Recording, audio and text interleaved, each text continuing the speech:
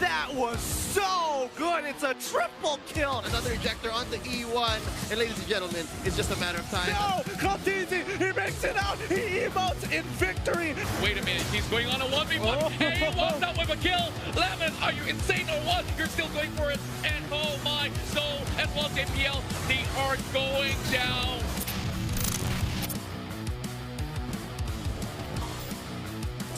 Day 3 of M2 World Championship did not disappoint and concluded the group stage with drama, intensity, and world-class gameplay.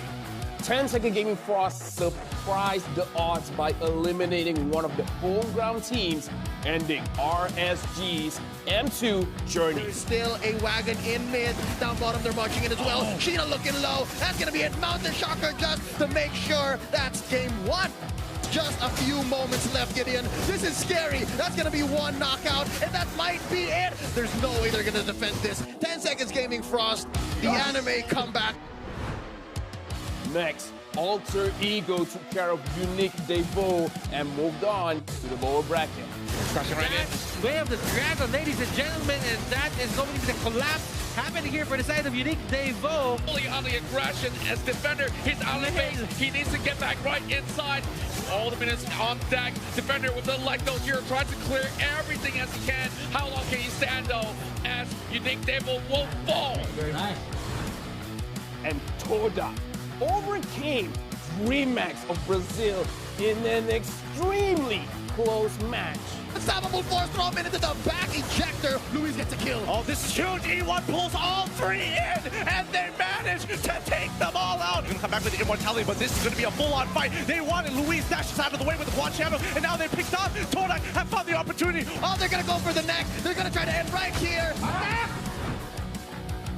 Last but not least, Evos SG wrapped up the last playoff spot by defeating Impunity KH. Look at the Lord. Oh my goodness. Potato does get it in the hand, and it's looking bleak for Impunity. They got nowhere to run. Come on, Mike, just actually give his life for that effort.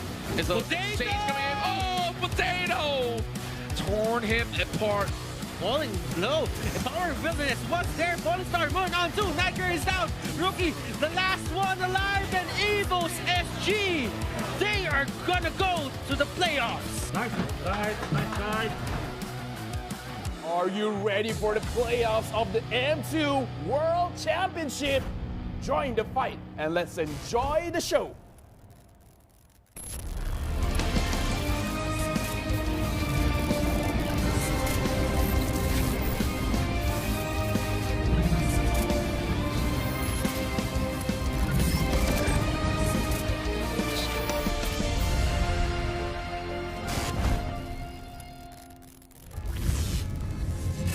Welcome to the Mobile Legends BangBang M2 World Championships live from Singapore. I'm your host, Lysander. I am joined here by my panelists. We have Ducky from Brand Esports, Wolf, our analyst, and of course my co-host, Joakim Gomez. How are we feeling today? You know what, Lysander, for an event of this magnitude, state-of-the-art everything, but the one thing that's missing, the screams, the cheers, the roars from the audience members. Now, we are expecting 40 million viewers worldwide, wherever you're watching us from, Facebook, YouTube, maybe even on MeWatch as well. We say welcome to you, and we hope wherever you are keeping safe during this whole pandemic time. But we promise you plenty of Mobile Legends action coming your way. Absolutely. We have already finished up the group stages, and they were heartbreaking as well as exhilarating for a lot of these players the past few days. We're going to be talking about it with our panelists in just a few moments. But, if you guys have not caught the action,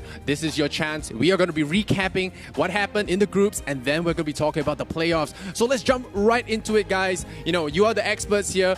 Ducky from Brand, and of course, Wolf, our analyst. You guys are the ones that, really gives us the download, tell us the storylines, what happened in the groups. I think there was a little bit of an unexpected result coming out of that bottom 4, the 4 teams that were sent home during the group. So tell us a little bit about that. I'm actually very surprised about the first matchup. It's Alter Ego in the lower bracket and 10 Seconds Gaming Frost. We did not expect Alter Ego to be playing in the playoffs I mean, they were up against Brand Esports anyways, but we did not expect them to be in the lower bracket. And 10 Seconds Gaming Frost, I honestly thought that they would not make it, but they did. The anime comeback, as we say it. So many unexpected things that happened, but it's the World Championship. Surely there will be surprises, right? And that's what that's what makes the competition exciting. What about you? Your team is doing fantastic, but share with us some unbiased opinions. Right. Some unbiased opinion about the teams that dropped to the lower bracket. So with big tournaments like this, I personally think that the teams that adjust really quickly are the ones that would come out on top. So as it shows on the teams that remains in the upper bracket, I personally think that we just adjusted really fast because it was 6 days before we flew over. The group stages started. This patch was actually brought in by Moontoon, and some changed stuff.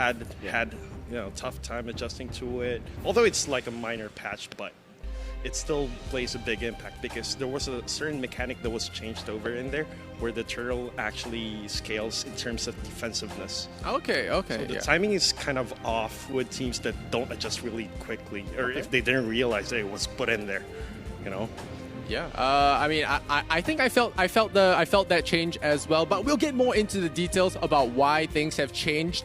But I really just want to shout out to everyone that has helped put M2 together. Joachim, we've all been working really hard the past month. Exactly. Preparing for this. I dare say, I promise you, plenty of emotion, drama, passion. You will actually see it in just a bit here for M2 World Championships 2020. But before that, we do want to say thank you to a very, very important group of people. How about this? This entire event powered by Moonton, supported by Singapore Tourism Board, the Singapore Cyber Sports and Online Gaming Association, otherwise known as SCOGA. We also have the IMDA and our partners, Secret Lab, Tumi, SUTL, Singtel, MeWatch, Cathay Cinema, and Official Gaming Gear. And I hear there are plenty of giveaways coming your way, our friends over at Razer. Thank you so much for making this event possible. And we're going to actually run down the entire lineup that we have today for the matches coming your way for day one of the playoffs. Let's have a look right now. Of course, we mentioned earlier the very first one that we have. It's 10 Second Gaming Frost against Alter Ego. That's happening maybe say around 11:45, and we have the Discord session coming up in just a bit. Lysander, what's next for us? This one they're calling the Causeway Battle. Causeway Battle, the age-old rivalry SG versus MY. We're gonna have a fell on later on for a little bit of a beef session. But of course, and after that, following that, we have Burmese Ghouls versus Brand Esports. Something we maybe want to get some out of some comments out of Ducky before he goes away. And of course, Omega versus RRQ Hoshi. That is what they are calling the SmackDown for today. And just for those of you back home, this tournament is run on a double elimination bracket. That means there are 2 lives for those in the upper bracket and 1 live in the lower bracket. For those, make it easier for you to understand. So the first 2 games of today are lower bracket matches. It means do or die, you lose, you go home. Now, and if you win, you stay on. Sorry, joking. Yeah. We're just running you down the entire teams that we have for you. The top 8, we got Brand Esports, of course. Ducky is here with us. No losses so far. Burmese Ghouls, also no losses so far. We got Evos SG flying the Singapore flag high. RRQ Hoshi, who's a fan favorite. And I was just going through One Esports Instagram account earlier, and I saw that Gideon Q, it's his pick as well to win the entire tournament, one of our casters earlier. Okay. Yeah, the casters definitely have a wide range of opinions about who is going to win. And I like how that is quite diverse at the middle. I think a lot of them have the same picks for top few, but the middle of the pack picks are very, very different, and I'm very excited to pick their brains and listen to later on why they think so. But you guys, like you mentioned, today we have a lot of the teams, and some of these teams they're fan favorites by the lower bracket. So if they lose again, they're gone. So we got Omega Esports, we got Todak, and let's focus on our very first game, 10 Second Gaming Frost against Alter Ego. Absolutely, guys. So you heard the recap for today. Before we started everything, the recap, well, voiced by you, by the way, Wolf. Yeah, it was voiced by you. And you said anime comeback. So a lot of the people have coined it that because they took out RSG, another Singapore team. in that final last chance bracket in the groups. And yeah, I know it's kind of sad for Singaporeans like me and Joakim, but definitely well deserved. I watched that match. You did not expect it to happen. RSG were dominating 10-0 game 1, and then they just dropped the ball 2-3. You know, some people are saying it's like bankai. You know, what do you call that? I don't know. You push up your glasses. I mean, you guys are dropping every anime reference, so let us know what happened. Well, honestly, I did not expect them to win game number 2. Like I said, game number 1 was really sided on RSG, and then when you look at game number 2, there were so many adjustments. I think that during the analysis segment that I did, I said it was night and day when it comes to their performances. It's just very bad from game number 1, but game number 2 and then game number 3, it's like it wasn't 10 seconds gaming at all. I wonder what really happened in there. They woke up. And I think Ducky can give us some specifics of what they improved on. But for me, it was just them, the very simple manner, dying less compared to their previous games. Okay. The latter part, like the series, like in game 2 and 3, it felt like Resurgence was actually taking fights that they don't need. Like it was completely unnecessary. They were everywhere. Like, all right, sure, your early game, your transition to mid game was just pretty smooth, but then when it came to like down the wire, where fights matter, they were everywhere. They were taking fights that they didn't need it. Yeah. I mean, when you go 10-0 in game 1, you might think this one's in the bag. It's just one more game. We got this, and then you trip at game 2, and then suddenly game 3 just doesn't feel so sure anymore. Yeah, they weren't sure what they were doing actually. Wow. They were like, all right, there's this guy. Let's try to kill him, and maybe if we don't kill him, we just go back and hope for the best. It felt like that. Well, I think they have suffered enough. Let's not dwell on that sad past, but we can talk about 10 Seconds Gaming. They're doing very well. Let's take a look at a hit-to-hit that's coming up now. How they fare stats-wise versus Alter Ego. They say stats don't lie. Let's see if they lie to us today. The stats are now on screen. We're gonna need you guys to really talk us through what each of these mean. I mean, some of these numbers are just nice to see, but what stands out to you guys? Well, I think that we can't really talk too much about the games played, but obviously Alter Ego, I was really shocked that when they lost, it was 2-0 or it was a 0-2. That really surprised me. But then I thought maybe Alter Ego is a team that's really feeling off of momentum. When they win really well, but when they lose, they kind of not recover as much, which is weird. And obviously, team damage per minute is towards Alter Ego in a very significant manner, because this is 600 when it gives a difference, but in a per minute per se, which kind of means that that's a lot of team fights that you can expect from Alter Ego Esports. Now, I do have a question for you, Wolf. What do you think the morale is for 10 Second Gaming Frost, given how they lost to Alter Ego in the very first game, and then after coming what people are calling an upset victory against RSG, and then they drew Alter Ego again? Do you think they are going, here we go again, or could they actually defeat Alter Ego for the match? I think that they actually said, here we go again. Maybe in Japanese, perhaps. But they should feel more confident compared to the previous one, because they have defeated a team that they should not be defeating, and they know for sure that they're doing something correctly. When it comes to them having a chance against Alter Ego Esports, that might be a big question mark, because Alter Ego Esports, I'm sure they're angry right now because of how they lost against Brand Esports. Yeah, I want to talk about that, Ducky.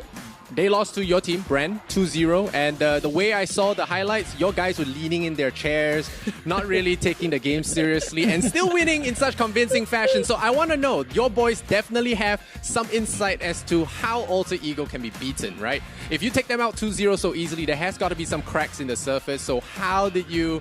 What is your verdict? You can be biased now. Okay. Yeah. Give the 10 Second Gaming guys some faith, some hope. All right. First off, the boys weren't really slacking in the way they see. It's just the way they're more comfortable. Okay. I told them like just sit like how you used to when we're training, and you'll be good. All right. Now, as far as how we managed to beat Alter Ego, we realized from MPLI that, you know, Leo Murphy was such a nuisance that we need to take off his zeros on the batting phase, on the first phase of the bat. And it, you know, it paid as well. Okay. So you guys just banned all his favorites. Yeah, he has this, you know, way that gets into my player's brain. Like, all right, he's such So annoying. He's a very annoying player. Now, I do want to touch on this being their second meeting. For the both of you, do you think Alter Ego should change their style of play? Or should they stick to a winning strategy? Don't fix what is not broken. Wolf. I think that Bren Esports actually revealed so much of their, not really so much, but a lot of their significant weaknesses. So if you're asking me, should they change their playstyle? I think no, but they should be fixing whatever it is that they tried, that they were weak at. Like, for example, Leo Murphy, if he's getting targeted, somebody else should step up, right? And I think there's a lot of emphasis on their substitute, their stand-in player as well. Maybe if the 2 days of, was it 2 days? Or less than 2 days of break should be enough for them to change that up. What about you, Ducky? What should Alter Ego look out for when taking on 10-second Gaming Frost? What are your thoughts? All right, the ninja. So it kind of seems to me like 10 seconds favors, you know, heroes that are highly mobile. They're really comfortable with Hayabusa. So if Very in character, right? yeah, It has to be, right? It has to be. exactly. So just take out the ninja, you know, let them play the heroes that are not really comfortable with, you know, and I think just, you know, less mistakes in the game. What about Popo and Koopa? You guys think that's going to be like? Is that something that they've been known for? A few of the journalists are already writing about it. That how this tank Popo and Koopa has been causing trouble. Kind of semi-tank has been causing trouble for their opponents. How do you think that's going to play a part here in against Alter Ego? Do you think that's a strategy they've been saving that they maybe want to save for later in the playoffs, but they were forced to use? To an extent, yes. We've been using Popo and Koopa as well. Okay. In training. You know, to the team that we'll be facing, you know, be careful. Shreds. So you guys Strats. admit to saving shreds. Is saving shreds a thing? We don't really save strats. So Okay. the mindset is if we put out all our best in there, then focus on it, you know, without the teams realizing that we can still play a lot of heroes. Yeah. I mean, I don't think some of the believe it. analysts we were talking during the don't rehearsal believe yesterday. You guys were okay. So we were saying like, okay, so teams have to save strats in group stages, otherwise people are going to research them for playoffs. So were you guys using your B strats? And then the analysts said, no, they're using their C strats, and they're still crushing everybody. I'm like, oh wow, that's so strong. Okay, so thoughts? Okay. We have like a multitude of strats. That's the thing. We can, you know, since my players are very, very flexible, we have a lot of things in our pockets. That's all I can say. Okay. We're not going to try and get him to lose his job, right? I know. Okay. We'll see whether those strats work against the Burmese ghouls later on tonight as well. Now, that's it. We're going to actually go give you a player head-to-head. And there might be some surprises coming your way with regard to our friends over at Alter Ego. Let's have a look right now. So we have a change. We have a change of pace. You know, we're gonna look at Celeboy versus Sheena. So what can you guys tell me about these two players? I know a lot of the boys on Alter Ego are more well known in the general sense, but what can you tell us about Sheena? Yeah, this is something that Ducky warned us about earlier, the ninja for the team. I think that he improved so much in just a matter of minutes, actually, because because what we saw in game number 1, their performance as a team, and then you compare it to game number 2 in their matchup against RSG, it was completely different, and Sheena really stepped up. Now, if I think about it, maybe it is true that, because Ducky kind of said that it might be more on the fact that RSG struggled or made more mistakes, but one thing's for sure, this guy knows what he's doing when it comes to those mobile heroes. However, Celeboy is such a different story. I think that Ducky also touched upon the fact that the patch kind of changed, and it meant that you have to be more objective-based. Celeboy understands objective-based gaming so much, and I think Ducky can agree with me. He's one of the best Lee Sin players, to the point where he knows to really move around the map. Yeah. I just want to point out something as well with, the stats was just, that came up. Excuse me. So, there was like a really big gap with the damage per minute between Charlie Boy and it's actually Charlie Boy. Charlie Boy. Just letting you know. Oh, Charlie Boy. Charlie My Boy. bad. Yeah. Our bad. Casters, take note. Charlie Boy, there's like 1,000 damage per second difference between the two of them. So it actually means a lot because that would mean that this player is actually missing a lot of skill shots. That's a thing. Whereas this particular player actually hits more skill shots than this. Or maybe he's KSing better. Yeah. So he doesn't do most of the damage. He just takes the last hits. just snipes the guy. So we had a head-to-head, but now let's go with the player stats right now. Interesting stats coming your way. Now, people at home, if you're watching this, please study this very carefully because you have a chance to vote for who you think will win the round. Let's start with our friends over at 10 Second Gaming Frost. Let's have a look. We have Obayan, Sheena, Savnia, Koro, as well as Papa. They're going to be on this lineup. So the reason why this is important, guys, is because some of these teams run substitutes. And until game day, we don't actually know who are they going to be fielding for their lineup. So I think that's especially important for Alter Ego because they have a pretty large roster. And a lot of their, well, I wouldn't say star players, but more of like their more popular players are not going to be playing for this game, which is kind of strange to me because it's a lower bracket game. So if they lose, they will not see any more game time. So that is something we're going to see. So let's take a look at Alter Ego now. You can see their lineup on the screen. We got Yam, Leo Murphy, Cassius, Chelly Boy, as well as Pi. Now, this is what I meant by a surprise. We got a first appearance from Cassius and Udil. Where is Udil? Yeah, where is Udil? That is what I want to know because I spoke to the guy. He was telling me like, he was going to be the star of the show and stuff, and he's missing on his lower bracket game. So I don't know where is this guy? Is he chilling? Is this a alpha move? What's up? This is actually surprising for me.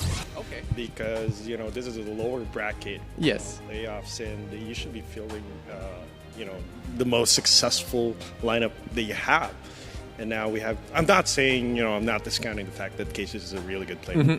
I've seen him playing in Indonesia. I think he's a really well-rounded player. It's just that, where the stakes are high, you should be fielding everything you've got. That's all I'm saying. Yeah. Maybe they're feeling really confident. I don't know. Are they not showing the respect that 10 Seconds Gaming is like, all right, we can afford to go 80% strength. Oh, is that what's up here? I saw Wu shaking his head though. Oh, yeah. I don't think so. He should not be doing that. This is a team this is a match where you can lose your chance at the championship, right? Literally losing it. Do or die. Do or die. And I feel that it is important to what Ducky said about just playing with your best lineup possible. And Odile is one of the best players out there. I think Cassius played a little bit of, no, not a little bit, but he plays mostly tanks, right? Yeah. A little, and that's a big problem because this is a double tank setup. I don't know what they will try to do. And we're not saying that it will be bad for their side, and I don't think that they are hiding something with the deal because you kind of need momentum in tournaments. So this is so questionable. If they do win, it will be the most alpha move ever. We didn't even feel our A team. We just beat them with the. If they win, I'm pretty sure it'd be like a real big flex for them. Yeah. I mean, Alter Ego are a established org. They have offices with like a big logo with a receptionist desk. It's crazy. I've seen the videos that they have back home, and right now you have guys on screen the player lineup prediction. So this is where each of the players are going to be starting out. If you guys watch sports, you guys will know this is very similar to that. Any comments on that, Ducky as well as Wolf?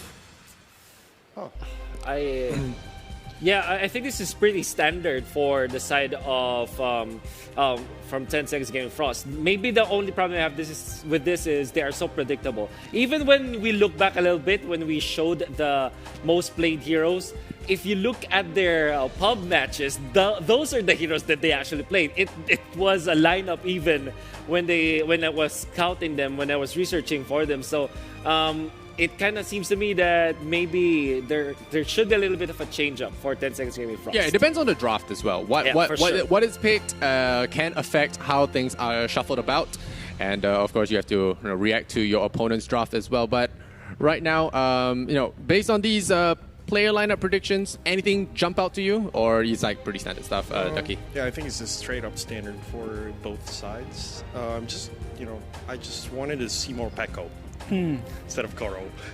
For Ducky as well as Wolf, we've been lovingly saying the phrase anime comeback. Given the team that Alter Ego is fielding, and if, for example, 10 Second Gaming Frost, they actually win this, do we still say anime comeback, or they're expected to win now against this Alter Ego team? Absolutely still a comeback for me because even when we can't see Odile, even when it's questionable that they don't have their best lineup, this is still Alter Ego, and I think that Lysander also talked about an important note where this is an established org, and this is a team that came from Indonesia, and they know what they're doing.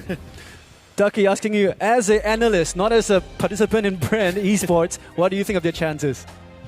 This would be, to me, with the player lineup, I'd say 60-40 in favor of Alter Ego. Alter Ego. Okay. Yeah, 60-40 is high. I mean, yesterday LaFell gave me a 70-30 odds, and I said that was pretty good. And for underdog, usually in esports, one team is much better than the other. It's like a 10-90 or even like 5-95 situation. So, I 40-60. Now I have faith. I'm going to put some imaginary tokens on there. All right, let me give you my reason. Because, when I saw 10 Seconds play against, their very first series versus Alter Ego in the group stages, right? First game, all right, sure, it was one-sided. The second game, they adjusted real quickly. And I thought, all right, when we play against these guys, I told my boys that, we should pick something, cheesy against these guys so they cannot adjust real quick. It's a good gamble, yeah. Yeah. Now, Ducky said 60-40. Look at the audience predictions. Look at that, yeah. 12% for 10 Second Gaming Frost, 88% to Alter Ego Esports. Shame on you, anime fans. Shame on you guys. Where's the faith? Well, those are some beautiful odds. Yeah. So the thing is, okay, so the thing about 10 Seconds Gaming Frost is, I understand they have been pretty mum about their strategies. They don't really talk too much about what they want to do, how they train, or to give any insight onto how they play. So for all you know, this could only be like the tip of the iceberg. What they did to RSG was just the starting. They could be saving a whole buttload of strats for the championship. Yeah. I don't know. And knowing 10 seconds, right? If we look back in the recent path, which is M1, they've been playing really unorthodox, I love those kind of teams. Those are my favorites. Those are my favorites as well. Because you'd never know what they pick. You'd never know what they show up, And they were playing X-Borg with Retribution back then. They were playing Lilia's side. They weren't playing the normal meta that we used to see in Southeast Asia. Unfortunately, right now, we're not seeing that. So I believe they're keeping some strats. Yeah. Right now it's a BO3, right? But if they ever get to that BO5 situation, that's when you have more leeway to try risky stuff and mess around with your opponent's heads. Like you said, your boys Brand, I think if they win one more, they'll be in the BO5 series, right? And once they're there, it's safer. You can afford to cheese game one to throw your opponent off, and then you decide to snowball. There are a lot of different nuances as to how teams can overtake in a big tournament like this. Double elimination bracket gives you a lot of options. If it's single elimination, you don't want to take chances. But when you're double elimination, your upper bracket's like, you know what? Let's mess with these guys and see how they crack. Yeah, mess with their heads and win the game. In terms of a scoreline, do you expect a 2-0 or a 2-1? Okay, that's a hard question actually. But yeah, 2-1. It can go either way. Mm-hmm. Yeah, I would say I agree.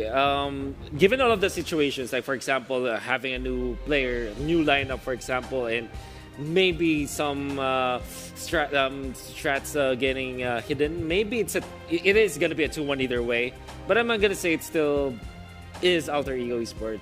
So I think it's safe to say for our analyst chair today, they're going with Alter Ego win, Lysander. I want to hear your baseless guess. Me and you, baseless guess. We are not analysts here. Baseless guess. I want to go for anime, the power friendship. Yeah, they have this. Fans love the underdog. We're going to go with the underdogs then. The hosts pick the underdog, 10-second Gaming Frost. We wishing you all the best. We're going to have the action happening in just a bit now. Before anything, please take note. Our friends over at Razer and M2, they have plenty of giveaways coming your way. So please log on to the campaign page right now as we speak. And we have a quick intro video coming your way, followed by the opening ceremony. And we'll hand you to the good hands of the casters for our very first game, 10-second Gaming Frost against Alter Ego. So for a non-MPL team, I do think that their raw skill and their just hardworking demeanor, their discipline might be enough to get them far. Jason gets bursted down, Sync the only one left. There's no way they're gonna defend this. 10 seconds Gaming Frost, the anime comeback. 去年も、代表で出たんですけれども、ちょっと今年も出れるということで、去年よりは責任がすごいあるので、日本のみんなの分も背負ってちょっと頑張りたいと思います。弱いと思われてると思うので、日本は油断しててほしいですね。I think you should expect to see some of the strongest individuals in the entire world at this point. I think they are some of the most individually, and just the way they play the game is just almost to perfection. They are still an absolute force to be reckoned with. Perasaanku itu benar-benar bangga lah, karena ya nggak semua orang bisa menjadi seperti ini, membanggakan nama Indonesia di mata internasional. Siapa sih yang nggak mau? Kemenangan kita di MPLS sih kemungkinan besar menentukan kita kemungkinan menang di M2 juga, soalnya kayak MPLI itu kan hitungannya se-Asia kan, jadi ya nggak beda jauh lah sama M2. Kita harus ngalahin tim Indo juga baru bisa menjadi juara sih menurutku. 日本の応援してくれるみんなのためにも責任を背負って頑張っていきたいと思います。頑張ってきます。 Untuk kalian yang lawan kita, latihanlah yang keras buat bisa ngelawan Alter Ego. Ya, pasti kita bakal nyiapin kejutan banyak untuk kalian. Alter Ego はウディルがすごい試合を作っていると思うので、ウディルを止めればなんとかなると思ってます。 Halo semuanya, aku Udil dan aku harap kalian gak pernah tertidur karena our dream is your nightmare, bro.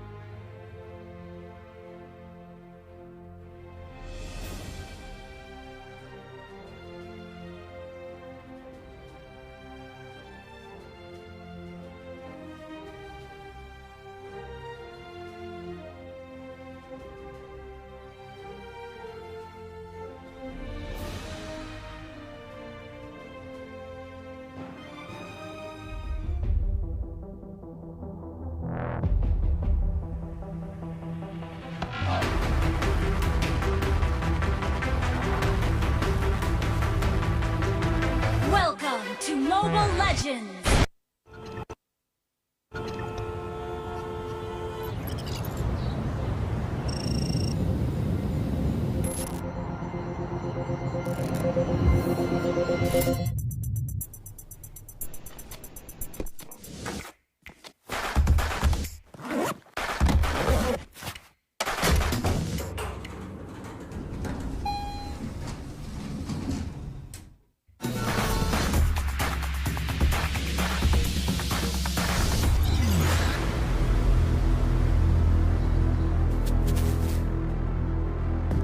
Kalau perasaan ya pasti bangga lah bisa bawa nama Indonesia ke ajang dunia kayak gini. RQ just knowing on the base and another 2-0.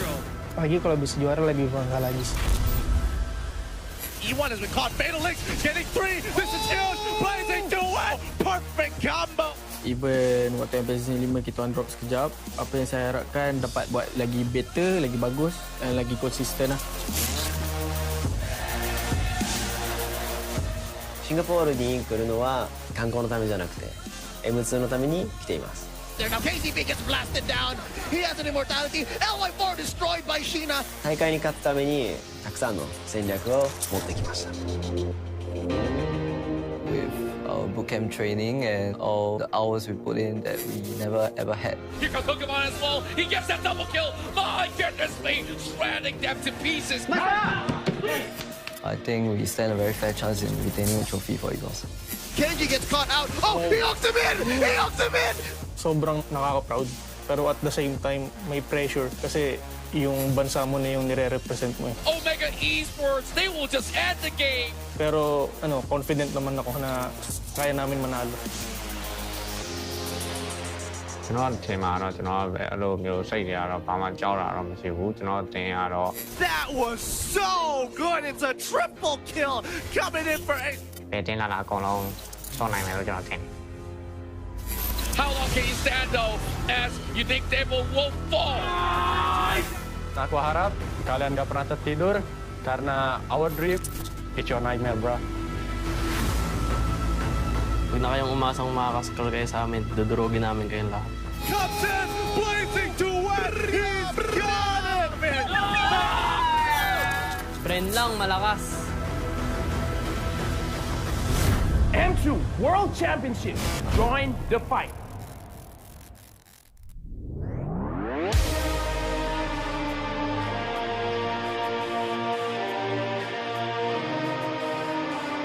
From Myanmar, Burmese Ghoul.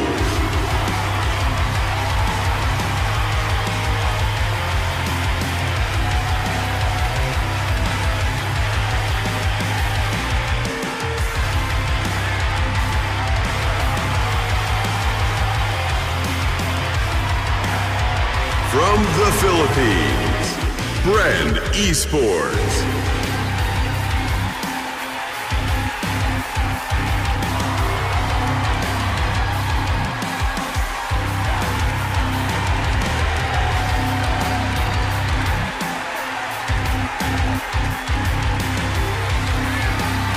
From the Philippines, Omega Esports.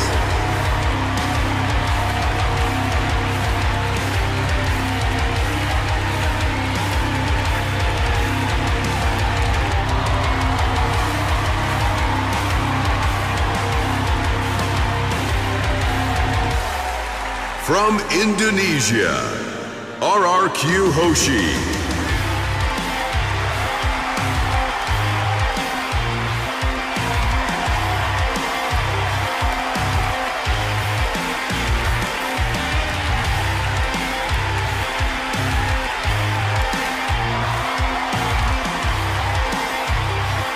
From Malaysia, Todak.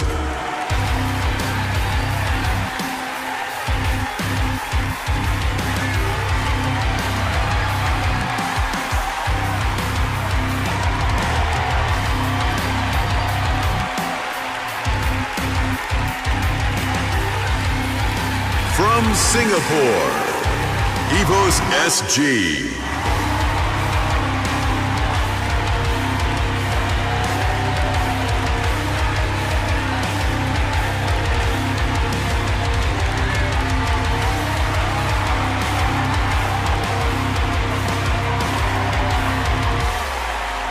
From Japan, 10-second Gaming Frost.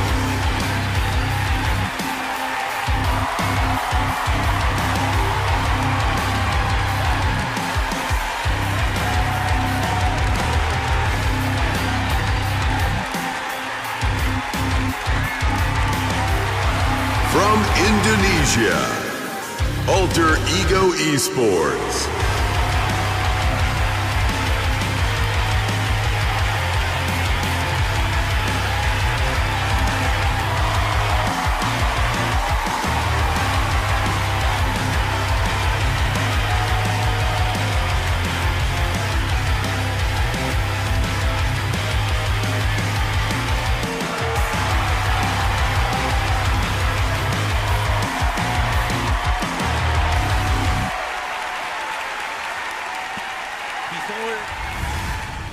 Before we head into the game and we discuss about that player entrance, we would like to thank our sponsors first. Special thanks to our sponsor, Secret Lab, the award-winning gaming seats engineered for long hours of comfort and sitting form. Available in the Secret Lab official stores in major e-commerces in Singapore, or visit secretlab.co. And we would not want to forget to thank Singtel, our partner in esports, to unlock lag-free and ultra-fast gaming experience with Singapore's fastest 5G network. Keep calm and get the edge you need on your road to Mythic in MLBB with Singtel, Singapore's fastest 5G network. And with that being said, welcome to the table. We've got Contra, we've got Leo, we've got Butters and Gideon Q here, and we are going to be your casters for the rest of the playoffs. Welcome everybody, because the energy in here is electrifying. Contra, give me some of your thoughts. Well, it's been a long time coming that we've been able to finally get our hands into this stage. Of course, cast some of the most epic matches, and we're starting off here with 10 seconds Gaming Frost taking on the side of Alter Ego. We've seen what the side of the Japanese team could have done to groups stages, teams such as RSG. The big upsets have happened. Can they once again set another attack on the Titans? Dude, I have goosebumps, I have butterflies, I've got the chills. I don't know, I think I might have to go ahead and call it quits after the playoffs, but I'm just saving all of my energy for the next 3 days. Ladies and gentlemen, you guys don't want to miss it. You know what? I have actually gotten word that some folks back home in Japan to support 10 Seconds Gaming Frost have actually said, hey, I'm going to take my break in the bathroom and just watch the whole game. Okay. Wow, that's some really bold words here, because everybody is looking to support their nation here and now. They're playing for something so much bigger than themselves. Yeah, it's the country's pride. It's not about the organization. It's about proving that your country is the best country in the world in terms of MLBB. Yeah, and we've got some of the biggest representatives here today, and now we've narrowed that down to the top 8 with one live standing. We're going to be looking at the lower brackets to see whether these teams have what it takes to pedal to the metal here. Yeah, and speaking of which, we talk about the best. In the past World Championship, it has been claimed by Indonesia's Evos Legends. And speaking of which, they still have another team under the banner of Evos SG to be playing out, but that's for later on. And Indonesia, currently right now, do they still are the best coming into the entirety of this playoffs? Thoughts, Leo? I don't know. I mean, I'm a little bit on the edge here. Here's what's crazy is the King of Kings, who's actually sitting in the upper bracket, are making less noise than Alter Ego down bottom, right? So again, I think seeing the brackets right now will remind us of what the playoffs actually brings. Yeah, now let's have a look at the brackets. Right in the upper section, the upper brackets is going to be Burmese Ghouls against Bren. Right after that will be Omega versus RRQ. And as we jump down into the lower brackets, it's going to be 10 Seconds Gaming against Alter Ego, the one we are going to cast in just a little bit, followed by Todak versus Evos, the classic Malaysia versus Singapore battle. Yeah, it's the never-ending love story of Todak and Evos. Now they're at this stage, they're at the world stage, and they face someone very familiar to each. They're very familiar to each other. They know how each other's strategies work, and it's kind of interesting that we're seeing them in a bigger stage. As much as I'd hate to stray away from the 10S versus Alter Ego game coming up next, I do think it's something to note that Evos SG is carrying 2 banners at the same time. They've got heavy shoulders, man. Once again, the Evos banner and the very last Singaporean team in Worlds. And this could potentially be the very final time that these two will actually meet each other, because news is that they will be getting their very own MPL SG in the future itself. So maybe not only is this the last hurrah, this is going to be the final match before we get ourselves a very different form of play coming into the 2021 season. Yeah, well, with that being said, let's have a look at the stage itself. This battle is about to begin real soon, but let us introduce to you our Marshal of today, who will be taking care of every one of these players to ensure that we are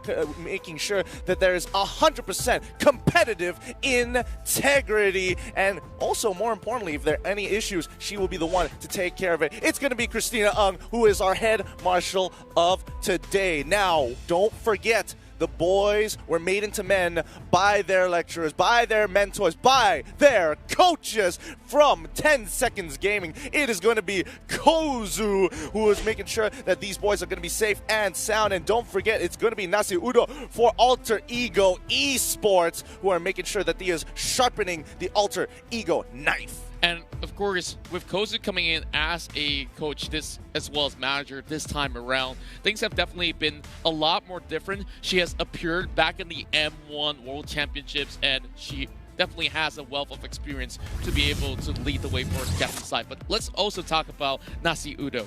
Nasi Udo, this guy actually is a big part of how Alter Ego has slowly taken the spot of the King of Kings, coming in from Season 6 into becoming the new big bad from Indonesia, the de facto mecca of MLBB in the world, right? But actually, the third person joining them on stage, Miss Christina Ng, our marshal for this very first best of 3, she also has quite a huge duty here, a responsibility to make sure that this very, very important matchup, again, do or die, goes as smoothly as possible.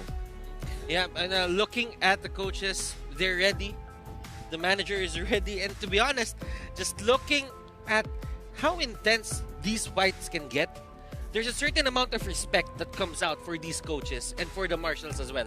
Yeah, absolutely. I think they are going to be an integral part to a lot of these teams. And I think we got to talk about how the teams are got to be feeling, especially since we're going to be looking at the lineup. And we can tell you exactly what their main lineup is going to be as they go out into this bout. So let's have a look at it right now. 10 Seconds Gaming Frauds. It's going to be Obuyan, Sheena, Sevnia, Koro, as well as Papa. These boys must be feeling nervous. And without a crowd to hype them up as well, ooh, that silence of playing that game could just be a little, chills in their veins. So far in all of the group stage, this has been the most successful lineup for 10S, right? Of course, you can't say no to Obuyan. Again, I think he is indeed the heart and soul of 10S. And then you have as well Sevnia, who has seen on and off days, but with his Popolin Koopa, undeniable. This man should be on everybody's watch list, especially with that hero, who, by the way, might be a priority ban coming up next in this matchup. That's right, and to add on top of that, I definitely think that Sheena, Sevnia, as well as Papa has been working well in tandem to be able to just get those sort of picks all together. We've talked about that Popol and Koopa pick coming in towards the group stage, and early on, there was a little bit of the sort of the word that they'll be bringing even more surprise, but with that, we'll move over to Alter Ego Esports. Yep, their lineup is going to be Yam, Leo, Murphy, Casius, Chelly Boy, as well as Pie. Butters, tell me your thoughts on this bad boy team. They made the last-minute change, subbing out Odile for Cassius, and I feel that Alter Ego is still going to be strong. They found out some of the things that they were doing wrong in the group stages, but for Shelly Boy and Leo Murphy, I think it's all about just dominating the early game. These two have a great connection, and I really think that their chemistry right now can just move them in ways that no one could ever expect. If anything, this reminds me of the whole Todak move of actually letting Stu play in the group stage, right? Now they're letting Cassius in, which the last time I checked and the last time I talked to him, he was actually more of a back end kind of guy. He did a little bit more behind the scenes. So now I think in day one of the playoffs, making his M2 debut might be an interesting start. By the way, I did note it's not Papa who's on the Popol and Kupa, it's Sevnia, right? So we can watch out for that. And again, I'm looking forward to what else 10S might be bringing. I don't know, because knowing these guys, it's just like, what else do they have in their back pocket? It's like, oh yeah, we get rid of the Popo and Kupa. There's only 10 bans to make this work, and it can be really, really frustrating to actually deal with them. With that being said, 2 minutes on the clock before this game is about to begin, and just in case you guys don't know, you could be winning some M2 exclusive skins available right now. So make sure you are going and getting into the game to complete the task and predicting the champion to win M2 coins, exchanging those M2 coins for those exclusive rewards, including the special avatar border, the battle emote, the sacred statue, and most importantly, the M2 exclusive skin, Clint, the Shadow Omen skin, and can be gained directly for 899 diamonds. The event is happening right now till the 24th of January, so don't miss out. I like the enthusiasm. Like, it's just like you really love the skin. But I do, though. But he does. I mean, I'm sure Gideon does the same way. It looks amazing. I'm definitely going to be getting my hands on it if it's going to be exclusive. And if you guys want to get it, it's only up till, you know, the grand finals. But it seems like you're the only one who's in denial. Like, I'm sure you love it the most of all of us. I bought it already. There you go. Exactly. Exactly. Before we get into the draft here, ladies and gentlemen, 20 seconds off. Boys, before we find out what the bans are, let's try to call it, right? Over the group stages, for sure, it's always been Jawhead, Natalia, Esmeralda, Brody. Benedetta has been, you know, coming through the cracks. But are there going to be any changes you're expecting? Perhaps some changes might just be targeted on towards the side of 10 Seconds Gaming Frost, because we've seen pretty much a same stylistic fashion that has been coming out from the Phase 1 as well as Phase 2. Now that we're going in towards the ban as well as the pick phase, we're going to be finding out more. So, like what Ducky mentioned earlier, if you want to suppress the side of Alter Ego, there's one member you have to look at, and it's Leo Murphy. So any sort of the hero pool will be taken away from him, might just be a problem for a side of Alter Ego. I agree, because considering the amount of pressure that he gives to the other side of the map, it enables people to just have a free time and just have good farming, a good farming phase. I think that also it's just a big representation of how much Leo Murphy as a player, and also a just huge showing of what the support meta is kind of looking like. And being able to create that space does require not only mechanical skill, but an insane amount of game sense. And in addition to game sense, a little bit of mind games, if you know what I'm saying. Somebody take away his recall button and it'll be fine. Like, just give him a button that gets him to go home. I asked him, by the way. I asked him, is your recall button broken? He said, no, it's fine.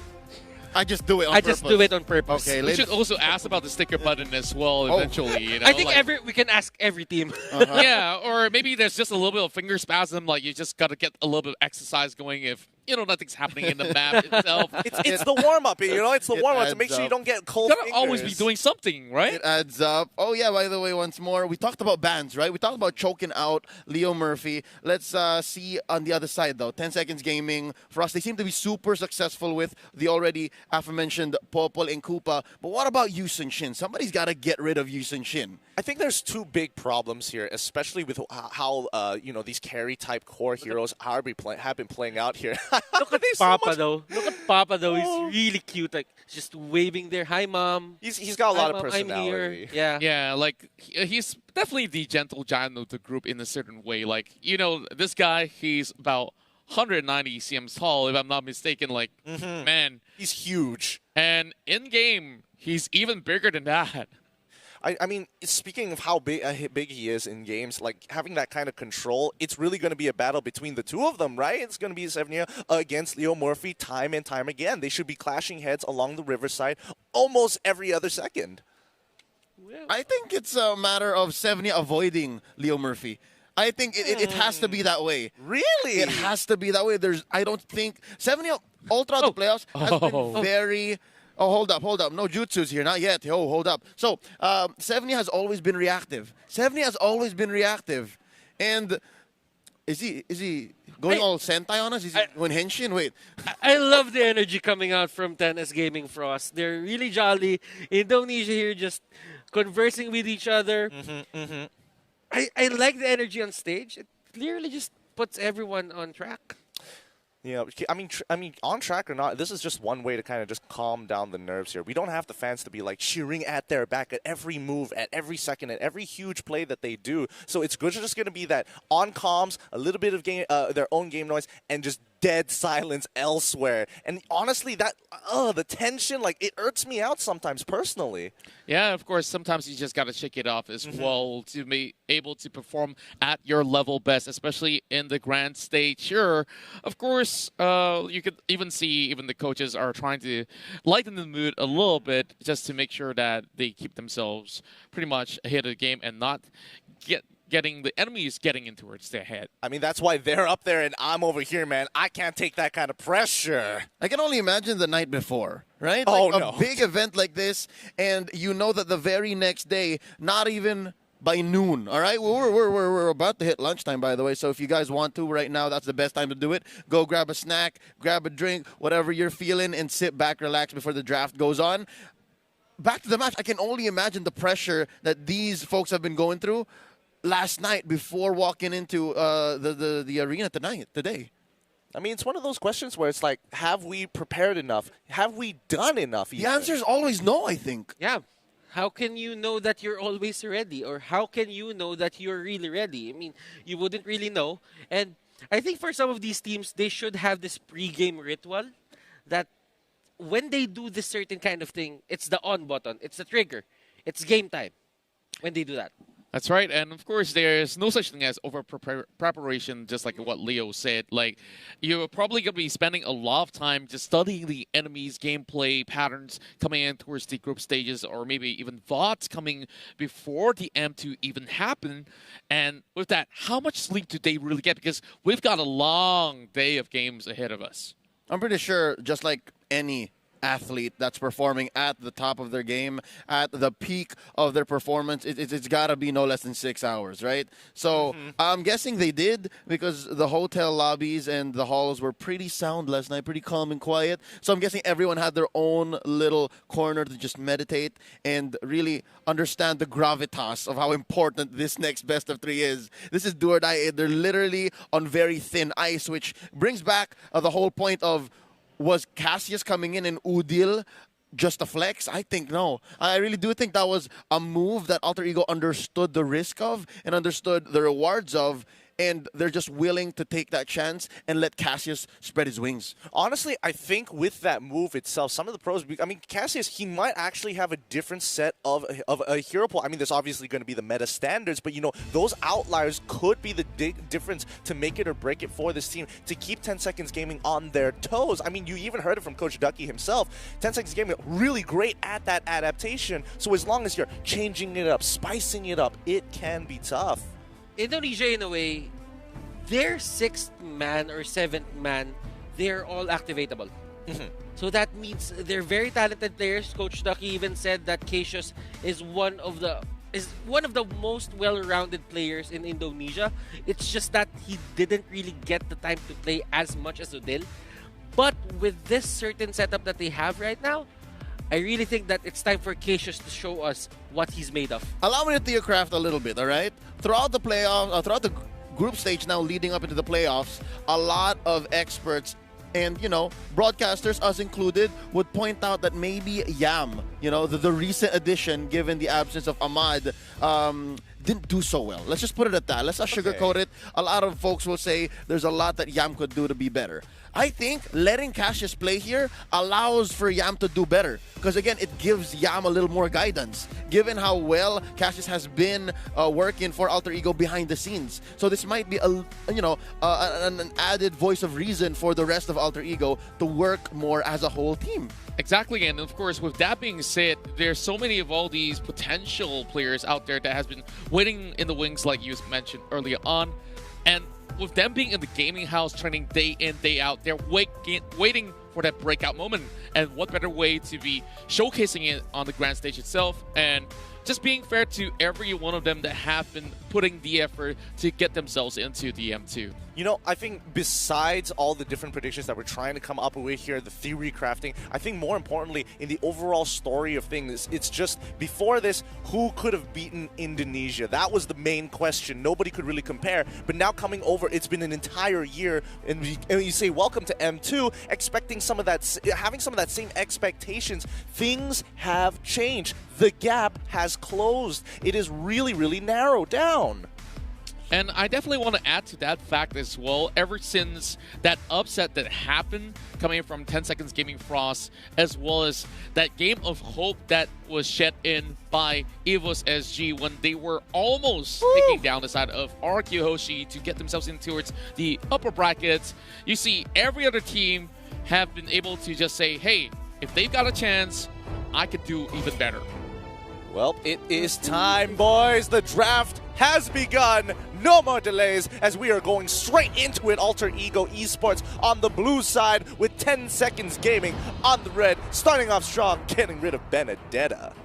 Well, I really do love the stage setting itself. Just look at all the holographics as well as all the LEDs even on the floor. But heading in towards the second band here, Brody has been that frequent band. Something I gotta note, all throughout the group stages, folks have been letting Benedetta through. So that's been the risk that they've been willing to take, to understand and to let all of these dashes, this mechanically demanding and very complex hero through. But now Alter Ego Esports, they're not risking that. They're not letting this happen. And just the same, they have the Sylvana band out.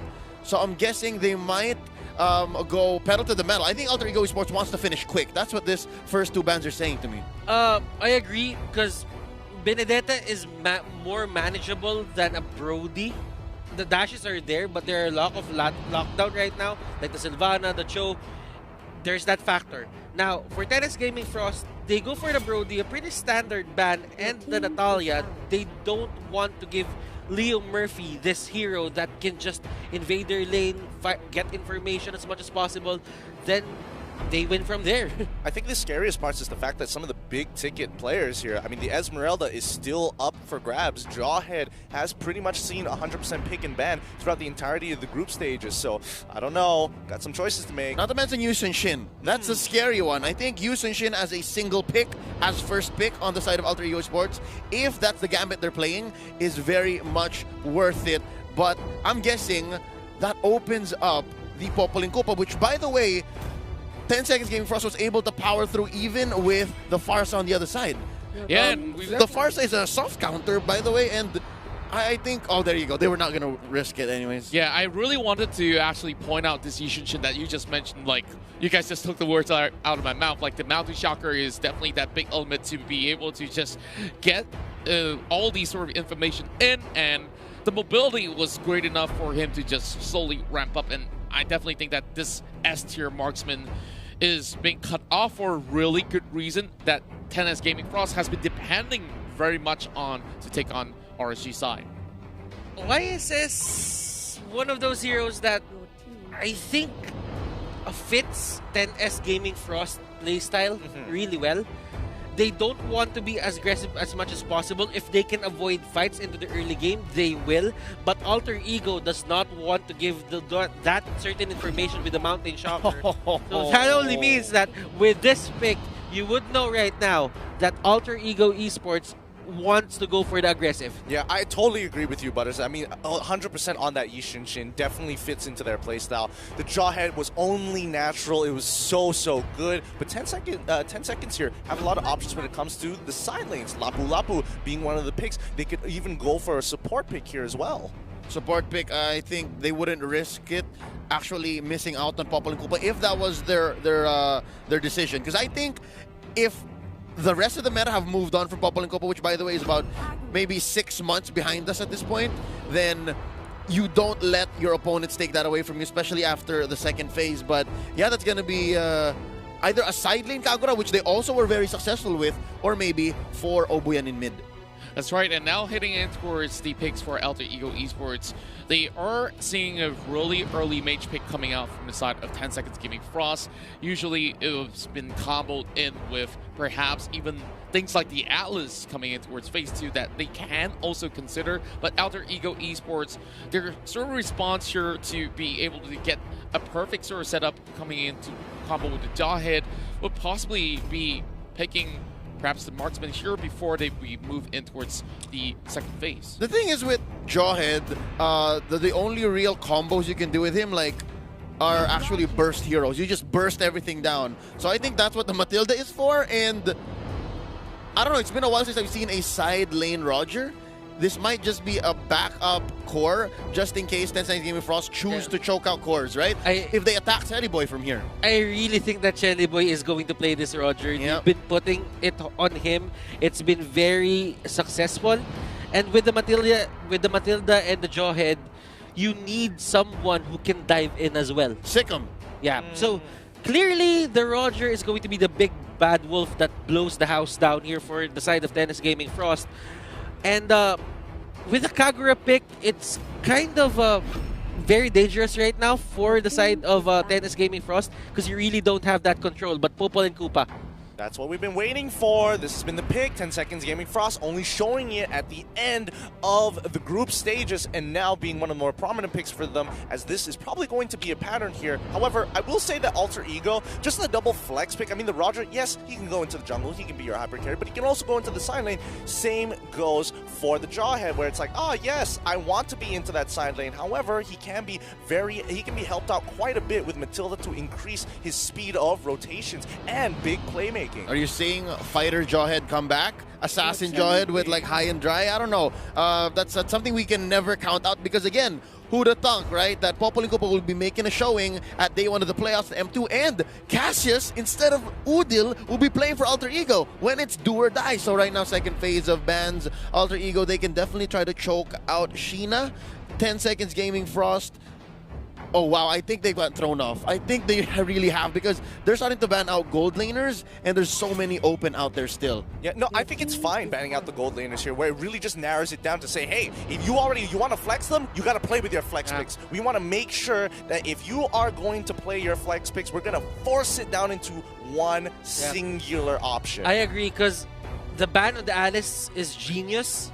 Just because you have Popol and Koopa there, you have an extra target that can be a lifesteal factor for the side of the Alice. Now, seeing Alter Ego's draft, you would know that they just want to dive. And the Alice would be the perfect pick. The Alice doesn't really take long to pop off. You just need your levels, you just need some of the orbs. And they can make space for that Alice with a Roger Jawhead. It's going to be easy.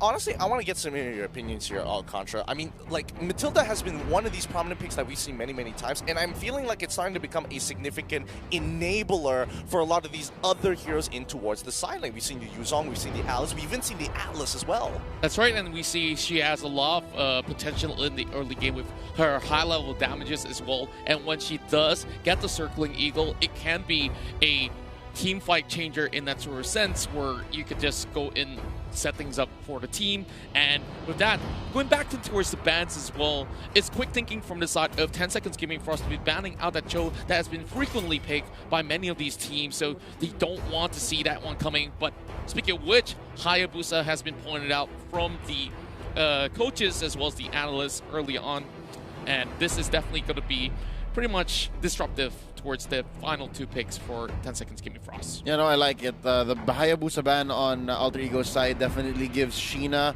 quite a bit to think about.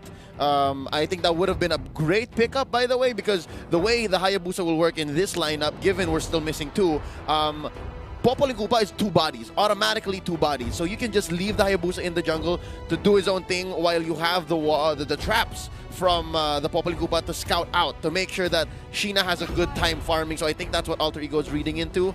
And right now they get Harley. Anyways, ladies and gentlemen, one of the most prominent VODs, all right? Information you can get on 10 Seconds Gaming Frost, I do believe, has them playing a Harley from the jungle.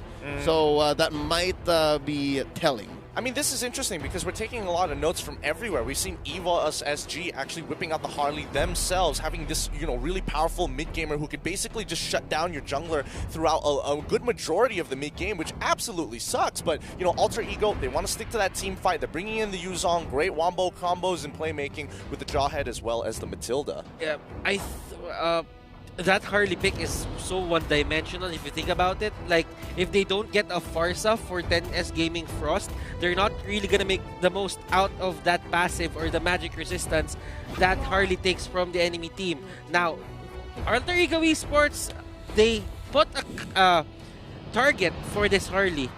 And it's going to be the Claude. Now, 10S Gaming Frost, they have to make the most out of this Harley. I think it can work well on its own. But if you can just pad it a bit more, it would be better. Yeah, and I definitely think that the Claude really suits the situation where there's going to be so many of all these really powerful mage that will be diving into the face of that Claude, so he could easily just battle mirror image out of that sort of situation, or even finally catch them in towards that awkward position, lock them right in for that big blazing duet, and finishing things off. It's going to be another mage for the side of 10 Seconds Gaming for us. What do you think about this, Leo? I think it's fine. Like, this is what Butter said that they needed, and there was no way Alter Ego was going to choke him out anyways. There was no room for another mage for Alter Ego. So yeah, I think the Farsa is the best thing that they can pick up here. And yeah, they're looking soft, but when it comes down to it, if you're talking about firepower, 10 Seconds Gaming Frost is not left wanting. Do note though, I think, Contra, you were talking about how Cassius or whoever might be playing the Claude might be using Battle Mirror Image more as a defense mechanism, like an escape. I'm guessing they need that for Sheena. They want to chase the little boy. When he does space escape or space magic, like just catch him where the hat is. Yeah, I think that's also a pretty good shout here because, again, Harley is one of those, as Butters mentioned, a very linear type hero where he wants to go in, but you know exactly when he's going to come out. It's just all about that timing. And I think more importantly, we need to talk about win conditions here because the team composition coming in from 10 Seconds Gaming early to mid absolutely disrupted. That Popo and Koopa at level 2 could cause a lot of problems for Alter Ego, and Alter Ego wants to scale. But with that said, let's get this show on the road. First game of today, Alter Ego versus 10 Second Gaming. Boys, take it away. And now in this best of one, we've already seen both of these teams really showing so much power back in the group stages. Of course, we didn't really expect the side of Alter Ego Esports to go 0-2 early on, and they've already learned their lessons heading in towards this match itself. And it seems like it is going to be a little bit of a scuffle coming forward that little Wanderer. Here we go, another fight waiting to happen, actually the first in a while. It's 70 taking quite a few chunks. Here's the thing, man. It's so hard to read exactly what Alter Ego Esports is doing because their coverage is amazing. They have a good amount of CC. They have a good amount of damage on board. But if it's 10 Seconds Gaming Frost we're talking about, ladies and gentlemen, the mission is clear here. Just blow up whoever Sheena says go. And look at Matilda here just going in. Sevnia will be the target. And Liam Murphy skipping a beat there. That flicker went overboard. Yeah.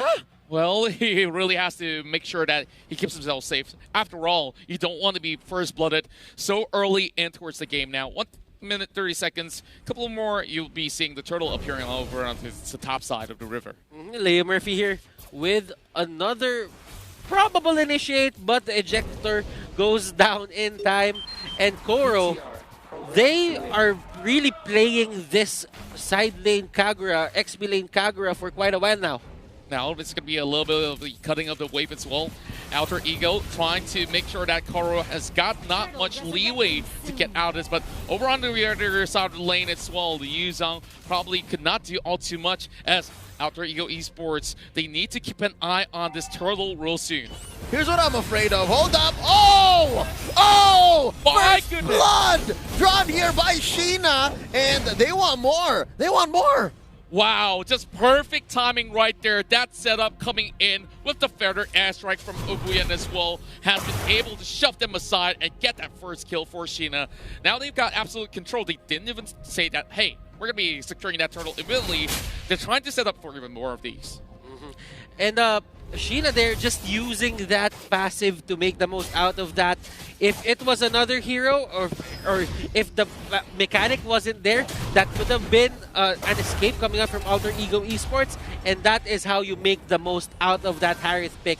And look at this, Sevnia, just using the Wolf to just zone out people, and I think Tennis Gaming Frost has this turtle in the bag. Yeah, you can see Leo Murphy was just shoved all the way in towards the side of the jungle, and there's just no zone for him to get anywhere close. And Alter Ego has to let that one off. Now that we see a little bit of the goal discrepancy being created from the side of 10 Seconds Gaming Cross, they're hoping to be able to get even more and starting it from the top side. Yep, they're almost 1,000 ahead here. And as I was saying, man, I think this is just Alter Ego Esports taking it slow. Because look at the way that they scale. If this game goes long, oh, they're catching it. And it seems like Obuya will be the one to fall in this sort of skirmish while Leo Murphy walks out of that one alive. Sevnia has been caught up by Boy, but Papa, though, he's trying to do a little bit more of that trade, but he's not in the right position to do so. He might just fall right here as Yam will be taking him down alongside with the Salad Boy that we've witnessed performing all too well. I really like the punish coming out here from the side of Alter Ego Esports. They waited for the level 6 on the Roger. They got the second orange buff, and it was clearly, the fight was clearly on their side. Now Jorge will still be the target, and that is going to be bad. Goro gets caught out, and he tries to get away, but the Claude gets the kill. That's what I was saying, man. If Alter Ego just takes their time and finds these little windows, they're gonna win. And if that doesn't work out, stay in the game, extend it as long as you need to, and you just scale infinitely better. You have 2 marksmen, and you have Matilda, who even if doesn't deal as much damage on paper, just has Circling Eagle anyways, and just knocks up at least one, for sure. Yeah, and speaking of that, it will be a real tough thing to deal with here, but Leo Murphy earlier, he has been able to set up a real good unstoppable force into the ejector, and well, there's no place that they can possibly go out of that. Now, next turtle coming up online, and they've already took the little wander in the hands of 10 seconds. Although they had that initial turtle, Alter Ego is looking to turn tides right here. They catch on Leo Murphy with the feathered airstrike. As you can see, the Black Dragon form has already been used out, but they're not in position. Chad Boyd goes in for the dive as well, looking for Zeptia, as they will be walking out with a killing spree headed their way. 10S Gaming Frost just really relies on that feathered airstrike so much that when it's gone, Celiboy just goes in. He doesn't even care about the other ultimates. He just wants to damage the hell out of 10S Gaming Frost. Seeing it from a mile away, literally, it's telegraphed, and so far it hasn't worked out for them. And there's another. Speak of the devil, right? Up top, though, this might be a fight that Cassius wants to force. No, not really. Yeah, they've already seen how it's going to be going down. Sheena still getting as much goal as possible from these camps, as they are now losing a turret down over the lower side of the map, and Koro could only watch as it falls. Once more, 10 seconds on pursuit for this turtle, and Cassius, he's coming real close, but it will still be used by Sheena, the Retribution, to take on that. That is a really good play, but Leo Murphy getting chased down. They won't pursue that. They're really using the Popol and Koopa well here. Leo Murphy can't find the openings to just set for the perfect ejector. He might go to the bottom lane, but the thing is, it is going to be really bad if he actually goes for it. But Harley goes down, execute on that. Yu Zhong does wonders for him. And we can see a 1-3-1 going on. Papa going in for the duck! And Papa needing to deal with Cassius as well. Just a little bit of poke, but he will be able to trade right back at him. But they're slowly to lose control, and there goes Cassius. Driving line towards a little bit of the aggression, but not too much that comes out of that. So Leo, a little bit back and forth going on, but 10 seconds gaming, they're going in with a better airstrike to snipe away Cassius. Yeah, it's very messy exactly how Alter Ego has been going for it. I mean, yeah, for one, I understand how Leo Murphy isn't catching the best ejectors because, yeah, there's an extra body. There's that wolf, there's Koopa on the map. And for 10 seconds gaming Frost is, you just don't know at what angle Alter Ego is going to be coming at you, right? You have Pai with the Battle Mirror image. You have the Unstoppable Force. You have Yam with the Black Dragon Bomb. And Leo Murphy's in trouble here.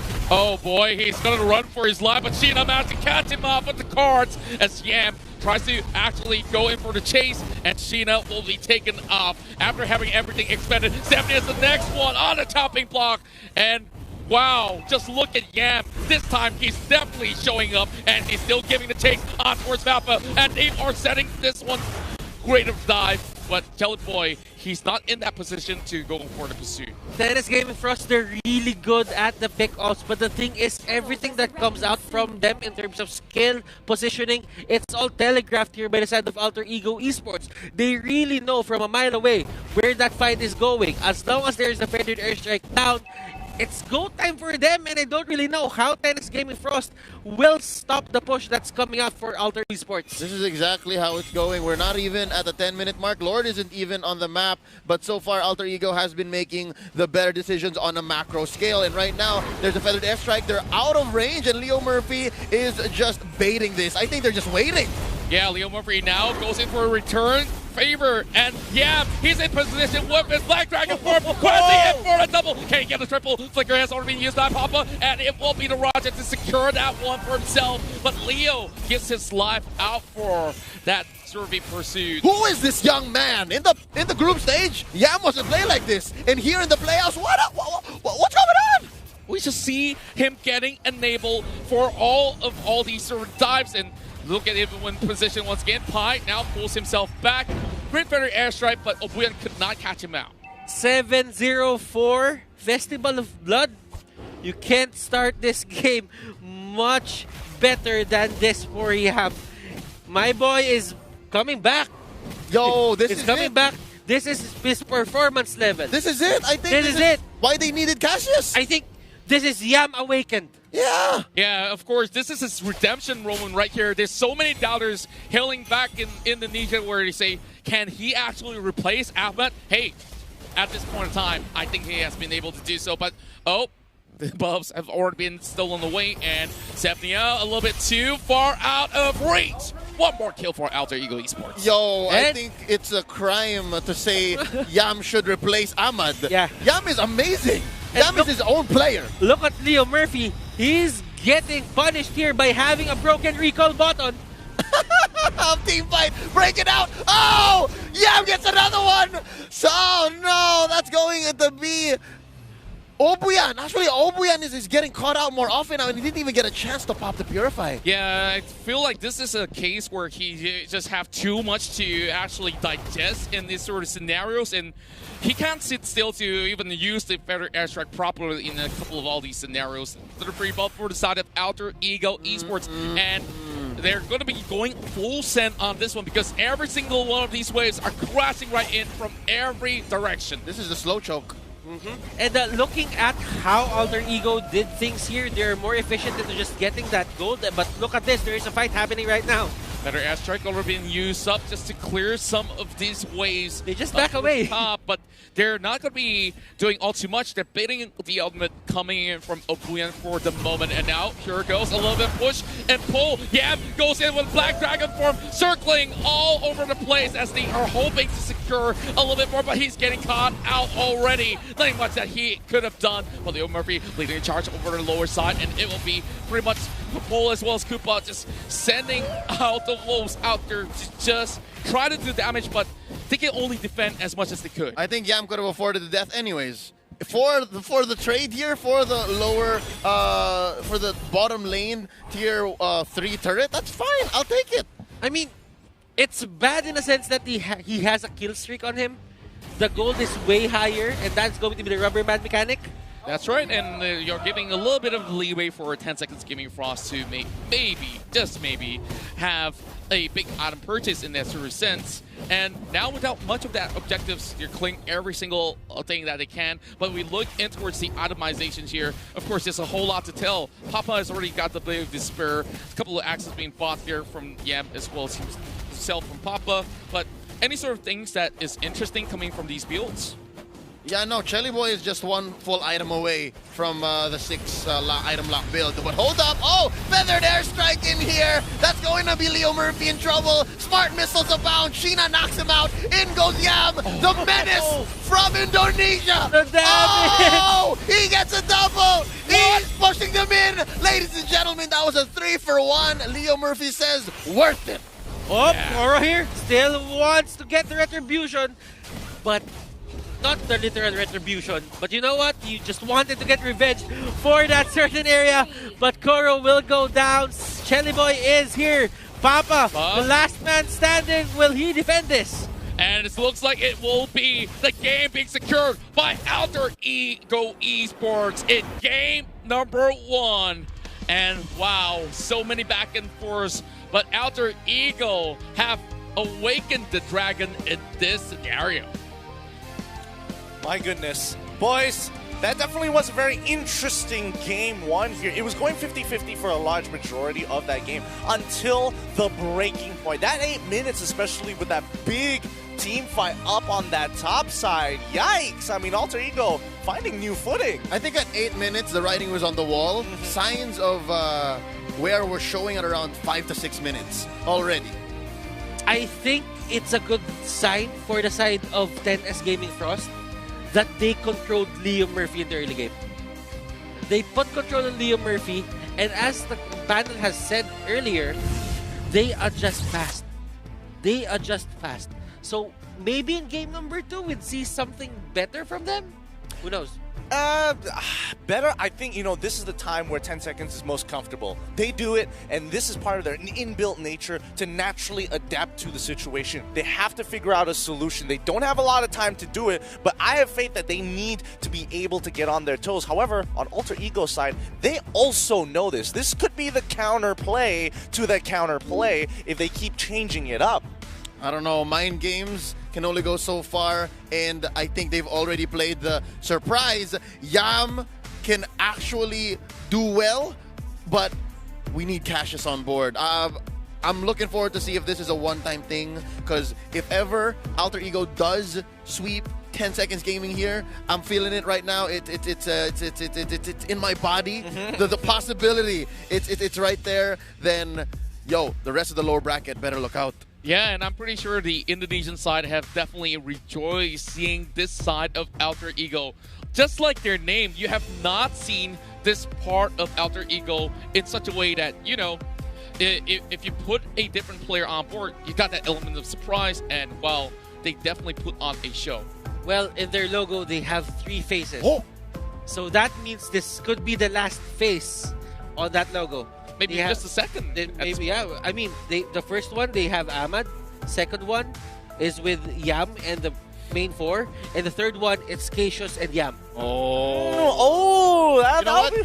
It makes sense, though. Right? I mean, if you have the anime protagonist in 10 Seconds Gaming Frost, Alter Ego be the boss with like multiple phases, with multiple life bars. They're literally the antagonists. And honestly, I would consider them, I mean, these guys are the big bad boys that everybody really is just unsure how to deal with. Because again, losing on those 1v1s, being able to make sure that, Leo Murphy isn't going to shut you down in the river, giving that important information. And more importantly, I mean, with the way that they drafted initially, that scaling towards the end, they made it seem so quick by mid-game. Yeah, and I felt like in certain sort of scenarios, they kind of did not expect the amount of damage that could be put out from the side of Alter Ego Esports as well. They were trying to shoving their sides to be able to get their sort of picks, coming with those early further airstrike, but this Yuzong does not care. He just crashes through everything and finds his pick easily. Okay, with that being said, that's going to be enough from us at the caster's desk. I'm really got a lot of questions, so we have to ask the professionals. Let's throw it over to the analysts, LaFell and Wolf. No deal, no problem, says Alter Ego. My name is Wolf, and I'm with LaFell. We will be your analyst tackling about that match. I kind of thought that it would be a weird draft from the side of 10 Seconds Gaming Frost. That's what I first saw. And then when they executed, it started really strong. Yeah. But then it really went downhill. I think that the power spike that Alter Ego Esports played around with, it was perfect. The understanding was great. But how about you, LaFell? What do you think about that match? I completely agree about the draft. That really secured it for the game, just because we can definitely see what Alter Ego wanted to do. But when we saw what 10 Second Gaming want to do.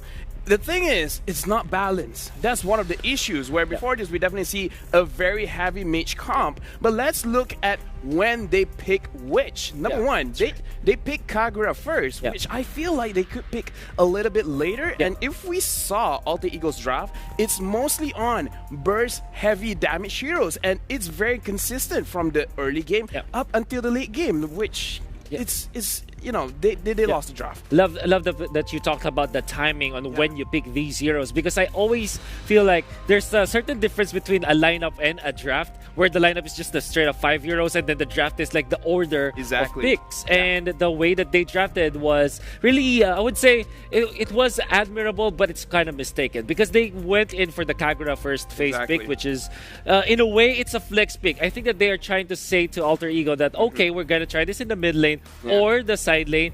But if you look at the history of 10 Seconds Game Frost, it's definitely on the side lanes. They know what will happen, and I think that they were forced to pick up the Harley at last second. I think that this is probably because of the fact that Alter Ego forced them to do so. They banned Hayabusa in second phase, and there was really not much that you can get out of it. So many mages, I would say, magic damage coming out from 10 Seconds Game Frost, which I thought will be very strong in the early stages, which it was. But when Chelly Boy went online, as well as Yam. Oh yeah, Yam. We should talk about that. Where Yam, during the group stages, he didn't really perform that well. But now, I think this is the play of buff. Like, the moment they get on stage, they just really feeling themselves. But right now, let's look at itemization between both teams to really see what did well and what did wrong, but again, to mostly look at the draft again. Now, looking at the side of 10 Second Gaming Frost, one of the items that I was actually looking for was a Genius One, where with the Harley, it can reduce a lot of magic resistance. However, over here, we can definitely see that none of that is available here. They have the traditional Lightning Truncheon, and we can definitely see that Koro, using the Kagura, was on the way with the Holy Crystal. Sure, it can deliver some burst, but it's a little bit too late. And speaking of important items, count this with me. 1, 2, 3, and 4 Athena's shields. On the side of Alter Ego Esports, this is telegraphed, because you know that there are 3 magic damage dealers coming out from 10 Seconds Gaming Frost, and obviously you want to itemize well against that. That is the problem when you focus too much on one aspect of damage dealing. When you go so much into physical, of course the Antikyras will be perfect for you, and the Athena Shield as well. 4 of them being controlled by Alter Ego Esports. That is why you felt in the mid stages of the game, around the 6-minute, 8-minute mark, there's really not much damage coming out from 10 Seconds Gaming Frost already.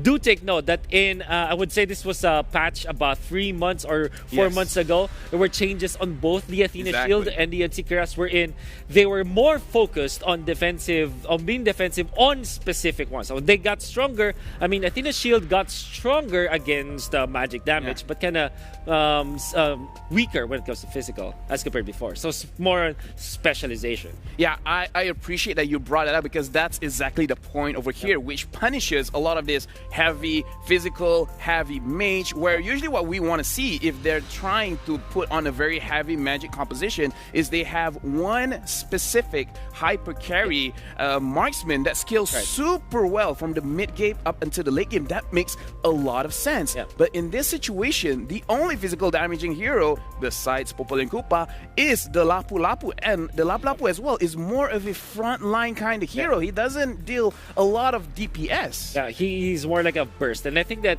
it can also be played an assassin like what Yam did previously. There was a big snipe on the Claude, and with one combo, that's amazing. But unfortunately, that really isn't enough. It should have more. Now, the MVP of the match, play of Yam, I think that this is without question. No one will be like, hey, why is Yam the MVP? 10, 1, and 6. And did you see every single time Yuzong comes in with the Black Dragon form and then using the Dragon Tail, the burst damage was too much. And that is another thing that we actually have to look at 10 Second Gaming Frost's draft, where again, Alter Ego, they have a lot of bursts, and the heroes that they chose have relatively low HP, which makes it very, very difficult for them, as well as it will look very good with a hero like Yuzong that has a lot of burst damage. Well, you know what? I think that it is very important to take note of the movements and the rotations of Yam on this Yuzong. This is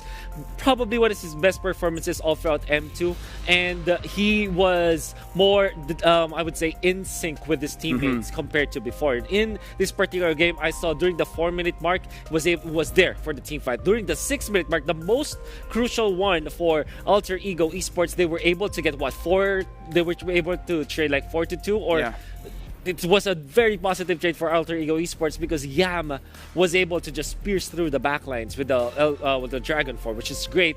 And not only that, he was able to maximize the Dragon Tail, and the damage was there. Speaking of Yam, this game we have Cassius, and our Cassius did talk about, okay, maybe they brought in Cassius to really bring Yam in to the forefront, and I think that might be true because let's look at the differences between Cassius and Udil. Udil is more of a stationary mage where he likes those low mobility heroes, but a lot of burst as well as a lot of control, while Cassius, we can see that he's very active in the map, he moves around a lot, and I think that really helped up Yam where he doesn't have to stay in his own lane. He has the mid lane heroes helping him out in the early stages of the game, and then once he feels very comfortable, I will do what I need to do to win this game for my team, and that's what happened. Well, that is very interesting because I think the casters also talked about the fact that this is like the third identity of Alter Ego Esports, at least here in the M2 World Championships. And unfortunately for side of 10 Seconds Gaming Frost, they might not be ready for this third identity for Alter Ego. That is very scary. You know what, Lafel? We still have plenty of more action. Hopefully this is not the last for 10 Seconds Gaming Frost, but let's find out, however, as we bring it back to the casters. Thank you so much for our analysts for giving a bit more in-depth look into this particular game. And we're also, with that being said, we would also like to thank Tumi for being the partner in esports for M2. As the journey to become the champions of M2 has been perfected with the latest Tumi luggage and backpack, you can bring your gear anywhere with you safely without worry. Be sure to check out Tumi.com to perfect your own journey and enjoy the M2 competition. An established distributor of many well-loved consumer brands in Asia, SUTL Group is the proud 2021 MLBB partner in esports for Fiji Water, H-Chong IT's Cup, and Mountain Dew. To find out more, visit www.sutl.com. Now guys, don't miss out all the action. This is only day one of the playoffs. There's so much more to it, but you can be catching the live stream of this mega event, Mobile Legends BangBang M2 World Championships 2020, being held in Singapore for free on MeWatch from the 18th to the 24th of January. A total of 12 teams from 9 countries, including Evos SG from Singapore, competing for 300,000 USD. So support Team SG in the playoffs as they will be playing through much later on. But focusing on this, welcome back, boys. The cast absolutely insane with how much action was happening on screen. But what should we expect for Game 2? Well, we've already seen a lot of all these cards being shown from the side of 10 Seconds Gaming Frost that is pretty much of the same sort of repetition coming back and towards the playoffs. So the question is there any more of these picks that they could possibly pull out of the bag? Because we see the bans are all pretty much targeted. Like, they say, hey, Popoku plus nothing if I could just take out your Hayabusas and the rest, and there's an underlying problem which I'm pretty sure even Leo has a lot to say about. Yeah, which spells disaster here for 10 Seconds Gaming Frost. I mean, it had to take them the same lineup to eliminate RSG, right? Like, they had to play kind of the same 5 or close to it to be able to eliminate one half of the Singaporean coalition still in the playoffs at that point, or in the running for the playoffs, right? So against a team like Alter Ego now, which, again, lo and behold, the logo makes sense, right? Like 3 phases, 3 types of big old baddie in the MLBB esports scene. I do believe that right here, right now, for 10 Seconds Gaming Frost, if they have any cards to show, bring them out. But for Alter Ego, they can put their feet up. Like, this is the best shape we've seen him in a long time. I'm trying to see it in a new perspective why they put Cassius in. I think it was stated by Ducky earlier that they really adapt well. They can adapt to Odile, but never for Cassius. They did not know what Cassius is going to bring to the table. I like that X factor. I mean, honestly, with Cassius, especially since even when we saw the lineup, it said, "Oh, this is his debut. No info." We were even shocked that that happened. So, yeah, I think Alter Ego thought about it. Hey, they adjust well. Put Cassius in. Yeah, and of course, some of the Matilda plays definitely contributed as well in this RV process. And now that we've already seen, like, he has been able to activate not only Yem, but everyone else. Now, of course, we definitely have a lot of good news because we got a lot of goodies. We can predict the champions. Yep, I mean, today we're pleased to announce the launch of the new anniversary season of Magic Chess Blazing Hammer. The new adventure will officially begin on January the 30th. New upgrading systems, the blessings, the new little commanders and map, all synergies revamped, and a free trial of the advanced skins waiting for you. So log in on the 30th battle night to claim your free permanent skin. So, with that being said, Aaron, you do bring up a couple of really interesting points here. But the real question remains whether or not the draft is going to change here, either for Alter Ego side or 10 seconds. And if so, which direction is it going to lead to? Two possibilities, I think. Two possibilities? Let me answer the question, Contra. Yeah, Two possibilities for one simple question. Will the draft change? One, drastically. We might see 10 Seconds Gaming Frost just let go of the whole Popol and Koopa thing. No more Mega Magic Artillery Firepower lineup, because again, just build an Athena's Shield. As long as there's no Esmeralda on the other side, you're fine. The other way around this could go is they revert to their Tigreal, Yusun Shin, Claude, Lancelot, and they try to do something that they're not good at compared to MPL teams, compared to MPL region competitors. So don't do that. So I'm guessing it's got to be somewhere in between. It's got to be somewhere they're comfortable. But you have to give it to Alter Ego Esports. They're not giving the comfort years here for the side of 10S Gaming Exactly. Frost. Because when you think about it, is it really 10S Gaming Frost's decision to go for that mage setup? Or were they forced into the ropes and just, you know what, let's just pick this, let's think that it'll work, let's make it work, and it didn't happen for them. Yeah, I feel like it's going to be a little bit of half and half as well, because what you pointed out was true. We saw how many Athena were actually being brought out in that game just to counter all these magic damage, and they definitely need a fine balance in the draft. Yeah, no, I totally agree with Butters here and also with Aaron. I mean, again, they were pushed into that corner, and it's so easy to itemize, especially when it's up against magic damage. But let's look here. 10 Seconds Gaming Frost going to be starting off with the Esmeralda and as well as the Natalia, while Alter Ego have already banned out the Brody. Interesting point here. 10 Seconds Gaming Frost opting to go on the blue side. We saw in group stages, they like to kind of just maintain on that red. Yeah, and because I hope you agree with me too, Gideon. I want to hear that delayed. Okay. Leo, you too. Leo, you too. What about me?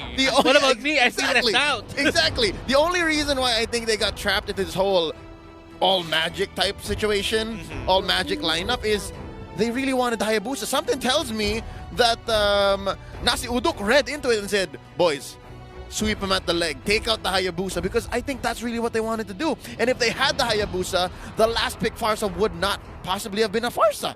Might have been something else. You know what, Leo? I agree with you. There's that delay you've been waiting for. But, okay, so there's also that big point about that comfort of the Yishun Shin. Remember that? I mean, like, Hayabusa, Yishun Shin, two things that, 10 Seconds Gaming feel very comfortable with. And I think Alter Ego kind of being on that red side, it's going to be interesting because 10 Seconds Gaming want to take advantage of blue and that first pick. So, Sylvana being banned out, what happens next year, Contra? Well, we still got things like the jaw hit as well. Remember that could actually pop up, but now they're target banning this Roger right here. Do you feel it's actually necessary? I think it's a setup, because if Alter Ego bans out the Yisun Shin, then they'll have less heroes for the mid lane, the jungle rather. So what happens now is Alter Ego, they might be thinking of just banning out another hero, then just give 10S Gaming Frost the Hayabusa so that they have access to the Yisun Shin.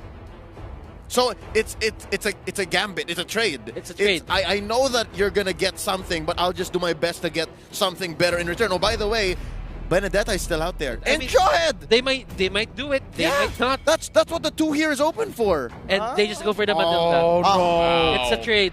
Wow, a whole lot of options out there. Now that they've also taken out the Matilda. But the first pick here, we mentioned the Hayabusa being something of a staple, as well as the Yi Shunshin. You know, one or the other, and you have to give a lot of other sort of the power picks over down towards Alter Ego with that double selection coming in. Yeah, not here. I don't think... Yeah, there you go. I was going to say, the Hayabusa doesn't come first pick. But, of course, you have to consider that the Jawhead, the Benedetta is still out there, the Farsa is still out there. There's so many... Luo Yi is still out there. I'm still thinking Alter Ego Esports can just go Yi Sun-shin and Benedetta and just go wild. I mean, at this point, Benedetta is still up on the table. It's like such a staple to pick it up. The question is whether Alter Ego right now want to lock in their core or flex something that could go into the off lane, or more likely so because the Roger has been taken out, so you can't really necessarily flex jungle core, you know? I mean, Alter Ego, they're a team that would just go for it because they can do it. They can pull it off. The confidence. True enough. Why not? They're that confident. Because why not? Because why not, right? You can get the best scores. You can get the best damage dealers. So There now it is. they just go for it. That's they just go for it. Exactly what it is. Best case scenario coming in for Alter Ego Esports. Like, we've seen this sort of a way that they've set things up perfectly. Now, just in response, of course, they've got the Jawhead that definitely works well for the early game sort of invades as well as all sort of pokes. So what comes next after that? Well, I personally think that what comes next is usually, okay, we got to get that Lapu Lapu, get something strong in towards the side lane. Unless 10 Seconds Gaming Frost, this could be a big tell with those offlaners, because you've already got that power flex pick with the Jawhead. They lock it in. There's the Lapu Lapu. There's the Hayabusa. There you go. I like the answer coming out here for the blue side. Clearly, they want to put another hero that's going to be good on Obuyan. Probably they could make the most out of the certain Eudora Jawhead tandem that they've been doing. Burst them! Just burst them. If you catch someone, just burst him. I think whether it's a Eudora or not will have to be considered and, put up neck and neck with whatever this last pick is and whatever the bands look like. It's because I think Obuyan... Oh, no. This makes the Eudora almost a non-starter. Like, I don't think so. This makes it difficult to consider. Unless it's a Purify Eudora. Yeah, there's this still two sides. Yeah, it's still a bit tricky, but there are two sides to the Eudora. If the enemy team really just wants to go for the engage and they don't go wholeheartedly, you can just punish them with the electric arrow. Yep. I mean, sure. I don't know. I don't necessarily agree in these situations. And here's why.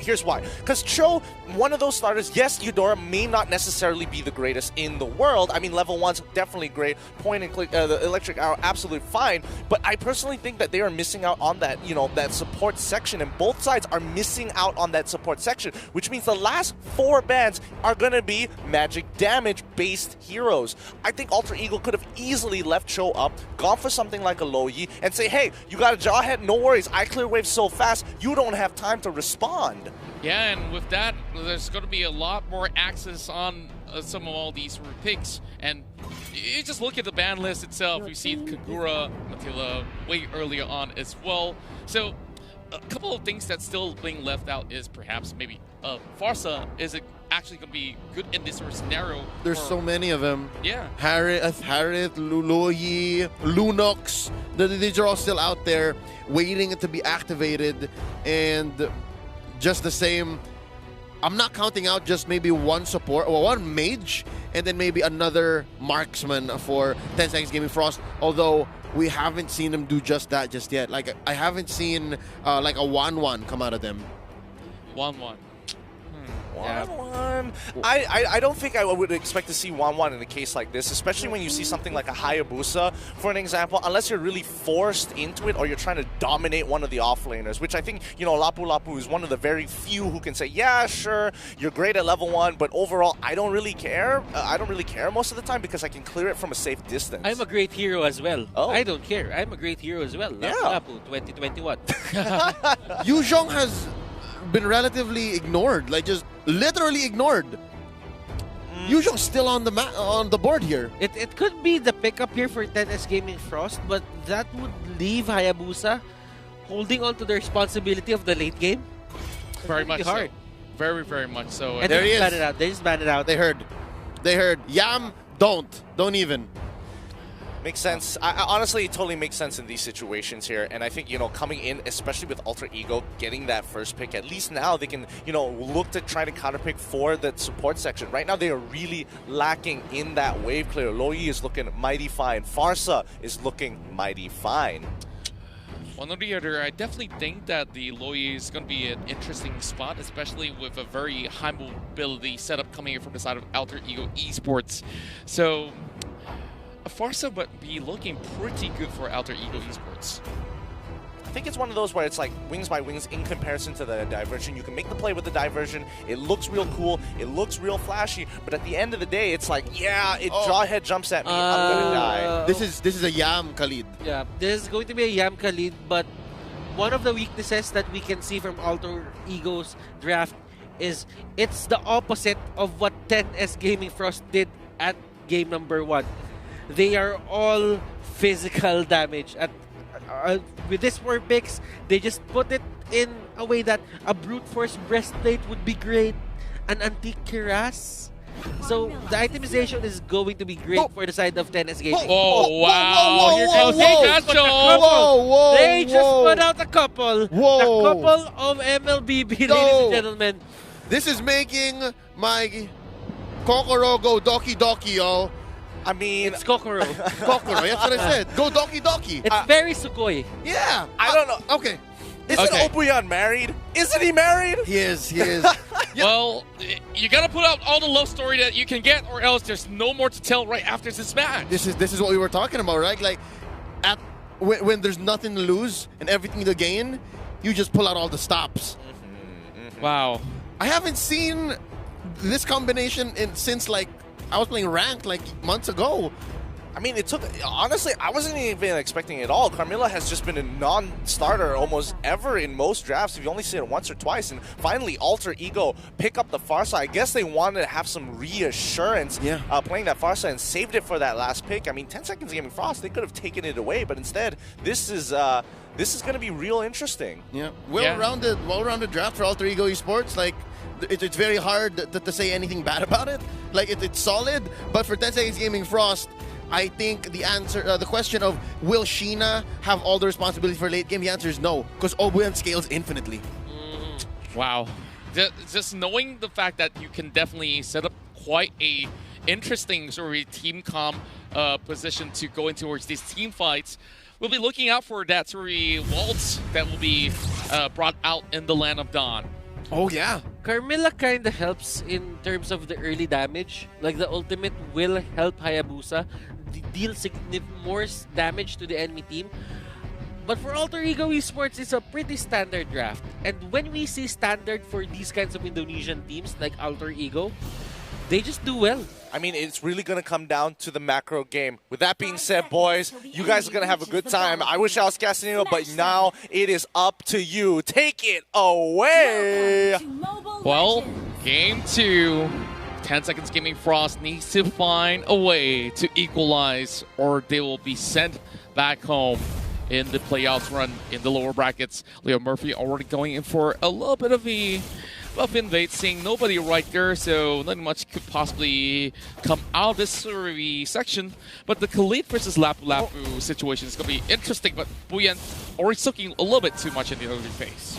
Something to note here, actually, it's Sevnia as a tank. This is Tank Carmilla, and we have seen once more, we were mentioning it earlier, the return of fighter Jawhead. That's Koro in a side lane Jawhead.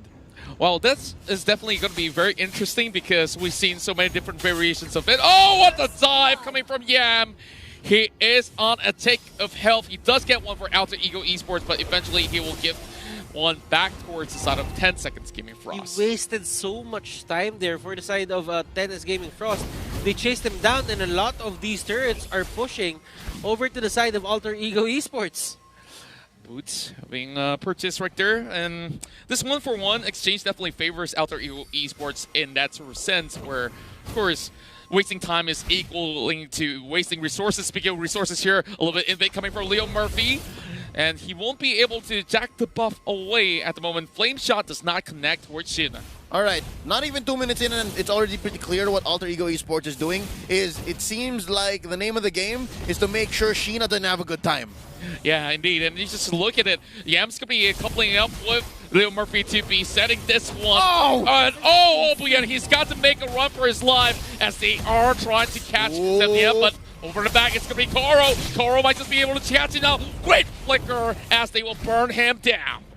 Leo Murphy knows who the target is, but Alter Ego Esports, they get Shelly Boy taken down. Papa is here fighting for that turtle, and Sheena will get the turtle. Oh no, ladies and gentlemen, what a turnaround! And there's the Ogi shadow kill. Misses one onto Pi. Oh, Pi just survived with literally 1 HP, close to 1 HP, if not. A sliver of HP. Yeah, and like he could have possibly a grain of sand. Yeah, he could just throw a little bit of speck of that dust of sand and get that sort of kill, but of course, missing out the opportunity, he has to look for another. In terms of kills, you can definitely see as much as 10 Seconds Gaming is ahead. Oh my goodness. You can see all the ults already being expended. And away of the dragon to connect towards Abuyan.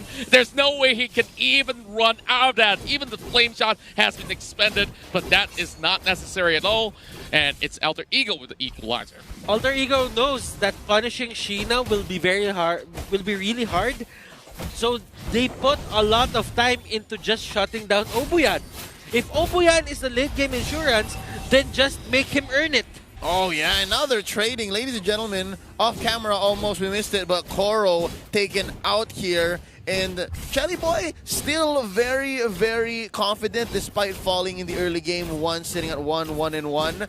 I can say already, Contra, Butters, this game is much more competitive than game number 1. Like, this is already neck and neck. And again, we did mention earlier, at around 4 or 5 minutes, the writing was on the wall. This time, as long as Sheena keeps doing this and Obuyan scales, I think we're going to see something good. We're going to go into, like, what, 20 minutes? Probably 20 over minutes right here, because this is the game plan coming from the side of 10 Seconds Game Frost, and a couple of times Leo Murphy might have committed a little bit of slight mistakes, but it doesn't really matter all too much, and Leo Murphy's just buying a lot more time right here. Well, his axe already being purchased, and as much as he falls, it doesn't really benefit anyone as he tries to get himself out of the safety. Very airstrike does connect with Cassius, giving his life, and OG Xiao connects, and with Papa coming in from the back though, they're going to be pulling all the way backwards because they can't contest this anymore. They use so much resource for Leo Murphy that when it's time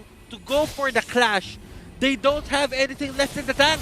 Yep, and that's what we're looking at here in the early to mid. In the late though, I think 1 or 2 hits from Obuyan's bat impact will be fine. So that's what I'm waiting for right here. And of course, it's right, he does pick up the Purify here, and that would mean good things for the Moonlit Waltz with Sevnia going in, and he's taking a few hits here. Oh, Turtle already started up here. Where is the key player? Where is Sheena? Oh, I think he wants his purple first.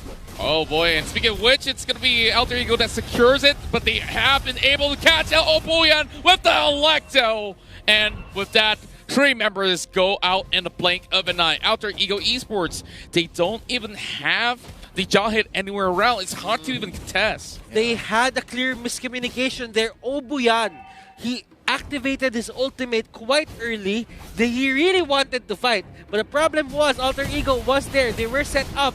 Leo Murphy here just doing the Leo Murphy things that he does. Yeah, it does seem like a non-starter given that Bat's Feast actually heals Obuyan. So what they do here is they click the ult, and then, yeah, Pai just jumps in.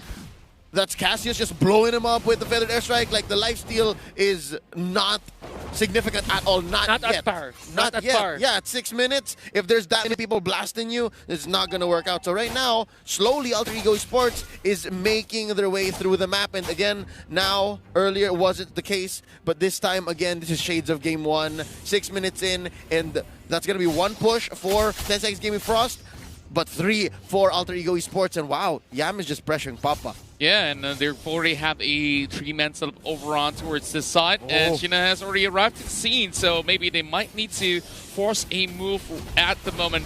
Gonna be kicking up Papa up in the air, but Leo Murphy playing with fire right there. There's not gonna be overcommitment coming from 10 Seconds Gaming Frost as of the moment. Reverse breastplate already having it being appeared on the side cam. It takes so much effort for 10S Gaming Frost just to push Alter Ego back. It takes 5 people to just have this advantage, but that's going to be Hayabusa going down. Papa here forced to use the flicker.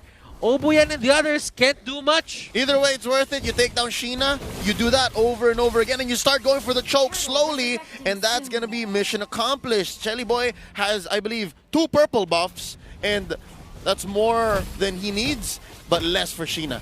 Speaking of which, we've already seen another attempt out towards Turtle, and Alter Ego absolutely zoning them off, but the Wayward Dragon already connects, and Karo gets popped off. The Murphy is absolutely controlling this entirety of the game with Zephania trying to pull this buff back towards his team's favor, but Yam cutting from the back as well. He sets up the Electo on towards Zephania. This does not look good. It might just be another mega kill for Yam. Yam just showing up and bringing his A game here on the first series of our playoffs. He's been doing everything on point. Ya boy Yam, he slept on the right side of bed.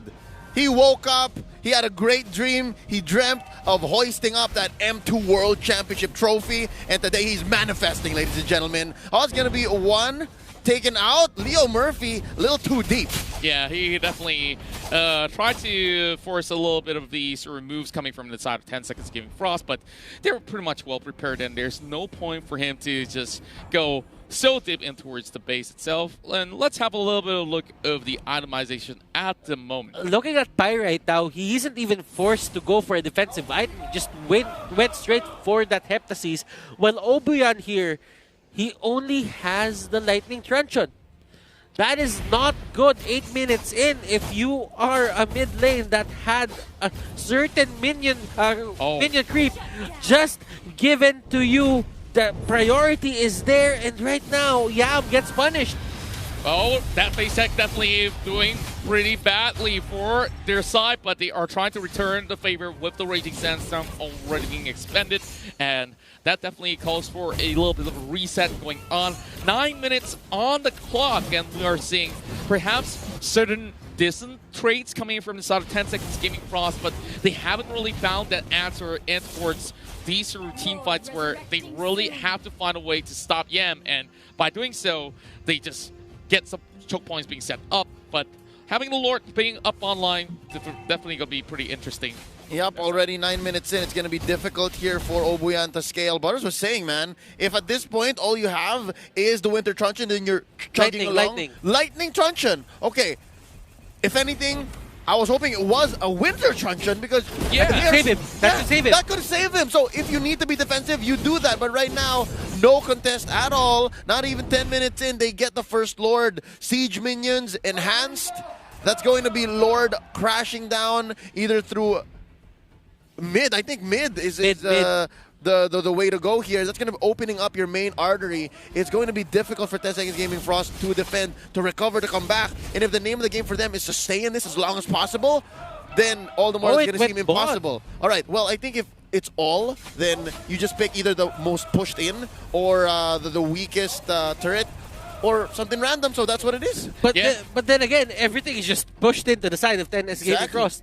Exactly. It's a bad situation. It's a bad look for 10S. Yeah, we're looking at the macro situation side of things that they have to juggle either or for this sort of the positions of the base. And they spot an eye on towards Yam. This might be looking to be relatively interesting as the fight is about to erupt right here. They do get a little bit of the sun over on side of Yam, but it will be Papa that commits towards Pai. And Koro being clearing up the mid side. This is looking relatively tough here for them to just take out. So they do get the Lord down on the ground, but still not much of an answer coming from this side of Alter Ego. Not bad. They do get the defense, and so far, Alter Ego Esports, they're taking their time. because I believe they can. They have taken the 6-minute mark up until to this point, and that's Leo Murphy from the back, taking quite a few hits. Wow. Definitely the first casualty. Leo Murphy pops the immortality, and that's going to be Papa destroyed by Chelly Boy, trading out for 1. It's 2 for 1 with the top lane being taken here by Yam. Again, who is this man? We did not see him in the group stage. Yam here just playing on another level, and as we can see, Sheena there tried to go for that shadow kill, but I don't think it was really intended to deal damage or to take down anyone. It was for the minions so that they can just push it back without having the trouble of just being present at that moment.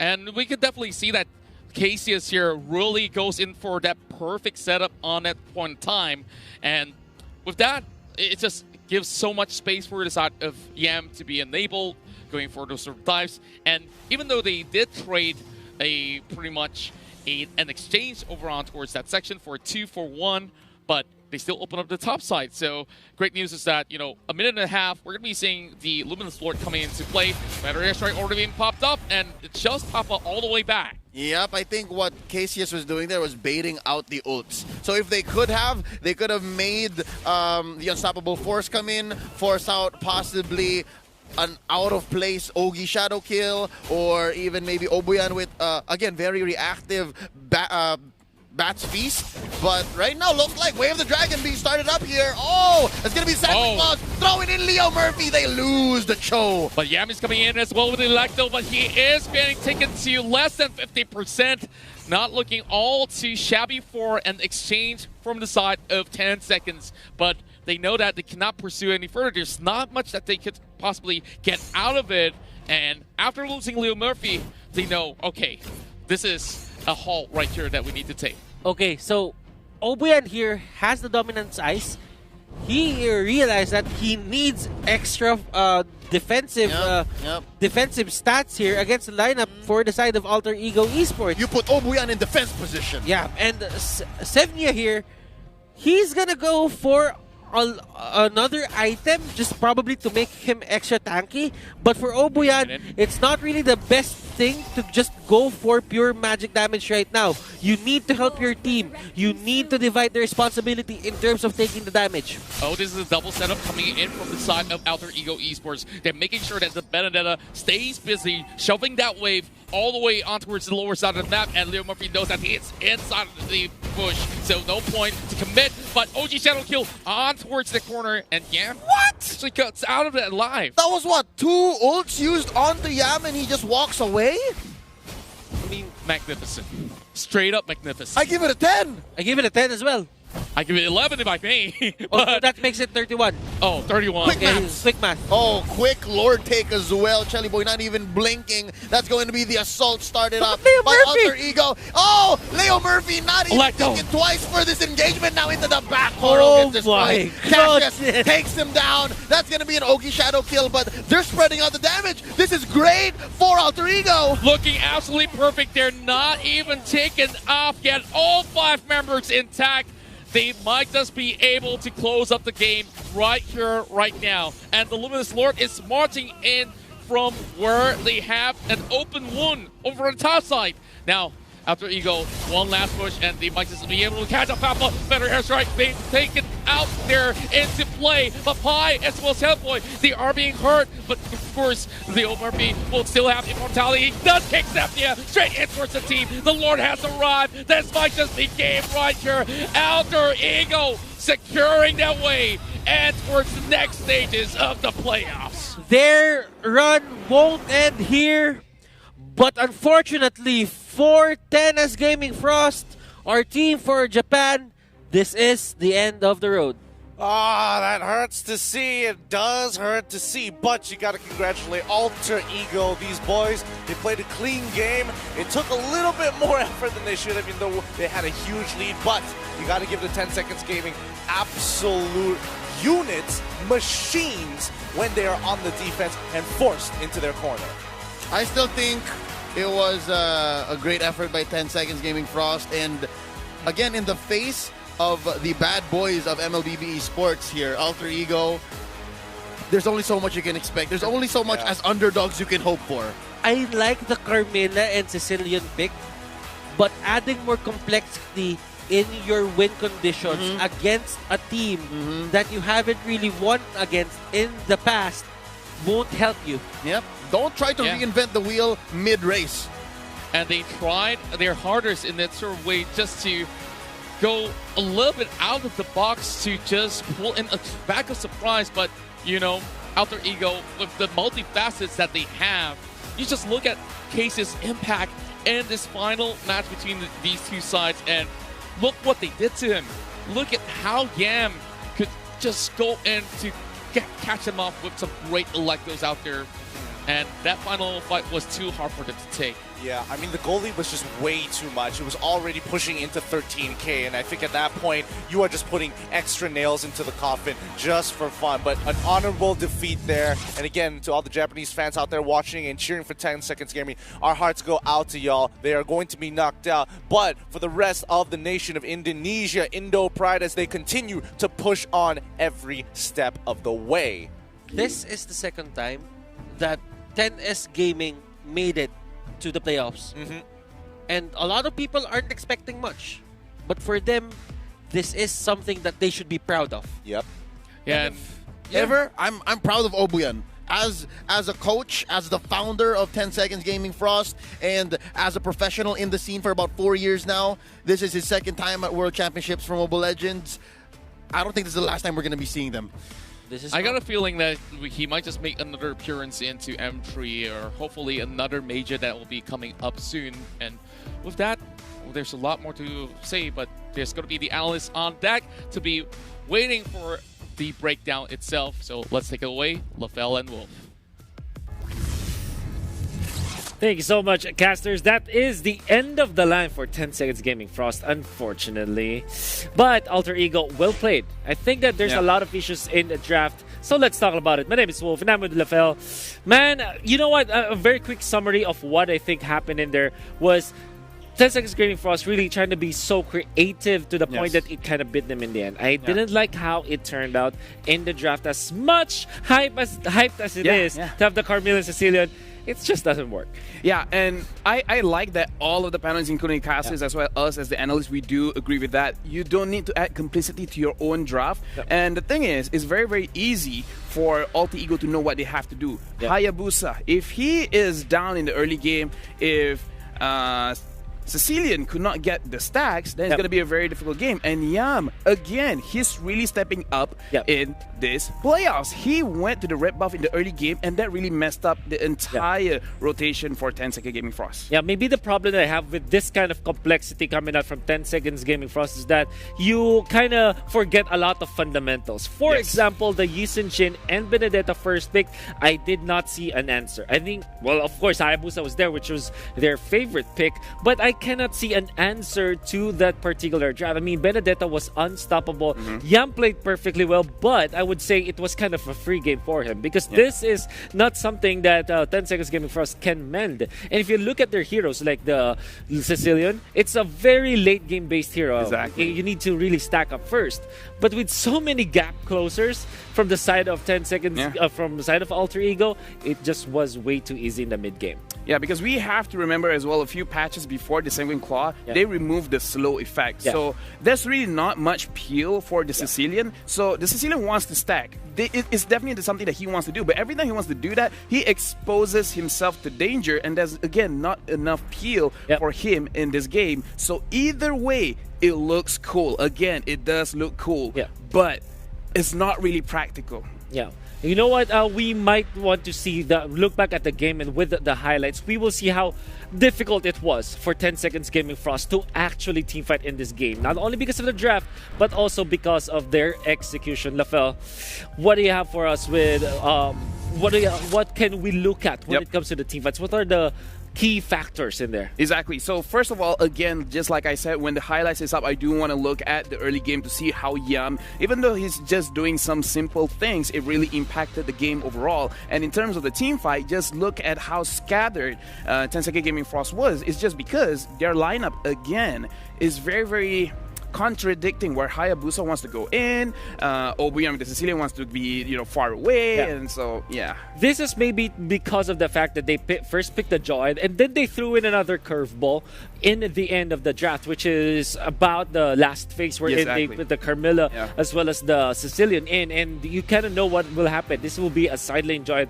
no matter what, because I think that Carmilla doesn't really fit as a side laner nowadays. Now, the problem is you have this Joy. The problem with the side lane Joy, you know this. You play this well. Very strong in the early stages, but if you don't pop off, if you don't have the strength in the mid game, you will really struggle so badly. Yep, and right now, we will pause it right here if we are able to pause it, where we will look at Yam. And the situation over here, we definitely see that Yam is dying, but we look at what happened before, where he really delayed the red buff, and I think he even managed to get a kill. But look at how many members of 10 Second Gaming Frost here. We got Obuya and Sevnia as well as Koro, and look at the minimap where the Yisun Shin is just freely taking his own buff. So in this kind of situation, trading 1 for basically like 4, it really is pretty good. I completely agree. I think in the macro level, even if we look at just the golden EXP, it's really siding Alter Ego Esports because of the trades that they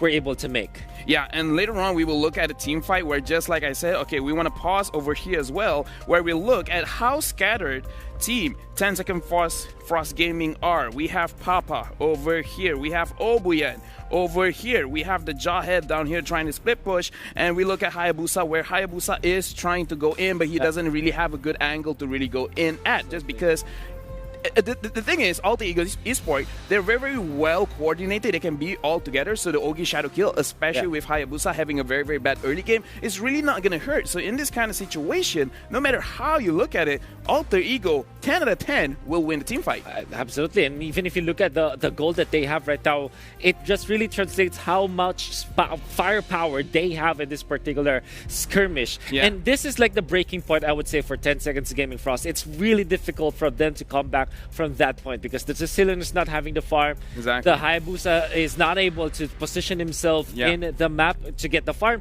and to deal the damage. And at this particular point in time as well, the Farce is just way too strong. Even as a mid lane or a quote-unquote supporting role, he deals so much damage already.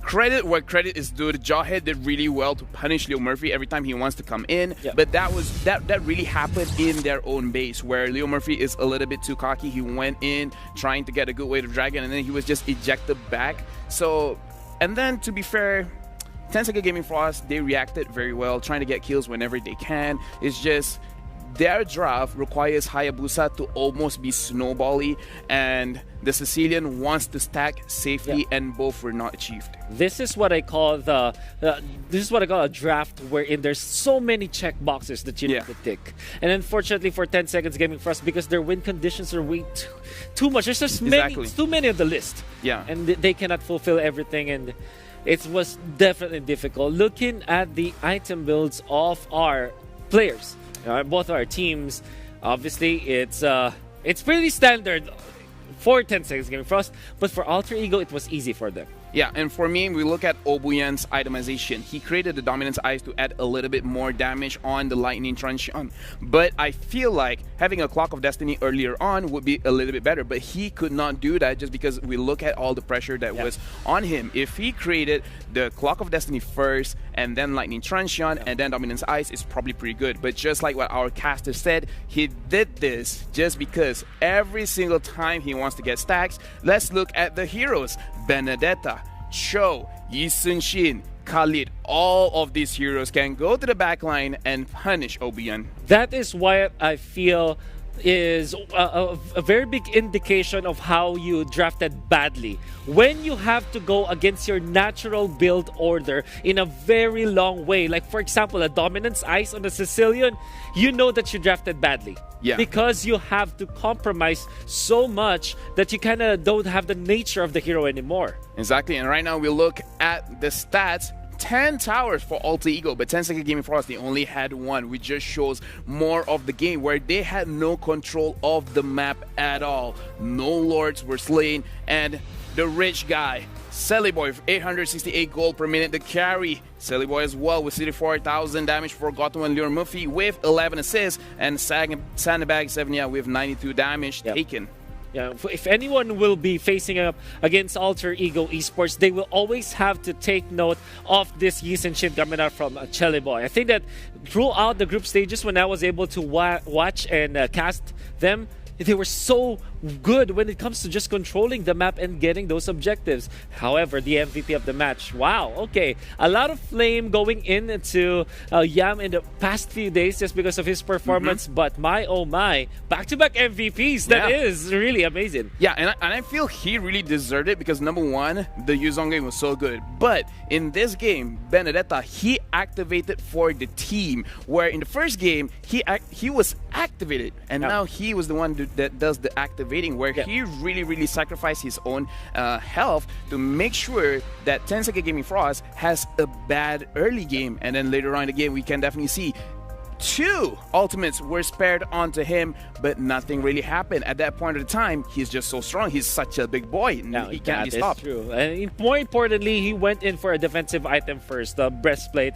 which I think is important because it kind of allowed him to be more aggressive. I mean, imagine this, a Benedetta that can deal significant amount of damage in the early stages, but is tanky enough and mobile enough. That is so annoying to deal with. And unfortunately, there's really not much for 10 Seconds Gaming Frost to actually deal with it. I just like how much Yam is really growing, where we can definitely see, like, even the comment section, everyone was just like, oh, Yam is not doing good, pull him out. But right now, he's just like, no. This is the playoffs. This is the World Championship. I want to do my thing. But while we still have the chance, Wolf, I do want to say thank you very much to 10 Second Gaming Frost for participating in the M2. However, their journey has ended here, so I just want to give a bow of respect to you guys, where they performed really well. No, really. Not something, this will not be forgotten for sure. Exactly. Everybody almost counted them out. They didn't have the best chances to get into the playoffs, particularly because of the format that we have, but they did make it. It just feels so bad that they had to face Alter Ego in their first round. Their journey was not easy. Not easy at all. They had the group of death. They don't have their own MPL in their own country to train that much, and then it's like, all right, we made it to the playoffs. Who we're fighting against? Alter Ego. That is one of the most difficult things, but you gotta have to get to them. They show their hearts out. The anime comeback, however, it's gonna be onto Yam, I would say. Yeah, it's great, and I guess we are yet to see more from Alter Ego. Will they be playing? Or are we already satisfied with Cassius? I'm very satisfied with Cassius, but we really have to see what Alter Ego thinks for themselves. But this is an interesting storyline as well, Wolf, where the villains, they have not, or the antagonists, they have not been beaten yet. So we have to see which protagonist will take them down. Do you actually feel that Alter Ego is like the... Yeah, they do. Yeah. Well, I guess that's it. Well, now that has been our analysis for the particular game. We'll see more action today. But for now, we're going to be hopping to a quick break to prepare to an interview. Yeah, that's right. And I'm excited to see what that interview will be. Please take it away. Hey guys, it's Lysander, and I'm here with Pai as well as Josephine, who will be translating for us today. I'm going to talk to Pai. He's the MM/assassin of Alter Ego, who just won over 10 Seconds Gaming Frost 2-0. So big congratulations to you guys. You guys survived. It's the lower bracket. It's very scary. How do you all feel about lower bracket, and why do you guys not feel your full team? Biasa aja sih, soalnya emang udah biasa dari lower bracket. We already get used to joining from the lower bracket. Is this a... We already used to joining this from the lower bracket. Okay, so you guys are used to playing in the lower bracket. Is this a strategy? Is it, do you guys work better under stress? Is that why? Lower bracket is one life, right? You only, you lose, you go home. So is that better? Your team survives better under stress? Ya intinya sih emang udah terbiasa di lower bracket, jadi nggak ada kerasa ketakutan buat di lower bracket. There's nothing like that, but since we already get used to it being in lower bracket, so it's not stressful anymore. Okay, all right. But you guys are not playing with your full squad. You know, lower bracket, it's kind of like last chance, and you didn't put one of your star players, Udil, in. So is there a reason? Why did he say, okay, I don't want to play, I'm chill, you know, I'm just going to relax? Biar bikin kaget yang lain aja sih. Makanya mainin Cassius bukan Udil. We want to shock everybody, so we play with Cassius, not Udil. Okay. And I want to talk about Yam. Obviously, he's MVP of the game. He was your fighter, Uzong, as well as Benedetta. Just destroyed 10 Seconds Gaming. They didn't know what to do against him. What do you guys feed him? You know, from the group stages to now, so powerful, so much difference in his gameplay. Lebih ke banyak discuss aja, jadinya lebih percaya diri sih Yamnya. We have a lot more of discussion after the group stage, so Yam is now more confident of his gameplay. Okay. And moving forward, you know, obviously you guys believe you can win the whole thing, right? Yes, you can win the whole thing. Who do you want to face next? You have either Omega or RRQ Hoshi. It depends on how their match turns out, but you're going to face one of these teams. Who would you prefer to face? Who's easier to beat to you? Omega, soalnya biar yang di bawah-bawah biar kita yang bantai, yang atas biar RRQ yang bantai. So for us it's Omega because our plan is upper bracket, so RRQ will go fight in our upper bracket, then we fight from lower bracket. So Indonesia dominance, yeah, one up, one down. Yeah, okay, that makes sense. I like that storyline. You know, we'll see if that's going to be dominance MPL ID, right? You know, just destroying everybody up and down. But okay, so Omega, that's your hope to play. But you think RRQ is going to be in the final? Yeah. Okay, you guys going to be in the final. All right. Anything else you want to say to your fans? One last question before we throw it to the break. Tetap dukung aja sih, Ci. Itu. Keep supporting us. All right, keep supporting Alter Ego, guys, as they move through that lower bracket for that grand final position. All right, guys, it's been great talking to Pi here, and we'll be jumping to a short break in just a few moments, guys. Stay with us, and we'll be right back with more M2 Mobile Legends action.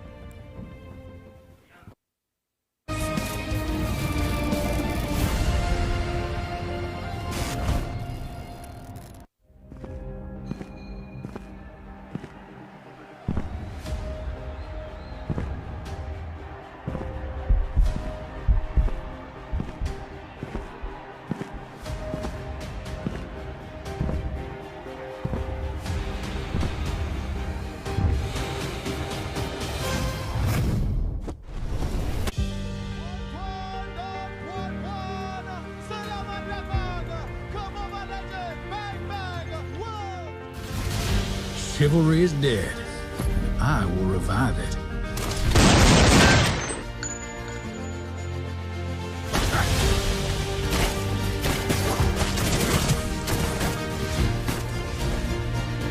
I've got a bullet with your name on it.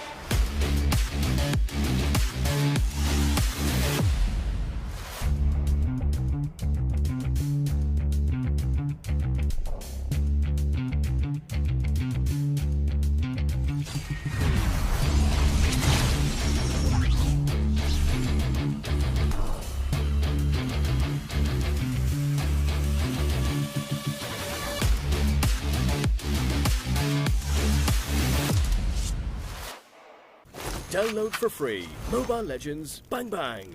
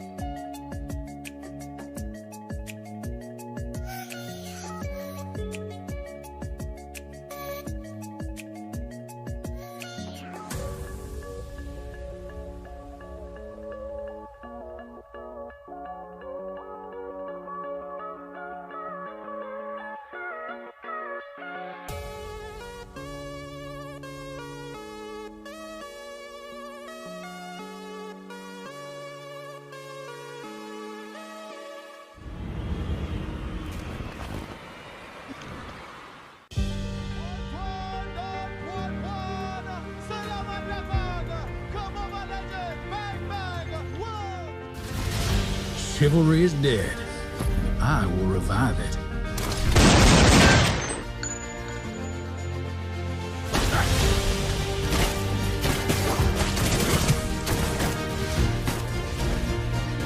I've got a bullet with your name on it.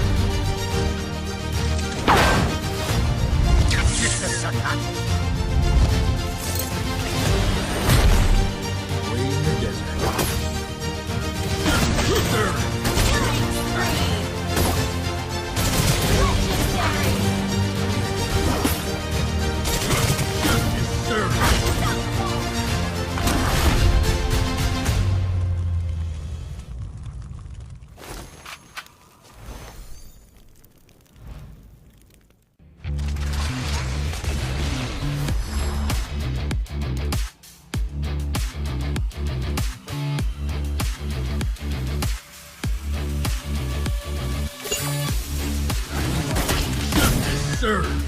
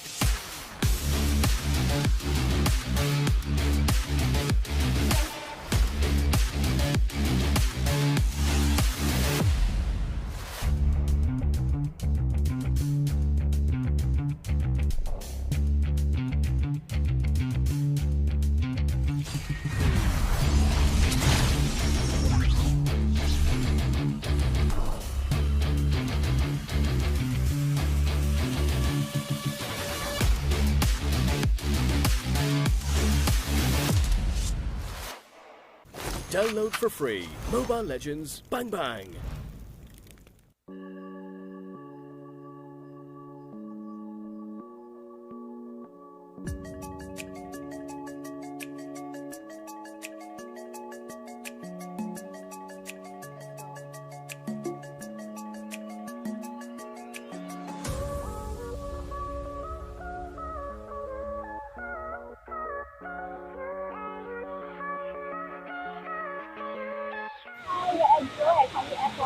Wow.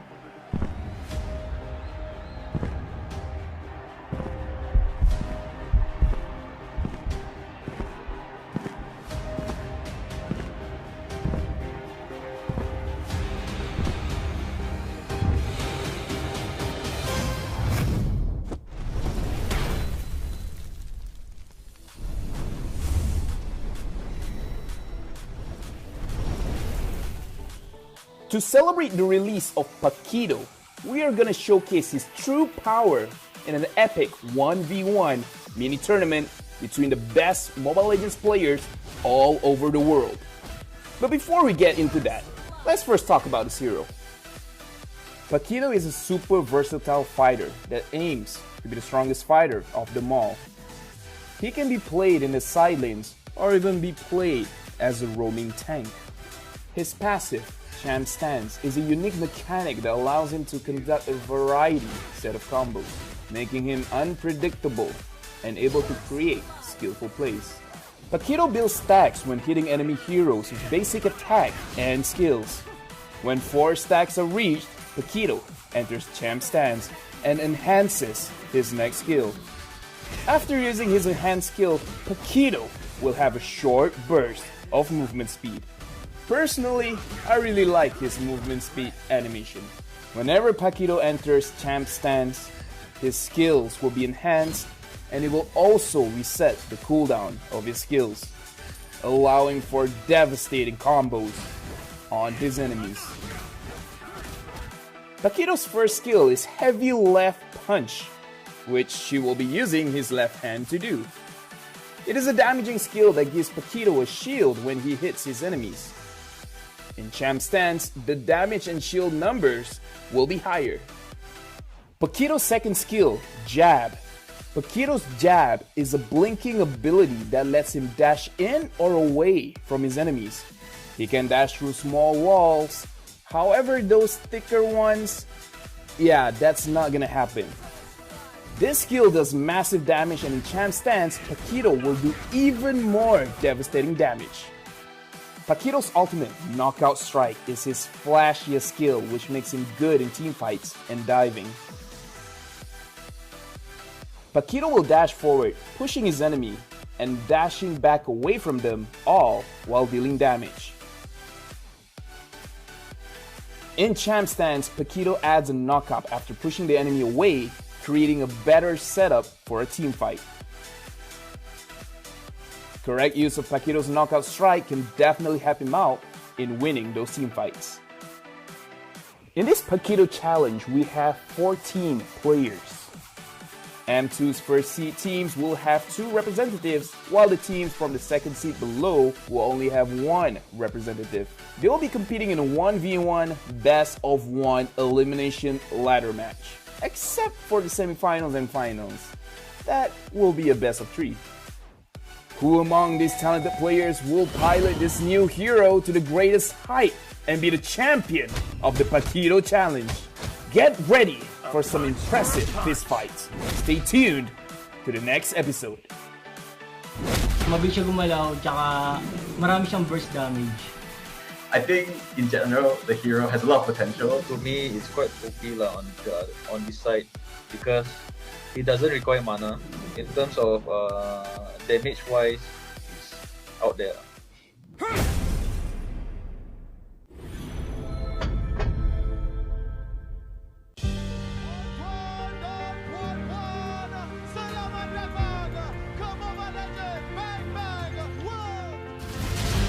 Chivalry is dead.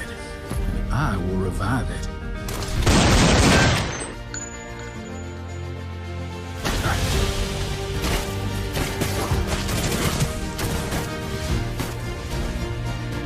I've got a bullet with your name on it.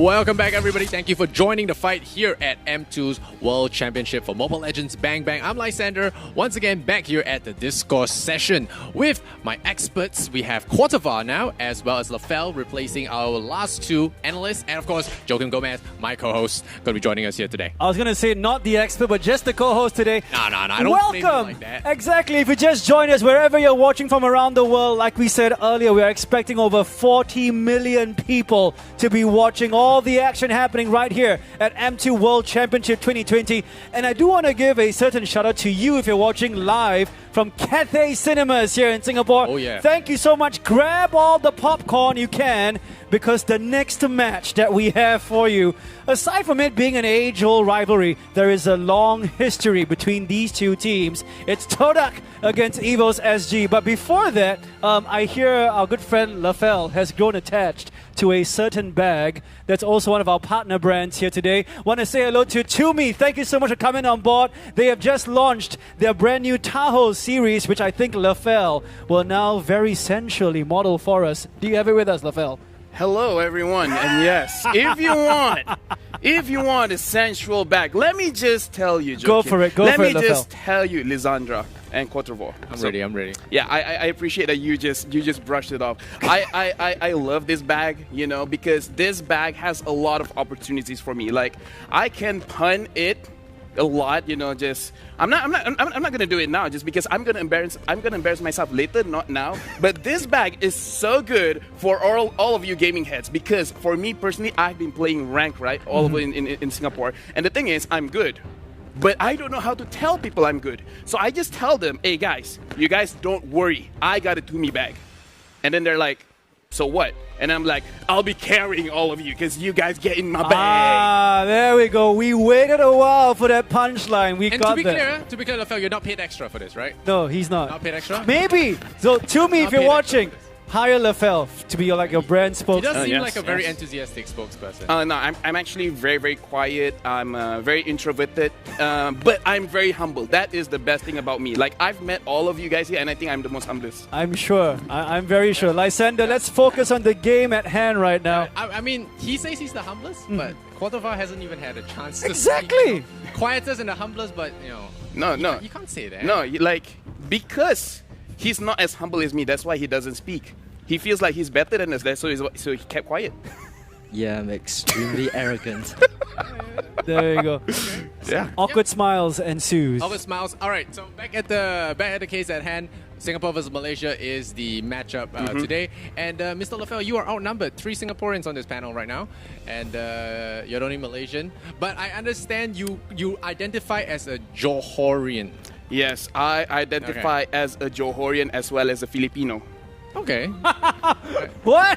You know, Yes. I'm pretty sure the comment section, all our Malaysian friends right now will be roasting LaFell for actually acknowledging that you want to save yourself as we speak. Yeah, He like lives off this hate. no. The thing is, I spent moments with our Filipino casters, and the more I spend time with them, the more I realize I'm Filipino myself. Towards the point, I feel like LaFell is not my full name.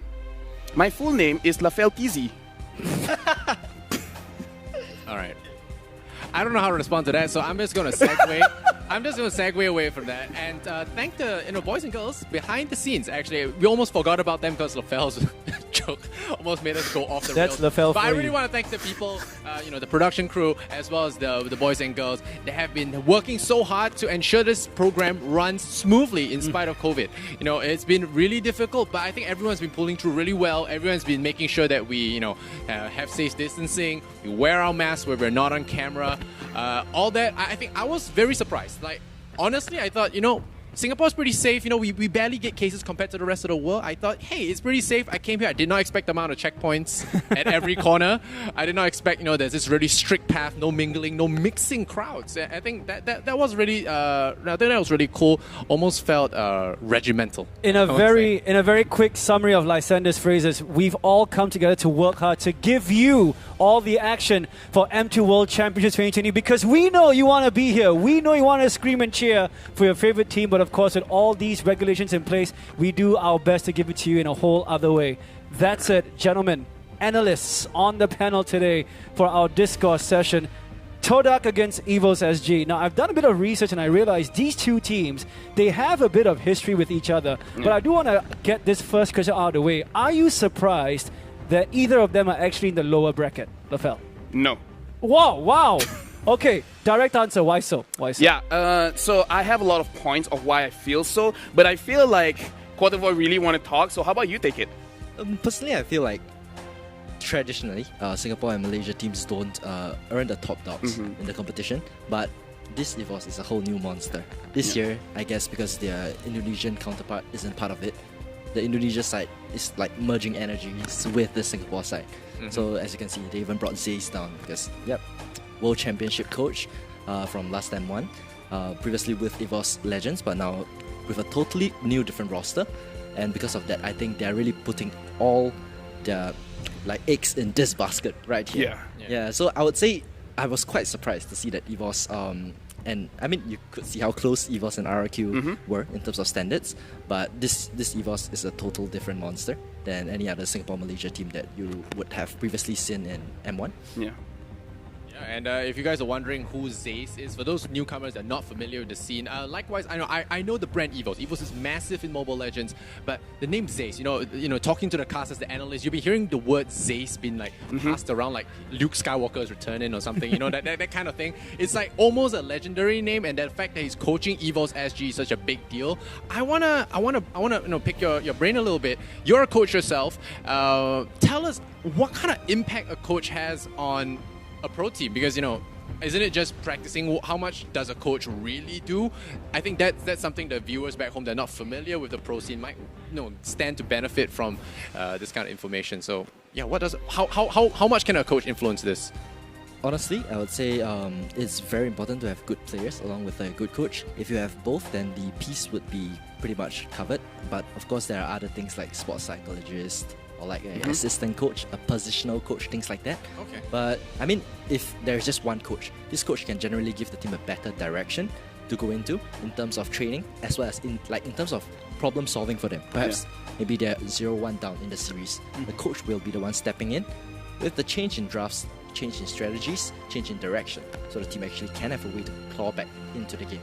Because most of the time, the players in the game itself, they're so occupied, in that focusing on the game. When they lose the game, they're like, wait, why did we lose that game again? But the coach will be able to give them the concrete answer from a third-party perspective. Okay. Very important.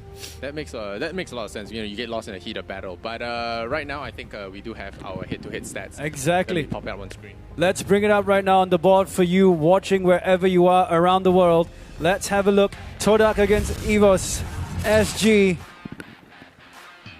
All right, so numbers, boys. Tell us what these numbers mean on the screen so that us not mathematically inclined folks can better appreciate. Games played is just really, they have gone through the same amount of, I would say even the level of competition is pretty similar. So Todak went against Omega, the strongest in their group. Evos went against RRQ. So both of Omega and RRQ are like contenders for this. Then they also have a slightly weaker team in the group, which is DreamHack and Infinity KH for both of their groups. And then in playoffs, they were playing against teams that are also not top dogs, so they get to hide a lot of their strategies. Yeah, and over here, I really want to highlight that the numbers, they don't really separate them that much. Games played, 7. Teams damage per minute, 2,500, 2,600. Average game score, roughly the same, 36. Lord slain, 0.9, 0.6. Total slain per game, 1.3 and 1.9. This shows how both of these teams are actually more similar than we think. So both of these teams are not better than other teams. See, this is one of those big brain statements where we're just kind of processing what Lafel just said. But I understood it actually, surprisingly enough. I kind of understood it. But I do have a question for the both of you. Maybe a Quadrivoy can go first. As a coach, and I don't mean to do this to you, what did Todak do right against Infinity and DreamHack? I would say, generally, in terms of individual skill, Todak were a lot more prepared. I guess because they were a lot more experienced as well. I think there are 3 players coming from their M1 roster. So because of experience, it's not only in the game itself. It has to do with the preparation time coming up to the actual championship. So maybe perhaps there is 1 year between M1 and M2. Only the most experienced players who have experienced defeat or have experienced the highest of highs will be able to, settle down straight after one World Championship to start preparing for the next. So I think that is actually one of the advantages they have against both of the other two teams in the bracket. So because of that, it was really especially against DreamHack and Unity KH, like the experience really put them ahead. And to Lavelle? Yeah, for me, before that, I do have to ask you guys a question. Are you guys comfortable? Oh boy, here we go. Are you comfortable? Why not? Why not? Depends on the question. Because I have a story to tell all of you, all right? So the thing is, I know Todak, all right? They are very, very good kids. But this is the thing that they do. They are the comeback kids. And you know what they do? They lose on purpose. All of those losses, every time they looked like they were doing down, they were actually doing the greater good for the entire esports scene. Because winning one-sidedly, it's not fun. It's not fun, right? We agree, right? So they're like, we will lose first, look like the hero, and then win later. Because this is the thing about Todak, okay? Yeah. When they look like they're losing, they're actually winning. And when they look like they're winning, they're actually losing. Okay. I think that was wrong. You have like 5 seconds to correct yourself, Lavelle. Go for it. You know when computers are lagging and the dots. Yeah, I know. That's all of us. That's all of us, and even you watching this right now. So you want to correct yourself again? Yeah. I think I should have came more prepared. When they look like they're losing, they're actually winning. Okay. When they're winning. And then that's it. Okay. Yeah, when they're winning, they're still winning. Yeah, the thing is, I tried to think of something clever. Yeah. But then I remember I'm not, so I just stopped it there. Here's Play it safe. I mean, you just made them out to be drama queens, let's not win too hard. Let's show a little bit of difficulty, And in Malaysia, if you watch TV3, TV9, a lot of dramas. That's where the influence comes from. Or what's the Malaysian term for an anime comeback? Is that like a Malay term for it? Bahasa? Yeah. Kartun na tamali. Okay, Joakim understood. I don't speak Malay, so I don't know. He laughed really hard, so I'm going to think it's a good joke. Oh my goodness. All right, on that great note, let's look at the player head-to-head here, and let's try and redeem some of this analyst panel. We got Seoul versus Formaze, and that's the matchup that production has chosen for us. Yeah. So, what are your thoughts on this? If I may, I will talk about this first. So, both of these players are similar and different at the same time. The similarity is that they're both playing roughly the same role, which is the experience lane. And the other similarity is that both of these players, even though the KDA doesn't look good, they are not KDA players. They are the kind of players that will actually do all sorts of plays to make sure that their team will win. So even if they die, they make sure something will happen during their death that influences the team's victory. Now, the differences is very contrasting, where Seoul is super experienced. He has been in this game for a very long time. Formaze, he is the rookie. He has never played an offline stage kind of situation. So being on stage might be the difference maker here. Yeah, and speaking of which, I think what you mentioned about these guys are the playmakers, right? Same with how we saw Leo Murphy earlier on in the previous series.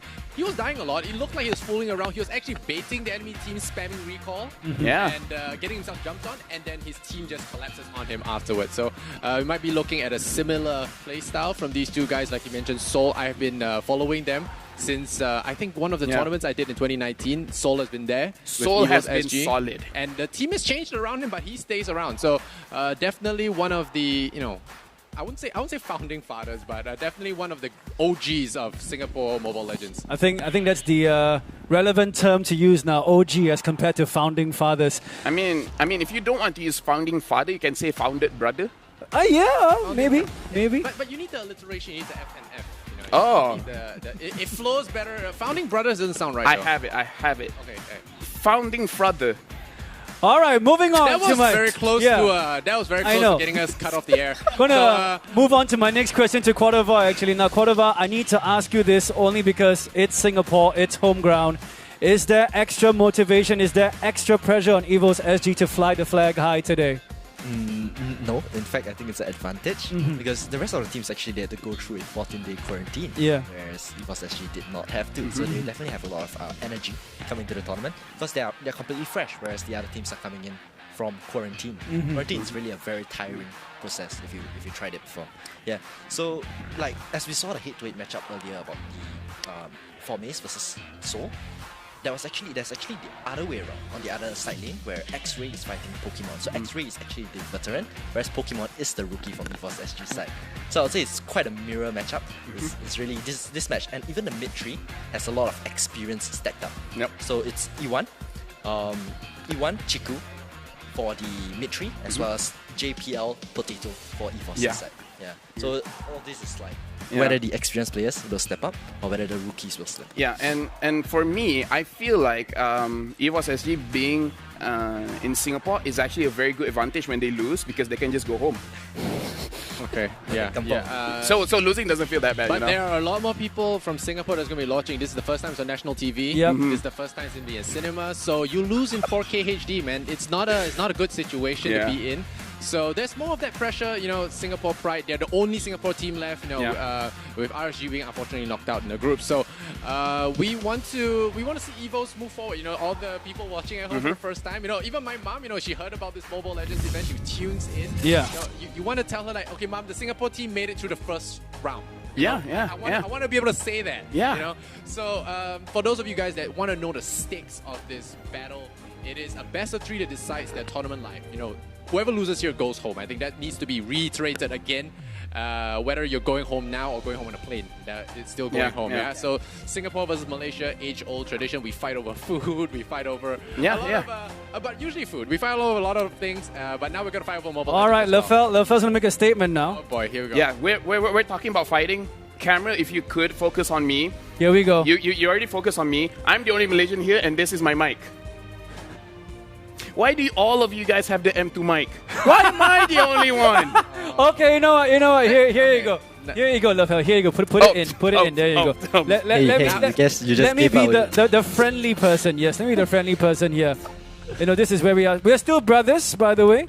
Us Singaporeans and us Malaysians. But knowing you the past few days, I wouldn't be surprised if you'd actually talk it out before the broadcast started to just make this joke. No. It's in the to me. It's in the to me bag. I knew it. Yes, to bring. I knew it. Yeah. Thank you to me. He set this up just to make that joke. I knew it.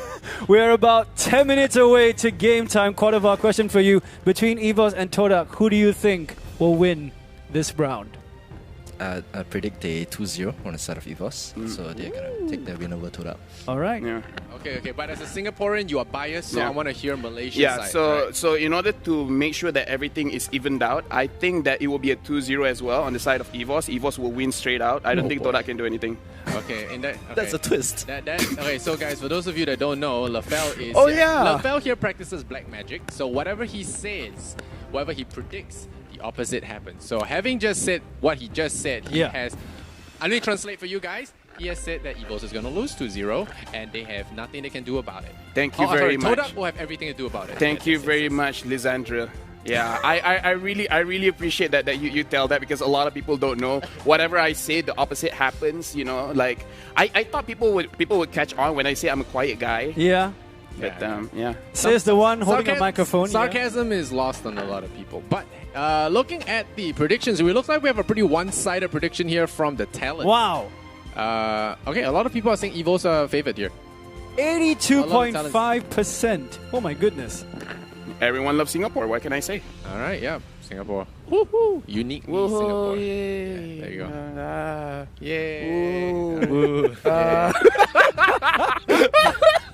This is gonna be the most interesting round so far that we had. Now, don't forget, also later on at 4:15, it's Burmese Ghouls against Brand Esports, and at 6:45, Omega Esports against RRQ Hoshi. But right now, the match we are all focused on, Todak against Evos SG. You've seen the player head-to-head. You've seen the player lineup as well, and I'm pretty sure we might get predictions on where they might lane in just a bit. Evos just walked over, and they look super confident. Yeah. Okay. Yeah, it'd be sad if they lost. Yeah, it'd be sad. Yeah. Okay, that didn't sound like a jinx. That was good. Okay, I'll take it. But I think the opening ceremony. I just want to just segue in here. Like, I think it's wonderfully done. Like, it feels so cool. I don't know if it translates well on the screen, but whatever we watch here just feels so awesome, with the camera. And then they make them look like superstars. They walk out in their jackets. Some of them don't even put on the sleeves. The cool guys? They just wear it over their shoulders. They don't put on the sleeves. And they just walk in and it's like, yeah, I'm the man. Yeah. So you have no complaints about it? No complaints. What complaints? Like, I mean, I think it's missing something. What is? You announcing the players? No, I mean, like, casters, hosts, coaches, we should have walked this. Okay, true. We should have a walk-in. We should have a walk-in. Yeah. Okay, we'll take it out of production, but for now, before we get our butts kicked, let's talk about the expert stuff. Let's talk heroes. Sure. I mean, we didn't really get a chance to talk heroes. Any particular standout heroes we might be looking at here for this matchup? What are some key, signature stuff that we might see banned a lot or picked?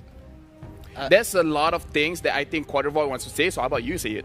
I mean, you're the expert No. Go for it, Quartervoid. Nafel, you're not allowed to speak. All right, Quartervoid. Silence. Sorry. Okay, I guess both teams have... Evos has a way more predictable drafting pattern, whereas Todak is more of like, I pick what I want.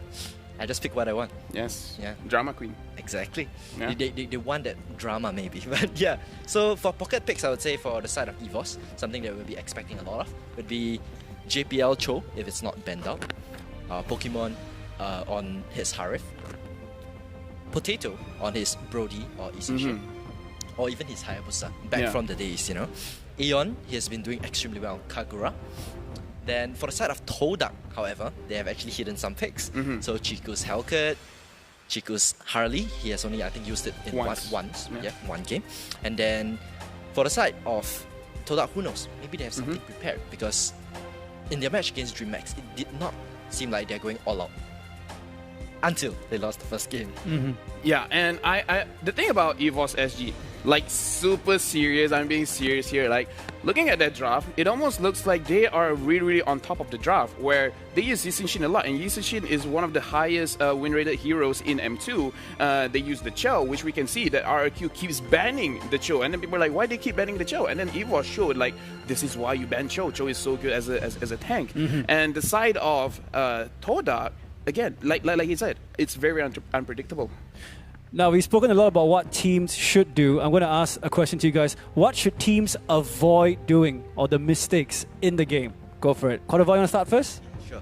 Alright, so I think for the side of Evos, they have it in the back as long as they just play the game traditionally and they don't overthink or overcomplicate things. Because honestly, in terms of individual skill, all of them are pretty even matched up. I would say maybe the Hyper Carry has a better edge in terms of hero pool, mechanics, awareness, positioning. So the tank as well has a little bit more leadership, communication. So because in that sense, I would say as long as they do their traditional game, Evos will come out on top.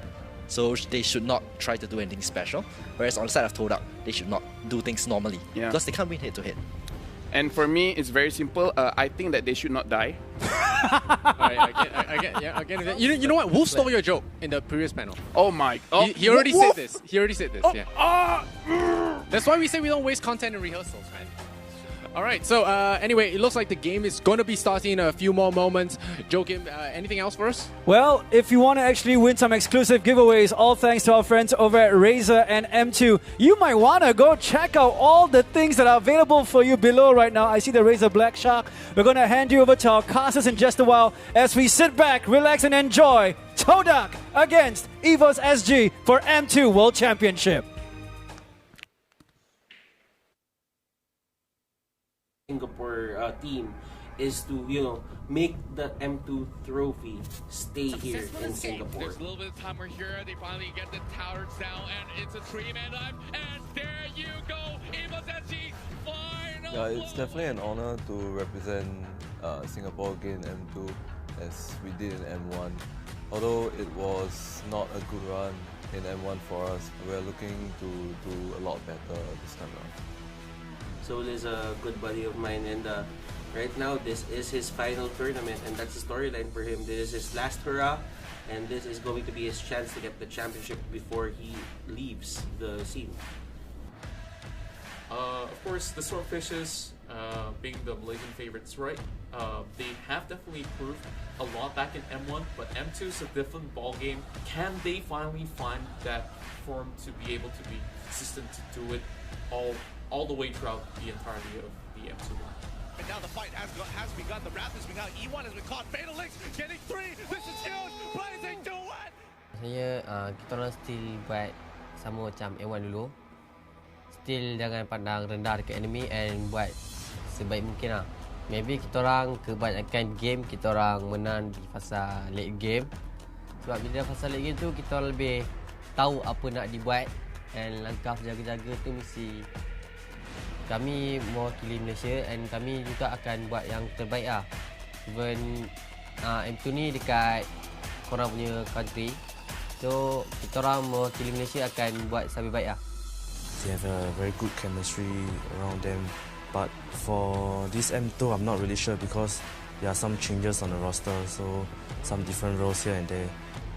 Saya tahu korang kalah dekat MPL MYSG. So dekat M2 ni macam saya cakap, kalau kita ada rezeki, kita akan jumpa lah. If you underestimate us this time, you guys will regret it. Hashtag Todak laga M2. Evos, bro!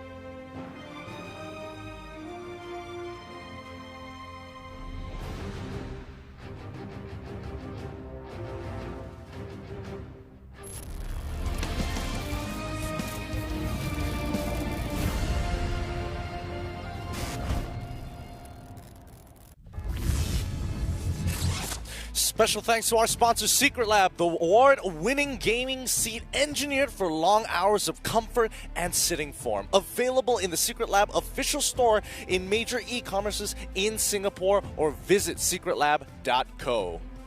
How's everybody doing? We would also like to thank PvP Esports, our partner in esports, to turn your competitive gaming dreams into reality where gaming lives. PvP Esports is Southeast Asia's one-stop platform for amateur and professional gamers alike. How do you do? Welcome back for the second series of the day. My name is Leo, joined here by Contra, Gideon Q, and Butters. We will be your broadcasters for this next matchup. It is an MPL MYSG rematch. We've seen this day in, day out. MYSG's very own Evos SG versus Todak. Butters, these two gentlemen, as soon as this match got started, right at the countdown, it's like a fire lit up in their eyes.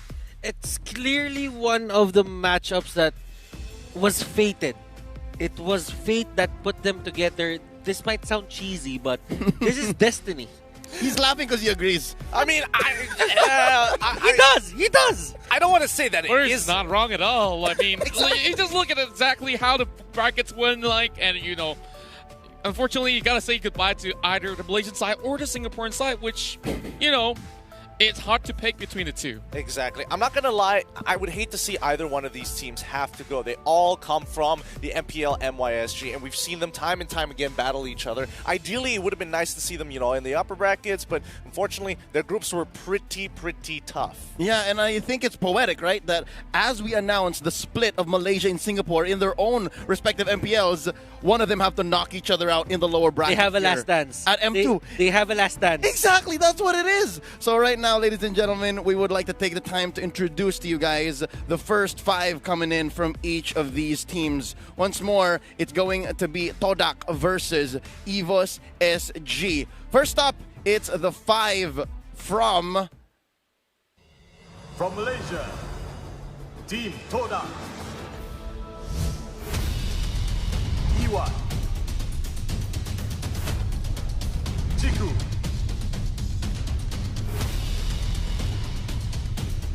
X-Ray, Stu, Vanity,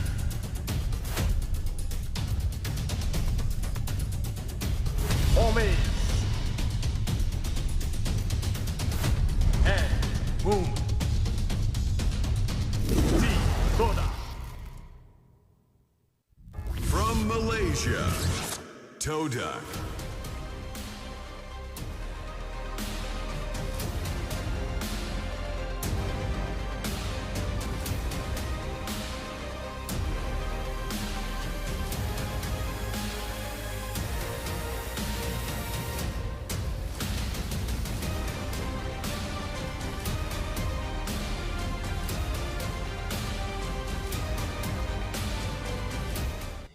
Evos SG from Singapore. Matthew,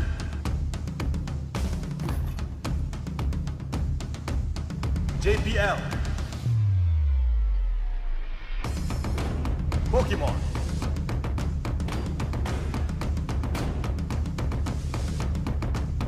Soul,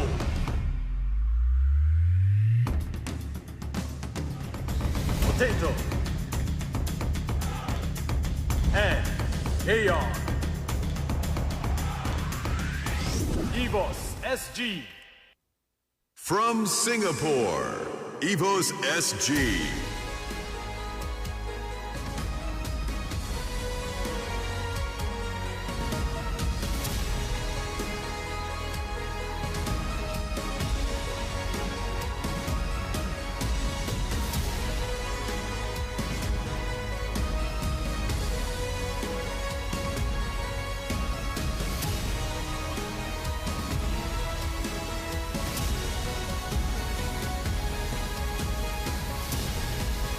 I'll do you one better. Actually, how about we introduce all members active right here at M2 for Todak and Evos SG. On screen right now, this is Christina Nang, our officiating marshal for this next best of three.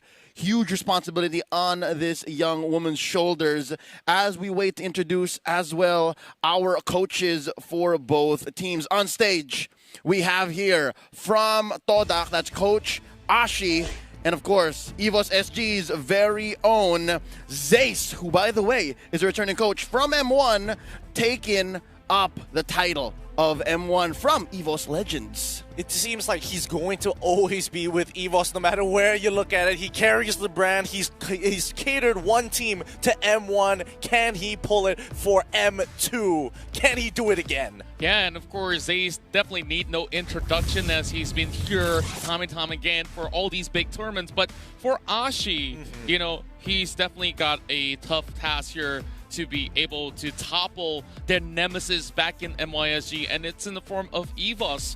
And when we look into his track record here, recently they've, of course, claimed the championship title out there and having that undefeated run. But as we talk about it, they don't really have the cleanest of plays coming in with their matches. As you know, spotty as their matches might be, one thing I can say about Coach Ashi is after being given the responsibility to build up this team, right, with the help of Manatee, and take it again to the Season 6 championship for MYSG, there's a lot on the line here, and again, there's some pride involved. Butters, how would you feel if you made a team yourself with the help of your very close friend, and y'all took him from basically ground zero up into the top of the pillar? I would feel very proud because seeing them right now, they're at the biggest stage in MLBB, and all your sacrifices, all the efforts, it worked your way.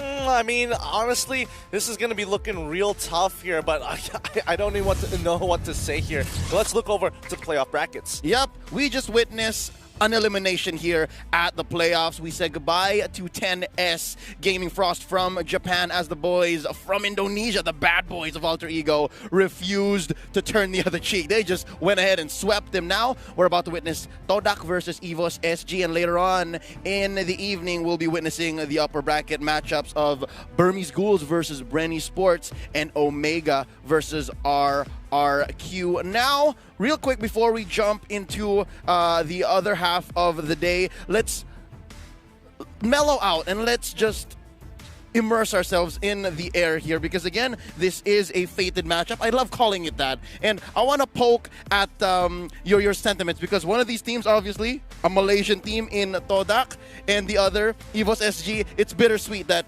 it's your country versus the country you're currently in. Gideon, how does that make you feel? Honestly, I think, honestly, to me, it's no big deal. We've been neighbors for a very long time. I think the one thing that bugs me a little bit more is the fact that Matthew is going to be the sixth man for that team. Oh, yeah. Co-caster now turned into a player. Boy, have the times changed. Definitely have changed. The last time we remember sharing a desk with him, and now he's really doing every single work in the backstage, of course, motivating his players to be getting that trophy back at it for Evos. But when we look into towards the side of Todak, of course, there's a lot to talk about because we've seen Stu as well as X-Ray interchangeable in their roles. Oh, yeah. And I think that's one of the things that allowed for the groups to be a little more interesting. Because, again, we're most often expecting X-Ray to be in that role. But since Stu had a few games himself, now in the playoffs, we can expect for them to ride this wave, being the swordfishes that they are now.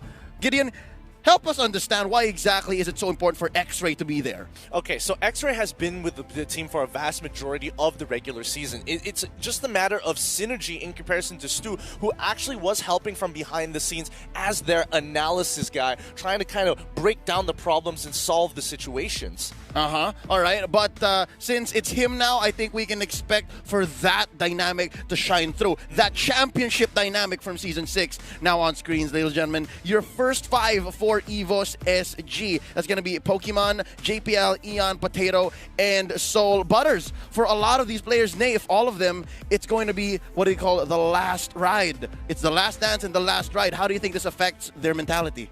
They're more, I'm not going to say pressured. They're more determined.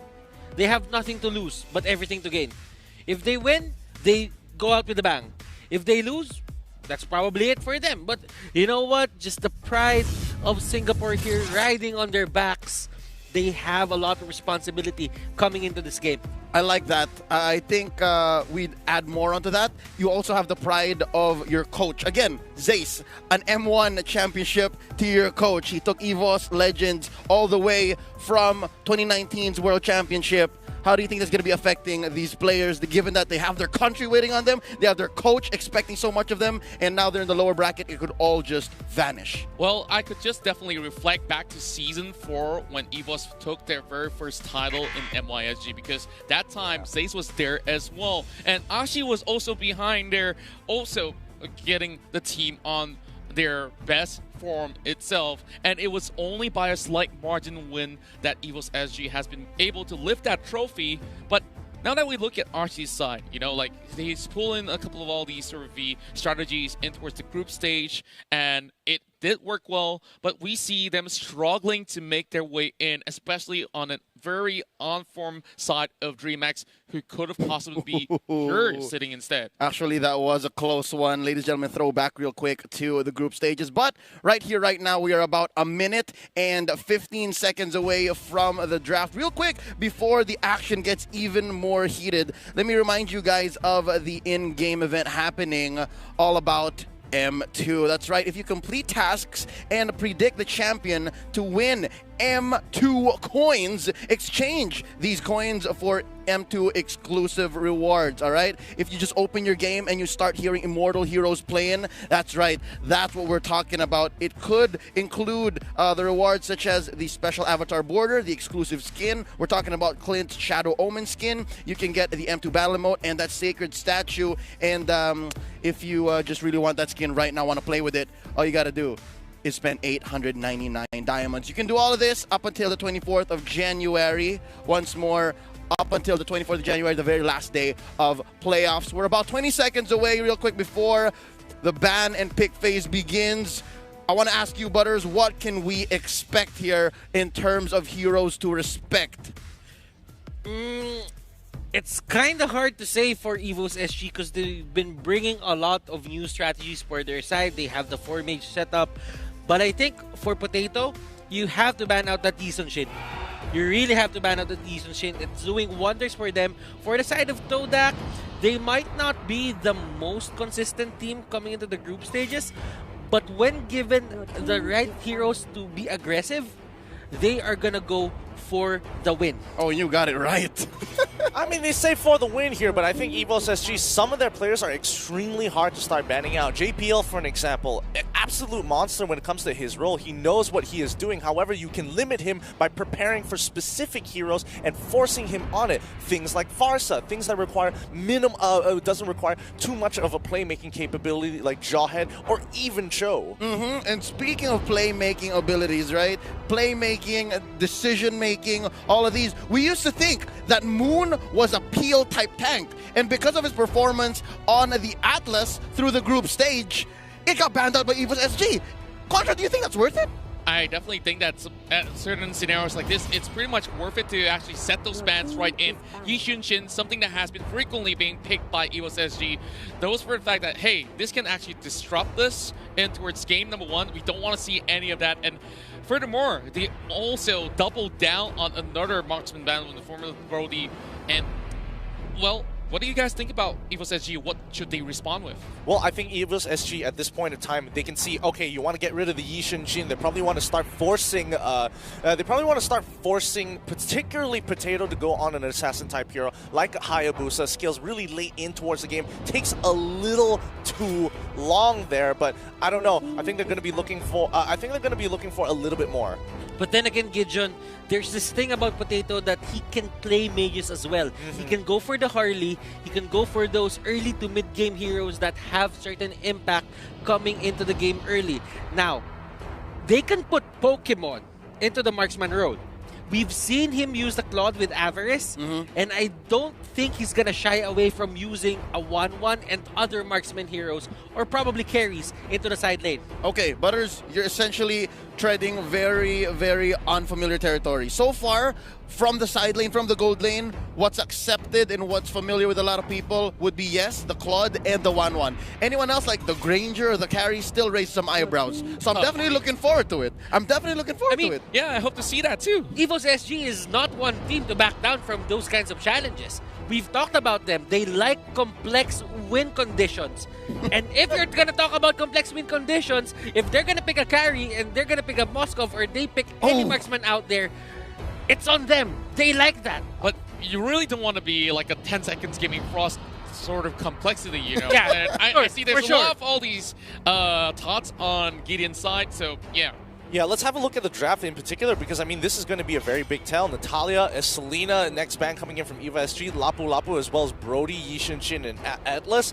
I mean, as you can tell, Jawhead is out in the open. Matilda's out in the open. Esmeralda is out in the open. Benedetta even. Yeah. All right, so essentially what this draft said for the first part, 3 bands saying it's not about what we don't want to see. It's about what we want to take out so we can actually play well.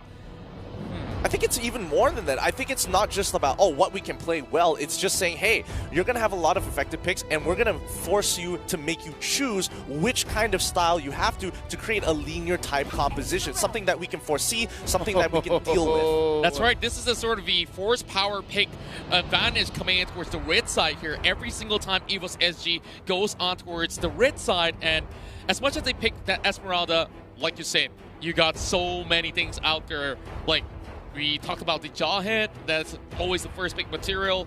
Benedetta, even Yuzong, you name it, it's all available. Essentially what these two teams are doing is they're playing with fire, right? Like they don't mind aiming bazookas at each other. That's what's going to happen in this game so far. Absolutely, and I'm expecting Evos SG to pick a Cho.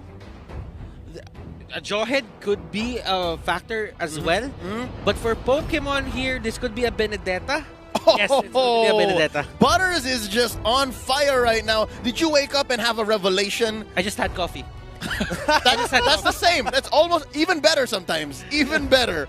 Oh, I definitely understand the feeling here. And yeah, I think I was leaning a little bit more towards Jawhead instead of the Cho, mainly because, again, both are unideal when you're up against an Esmeralda, of all things. I mean, she steals away your shields, Shimpo, smart missiles, both pretty much ineffective against her. But now Todak has going to get her the 2 picks for themselves. No Lapu Lapu, which means for Maze might actually be able to get Yuzong on his side. Or arguably, Todak could even lock in the Matilda as well as the Yuzong, both synergizing very nicely with each other. Yeah, great that you point that out because we did not really talk too much about the Matilda in that sort of sense, but they are instead going in for the Hayabusa as Formaze confidently locks it in with that Sylvana. It's a very different side that we're seeing here from Todak. You know what? I get it though. This is fine. This is safe and all because if ever, this Sylvana is a flex pick, right? Like it could go on Moon, it could go on E1, although we haven't seen it from E1 as much, but this Hayabusa definitely is for Chiku. This is definitely for Chiku. Something that might still show up, I'm guessing since X-Ray already has the Esmeralda, is maybe, just maybe, Beleric makes a coming. I'm getting a bit of a thing here for the side of Todak that they have the Esmeralda and the Hayabusa. So that means their spike is gonna come by the time we hit mid-game. So I think for Todak, they're probably aiming to go for a Farsa. And if they go for a carry, they go for a carry. What did I just say? Unfamiliar territory. No, this is definitely understandable. You don't want to play Claude into the Esmeralda. It's just the classic old counter builds since Esmeralda has come out, making Claude pretty much useless when the Blazing Duet comes out. So carry your next best option. And I think, you know, Todak doing some really good drafting. They said, hey, instead of taking a Matilda, we're going to be taking a Sylvana. High pick potential. And that poses the question to Evos SG. If you pick Matilda now and let your carry options don't go through, we can start banning them out in the second phase. Yeah, I really do like the idea that's coming into play, relying back to this very old school power pick.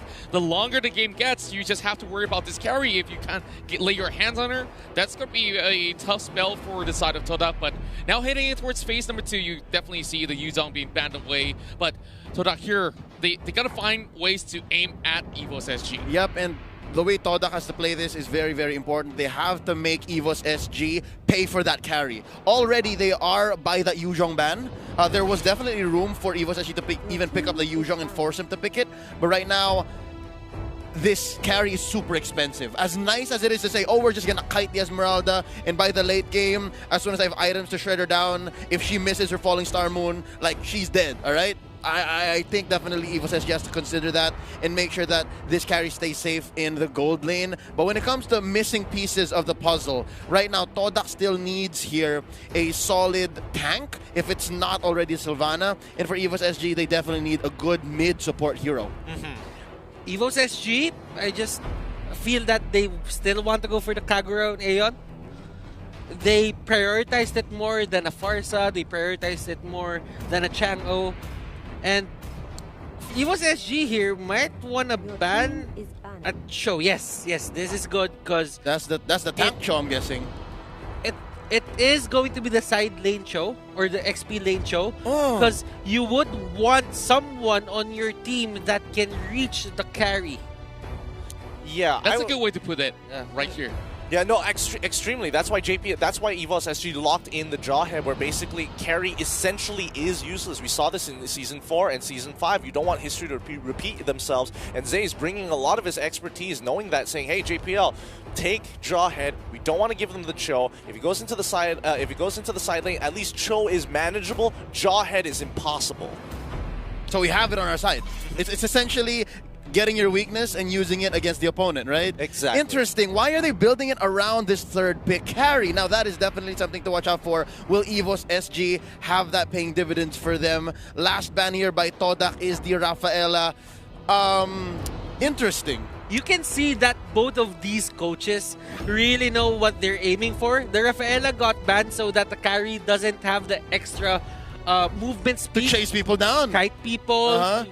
You know, just escape from the clutches here of probably the Hayabusa or the Esmeralda. Now, they're really just playing with each other's draft. They're not going for that same template where you just ban the strong heroes of the meta. Yeah, and I'm not just banning out the strong heroes of the meta. It's more of just like attacking them. It's like in chess when you're forking your opponent. You have to make them choose one or the other. You're going to threaten their position and look to build up on your own. And honestly, I think Todak may have made a little bit of a... Okay, this might be a bit out there, but I don't think Rafaela in any of these situations is going to be relevant, especially when Matilda was on the table, which is more effective for Evos SG's side with Hayabusa on their team. Yeah, it's dashes, it's shields. I guess Matilda was an overall better answer. I'm not sure what Coach Ashi was thinking, but right now, that's going to be the Tigreal locked in. Oh, that's an E1 special. Yeah, but I'm honestly not a big fan of the Tigreal as much as they are very comfortable with SR pick. Now, the reason why they actually banned out the Atlas is for this to appear, and they have been familiar in dealing with that Tigreal much earlier on. And the win rates for Tigreal is a little bit concerning, if you ask me. I mean, not just that. I mean, like, at the end of the day, E1 was going to get a hard tank, and they could have picked the Tigreal so much earlier into their draft if they wanted to, and I think Evos was expecting something along the line. So you have to give credit to both coaches, really experienced in their draft. I still don't agree with the Rafaela because they could have easily just banned out the Matilda and said, hey, we're still going to get the Tigreal at the end of the day. Wait! These two teams are actually just one-upping each other, all right? This is essentially Ashi and Zace playing a game of chess with a boxing match next to it. I actually have an explanation of what Gideon said. Like, a lot of heroes were open when we reached the first pick phase. Then you kind of get lost in the pool of heroes that you just want to keep on picking those strong heroes that you like. Yeah. Then you just lose sight of the structure of your draft. Yeah, and the fact that, again, Contra said it already, and of course, Gideon, it could have come in earlier, the Tigreal, they didn't mind. But the fact that I think Evos SG trapped them into the Tigreal just makes... There were a lot of strong heroes. Yeah, Evos SG kind of won this draft, I gotta say. Despite it being super risky having two marksmen. Yeah, and I just love how they are just stacking all these picks all the way through, and now we got hard picks all locked in. We're going towards game 1 in this best of 3. Well, I would say that no draft is too particularly favored here. There's definitely, it's going to come down to execution because both drafts want to do the exact same thing. They want to scale towards the late game, and essentially they have a 50-50 on either side. It's who can pull it off better. I agree. They don't have this template that they have the stronger heroes. It's just that we want to play these heroes and we want to fight as early as possible. Yeah, and then now we've already seen a little bit of the stickers coming out from Todak's side, just giving a little bit of a respect towards Evos, knowing that this is other side's last run, but the Bethesda already suffering a couple of these blows and now being pinned out against the wall, so still level 1, hasn't really received much of an EXP. I think he's been harassed quite a bit, but now Aeon wants to do the exact same thing towards that mid side. Purple buff is going to be contested for a little bit here. The Cosmic Langs just the way to stop, but Aeon might get caught out. He dashes back in towards his team, and now this could be the response that they're looking for. Moon on the run, Smart Missiles not going to connect just yet as Formaze manages to clear the buff in time. Shodo playing with fire, but he will be able to make it out alive, and yeah, things still looking to be on the clear. Both sides just challenging each other, trying to open up some possibilities, and well, Butters, I can see it. As we're seeing here, a lot of these teams take the silence very seriously. They have different takes on it. If they put a marksman there, some put tanks to go with them, to take care of them, and some don't. Looks like the dive might occur here on this side. Chiku has been pressured. E1 as well, taking quite a bit. Formaze needs to try and defend this, but he is the Hayabusa. He can't afford to be wasting his time down on bot side for too long. Evos, they call it off. And great moves coming across the map.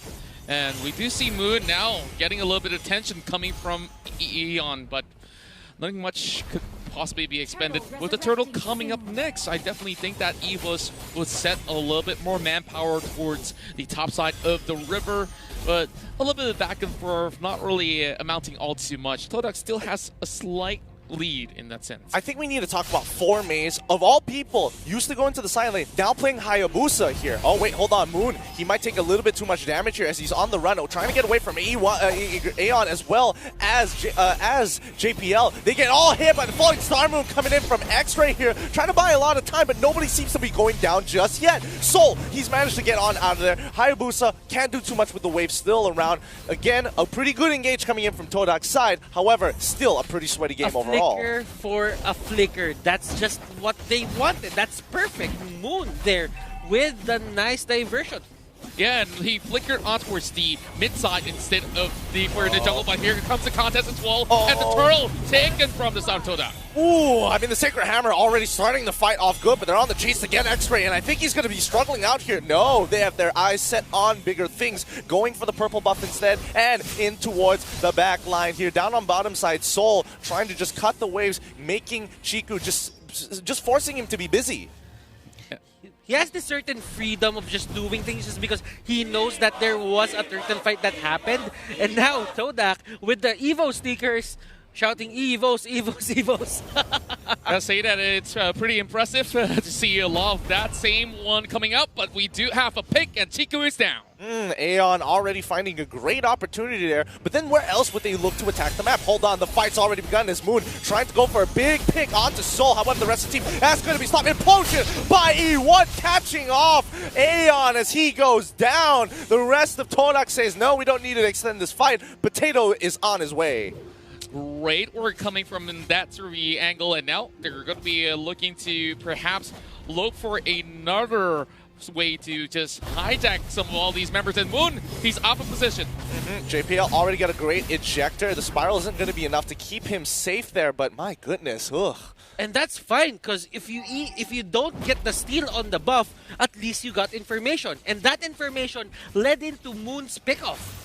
I mean, it's not even just about the pickoffs at this point. Like, where do they want a macro here? As they go up and towards the top side, they've already got the OK Shadow Kill onto Pokemon. Could this initiate a dive? Oh, perhaps so, and we can already see more members from inside of Evos SG now hunting out for Formaze. He's already read the book. He knows that they're coming, and with that, JPL is already in prime position. He spots out Formaze, but he goes in, ejects him all the way back, and Aeon tries to go for it, but oh boy, just tricking them all. Oh, wait, hold on. The back flank X-Ray falling. Star Moon on top of Aeon. He's still alive, but they got their eyes set onto JPL. They need to finish off their targets. JPL taking a large amount of damage from the shields coming in from X-Rays. The rest of the team rotates up. Nobody dies just yet after one of the biggest flanks we've seen thus far. Soul, wait, hold on. Soul, he's trying to make the play to turn this around. He's getting calling Pokemon, but he's already with a final blow. Can he take them out? No, he cannot. He is done. tired, but he has pushed them away. He protected the objectives, and I think that's what Seoul was aiming for. They weren't really in prime position because the Hayabusa wasn't there. And right now for Evos SG, they will feed it to Potato. Just a well-coordinated choreography right here. And you can see the way that they have timed it to perfection. They absolutely avoided all that lethality coming in from the side of Todak. But now they're collapsing on top of Evos. Oh, X-Ray has been ejected all the way onto the other side towards the River Crab. E1, no way to really defend him. The OK Shadow kill has been expanded. And I think, you know, this game has been just an act of like, you use your ultimate, I look to dive you under turret. They're forcing the 1-1 here, or Pokemon, to have a bit of a dilemma in between farming or going for the fight. While Chiku, he's been just farming all the time. He even got the bottom turret. Yeah, indeed, he's trying to get himself way ahead in terms of levels so that he could set up for future fights instead. But you can definitely see that Evos' side, they're so objective driven that they've already opened up the top side. They've already got the turtle after that push and pull, and now Moon's looking to actually go in for the catch against Aeon, but JPL, he's coming from the back. I mean, E1, he's just stopping JPL in his tracks. He's not going to let him make the play. And considering that JPL here really wants to go for those ejectors, but hold that thought right now. They're having a fight. Blazing Duet coming through on towards Aeon. He finds that one pin, but Potato is going to be the next to fall off the OK Shadow kill. Quad Shadows to pull him back. Pokemon does get the Corrosive Scythe in middle of the fight. JPL, he's holding it out. Formaze, the next to fall with the help of Soul and Pokemon. They've traded 1 for 2. It's not looking good. Yeah, and of course, it definitely backfired on that sort of attempt, and now Todak definitely pulled back their favor, and they're not looking too far off in terms of goal differentials. We'll be looking at some of the itemizations coming in towards this 7.5 minutes. I think that would be really good, just to kind of get an idea of where, where the power spikes are coming from. Looking at it, Potato is almost up with his Endless Battle. That will give him the certain amount of duel that he needs. Moon has the concentrated energy up for him, and Chiku has the Demon Hunter Sword and the Golden Staff 7 minutes into the game. Whoa, that's big. That's some big item power spikes, but it looks like the fight might occur right around Turtle's side. The Circle Eagle trying to get E1 out of position. They're trying to take him out, but it's tough. Turtle has been slain as they pull on backwards. That's going to be Bloodlust Axe, as well as the Endless Battle on Soul and Potato respectively. Aeon still trying to look to make the play here, and there we go. Boy. It's huge. Chiku in the back line with a Blazing Duet. He managed to stack up that Art of Thievery all the way full, and now Pokemon has to try and look for a return kill. They don't find any. And you just look at how Todak also puts enough pressure to be able to open things further. They're already going for tier 2. They always have this move that they always take the better part of the trade. Evos SG, yes, they're reacting, but I feel in a sense they're overreacting because they're leaving some of their lanes. I think more importantly, it's just the priority of the targets. Like, E1 is getting hard to kill, and now the ejector coming onto Soul throws back the wrong target. A little unfortunate indeed, but it looks like X-Ray managed to have enough distance. Pokemon getting out of that Divine Justice. Thank goodness, because it would have been bad if you got caught out. E1 and Sacred Hammer right on top of JPL, but the fight again, nobody really wants to commit to this full engagement. No one is willing to take the risk. And of course, you'll be looking towards the side of Evos. Oh my goodness, it's a big ejector flipping X-Ray over, but it will be a full fist spiker enters the mid side. Circling Eagle will be crashing in towards the middle, but 3 members go down for Evos. Yep, that's a huge loss. These two teams know each other really well. It's like they're reading a book. Evos SG knows where Todak is coming from, while Todak can just pinpoint where Evos SG is.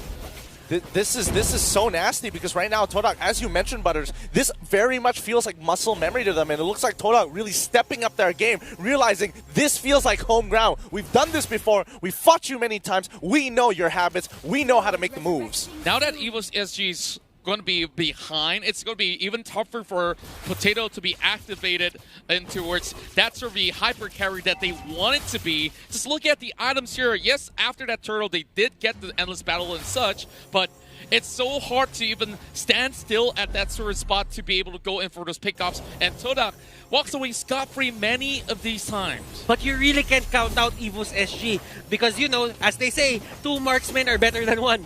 As they say. That's true. I mean, I'm not gonna lie. That is good advice for a lot of people. But coming here 4K behind, like, how are they gonna catch up from this? Pokemon, he's going to start not really gonna start, but he's gonna poke him out a little bit. Well, speaking of pokes here, there's going to be a little bit of tickle towards the Lord. Formate's already tanking many of the hits, as Soul has already scouted out that they are on a push and pull, as they have baited the rest of the Tigers here into perhaps a den that they have already set up as a bait. Very reactive here, Evos SG. They're being forced to just go to where Todak is, and look at this! Oh no, they've already caught him out. The Blazing Duet once again off of the combination of the implosion, but it's not going to be on the final. Falling Star Move catches 4 people. Paquito, he's just trying to bail out of there. Aeon, he needs to pull them back in. Todak, they find another 2-for-1 trade. And we are hearing the players screaming at the back. They're really hyped for this, and they really just want to get the win. The Lord is now open for Todak, and I think this is going to be uncontested. The Malaysian side definitely ecstatic about this news, as you can definitely see they are in the driver's seat right now, and they are forcing the side of Evos SG to go a lot more defensive on that Benedetta. Yeah, I don't think they have a choice anymore. I think they've lost so many trades. It's 7K ahead, and now, JPL tries to go in, but it gets hit by the Blazing Duet as well as the Imperial Justice. No options. I can literally hear Chiku shouting in the background. They are very happy with the position that they are in. That was a tank, by the way. That was a jawhead tank. Oh my goodness, the damage output from Chico is just way too high. Wait, let's see his oh my goodness, you're absolutely right. He isn't itemizing towards it. He's trying to get a little bit greedy here. Yeah, I feel like this is definitely going to bite them even much further here. But X-Ray, they're just moving right past this hurts. And with the Lord coming up top, they are opening the bottom side as well. Yeah, I mean, the inhibitors now being pressured by currently by Todak here. They want to get that tier 2 as well, but again, not exactly getting too much off of it just yet. No way to crack it open until the Lord shows up. But you know what? They don't, Evos SG, they don't have the wave clear as much. They only have Electro Final Blow, and that's it. Oh, the dive's being set up. Blazing Duet already chunking onto 4. Again, Chico is just so far ahead. Circling Eagle from Aeon may not be enough to initiate, but again, Evos members are dying one by one, and Soul trying to clear that wave, and it's not enough. Oh! What? The eye for an eye. He's making some moves, but it ain't going to be enough as he can't get the last creep here. Well done, Todak. Take game 1. What a first game. Masterful showing. They're just telling us that they know this team all so well. Oh my goodness. Amazing showing here by the Sword Fishes from Malaysia. Todak reminding us once more why they are the Season 6 champions. Wow, this dance, as much as we hyped it, did not disappoint. Indeed, and we've already seen it. The Swordfish is landing straight towards the heart of the Lions now. You can already see the signs of concern coming from the local heroes. And honestly, they haven't really committed too big of a fault in terms of drafting, but the executions itself were far from perfect. The draft, I must say, in hindsight, looked a little extra. It looked a little extra, but they won because of how well they were able to execute it prior to the game. But in-game, it looked a little too dangerous, Butters. We discussed this earlier. They just like the complex win situations. And that bit them in the end of game number 1. Well, I think it's not just about complex win conditions here, because both sides wanted to do the exact same thing. They wanted their carries to scale into the game. They wanted them to be in a position of power. And the problem is just priority on who you are targeting here, because in a lot of these situations, Esmeralda, yeah, naturally she's going to get strong. However, getting those picks and especially buying enough space for Chiku down on that bottom side really ended up hurting them a lot more, because Evos, they were targeting E1 for a large majority of these fights. Yeah, I really got to point out that he really landed those great, perfect implosions right there. And on top of that, you could easily have the Esmeralda to go in with the layers. Yep, say what you will about Tigreal being all bland, but if it works, it works. I take that back, right? Right? If it works, it works.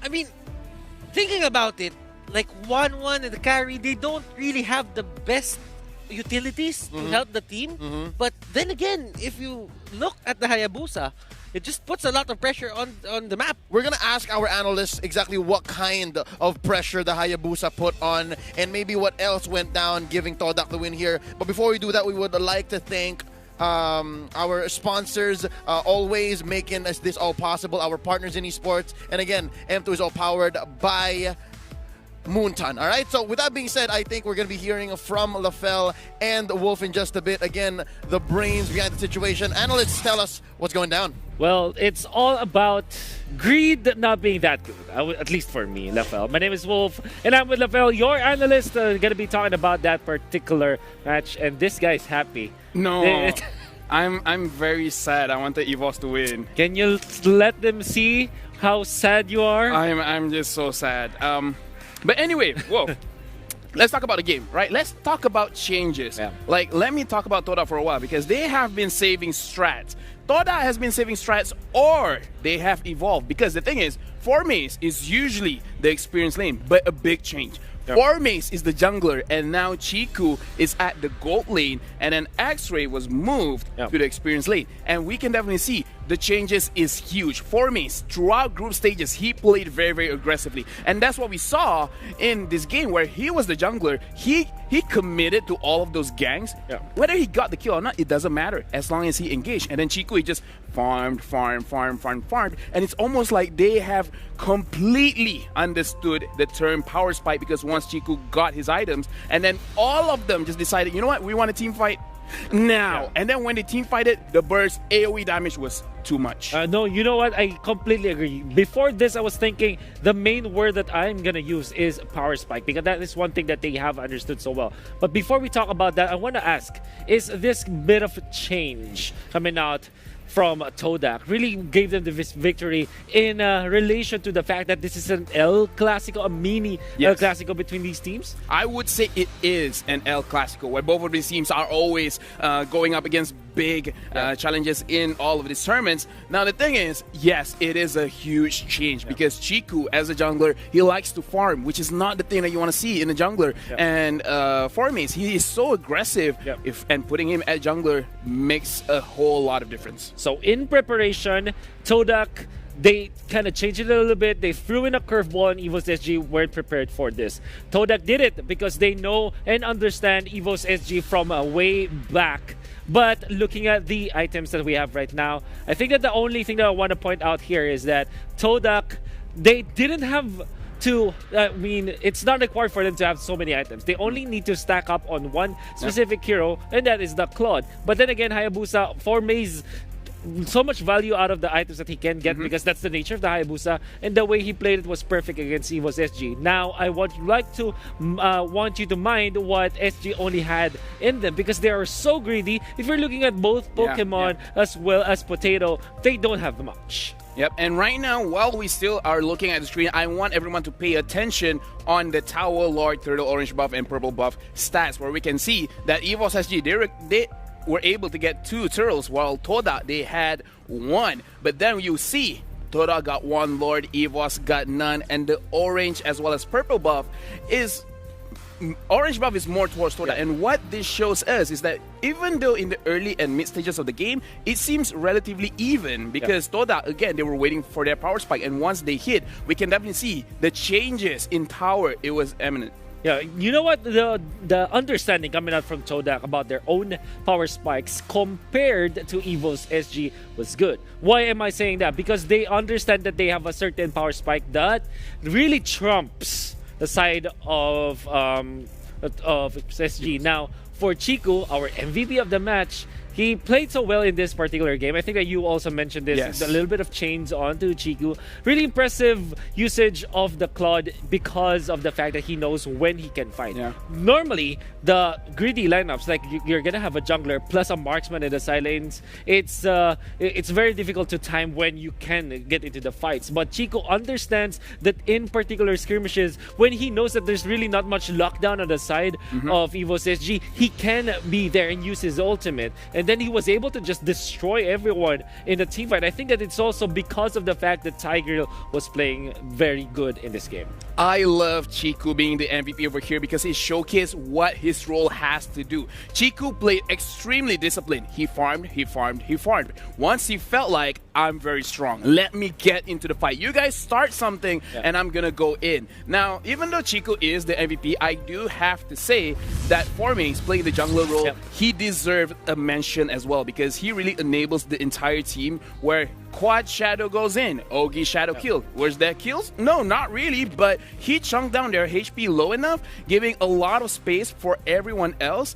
and we definitely see how that impacted the game. For sure. You know, as a closing note, Lavelle, I think that the very greedy lineup or composition coming out from Evos SG did not work because they didn't have team fight in the mid-game stages of the mid stages of the game. But in the later portions, maybe they will be stronger. Unfortunately, that was abused by Todak, and they have exposed it. That is why they have won that particular match. And and this is just the first game. This is a best of 3.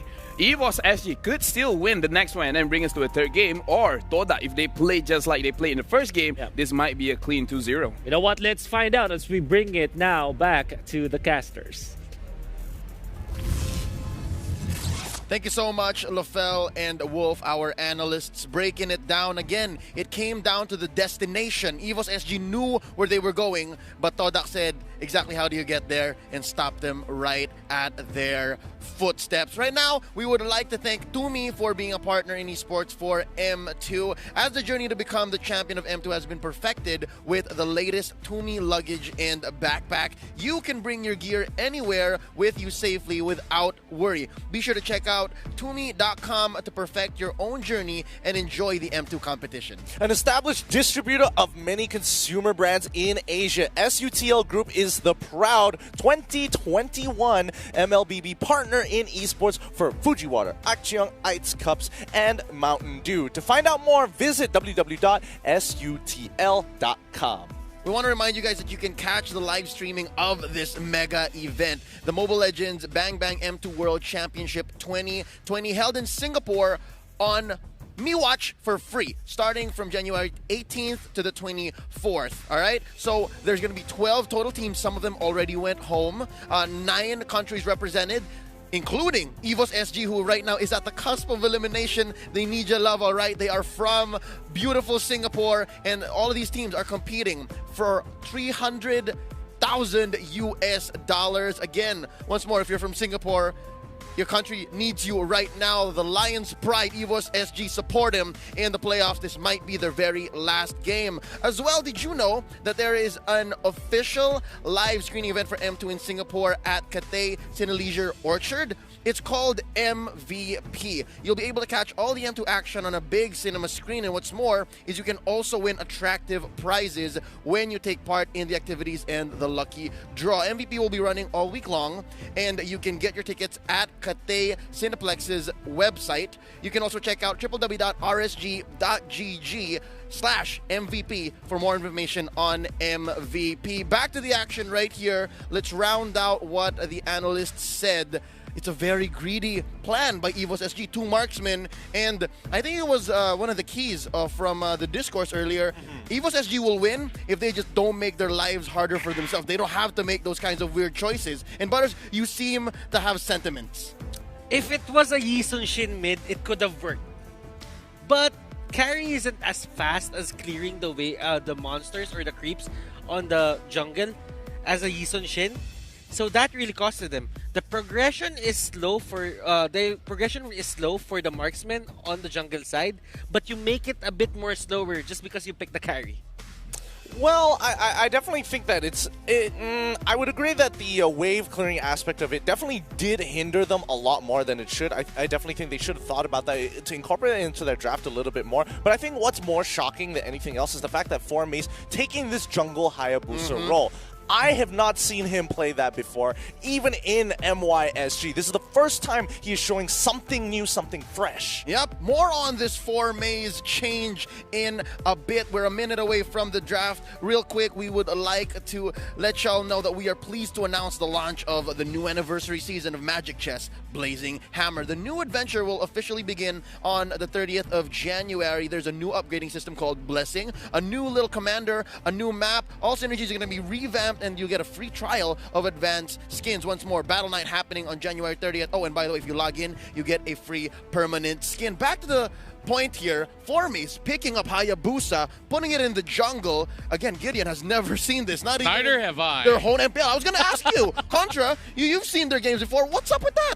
Well, I definitely think that they have plotted this for a very long time because they know this is a familiar opponent, so they have to change things up by a mile.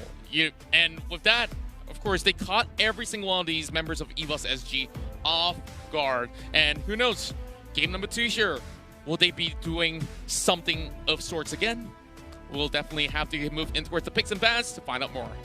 Yeah, I'm looking at the picks and bans here. I don't think too much is going to change, other than the fact that Evos is going to be on the blue side, and they're going to be starting off the bans. Atlas, out of the question. Brody for the side of Todak.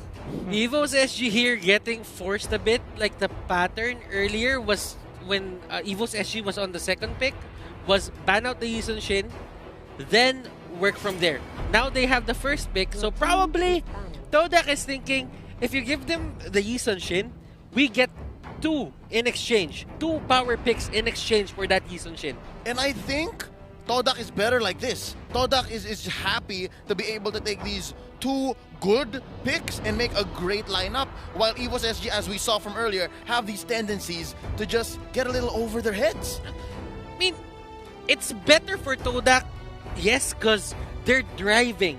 They're taking control of the drafting phase.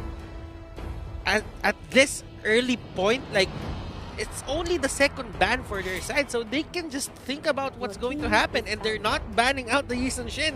They really want Evos SG to just think, we need to take it now. And I think that's kind of the problem with the red side here, where it's just you're kind of forced to be getting rid of these priority picks that you don't want to deal with, and then you have to either save the second or third to unnecessarily, what Zay's tried to do in the previous game, open everything up to see what you can grab, go up for grabs, start digging through the litter and put something together, while Todak on the other side is saying, no, we want to stick to standards, we want to make sure that we have a couple for ourselves. Yeah, and this is the equivalent of going in for a handshake and someone asks for a hug. It's just awkward. Like you're both playing on very much. You're playing on different wavelengths, and you both understand where you're going, but it's just yeah, and speaking of which, like the standard bans are finally coming right in for the side of Todak. Like they know, they expect that Yisun Shin to pop up if they don't ban it right now, and Pokemon's gonna be the one going in first, and they will opt for that Benedetta for the second time coming. Then Todak has access to the Jawhead. They can go for Cho as well. Oh, yeah. That's fair. I mean, Evos has been having high priorities on this Benedetta, and I think that's where, the predictability starts to come in here, where it's like they haven't really changed this up in a while. I mean, Sol is very comfortable on this. He has performed. He does his job very efficiently, but Todak can now say, hey, we could pick up the Jawhead for ourselves, and we don't necessarily have to fight the Benedetta. I mean, they can just go for a lap right now and just even it up. That is definitely another option that you can look at, but now that there's so many more priorities, it's better that they go in for things that is reliable, and Hayabusa has worked well. They're going to make them think once again. Okay, now, if game 1, Evos SG was the one to pull the trigger first, proverbially, right? Poetically, metaphorically speaking, now it's Todak who's saying the same thing. Like, all right, we are not going to cover our bases. We're just going to show you guys straight up what we're trying to do. And this is, again, I don't know, is there something about red side in this matchup wherein if you're on red side, you kind of just jump the gun? I don't know. Maybe this might actually work into Todak's favor. I haven't done the draft math enough to kind of get a better idea because of the patch, but with Todak's side, they're getting the Hayabusa and the Wanwan. This tells me that they want to force the situation, and they're saying, hey, it's okay. I have the Wanwan. Your Benedetta not going to get that kill pressure that you're looking for, and worst comes to worst, if you have something as strong as a Cho, as a Roger, that's fine. I could select the support that could defend my Wanwan if necessary. I really think that this show or this 1-1 pick, Todak was thinking that Evos SG would just pick up that show. And there's that. Plus, since the Hayabusa was picked early on, as you can see on the drafting right now, a lot of the possible junglers have been banned out already. So, it's Todak maybe just saying we don't want to miss out on the best junglers in the meta, so let's just get one right now because we won with it. Formace is good with it. Just stick with it. I guess, but another possible approach from this is maybe Coach Ashi is thinking he's reverse engineering the whole draft. It's possible. It's possible. Because what he's gonna do here is, okay, here's the damage, here's the end game, and then it's all about just making my day. Just go ahead, try to break it. Contrast's face was in disbelief. Reverse engineering? Oh my, it's such a great way of putting things. Like, wow. In retrospect, I definitely agree that they are breaking things apart and showing you, okay, these are the parts that we're going to use right now, and we're going to form something great out of it. Yeah. Exactly. I think more importantly, we just have to keep our eyes on here because again, Sylvana has been the pickup for Todak's side, which means what are they lacking from either side? Number one, they've got a couple of flex options here. So the Roger usually goes into the jungle, but considering what we've seen so far, I don't think it's too far off to think that Evos might throw him into the offlane if they deem necessary. Yep. And knowing Evos SG, they're capable. They're very capable. And if we're looking at chokes here, I think Evos SG wants to make sure that E1 doesn't have a great day. They take out the signature Tigreal. They start the whole draft off by taking out the Atlas. So they have a huge target set on Todak's tank. I might say Evos SG, I'm seeing right now, they could just pick the Kagura and it would make sense. Like, you can reach the 1-1, you can just burst out the 1-1. You don't even have to care about 1-1's innate Purify, innate Cleanse. You can just burst it. You can just burst her out. Take her out of the equation. You don't need to stun with Flame Shot. Yeah, also. Yeah, and you have enough burst for that.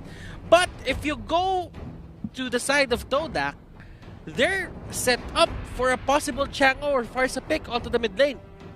Yeah, it's definitely looking very well for Farsa to come right in as well. Remember this, that we also have things like Loyi that could actually come in, but not too sure whether if that will be the most optimal choice in this way. Okay, now you mentioned Luo Yi. She is up, and I doubt Evos SG will be going ahead and banning that. Yeah, because they still have to attack other lanes.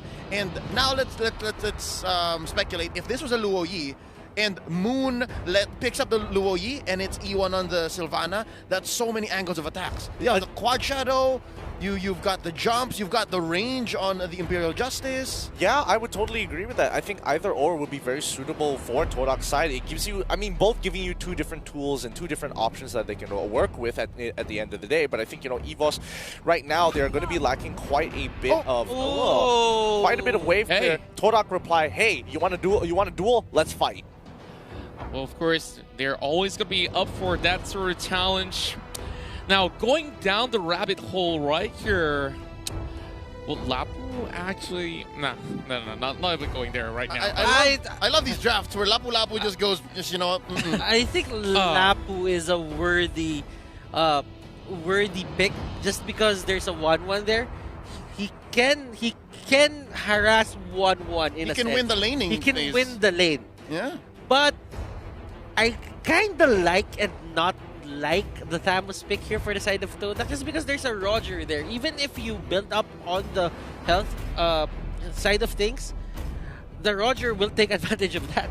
Yeah, Roger probably can kite this out, but yes, there we go. Kagura. They've been missing out the magic damage for a long time and a lot of wave clear, so they are opting to go for the Harith as well as the Kagura. Like Butters mentioned, the Kagura, very normal pick, but I was trying to figure out where do you go into the offlane at this point of time, considering that Todak, they're still missing a little bit of their own magic damage. They have the Sylvana, but she isn't going to be your dedicated magic damage dealer.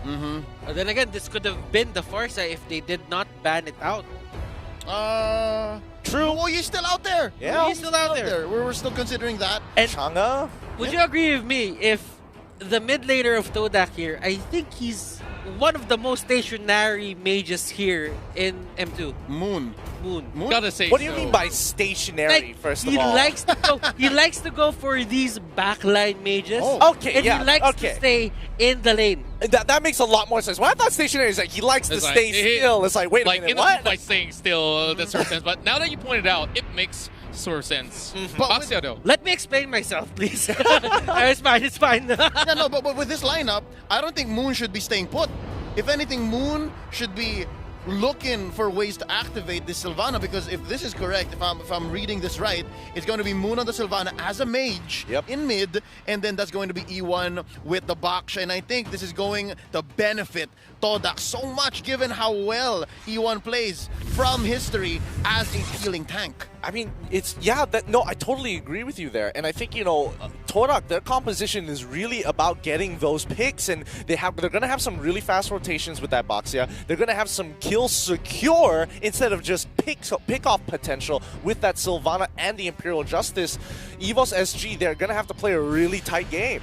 You know what? When you asked Gideon to agree with you, he was agreeing with you all the way now. He has to. He has to. He's got to be, right? He's been agreeing with you all the way. I'm contractually obligated to agree with Leo. He totally agrees. Yes, but as the game begins, let's see who else will be agreeing with us. Will it be the Singaporeans or will Malaysia sweep? Ladies and gentlemen, welcome to game number 2, Evos SG versus Todak. Thank you for the introduction, and now we're going to be seeing whether or not can Evos SG find momentum to be able to equalize before opting to find that reverse sweep opportunity with the two-man setup up top. We'll be seeing E1 receiving a little bit too much more damage, but I really do like that very, very aggressive move coming from Todak because they're already in the jungle. They want to try and be as aggressive as possible, but looking down, Todak, I mean, X-Ray, he's got to be careful. He might get caught out here. He jumps on over, but he's still, I mean, Soul could run him down, but he's not entirely sure. Oh no, he takes the risk. He picks up the rune, he gets over the wall, and that's when Soul is going to call it off. And that's probably going to cost him the regen.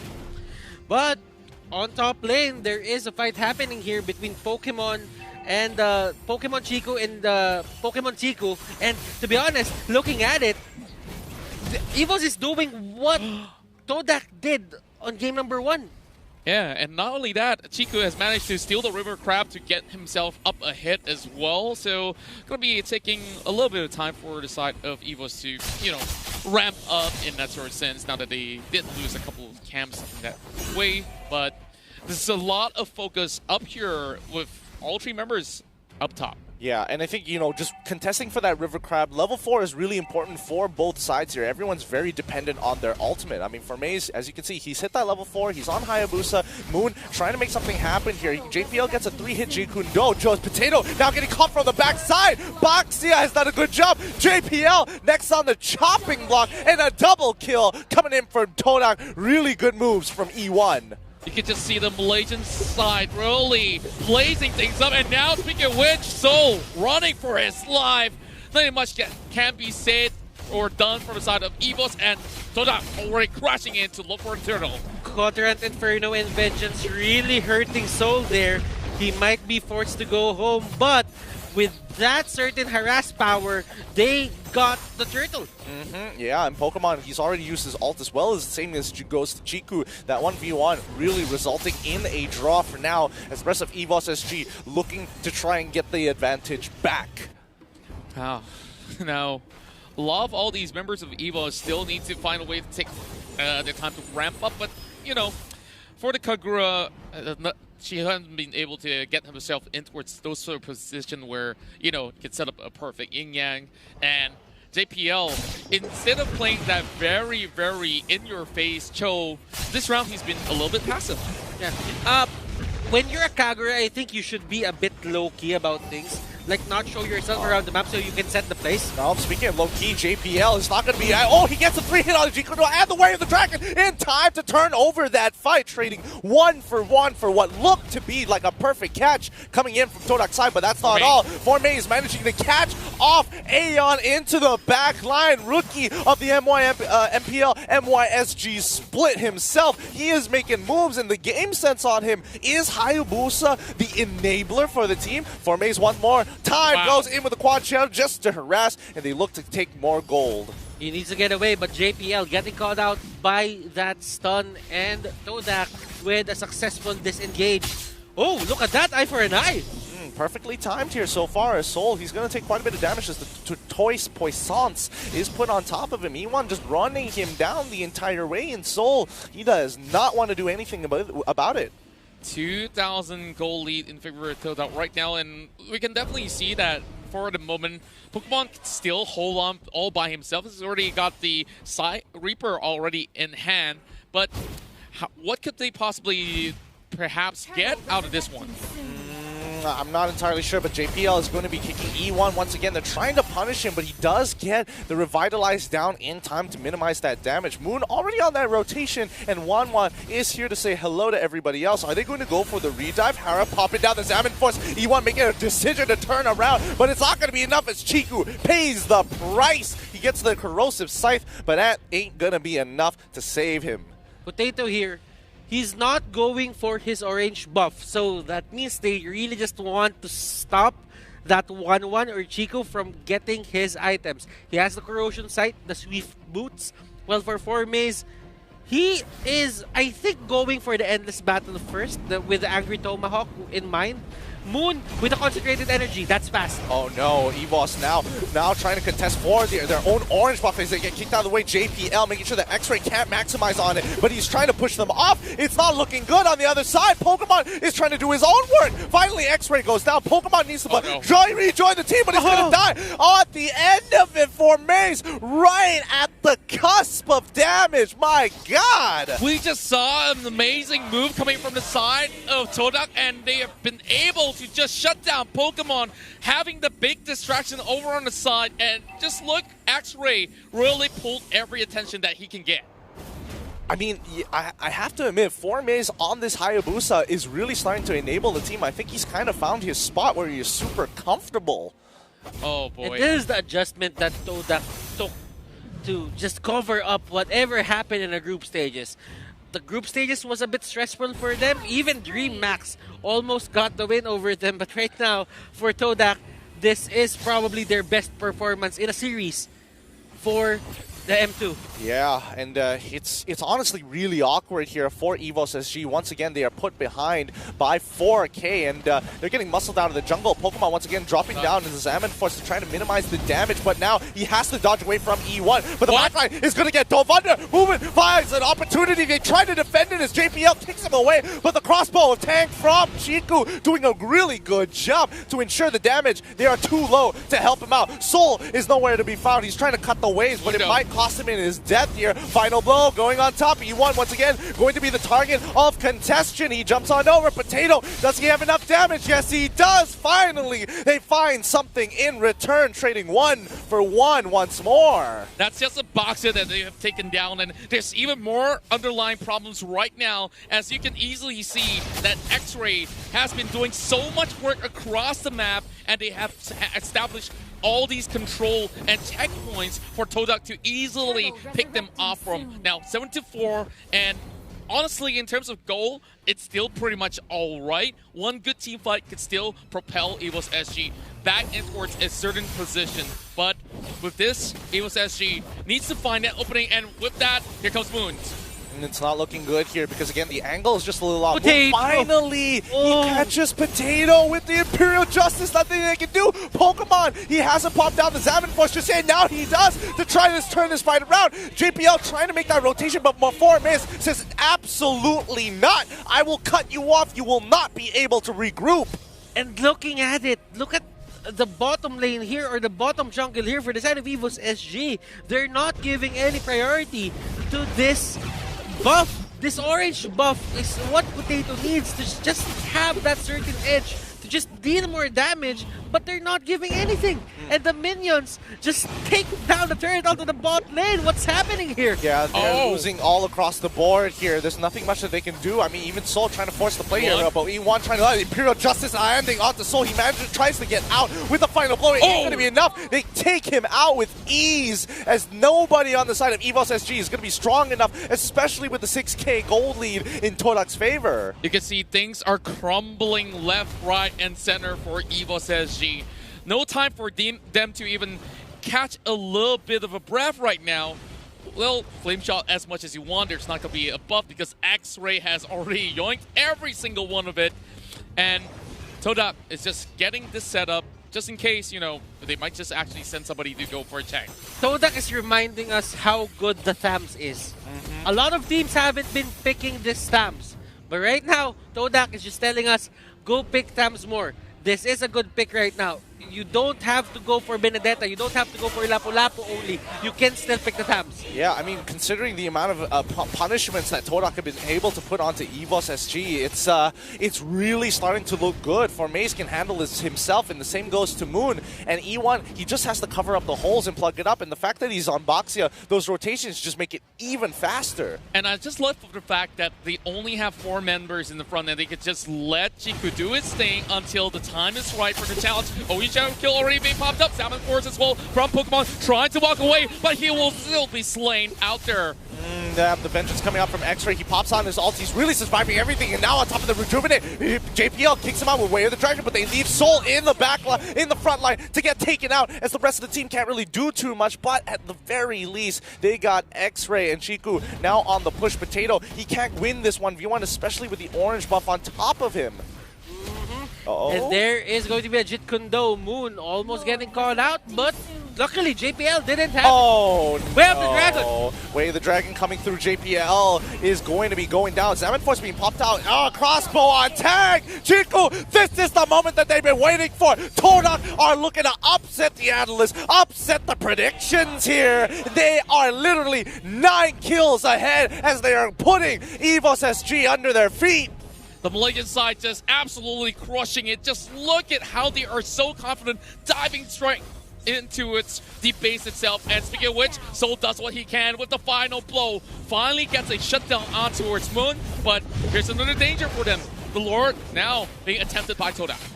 Soul trying to save their campaign right now. This is their last dance into this scene. But right now, let us see. The Lord goes to the side of Todak. Yep, and they're going to push into the fight. Oh, wait a minute. And Formez has been caught out. He goes down first. Evos look to turn the fight. They've got 3 under their belt, making it 4. And Evos SG have finally turned this around. But Chiku is still up ahead. He has his ultimate. He pops the crossbow attack. He takes out 1. He can't get a second one to try and turn this up. But no, he doesn't. He gets hit by everything else. And that is going to be all. Aeon decides to defend the base. Evos finally turn it around for a fight, but they need 2 more. Definitely a saving grace right there. They definitely have to take him out no matter what.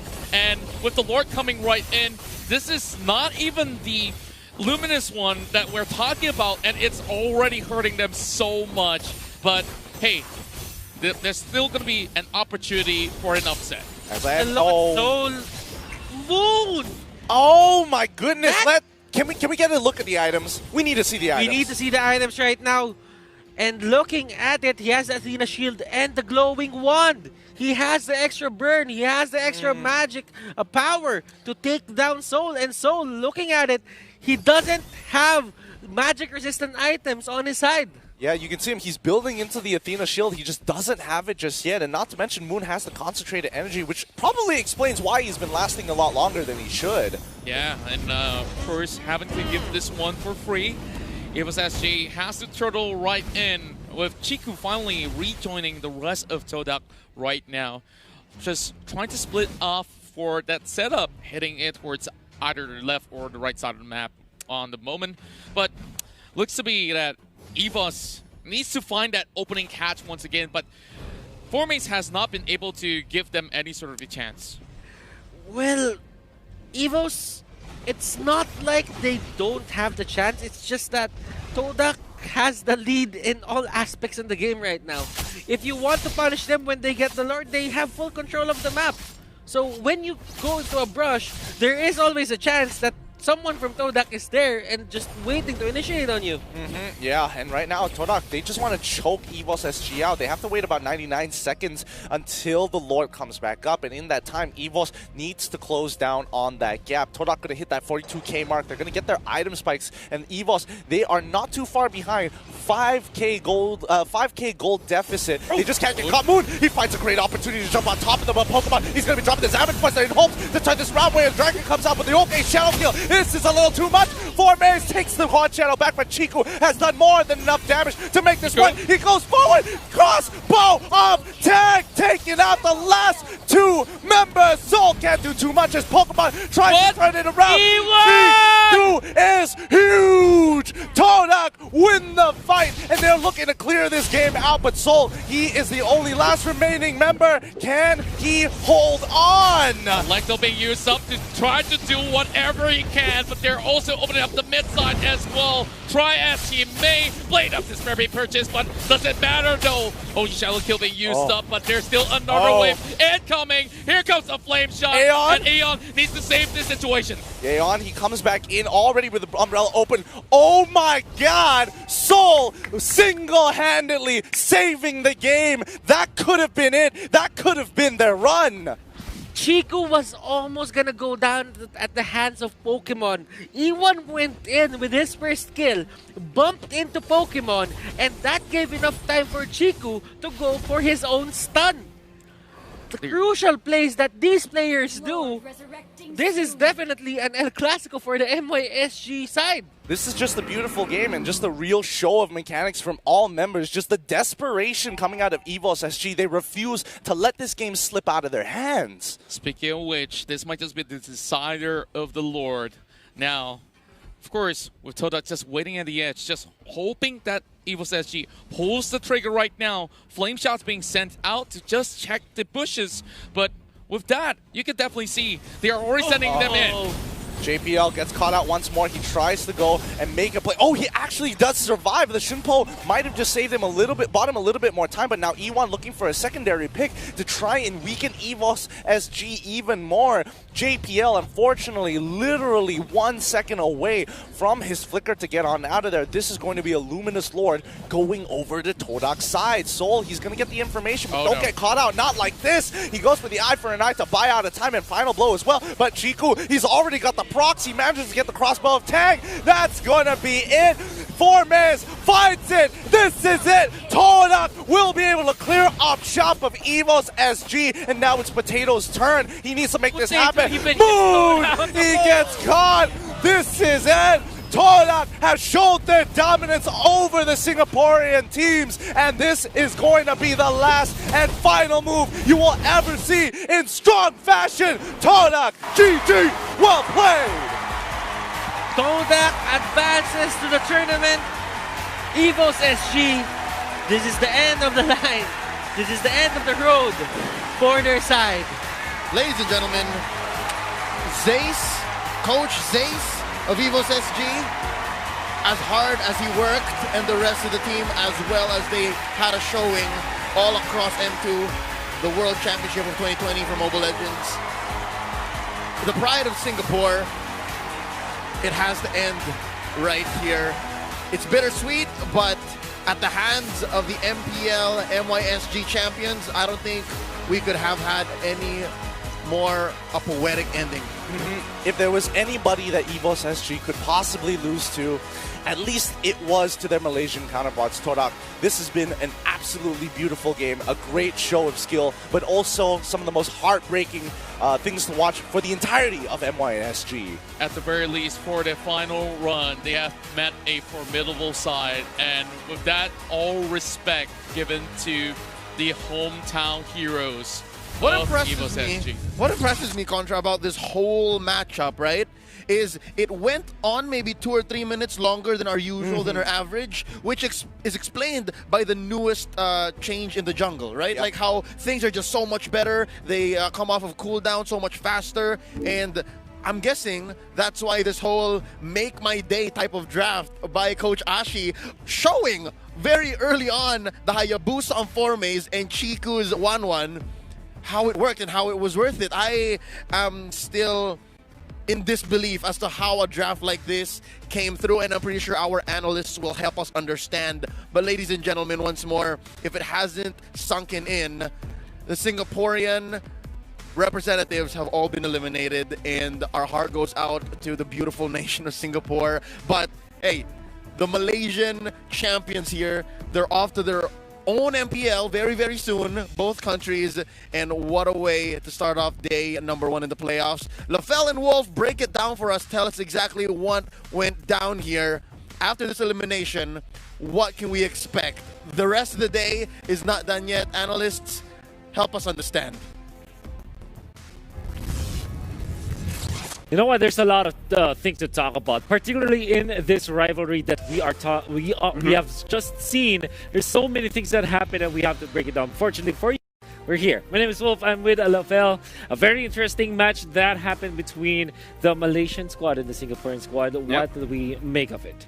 All right, so first off, I'm going to talk directly with the casters, where they did say, like, the draft from Ashi was really good, where they got a Hayabusa as well as the 1-1. And right now, we can definitely see that Team Todak, they understand completely the game that they want to play. Whereas usually we see, like, okay, people are going to take the very, very safe picks. They're going to take the tank first, and then they're going to take the off-laner first. Rarely do we see, like, okay, we want our gold lane, we want our jungler. Usually people keep that later on as more of a surprise pick or more as a counter pick. But the thing is, Team Todak, they completely understand, because they have played against Evos for so many times. So they're like, you know what, with this team, as long as we get the Hayabusa on 4 mains and Chiku, a high priority marksman like a Claude, like a 1-1, we can win the game. I think that this is off of the fact that they understand that they needed to win the lanes first before they can engage against their competition. I think that they have so much emphasis on that, because they drafted the 1-1 first after the Benedetta was picked up. This is them telling us that they wanted to win their lanes.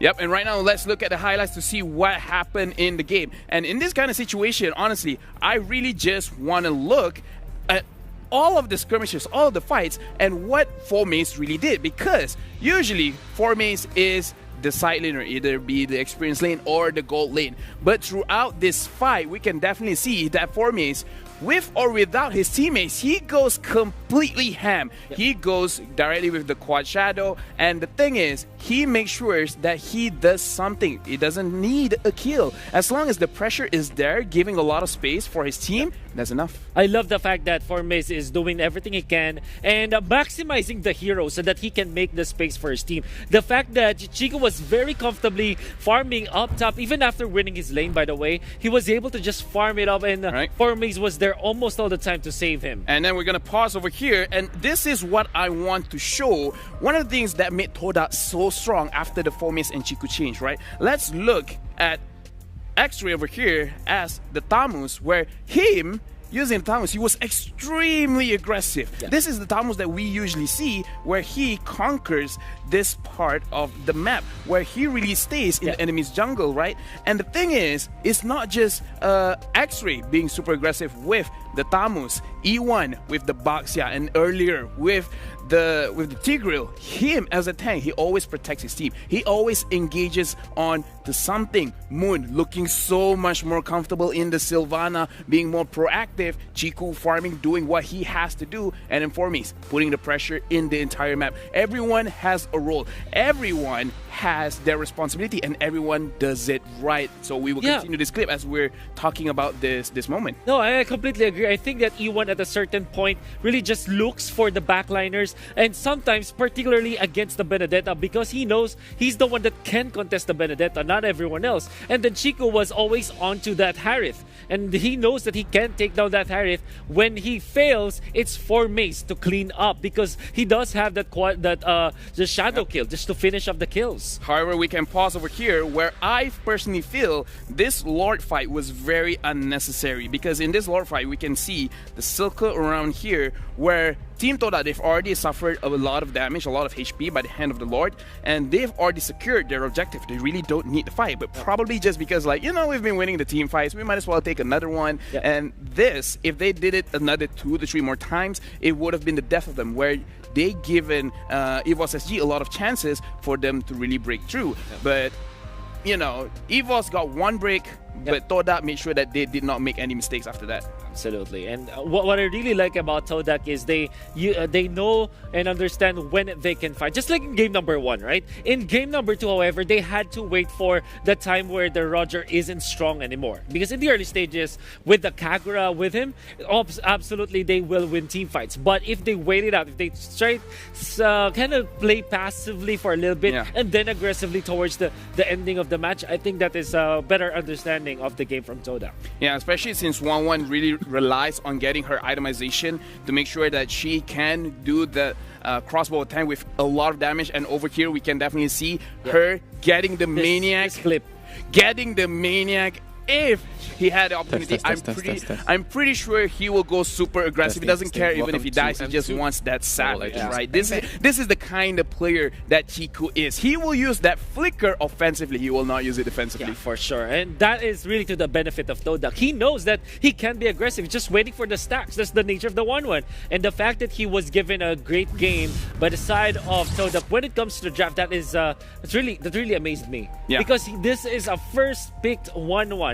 They know that the only weakness of the 1-1 is if the 1-1 loses his lane. But against the Benedetta, which kind of really was answered a little bit by Evos SG by putting the Benedetta bottom lane instead. In my opinion, I think they took the 1-1 because looking at all of the other marksmen, they're probably like, we do not have another Claude, where we can definitely see Chiku is very good in this attack speed kind of hero where it's very, very mobile. And then once they get that item, once they get their items, they want to go really, really aggressive to the front, right? And I think, you know, Chiku, you know, Ashi is like, so Chiku, hero, tell me. And I was like, 1-1. Yeah. Can the enemy use it?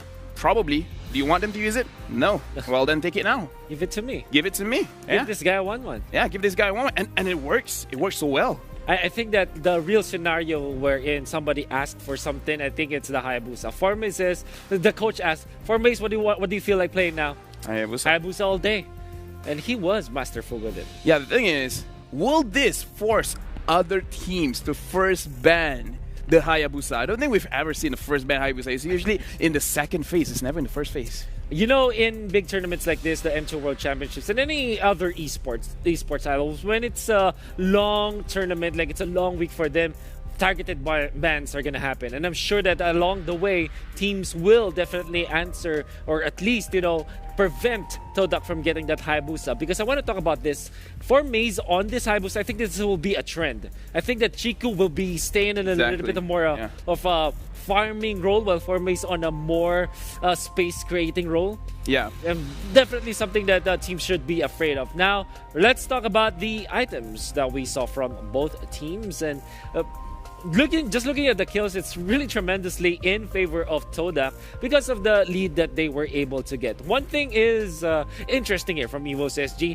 They had 2 blade armor carriers. That was the Benedetta and the Cho, which, you know, should have been great against the 1-1. But you have to take note, 1-1 have the 1-1 as well as the Hayabusa, they have invulnerabilities. Exactly. Now, the other thing that I kind of don't like about the blade armor, right? But this is my opinion. Everyone has their own opinions. But the thing is, blade armor, it reflects 25% of the damage. Now, the thing is, 1-1 has little damage in every basic attack. It's just that with the basic attack being so fast, then it scales up. But by the time that it's fast, he's up in the sky. He's not receiving any of those damage. So it's like, while he's on the ground, he will receive small damages. But look at the item. Chiku has the Demon Hunter Sword, where it has innately lifesteal. So whatever damage he receives, he just lifesteals it back.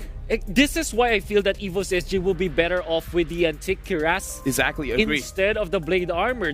Maybe just casual Dreadnought armors, it will work. But with Blade Armors against the Hayabusa with invulnerability during the shadow kill, as well as the 1-1 flying up high, not receiving any damage, that is the biggest question mark when I saw Evos SG deploy the 2 Blade Armor setup. Right, and right now we will be looking at the MVP of the game, and it will be going back to Chiku on that 1-1 again, being very, very aggressive with this marksman, flickering to the front, getting the Maniac, making sure that when he has his items, that is his responsibility. This is now Chiku's game. You guys can relax. I got my items. Let me get those kills. I love the Sea Halberd pickup coming out from 1-1. Not the most picked item for 1-1, but in this particular game where you kind of need to decrease the sustainability of your opponents through Spell Vamp or through Lifesteal, I think that made a lot of sense. Yeah, with the Baxia as well on their team, there was no sustainability from the side of Evos SG. So every time they team fight, the Baxia is there and the 1-1 is there as well. Whatever damage that they took, they will not get it back. Yeah, that is absolutely right. Man, I know that you want to say more about that. Maybe last few words about that mini El Clasico that we saw. Todak was really good. Evos was really good. But Todak, they got a structure and that structure works. And I think that we will get to hear from Todak pretty soon through our interview. So please, Lysander, take it away. Hey guys, it's Lysander. You're watching the M2 Mobile Legends BangBang Championships. I'm here with Moon from Todak, who just took out Evos SG 2-0. Heartbreaking for all Singaporeans like me, but it was a well-fought victory. If you watch, they were dominating from start to finish. Now I'm going to talk to Moon, find out just what exactly happened in that series. Hi Moon, thank you for taking the time to talk to me. What happened? Analysts were telling us 80% Evos was going to win. You guys made it look easy. Yeah, I'm not getting 2-0. away anymore. You want to tell us what you guys did different? You know, your coach is here as well. You can share a little bit insights if you want. Apa yang berlaku is mungkin Evos expect kita orang bawa meta hyper, but in the end of the day kita orang tukar plan tu and dorang tak expect benda tu, so mungkin kita orang memberikan satu kejutan lah untuk squad Evos. Okay, so what Moon said just now, we expect that Evos SG will try to counter our hyper meta, but in the end, in the final day, we decided to change our strategy to play two cores, which is Chiku will be the side lane and and Formel will be the jungler. So we think that works well with us today, and that's why we win the match. Okay. So switching our strategy to make keep catching Evos off guard. Now, there's been a little bit of a joke, but also this theory among casters that a lot of teams save strats in the groups. You don't want to reveal all your strategies in the group stages because you just want to get enough points to qualify, and then you want to save all the strategies. So, have you guys been saving strats? One of these, switching lanes is a thing. You picking up Sylvana for the first time on M2. That is saving strats. You guys got any more in your pockets?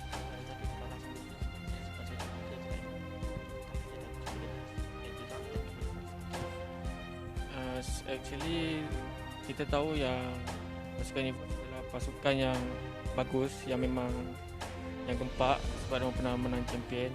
So apa yang saya nak kata is kita orang itulah kita orang memang dah all out dah tu.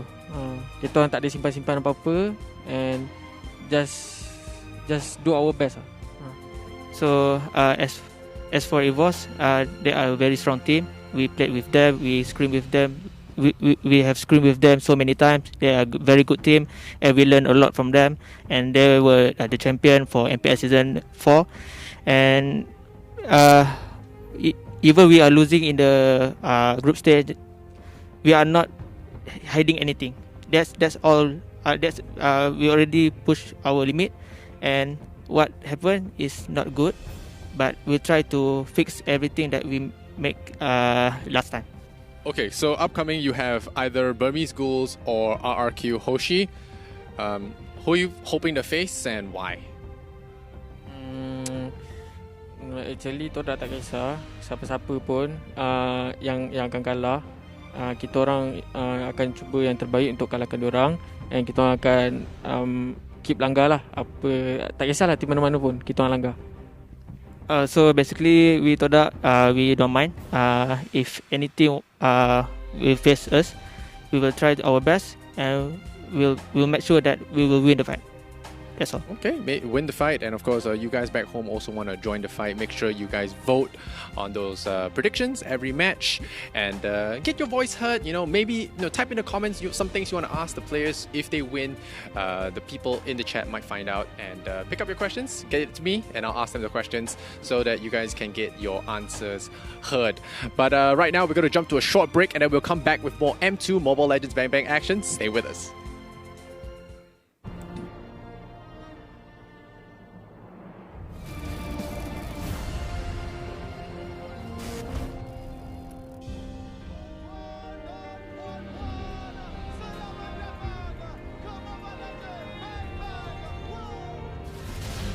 Chivalry is dead. I will revive it.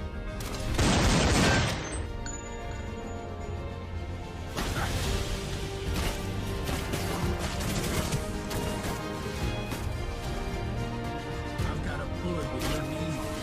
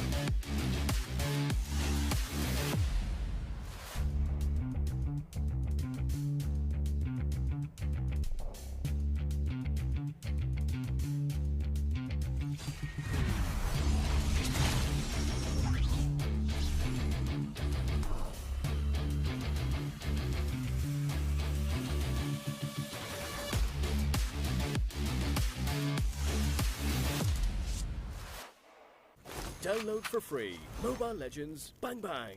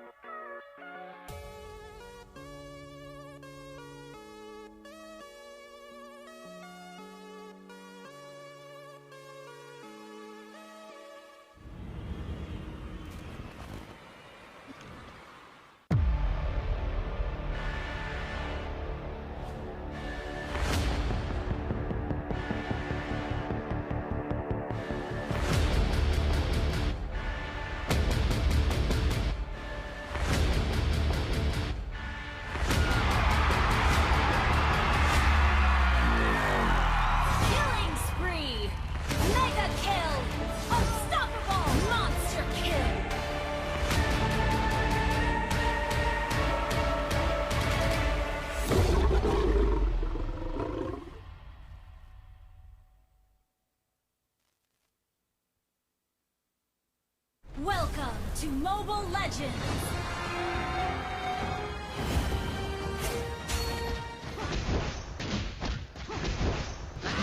Go win, go win. My chicken win. My chicken. A knockout! Victory! Huh?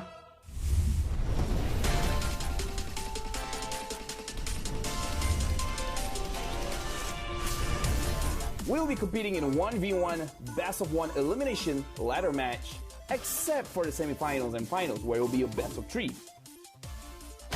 Before we start the fight, we have to talk about the rules for a bit. Both players will only be allowed to play in the mid lanes and cannot touch any other minions from other lanes. Both players cannot kill any neutral creeps except for the Little Wanderer in the river. The winner is determined by whoever gets the first 3 kills or destroys 2 mid lane towers first. With all the formalities out of the way, let's get into the game. Boom! They trade 1 for 1. Oh my goodness, a double coming in from Fenrir, but that's not gonna be enough. Ace will advance forward. Now one more kill would have done it for one shot right here, and he's looking for the jab, and he's landing those left hook. Yep, one shot will move on to our next round. Coco's already breaking in towards the tier 2, and this might just actually end the game with only a kill, and it will be Coco advancing forward to the next 1v1 with Paquito. He's only got seconds left until his ult comes back up, and he's going for the dive, and he gets another one, and that will secure the win for EJ right here, 3-0. Well, Chiku is still hoping to bait him in towards the turret range and perhaps even the score lines to 2-2, but he should have actually recalled way early on. Double KO strike plus the execute using the jab just to close the distance. The rotations are coming out faster for the side of 4 minutes. Double flurries, and he finally gets the heavy left hand with the jab. Oh my goodness, that was too close. All right, those were intense rounds, but right now we will be moving to the top 8. And now we do have Ace from Burmese Goals taking on Eunice de los Volt, and my goodness, they're already going at it by the corners of the river, and it will be a first blood for Ace. One shot going in for the full combo, but Ace still able to edge it out. The execute, such a powerful spell. This has just been an absolute game changer here in this Paquito 1v1 challenge. Ace now wins the entirety of this 1v1, and he proves to be the better Paquito. It's Brand versus Brand. We've got EJ versus Coco. Now let the dances begin. Wow, great KO strike going over on towards EJ, and EJ gets first blooded, and Coco with a great start. And they go jab for jab. Oh, the parry comes true, and EJ, he takes this one. And EJ gonna capitalize on that kill by taking the second tower and taking the game. Now we move on to the next match. Oh no, OP stopped his recall. He's getting greedy for that wave. Wow! Oh! Whoa! Whoa! My goodness! 1 HP! He was able to survive with a single turret shot. He was able to get the full combination out before he could respawn. OP, he wants a little bit more. He misses his own jab. He's got the knockout strike, but this is right under the turret. We know how these goes, and Curtsy, he's learned his lesson, destroys the turret, and he knows he has taken this game away with his life lead. This is match number 4 between Matthew and Luis. It's Evos SG taking on DMX DreamHack. Low 5 for Matthew right now. He's got parry up as well as the jab. He can't actually set up a dive. He's got the execute going, and this will be first blood headed towards Evos SG Matthew. All right, now Matthew's coming in. He's already been zoning out Luis. He took a little bit of a bad trade, but he's still a level up, and he has the item advantage. Indeed, and now it's going to be a little bit of the moves coming in. Jabs landing off with his Omlet, finishing off the member of DMX, and it seems like Evos SG will advance forward. The hero is actually really fun. I was quite surprised how fun it was. The combos and the element of surprise. So I think like even the game that lost to Curtizy, he came the brush and he just comboed me. I didn't expect it, and I think in general the hero has a lot of potential, and even for like casual viewers, I think it will just be very satisfying in general. Những pha lấy hero nên là bốn với hiện vạn lấy thì các skill với hiện nhảy chứ cái nhảy hay ta nhưng cái tập skill bọn hero nó tăng và thay change mà phải mấy chân cả còn một hay bạn ấy thấy auto bạn thì hero mình vậy này thôi sẽ đạp nhóm hero nó thêm cho chỉnh skill với lọ phòng tha bây giờ combo chơi thấy skill với lướn hay đừng combo tới stand to lại chứ. I think it's hard, yeah. I feel Paquito is a very fast-paced hero. He requires a lot of mechanics. He won't be a very simple hero for most players. Paquito has this passive where when you hit 4 bars, you'll change to a different stance. And every time you change to a different stance, your whole skill will reset. And you have to take note of the cooldowns also. So it's not very easy to just tap and play it. To find out who will be the champion, don't forget to check out our next episode of the Paquito Challenge.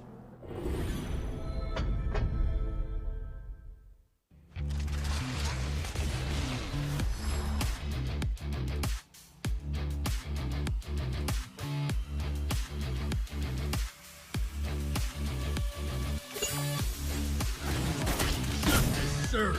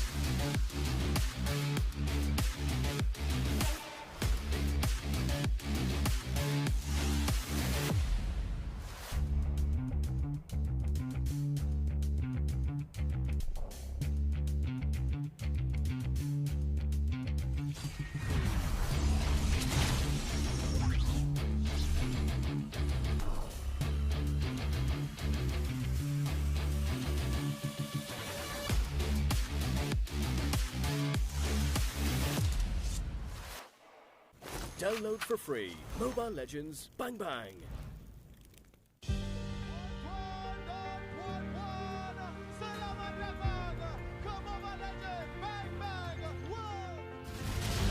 Chivalry is dead. I will revive it.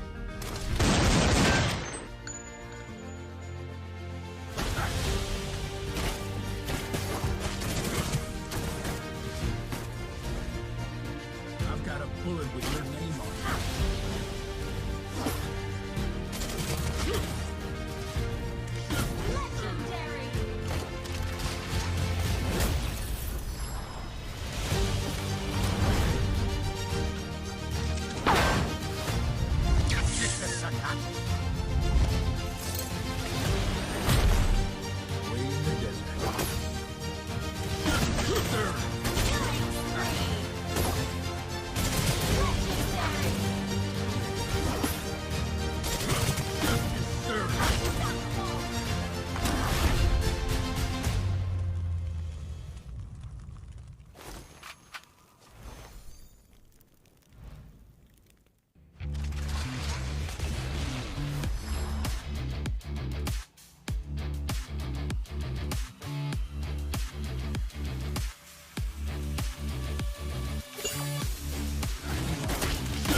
Serve.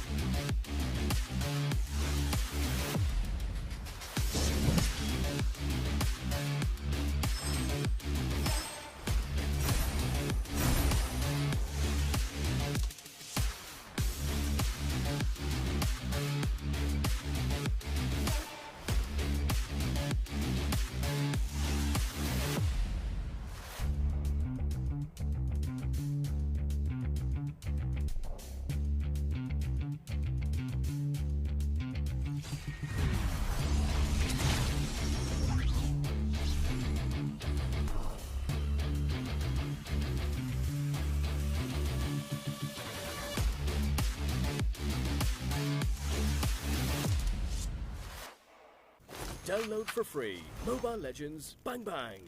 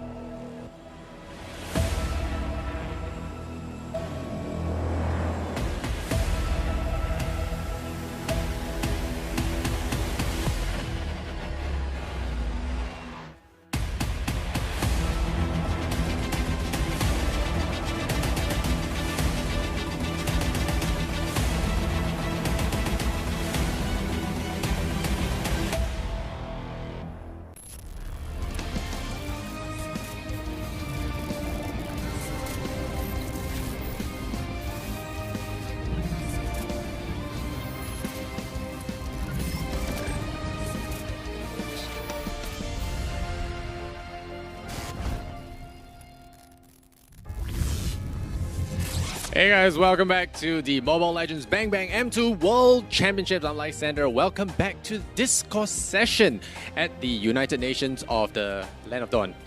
Yes, we have a lot of flags. I finally made that joke because the first day we were here, plenty of flags. Anyway, I'm joined here as always with my team. I got Joakim over there. What up? Got Wolf as well as our new friend here, KCP. Hi, how you doing, dude? Hello. Hi. Welcome to the discourse. It's nice. It's nice to be here. Yeah, it's nice to be here. Yeah, we get a new one every single segment, guys. So we get a new one every single time. We get to make new friends, get a new insight from every single team. It's almost like a mystery guest for every discourse session that we have here for your M2 World Championship 2020. Once again, good afternoon, ladies and gentlemen, all over the world. Like we said, we are expecting close to 40 million viewers. And if you were to look at your screens right now, you might see yourself because we're going to flash you a short video of people watching us from all over the world. And also, if you're watching us live from Cathay Cinema, we say thank you very much for joining us today for your M2 World Championships 2020 playoff. There you go. Look at that. All right. You know, we can't have a real audience in the studio with us, but this comes close. I know, it comes close. Like we said earlier when we began today, we missed the crowd, we missed the screams, we missed the atmosphere. But of course, here at M2, all of us have come together with all the regulations in place to give you Mobile Legends BangBang in a whole new different way. Once again, it's powered by Moonton. And not forgetting our friends over at STB, IMDA, and Skoga. Thank you so much for your support, as well as to all our partners. And also, yet again, another special mention to the... do I call this a VIP guest in the middle of KZP as well as Wolf? It's the Tumi Tahoe. It's launched, and if you love the outdoors, or maybe we even say urban living, yes, Wolf, you know what? Why don't you help me lift it up for a while? Model it. Give your best $1 million smile right now, Wolf. With the smile, not an angry face. Come on. There we go for the Tumi Tahoe. Thank you so much, Wolf. That's right. And we're done with the lower brackets. We're moving up to the upper brackets. And this one, both teams undefeated so far in this tournament. We have the Burmese Ghouls against Brand Esports. And we're about to dissect every single thing right here for this discourse session. Lysander. Yeah, well, we want to take it out with, kick it off with our new guests, of course. KZP, you guys are unfortunately out, but you guys can still offer us a well of experience. We want to know what goes on in the players' minds, when you guys are undefeated, when they have a lot of pressure on you. I know there's a lot of your players, especially like Sing, for example. He has a streaming community, he has a large fan base, so a lot of his viewers expect a lot from him. So when you trip up on the main stage, the psychological effect is a lot more, right? It's a lot heavier. So these two teams, like Joakim said, undefeated so far, pressure is going to be immense. You should see the Myanmar fans, you should see the Brand Esports fans, the Filipino fans. They are rabid, all right? They love their teams, and with love comes an equal amount of hate. Yeah. You do well, you get celebrated. When you do badly, the hate is unreal. So how do you guys deal with it? How are they going to deal with it? I mean, mental issue for each player is very important. Yeah.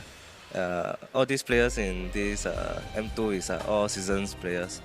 Yeah. So I think it's not about being nervous or things like that. It's about making your execution right, doing all your communication properly, and play it well. Yeah. Sometimes it's a little bit of luck here and there. Oh, okay. A little bit of luck. I have a question to ask though, because earlier this morning I was just scrolling through Instagram and all that, and I saw that fans over at One Esports Instagram page, they picked Burmese Ghouls as seventh place that's most likely to win this entire thing. Are the fans wrong in this context? Wolf.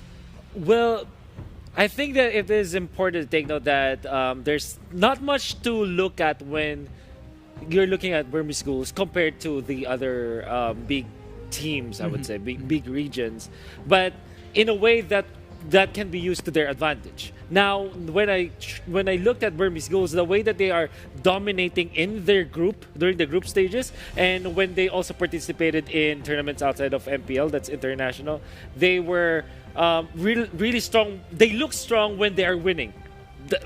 I don't know if I'm making sense, but when they are winning those matches, they look like they are really dominant. But once you snap and they are already losing, when they lose their mojo, really look bad. So I don't know if I'm answering your question, but they are not wrong, but with a certain reason. Anything you want to add, KCP? I think every team that is leading looks stronger. Of course. I mean, it sounds obvious, but it is true. But stronger teams tend to come back easier. So that's the key thing. Yeah, not cracking under pressure. I think that is the mark of a real champion. All right, so right now we have the good old numbers on screen. We have the stats that will tell us how these two teams, fare against each other. Talk us through the numbers. You guys are very familiar with these stat lines already, but what do they mean? For Bren Esports, absolutely dominant performance with only 4 games, and they are in the upper bracket. This is only their 5th game if you think about it. But I think that if we compare the head-to-head, when it comes to team damage per minute, this is a little bit closer compared to other teams. Because if you remember our first series, it was a 600 damage per minute difference, which is very significant. But for Bren and Burmese Schools, you can even say that they might be playing the same way, the way that they are aggressive around the map. All right, so average game score, like you said, a lot of it very similar, but average game score is favoring Bren Esports. By a lot. So they kill more. And kills convert to money, and money wins you games. So KCP, do you want to contest this stat, or is there some underlying factor we're not seeing here? I think that even though they have higher game score, but team damage per minute is quite similar. So I guess they are not really utilizing the resources for Bren Esports. Yeah. After looking at the numbers so far, would you say this is still a clash of the titans for M2 World Championship 2020? Okay, that is a very tricky question, because I think that whatever it is that we're seeing right now, like the team damage per minute, it will not be that related to their performance in game, because I think that Bren Esports are more dominant, and maybe we can have a glimpse of it from the average game score, wherein the game score for Bren Esports is a little bit higher, maybe because they're dying fewer dying less against Burmese Schools. But looking from the stats itself, it seems like Bren Esports is more disciplined. They look like they are able to play it safe. Maintain their lead, right? Yeah. Yep. Also, something to note, of course, is the small sample size. There is just not enough games to really get a conclusive, because they only played 2 series. Yeah, and they 4-0'd it basically. So there's very little data on how things can work out for them. So we're gonna have to see how the games go. But I think where we can really take a look at is track record with these teams. It's really about track record based on the things that they've done before. And I think Philippines really has a strong Mobile Legends following as well, because they have, outside of MPL, they have their own tournament as well, right? For them to practice on a competitive stage, I think really gives the Filipinos an edge in terms of competitive experience. And I don't mean skill. I mean, playing on the main stage, playing in the crowd, the pressure, those all play big factors. I mean, as a player, you should agree. Yeah, definitely. Okay. Yeah. Wow, that was quick. That was a quick. You know what? I heard news about Burmese Schools that they are really the idols in their country, that everybody just supports them to the point where even the government helped them get here. Something like so. I don't know if I can share more about the story, but the story goes is that the support that you get not only from the crowd themselves, but also from the officials is really good, because this is what they want to really push in the next coming years, right? They want to push esports, and they start with Mobile Legends, and it really looks great. And it's safe to say in our comments section, people over at Philippines, Myanmar, Indonesia, they are flooding away. So because we have Burmese Schools against Bren Esports coming up next, I want to say hello to our Burmese fans, Mingalaba, and also, correct me if I'm wrong, Wolf, for Filipinos, Kamustaka. It's perfect. Thank you very much. Very nice. Thank you. Very, very nice. Yeah, of course. I will tell them to be nice, but I'll be wasting my time. The chat will be very aggressive on both sides, and as on this panel, we are also at risk of hate if we support the wrong team. But there are no right answers, because we're gonna go to predictions later on after the head-to-head. Which is coming up now. So you guys have to steel yourself. I'm going to ask you some difficult questions about who realistically is going to be on top.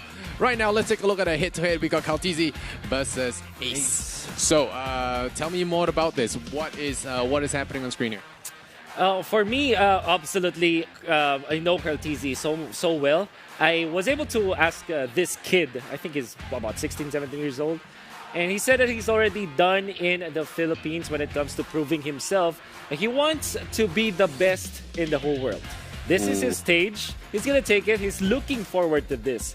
And I would dare say that he is en route. I mean, the first Savage of the M2 group stages, this kid, he walks his talk, right?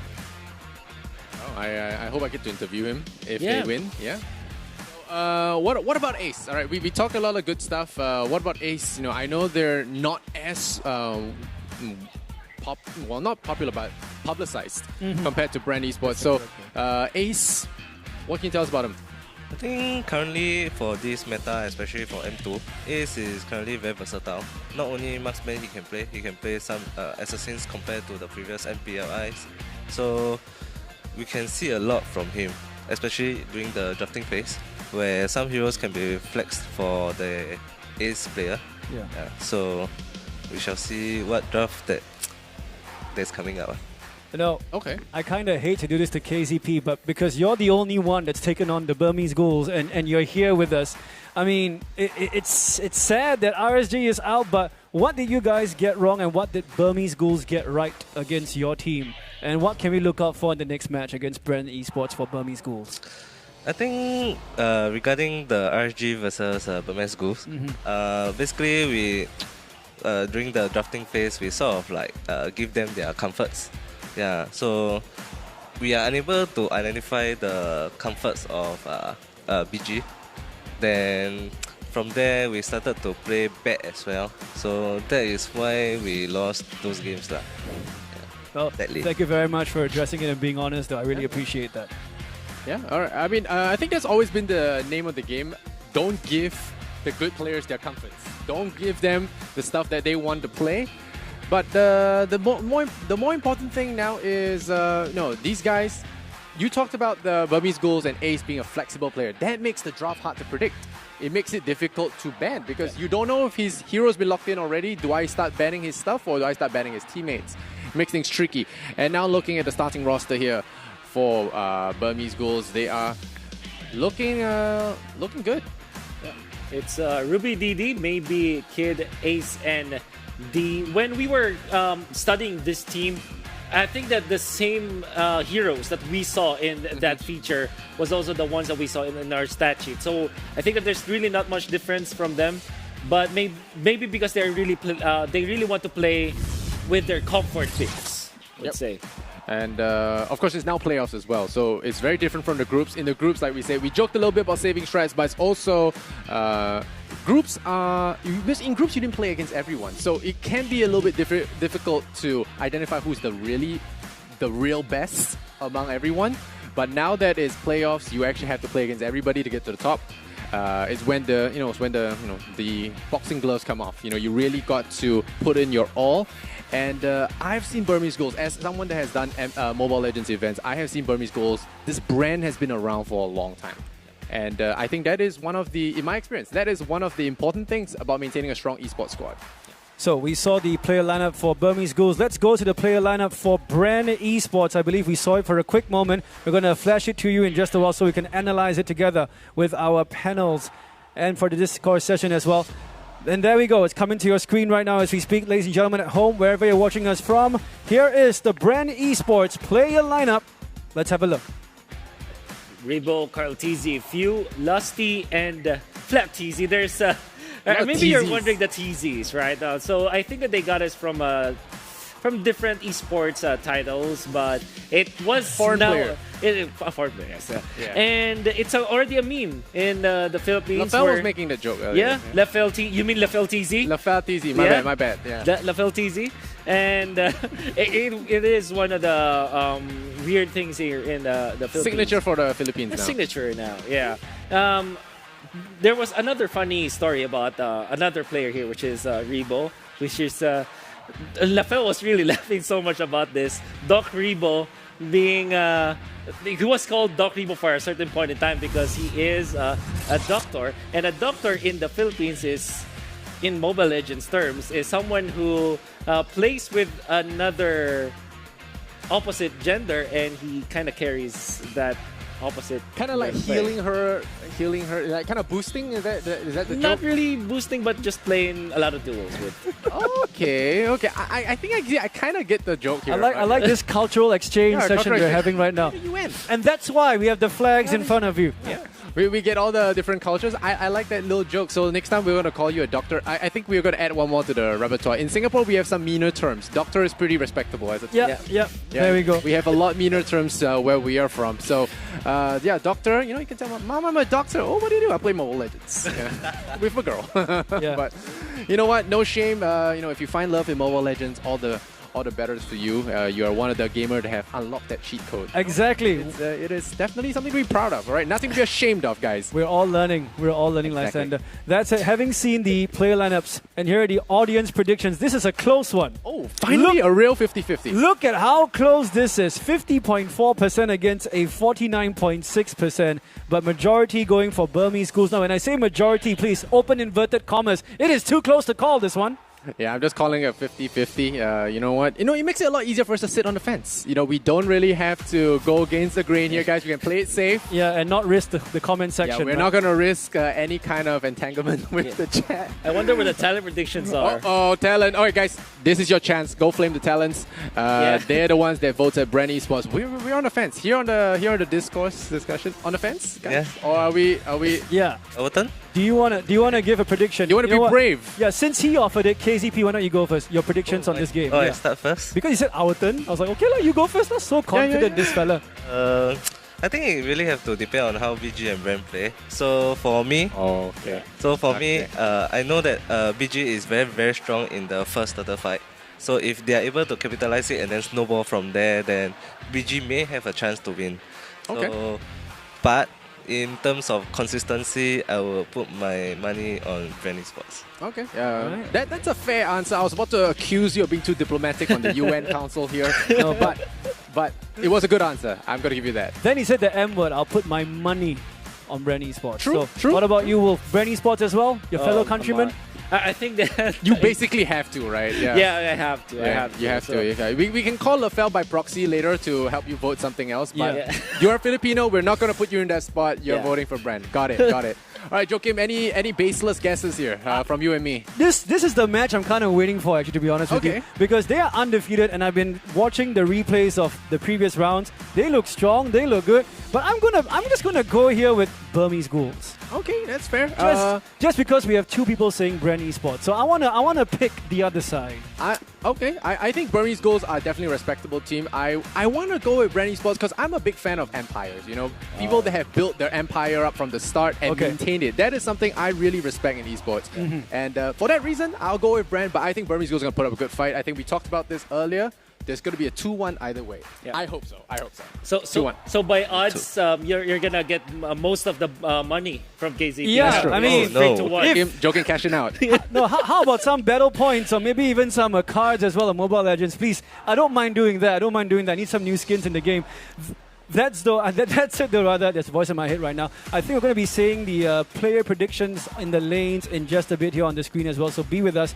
That's it though. Once again, if you just joined us on the stream, welcome. We got plenty of giveaways coming your way. Just look below me right now. Our friends over at Razer and M2, they have organized plenty of things over at the campaign page. Please go have a look if you want you to win a prize for yourself today. That's it. Here come the predictions. Let's go. Oh, it's a pre-match intro. Yeah. Sorry. Game start. Brand Esports is very flexible in terms of their strategies. They don't hold back in terms of just going for their comfort strategy, the poke strategy. Tingin ko naman kaya naman talaga yung Indonesia eh. Parang mas lamang sila sa galaw pero feeling ko lamang kami sa meta eh. Talagang siguro magaling sila mag-ML pero kaya naman namin sila talunin. Leo Murphy has no wave clear. What an incredible...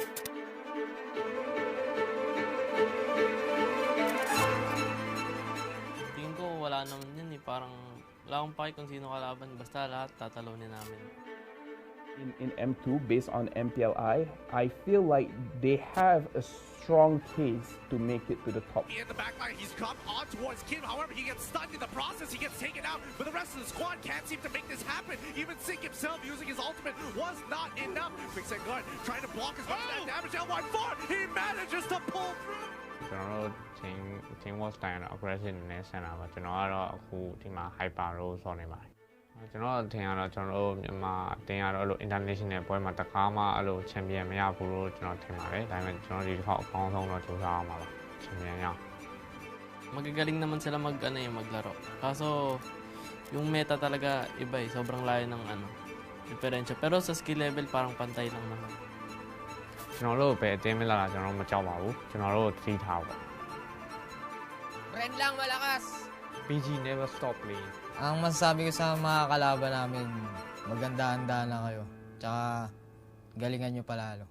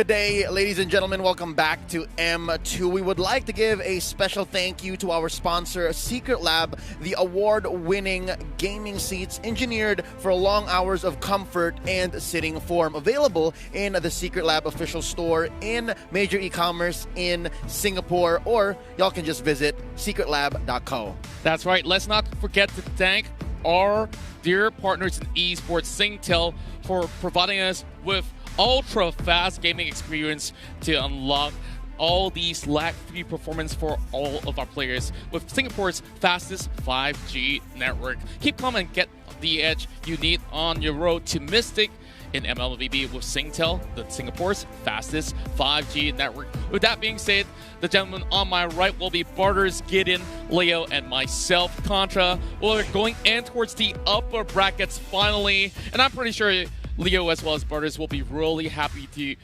cast some of these matches here because we are going to be seeing Burmese goals as well as Brenny. If you and Gideon were happy by the last match, me and Leo are happy right now. No doubt. High five. High five. Pow! Right there. You're trying to put us on the spot, but we're not going to hide the fact that we are proud of this next matchup, not because only Brenny Sports, the Filipino team, will be competing, but because of the caliber of competition that we'll be seeing. Right, Butters? We were at the MPLI, and Burmese Ghouls took first game. Yeah, Burmese Ghouls, we know what they're capable of. They're a really strong team, and right now, I'm excited of the high-level matchup that this is going to be. That's right. We're talking about a rematch of the MPLI, and these two sides in the group stages were undefeated. Let's talk us through towards that, Gideon, as you definitely have an opinion about this entirety of the run for each respective team. I definitely have to agree. You know, Bren is looking a lot cleaner, a lot sharper than when they were from MPLI. Same can be said about the Burmese Ghouls. Although it wasn't their best run, of course, they've definitely changed over the course of time. And I think right now, especially with how the meta is, I think Bren has a slight edge over Burmese Ghouls only because we've seen a little bit more from them in terms of what they like to pick and choose. We saw some weird picks in the group stages from Bren. Yeah, and speaking of which, I'm pretty sure that it's going to be even more oddballs coming in their way. In that first match, we've already seen a popularity on the rise, and that's the Hayabusa. Any more Hayabusas that will be popping up in the jungle? Not sure. I think for Burmese Ghouls, it is a possibility. But for Bren, I don't really see them use it as much. Yeah, are you saying Carl TG's over Hayabusa because his old reliable Lancelot, the very first Savage, by the way, in all of M2, and the Ling, very much reliable. I think the Hayabusa, yeah, I'll agree with Butters, might not be here. Let's check out some of the teams that will be playing on stage right now. That being said, let's check out this video. All the way from Myanmar, it's the Burmese Ghouls. D.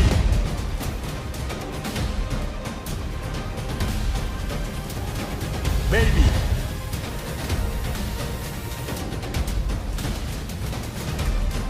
Kid.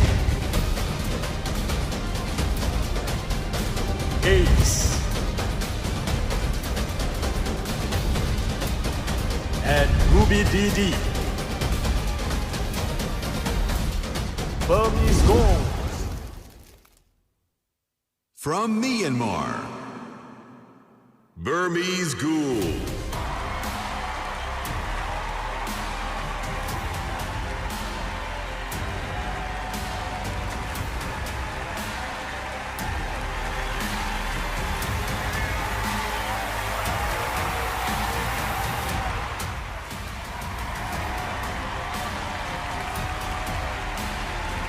From the Philippines, Bren Esports.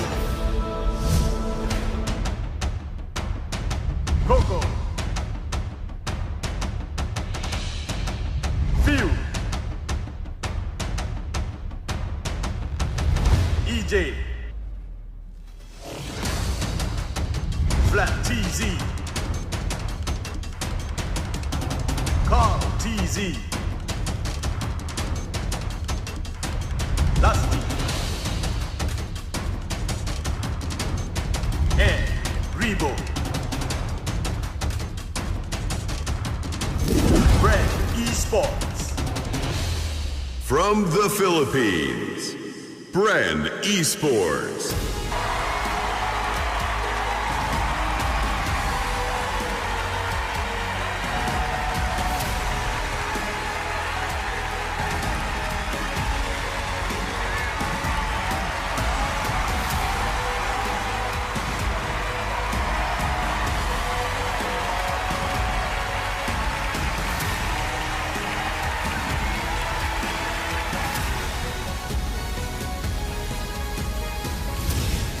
Both sides of the team looking razor sharp, and unfortunately, the undefeated streak will have to end in these upper bracket runs. And, you know, it's really hard to decide between the two. When we look at the audience votings, it's almost a 50-50. And in terms of audience, we do have that slight edge going in favor of the side of BG.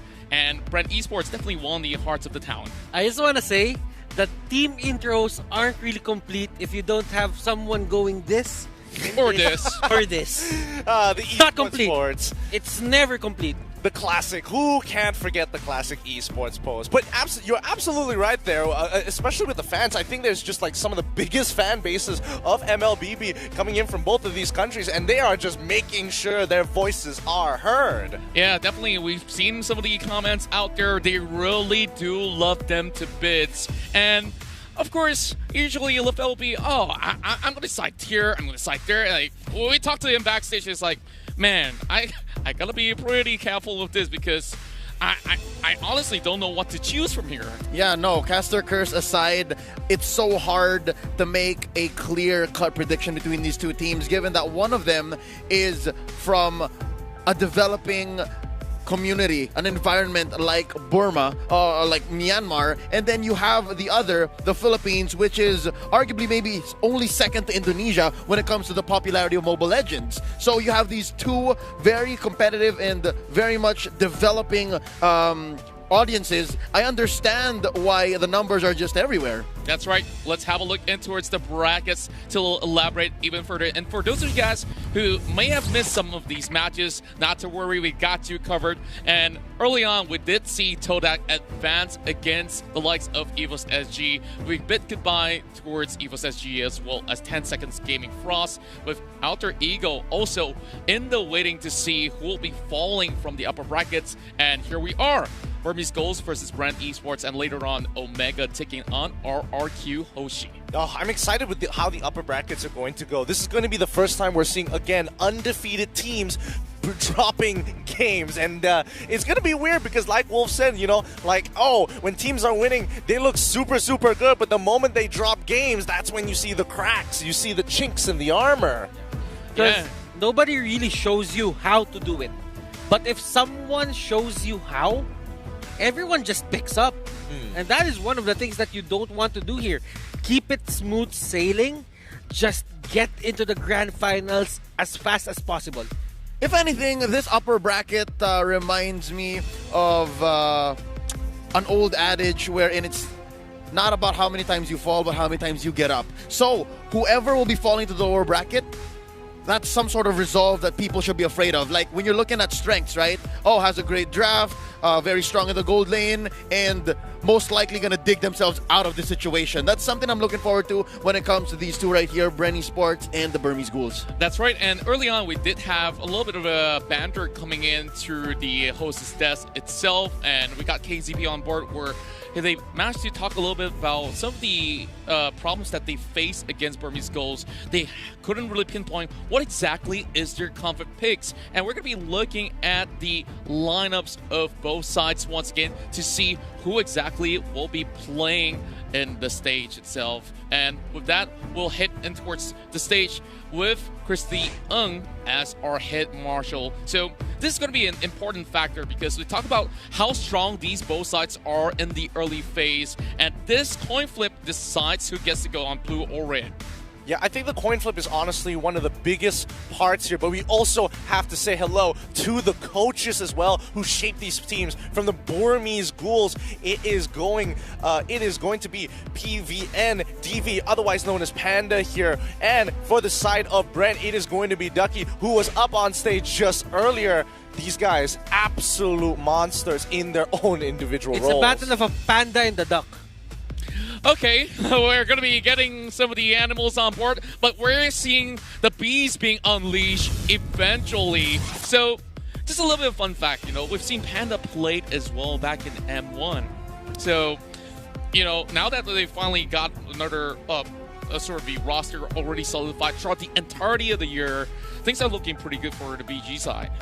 I mean, honestly, I'm really excited here because previously in M1 it's like, but we weren't even at our full strength, and now it's like, yes, we are at our full strength. We are ready to go, and it is time. It is our moment, our time to win it all.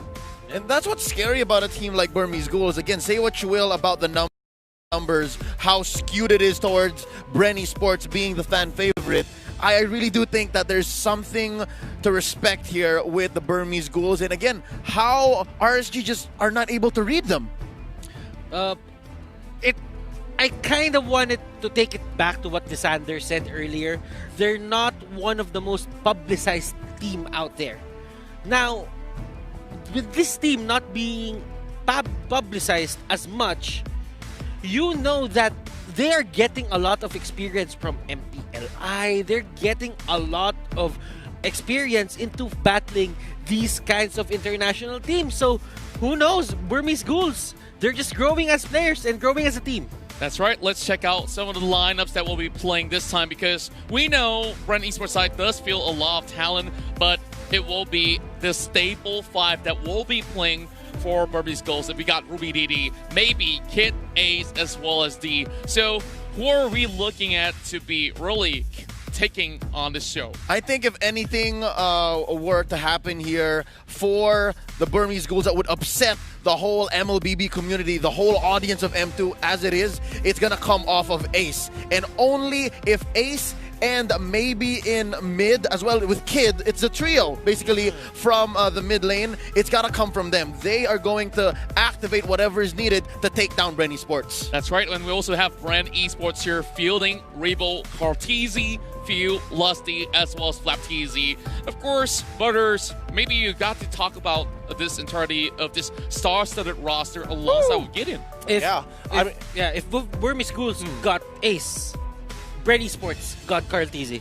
Honestly, you bring up the perfect point. You read it out of my mind. I mean, honestly, these guys are going to be contesting for some of the best core players on each of their teams. And not to mention that this is a gold medalist team. Shout out to the boys at Cebu, because these guys, they are going to be representing an entire nation. Yep, they're definitely going to be going for gold right here. And remember, this upper bracket is going to be very different from some of the matches that we've casted previously, because there's still going to be a lifeline involved where, you know, nobody wants to get down there to be battling with some of the hardy teams like Todak, which we saw early on. And who knows what can we come out of this sort of situation where one of them will have to just get down to there.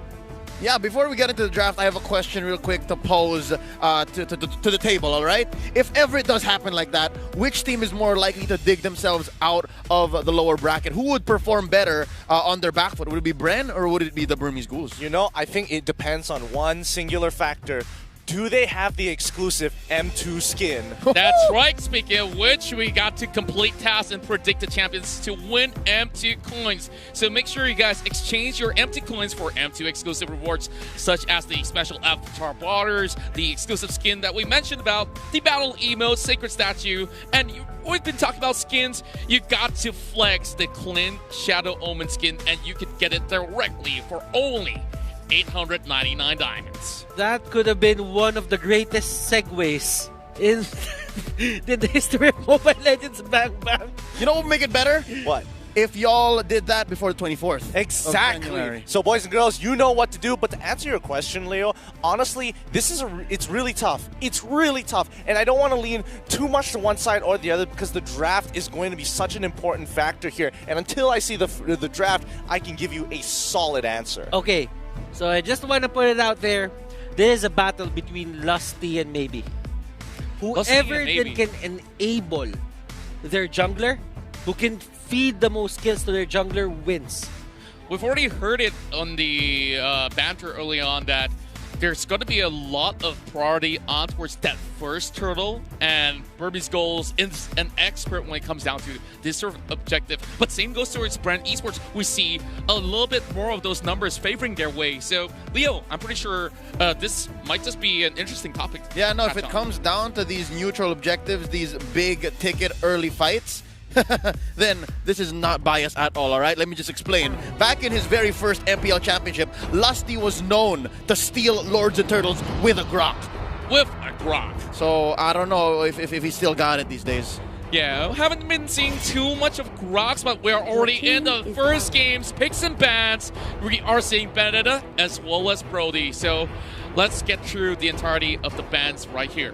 It's a great way to start coming in from the Burmese schools and as well as Brenda, getting rid of the priority picks here for each side. I mean, Brody, I have to pick and ban. Same goes to Benedetta, nothing different there. But Burmese schools focusing on getting rid of the Jawhead, so the hyper efficiency is there. Does Bren want to focus on that priority or decide, hey, let's just open up the board? Again, what this reminds me of is how similar these two teams are, right? Say what you will about the lack of information for Burmese Ghouls and how big of a target is on Bren Esports' back. Maybe only second to Alter Ego in all of them too. But right here, right now, in the draft, I'm seeing it. They're both equal. And I have a trivia for you guys. In the Philippines, the national animal or the national animal is the Philippine eagle. For the Burmese, it's going to be the green bifang. So this is going to be a battle of the birds, actually. Battle of the birds? Battle of the birds, and who can fly higher, technically. Can a duck fly, though? Not exactly, but who can show more prowess? A panda can't fly either, though. Just for true. That's actually pretty fair. Yeah. You know. I mean, at the end of the day, they're going to be riding on the backs of these behemoths just to make sure that they're given the direction.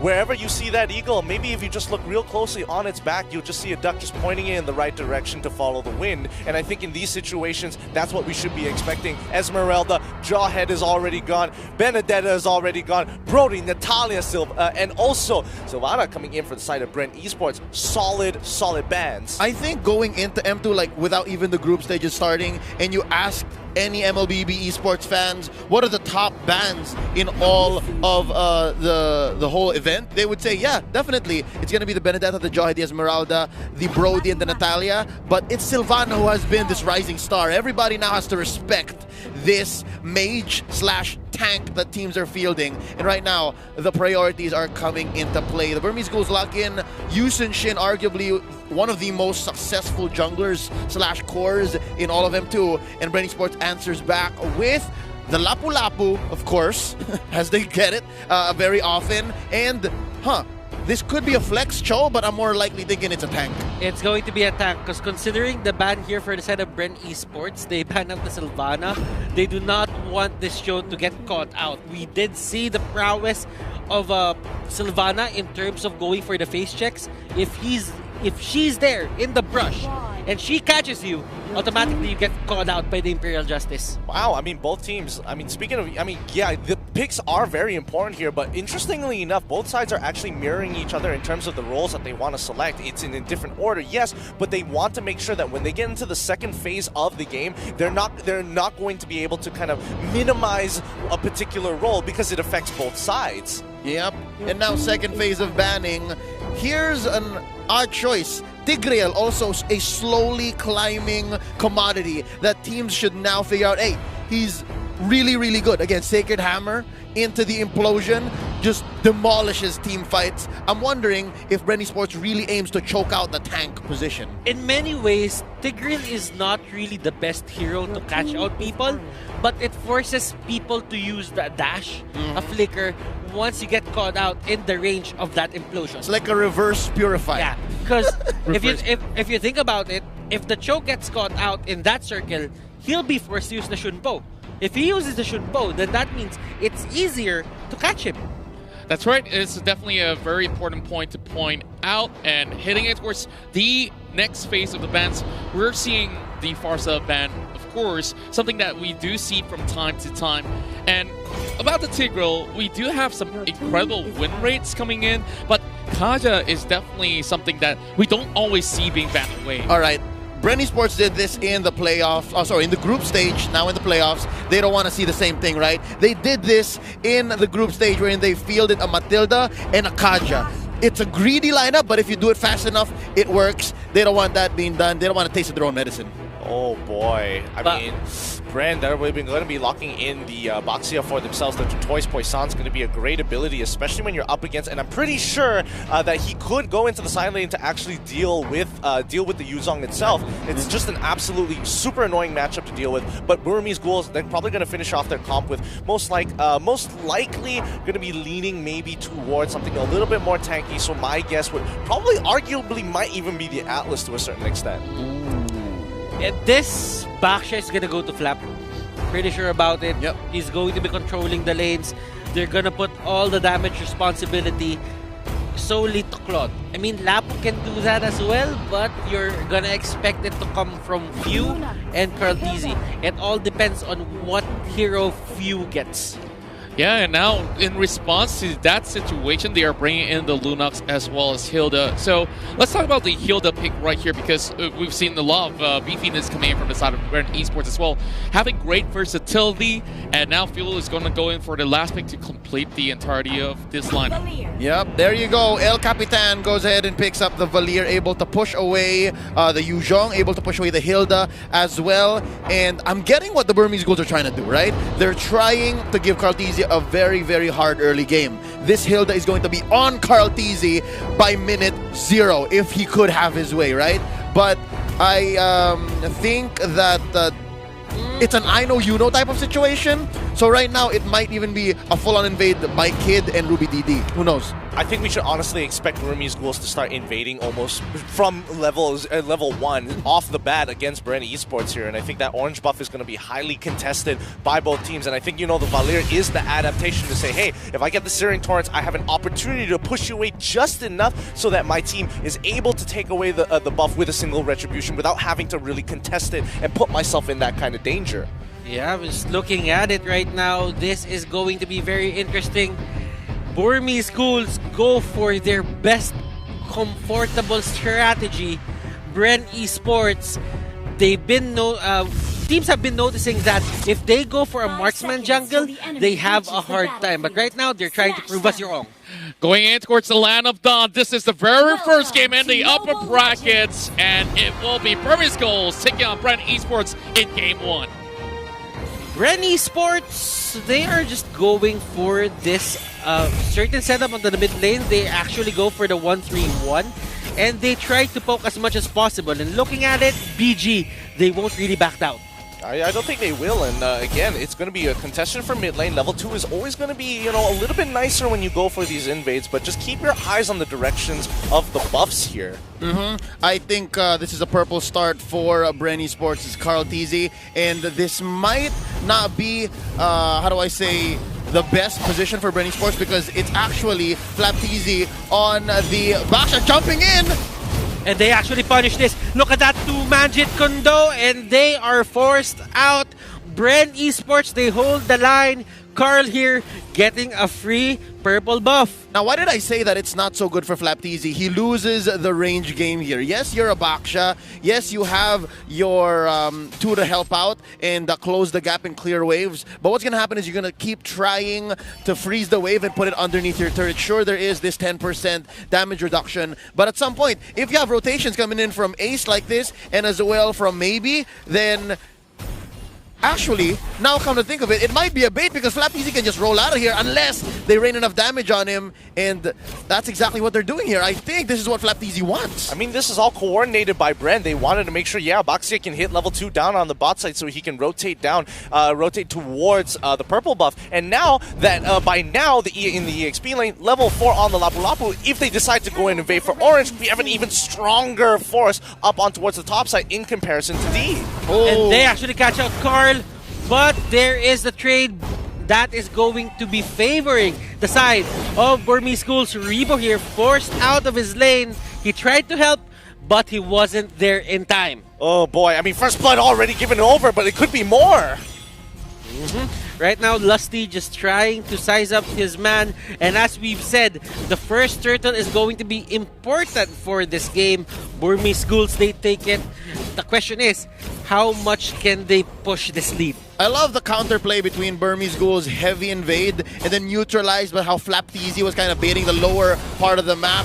And right now, it's Rebo who has to answer to Maybe and the laning Yuzhong on D. Now, the question is, how far can Burmese Ghouls take this advantage? It'll really come down to how much they bear down on Karltizi. And Karltizi, again, I think this is the right thing to do for him. Stick to the buff, stick to farming, and then wait for the perfect time to actually come out. And yeah, just do this. Blazing the waves away, and then just rotate back into the orange, back into the purple. Take your camps, and then slowly but surely, maybe in the mid game, find your power spike after your second or even your first core item. I don't know. Maybe he's here.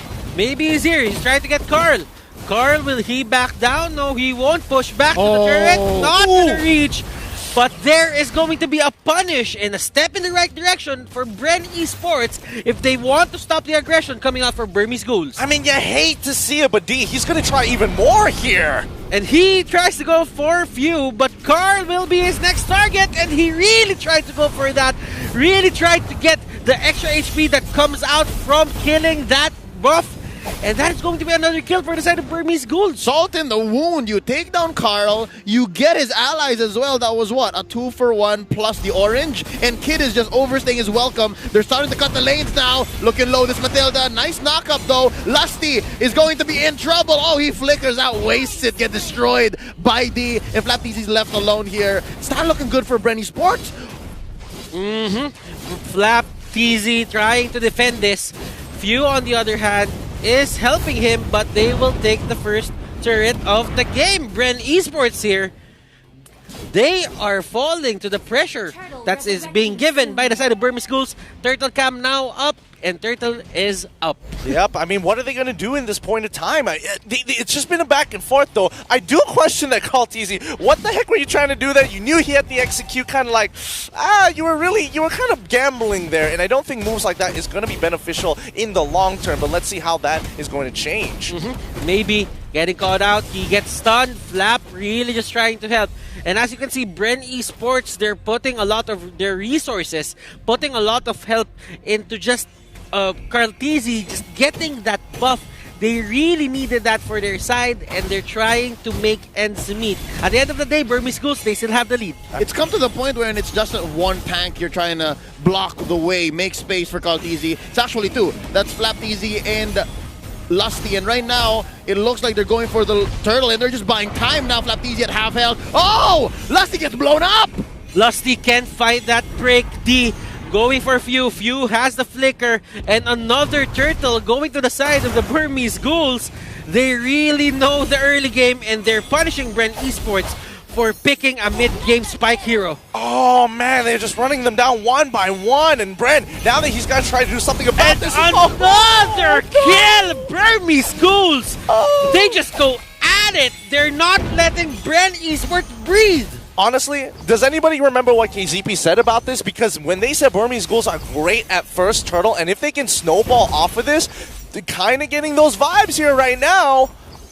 And looking at it, Carl just got his Raptor Machete 6 minutes in. That is how annoyed, that is how delayed Carl is in terms of the items. And all it took was maybe here after picking up the blade armor, he can afford to do this. And even if he dies, I think that's worth it overall. You do have a Mount Shocker to buy some time. And right now, that's going to be Kid jumping in. Maybe once more. And maybe he's not backing down. Even if you have the Valor, even if you have the Baksha, they are not gonna stop annoying Karltizi because this is the strategy that they went for. Maybe here is the next target. Blazing Duet will get thrown out. He doesn't have the spell. He doesn't have the skill to get over that wall. But right now, Burmese Ghouls, they're just clobbering at Bren Esports. Rebo here trying to get away. He uses Flicker. Lusty can't find the opening and can't find the perfect way of the dragon so that they can stop Burmese Ghouls from just entering their jungle. What is happening here? Burmese Ghouls is choosing the right place at the right time to fight. They are just pincering Bren Esports almost every single fight. What this feels like is a death by 1,000 cuts. Ooh. I know that we're at 7 minutes in, and slowly but surely, Burmese Ghouls, they're choking out Bren Esports. Now we're looking for that mid-game spike, right? We're looking for Karltizi to actually build more than just his Raptor Machete. We're looking for him to pop that Blazing Duet into 2 or 3 softies and then just call it a day, snowball into maybe a wipeout. But they're just not finding that window. It seems like Bren Esports, it's like their inner clock, their timing is also pretty off. And maybe here giving information to the side of Burmese Schools that they are taking the Lord. D will try to go for the enemy team here, and that is going to be Few in the middle of everything. Flap Teasy trying to control the fight. There is the Mountain Shocker hitting multiple people here, and Kid just going in with the Matilda, and they get punished once again. 4 for 1. 4 for 1. Like, come on.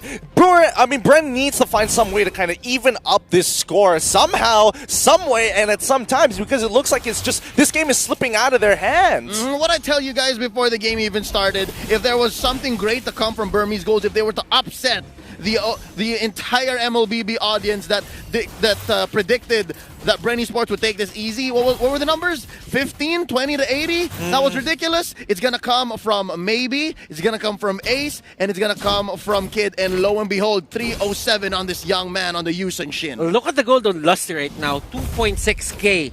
Hilda has 3.7.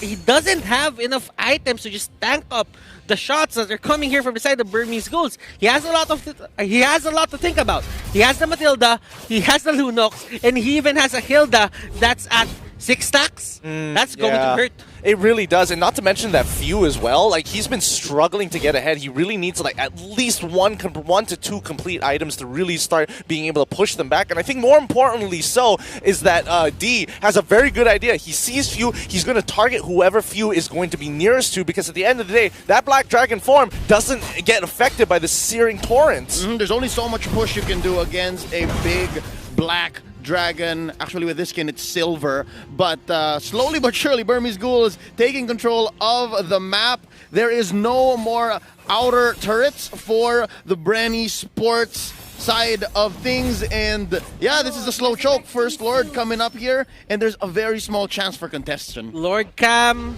shows that the Lord is now up, and Bren Esports, they are forced to stay in base.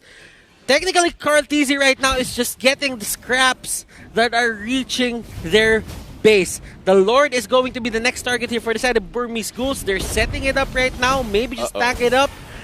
Ruby DD, and maybe they're going in. Flicker. He really just wanted to go for the way of the dragon, but right now Carl Teasy going in with a blazing duet. And look at the damage output. Order of Brilliance is there. Yuzhong with the monster kill. They get caught out. Flap, he's not as tanky as you think.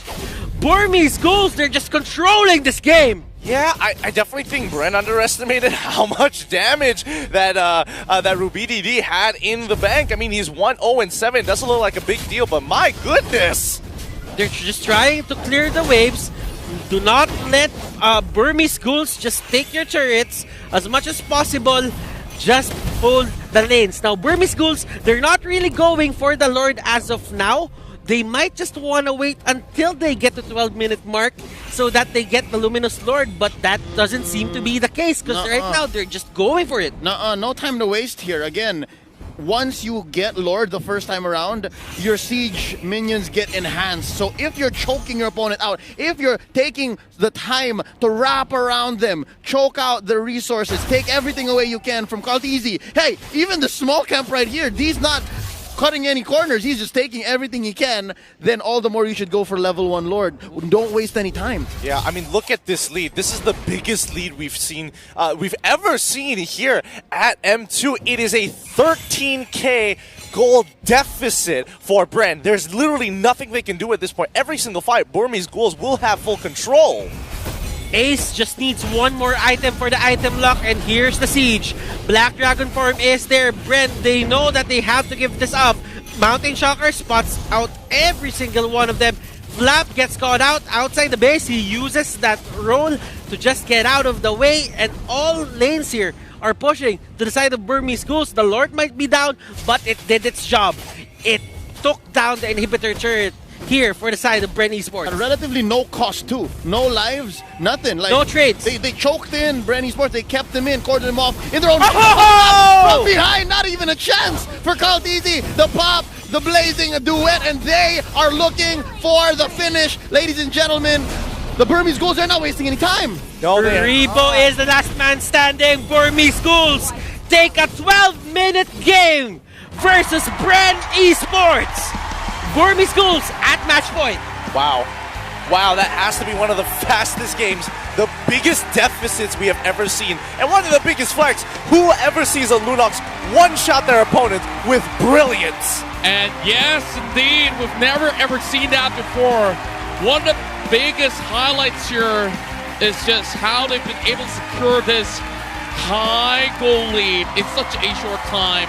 And the Myanmar side has drawn first blood. We got a lot to talk about to break down the entirety of this matcher. And now, Red Esports put against the wall here to react to this situation. What exactly went wrong in this game one? Something tells me that as nice as it is to just plan for Carl Tizzi's power spike, as nice as it is to say, okay, even if we lose the early game, Claude is a very mobile marksman anyways, it's just too much to think that your opponent will just, okay, we can't invade as hard, or okay, they're very, very defensive in the mid game, maybe up until 8 to 9 minutes, but they're counting on the fact that the Burmese ghouls are docile. They're counting on the fact that the Burmese ghouls would not find these little moments to just invade and call Brand Esports' jungle their own home. And that's essentially what happened here. Not a minute wasted after that first Lord. The writing was on the wall. It was just a matter of pushing in through mid. And then, yeah, as y'all said, 14k gold lead. Every single fight you pick at that moment, unless you're just standing there letting your phone down, you're gonna win. I think it's one of those situations where it's like you see it on paper, you see it in the VODs, but until you experience it, you don't know how much of a snowball that's going to be. That's right. We're going to be passing over to our analyst desk to break it down even further. Take it away, LaFell and Wolf. Hello everyone. So first of all, I just want to say to all my fellow Filipinos that I'm so sorry for voting on Brand. Maybe that gave a very big influence. But either way, Yuzong still super strong in the M2, and we can see that Lunox has been brought in. Now the thing is, Brand Esports is a super aggressive team, but Burmese Ghouls just seem to be much more aggressive. That's right, LaFell TZ. Thank you. I appreciate it. I feel more Filipino yeah, now. You know what? I think that this is such a good. I don't know if I'm gonna describe this perfectly well to all esports fans out there. It's a good tempo type of draft, I would say, for the side of Burmese Ghouls. Now, before I talk about that, I also want to say that the lineup of Brand Esports, it kind of looks disconnected to me because they want to go for this funnel everything, all the farm to Carl TZ, but there's really not much to bring that to the late game because they only have this Valier. They don't have the best wave clear unless, of course, the Claude really pops off. Now, the tempo-based lineup from Burmese Ghouls, it was played perfectly well. I love the aggressiveness from the Yuzhong when you pair it up with the Lunox. It's so massive. And then the Yisenshin just focused on objectives, and it was really so textbook for Burmese Ghouls. Yeah, and right now we're looking at the itemization, but I do have to point out as well that even though, yeah, we're talking about the draft, but we have to look at what they did in-game as well, where I feel like Ardizi, he made a lot of mistakes. Like, overall, Brand Esports, it seems like they did not really, I would say, respect Burmese Ghouls, especially during the orange buff situation. But right now, let's look at the itemization for both of the teams, where Yisenshin, he has completed his item, so of course his damage will be very high. But Yuzong, this is the thing that I do want to talk about in the M2. We rarely see now Yuzong with a Blade of Despair, and now more with the Hunter Strike. Yeah, it's all about just being pesky during team fights. It's all about just dealing as much valuable damage as much as possible. What I do want to take note, though, is this casual Deadly Blade coming out from Hilda, from Maybe. Kind of picked up early, it then paired up with the Blade Armor. It's just checkmate at that point. You don't have that massive sustain from the members of Brand Esports. Yeah. Coming out from the Bactions Revitalize, as well as the lifesteal from Claude, and of course the sustain from the Lapu Lapu. And then you pair it up with not even the Durance at this point. This is how they were able to deal against the heroes of Brand Esports. A very smart itemization. And if you look at it, the timing was also perfect. They don't invest on big items, but this single item coming out from the Hilda just messed up the idea from Brand Esports. Yep. Either way, right now we're gonna look at the MVP of the game for Team Burmese Ghoul is gonna go to D, using that Yuzong. Again, we've talked about it. He was aggressive, and that is what we want to see, where whenever you get that advantage, you don't lose that advantage, you just keep pushing forward. And I think this really started triggering around the orange buff situation, where Team Brand Esports, they were really wanting to contest for that orange buff, but their HP was so low. It was such a bad play. That is why I feel that this is a tempo lineup. That is why I said that. Because they are setting the tempo with this Yu Zhong. I think D really mastered this hero. He knows that he can participate in team fights, particularly in when you start with the second orange. Because the first orange or the first set of buffs, maybe you're not that strong enough. But in the second and the third and the fourth, if you just become aggressive against Karltizi, and that is exactly what happened with him combining with Hilda and of course his ultimate, they were really strong at that point. I remember that kill. I was kind of shaking my head why Karltizi was caught in that bad spot. But again, this is off of the fact that D on this Yu Zhong was perfect with his timings. Yeah, and I really like looking at Burmese Gold. They look very comfortable on stage.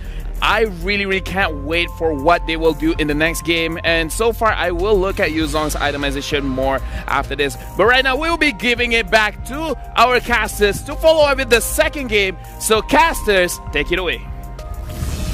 And thank you so much, LaFell, as well as Wolf, already pointing out some of the great stuff coming into Game 1. And also, we would like to thank Toomey for being the partners in esports for the M2 World Championship as the journey begins with the side of all of the teams here to be crowned as champions of M2 has been perfected with the latest Toomey luggage and backpack. You can bring your gear anywhere with you safely without any worries. Be sure to check out Toomey.com/esports to perfect your own journey and enjoy the M2 competition. We also want to say thank you to an established distributor of many well-loved consumer brands in Asia, SUTL. The group is proud to be a 2021 MLBB partner in esports for Fiji Water, Aik Chong's It's Cups, and Mountain Dew. To find out more, visit www.sutl.com.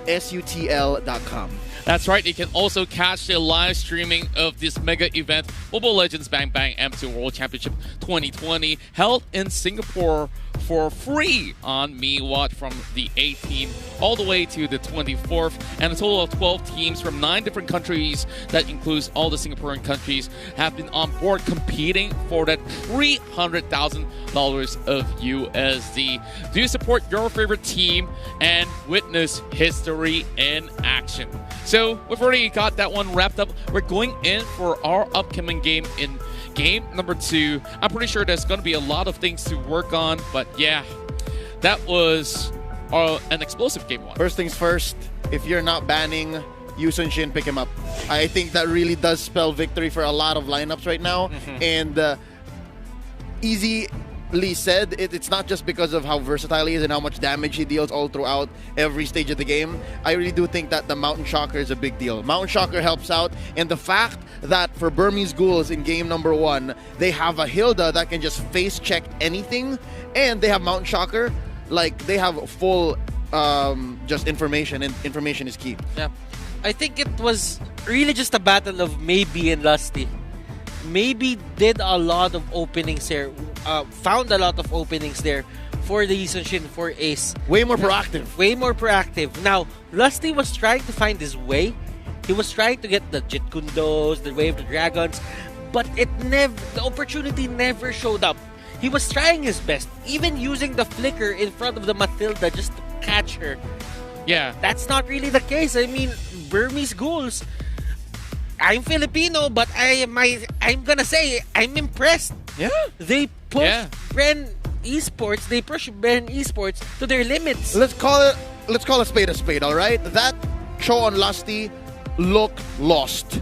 At most points in the team fight, well, how long did that game last? Under 15 minutes, right? Under 15 minutes. In under 15 minutes, early, mid, late, not a single amazing Wave of the Dragon came out. Not a single aggressive Wave of the Dragon. I think what it comes down to is really just the way that Burmese Ghouls want to play the game and how you're going to have to curb that with the draft itself. I mean, that Matilda pick actually being a lot more frustrating than they would have imagined, because this was not only aggressive, but it kind of allowed a lot of people to get into the key targets in towards that back line. So I think for the adaptation for Brent, they should be looking to shut down these early game type heroes, making sure that you kind of get Burmese Ghouls at the ankles and force them to play later in towards that game, because at least then you can say, hey, first turtle, you're really good at controlling it, but you don't exactly have the characters for it either. Yeah, indeed. And, you know, there's so many things of concern right here for both sides. But Burmese Ghouls really looking absolutely strong. And even D playing on that Yuzong was absolutely phenomenal. You know what's more phenomenal?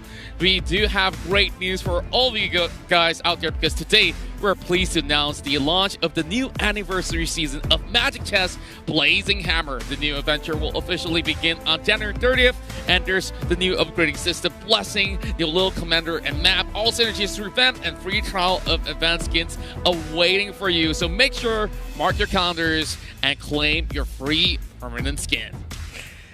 The way that Burmese Ghouls play, it's like they flood you out with problems.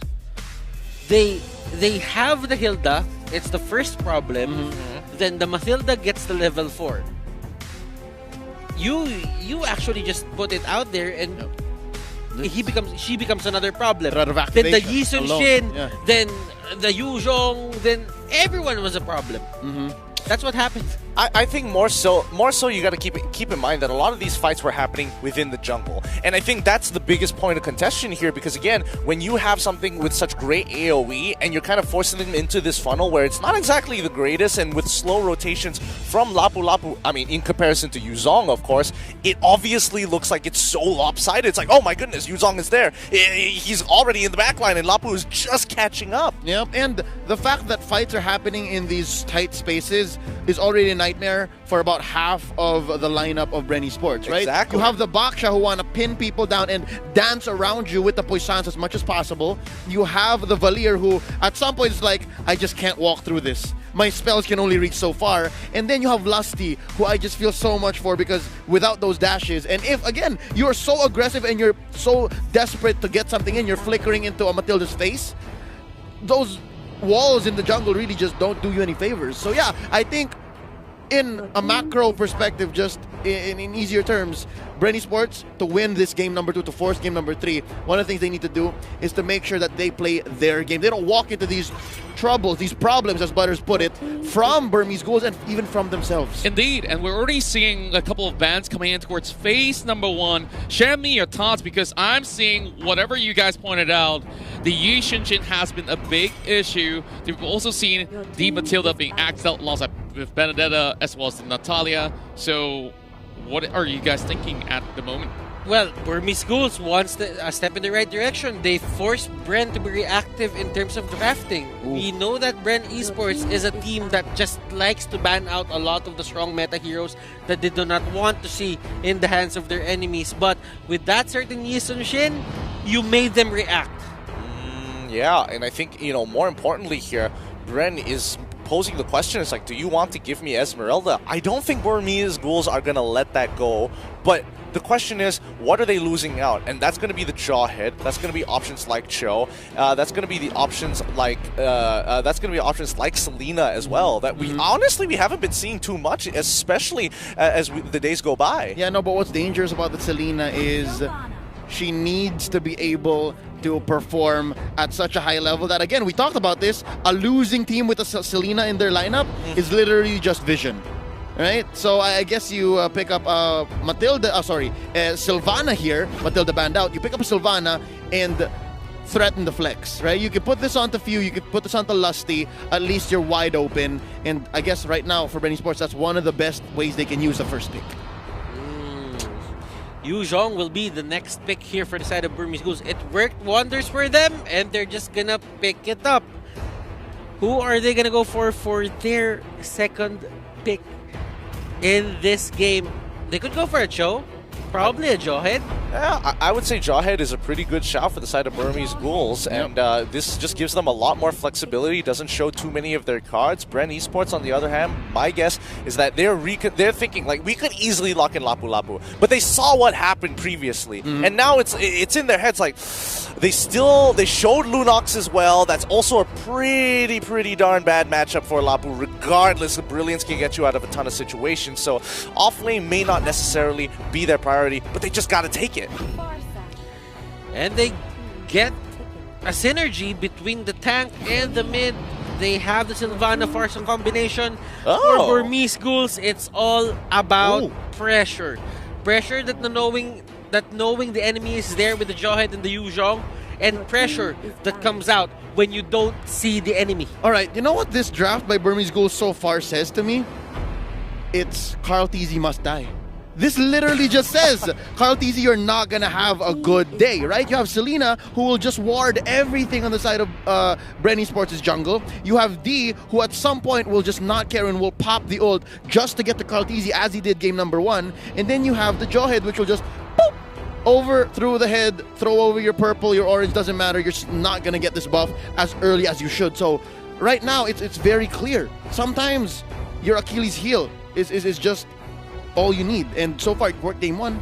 They just need to do it one more time. I mean, speaking of that, I mean, Aaron, it looks like you had that moment of revelation there. What's going on with you? Well, I'm definitely looking at how this is going to be working for the South Burmese Ghouls. Like, essentially thinking back of what Leo just said, as much as that could potentially happen, but if they manage to put Burmese Ghouls a little bit behind in the early game, as you said, the Selena is going to be a walking ward in that sort of sense. I think more importantly, we're looking at the bans. I think this is a little bit more of a tell as well. The Hayabusa is going to get taken out. The Lo Yi as well as the Lancelot. Lo Yi, I mean, clearly they don't necessarily need the Lo Yi for the side of Brent. They already have the Farsa. Yeah. So why exactly would they ban it out? They kind of want to open up the draft a little bit more to say, hey, you've got a lot of magic. You got a lot of magic damage. That's totally fine. However, I want to make sure that you don't have any diving capabilities to get into my backline and things that are just overly powerful and can dodge a lot of abilities like the Lunox, like the Hayabusa. And right now, Burmese Ghouls have revealed their core, their jungler, that's going to be Ace on the Claude, unless they pull us a Rope-a-Dope and play a marksman in the side, gold lane Claude, and then y'all pick up something like a Ling or a Roger to put in the actual jungle. Now, Bren Esports, haven't we seen this draft before? Is this not the 4-mage draft, possibly? I mean, 1-1 is still available. 1-1. I'm seeing 1-1 as the last pick here for the side of Brent. 3 mages, that's enough? But they could go for the Harriet as well. Yeah.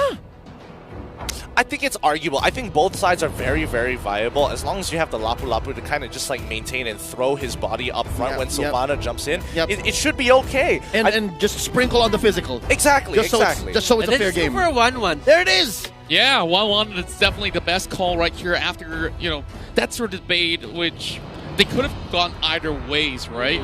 And now with only Ruby DD to go, what should he actually get to be able to, answer what Brent Esports have put up on the table? Because you got those really high mobility, especially when you get a Harley, and you have to deal with the crossbow tank eventually.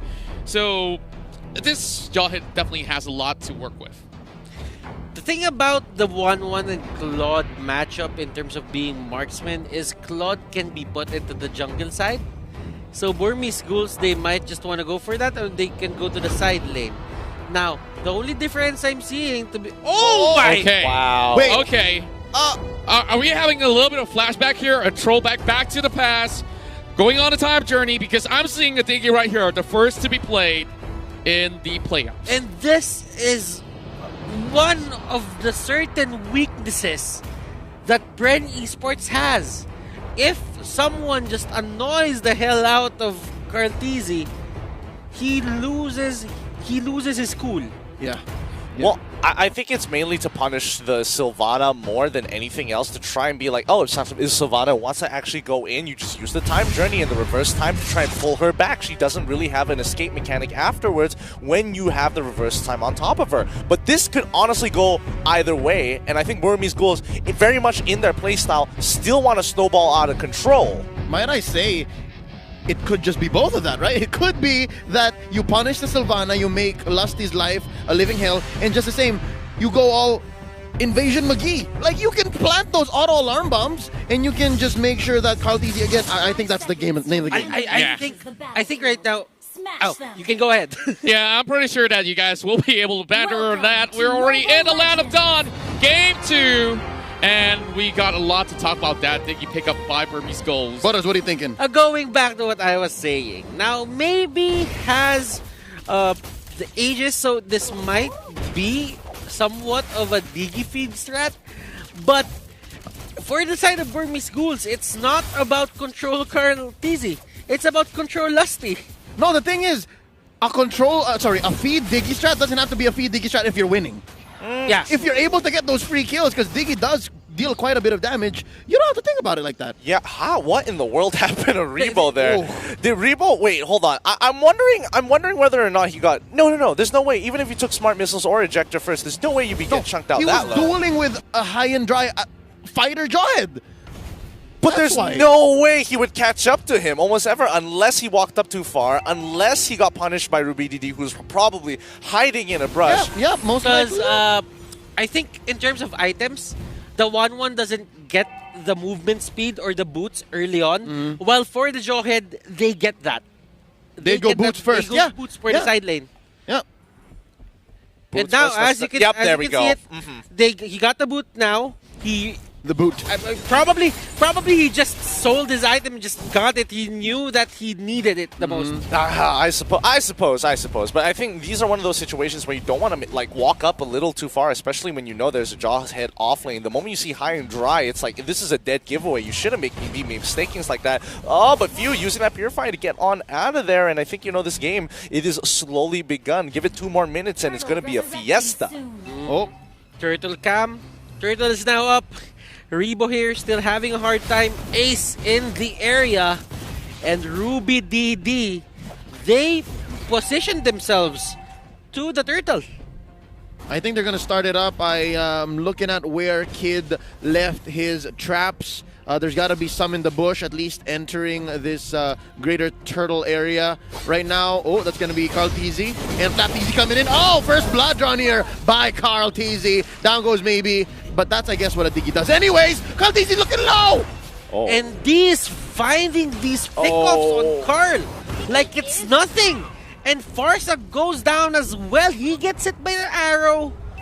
And man, oh man, Burmese Ghouls are just controlling the early game.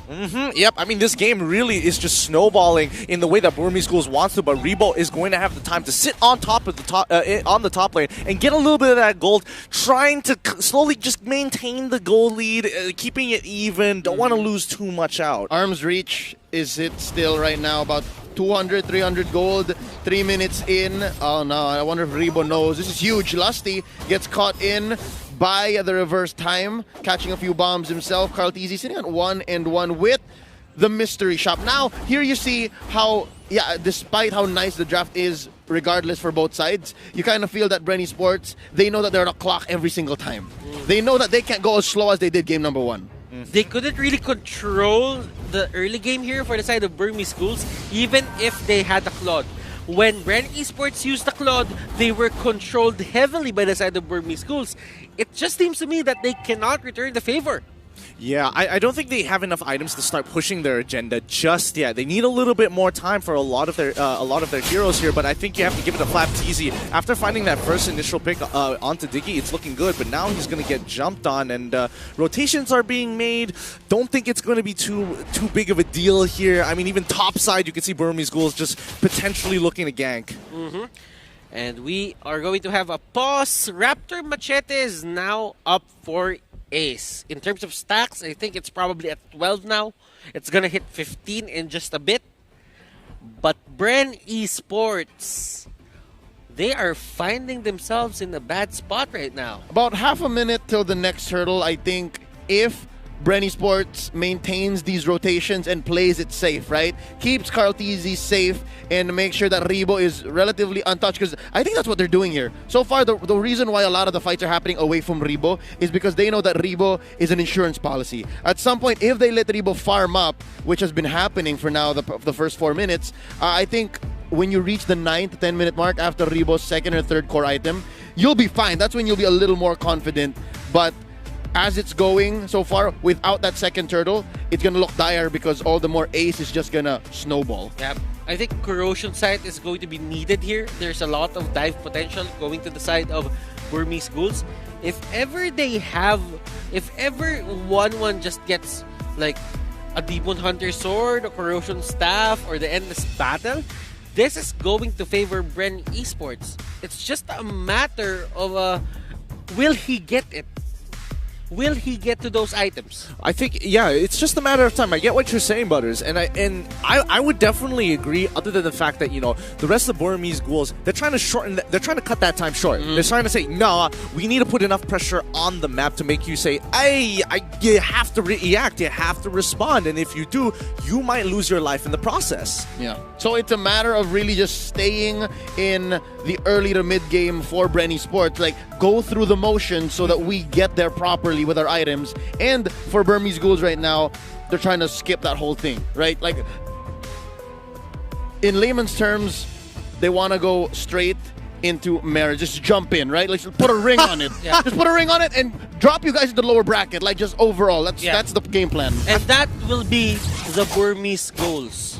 The Burmese goals. That's the Burmese goals. Yeah, that's the thing. I was leaning more to the Burmese goals rather than Brand wanted to be jumping in a little bit too early. But it's a matter of perspective, It's a matter of perspective. Now, Brand here on towards the top side, as you can see, both having their insurancy policies of Ace and as well as Rebo to make sure that they can carry the team at the end of the day. But despite losing the first turtle, it's 10.8 to 10.8K.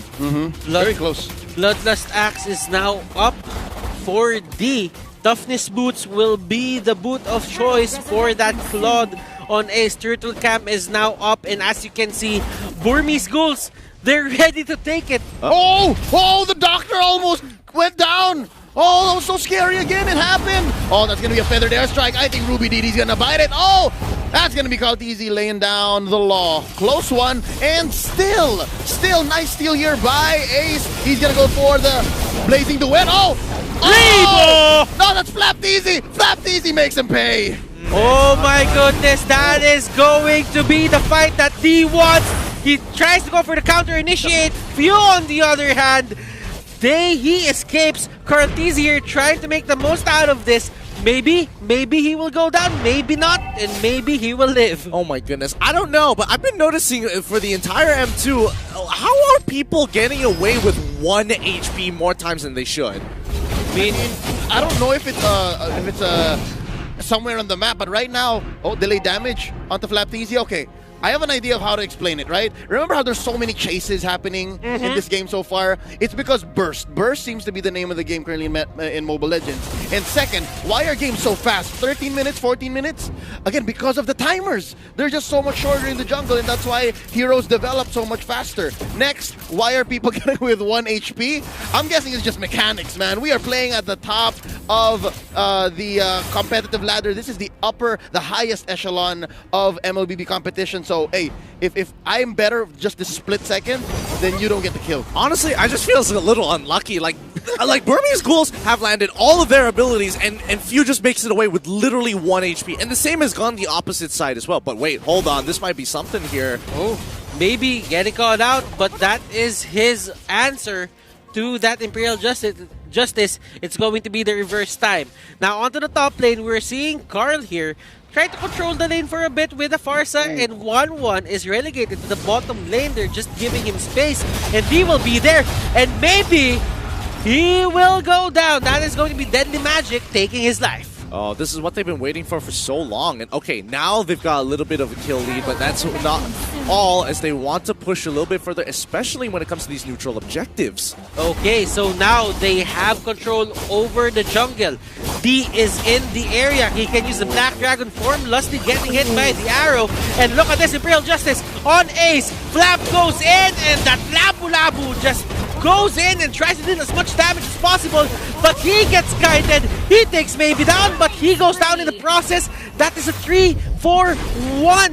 I think the name of the game for Bren Esports right now is to just minimize their losses, and Carl TZ gets caught out. I think for Bren Esports, despite them locking in that third turtle of the game, they really just still want to invest in Doc Rebo. They still want to make sure this 1-1 gets there. It's because they could have really called for 1-1. They could have said, hey, we're going to pick a fight here in Turtle. Please help out. But no, they just said, okay, you farm up. You make sure that we make it to the late game. And we'll just make sure that we win or just don't die as often. And now here's an Imperial Justice starting it off. And he goes for the Blazing Duet just in time before he got stunned. And Lusty, he's finding these Imperial Justices on the Claude. But in terms of follow-up, we don't see it. I mean, Lusty is just taking the opportunities as they come. Luckily, he's getting out without getting punished too far. But like you could see on the minimap that like everybody, Rebo, Cartesi as well, even with the space escape, could not catch up to it. There was just too much distance to cover. Oh my goodness, and we are probably seeing Burmese Goons. They are close to just getting this series win, but Bren Esports don't count them out. Rebo is still their insurance policy, and this is going to be the weakness finder for Rebo.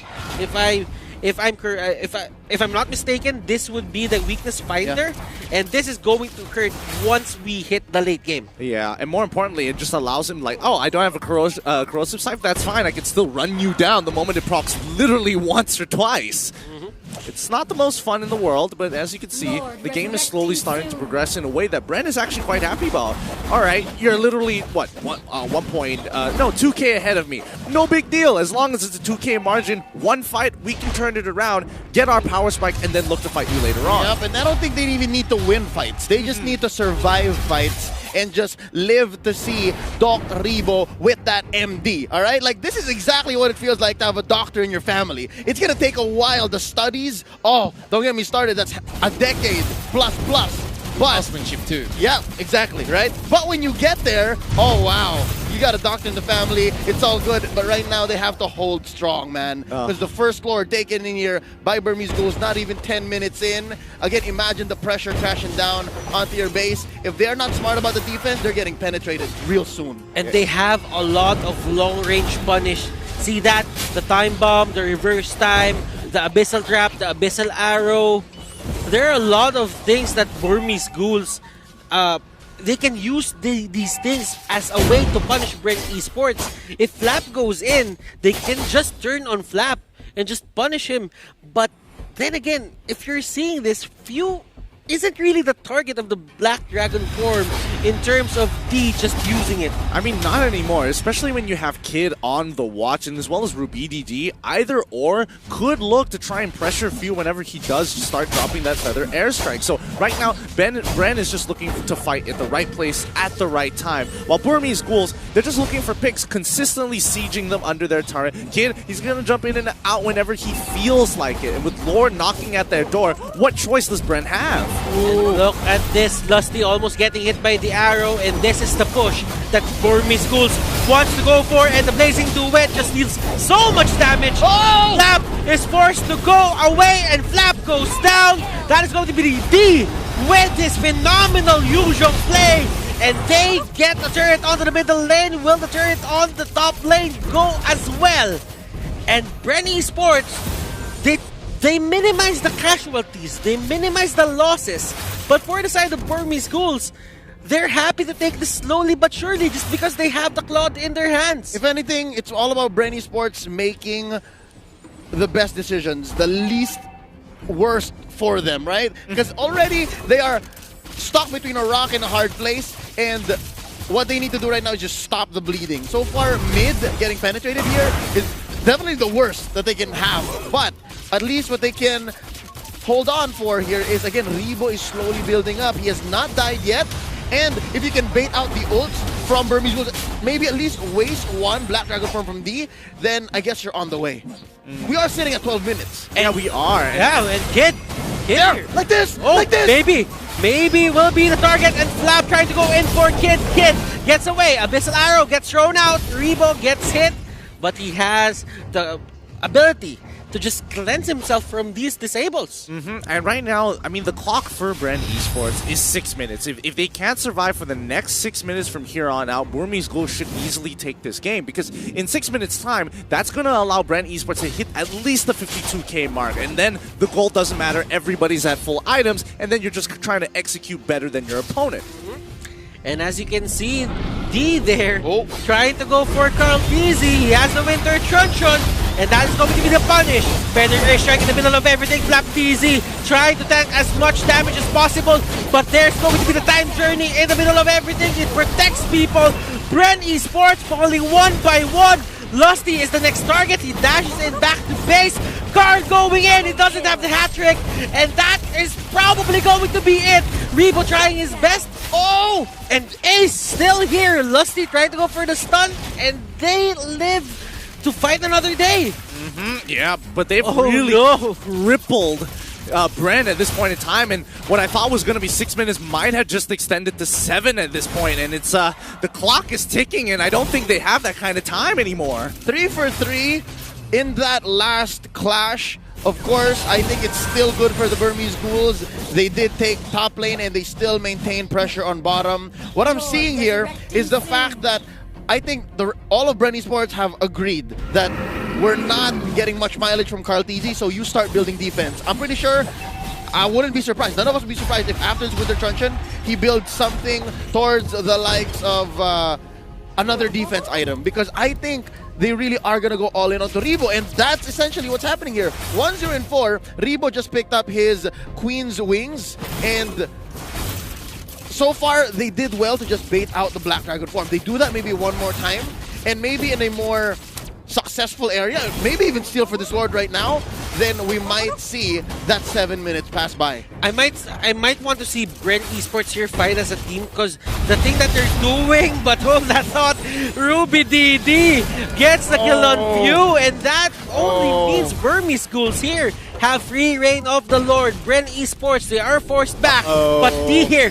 he is going to cut Rebo and Lusty, and Flap Easy will be their target. 2 members from the side of Bren Esports go down.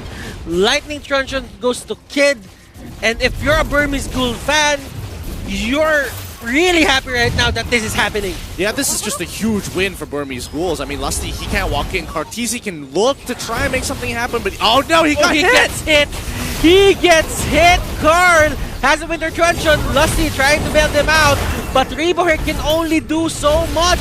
The Abyssal Trap will bite him in the end. He will go down. View is up.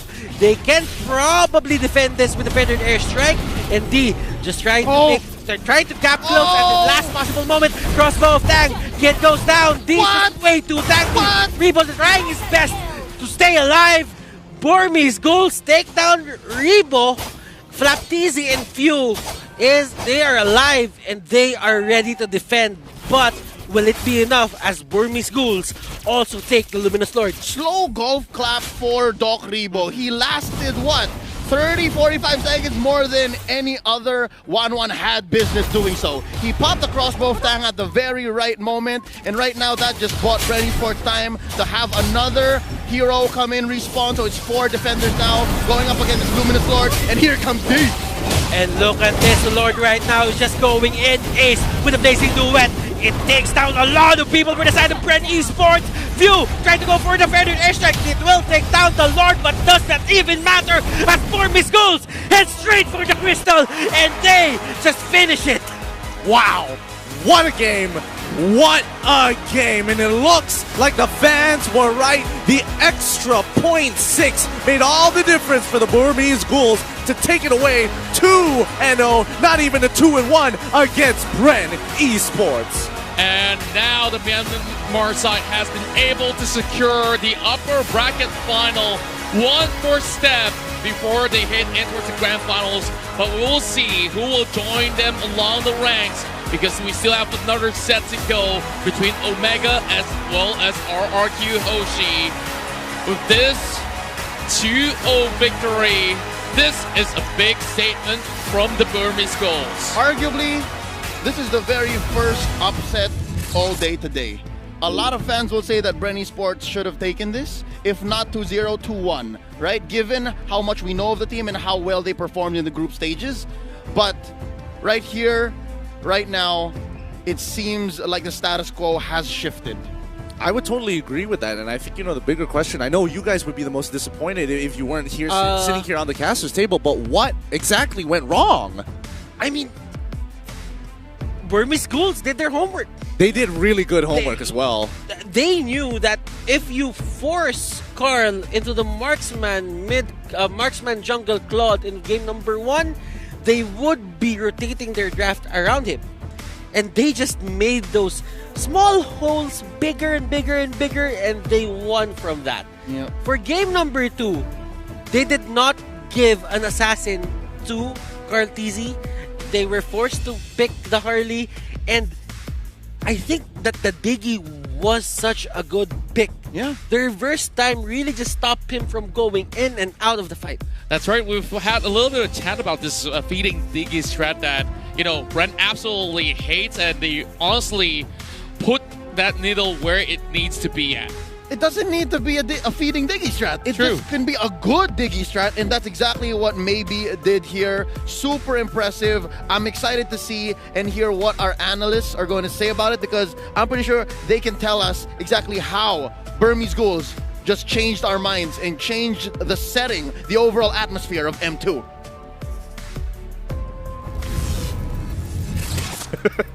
Thank you very much, casters. And yeah, there's a lot of things that we have to talk about, but it's mostly on the draft. The Diggy, as well as the Yuzong being left out again. My name is Afel, this is Wolf, and we got to really break it down where Brand is the favorite to win. And, I thought they were going to be champions, so, sorry again. Sorry, this is my... I promise I will vote for RRQ. This is a double elimination bracket, so you just have to relax. Yeah. Just have to relax. I'll just vote for RRQ, then we're all good. No, maybe don't vote anymore, perhaps. Well, kidding aside, guys, I'm a drafter myself. I love how just teams and coaches draft. And in this particular day, maybe the last, I would say, past months, Burmese Ghouls, whoever is drafting for the team, he needs to get a raise. We gotta talk about Diggy. Why was Diggy so good in that match particularly? I was thinking of other solutions to the Sylvana pick, as well as the fact that the Harley is just so good in this particular game. I cannot think of a solution to both of them, but Burmese Schools drafted perfectly. So they picked up the Jawhead first and then threw in a curveball saying that it's not going to be a Jawhead tank. Yeah. It is going to be the Diggy. So it answered so much. It is perfect against the Harley because of the fact that Deadly Magic is just stopped by this. And absolutely, the Times Journey is perfect against all the lockdown coming out from Bernie Sports. Yeah, so we're going to look at the highlights over here. And what we're going to see is every single time, just like you said, not every single time, but basically maybe using the Diggy, most of the times protect his own teammates. And the thing that he has in Aegis as well, making sure that they need a lot more burst if they want to take anyone down. It was really scary for Burmese Ghouls because they're not winning per se, but I like the fact that Deeb was phenomenal once again, back-to-back games, and maybe we can talk about that later. Now, in this turtle fight, it was definitely the turtle taken by Brenny Sports, but afterwards they don't get the control out of the map. Maybe that's the biggest problem there, because Burmese Ghouls, in reverse, in converse, they are getting all of those big fights. Now, I think that the most crucial fight will happen here in the mid lane. We will see it later, but I think that you have to take note about how much shielding has helped Burmese Ghouls in this particular fight. By the way, D with the confidence just to dive into the parts. I'm actually quite surprised why his Yuzong was left out again. Maybe we can pause here because this is a very important fight. Yeah, I think that if you have to look at the idea here, I think it's one of the concepts of peeling, or at least luring your opponents here. Because Burmese Ghouls, they have attracted everybody in this part. And if you're looking at the lineup of Rennie Sports, they're really eyeing and looking towards this place. Now, if you compare that to the reaction coming out from Ace, he knows that with the Diggy in there in the middle and also Stain coming out from D, then you also have the Joy. By the way, almost everybody has shields now for the Burmese Ghouls. Now, Ace had a free pass to go around here, and this allowed him to just clean up afterwards. So what you're gonna notice is that the sustain coming out from Burmese Ghouls will be enough. Now, for Brenny Sports, they might have the Deadly Blade carriers, and they may have Durance at this point, but the biggest problem is you don't really have anti-shields. You don't have the true damage sources. You have so many anti-sustain, but not much anti-shields. And also the positioning from Burmese Ghouls was really immaculate in almost every skirmish that we saw in this match. Yeah, and I like the fact that we're really looking at all of these shields because before this, during the Athena shield time, everyone used that to make sure that, okay, I'm not going to get bursted down. But because Athena shield was slightly reworked, everybody loved playing burst just because it gives you that immediate success. But the thing is, now with the Diggy, usually we're like, all right, this is going to be a Diggy feeding strat. But it's like, no, we're not feeding. We just want shields. We want a lot of shields. And a little birdie, I would say a little woofy, told me that Bren, they really do not like the Diggy. No, the lore of Bren Esports tells us that they hate that Diggy. Man, there came a point where the feeding Diggy strategy was used against some other team, and then afterwards, Bren just automatically first banned that hero all throughout. But that was a feeding Diggy. This time, it's completely different, and I would say this is the true form of how the Diggy should be played. But how does that feel for them? It's like, oh, it's not doing the feeding Diggy. We're happy. They didn't do it. They still lost, so I don't know. Like, I guess they'll just continue to ban the Diggy. But either ways, right now we're looking at the itemization between both of the teams. And right now, let's look at the Diggy. It's not using a lot of magic damage-based items. It's mostly using the feeding time and just focusing on the defensive. Because at least in Malaysia, there was a conflict. Like, okay, should Diggy do like the magic build to have fat shields, or just be as tanky as possible to be able to time your ultimate on time? Yeah, I guess this is more all about their... I think that if you're looking at just the items, it's pretty standard.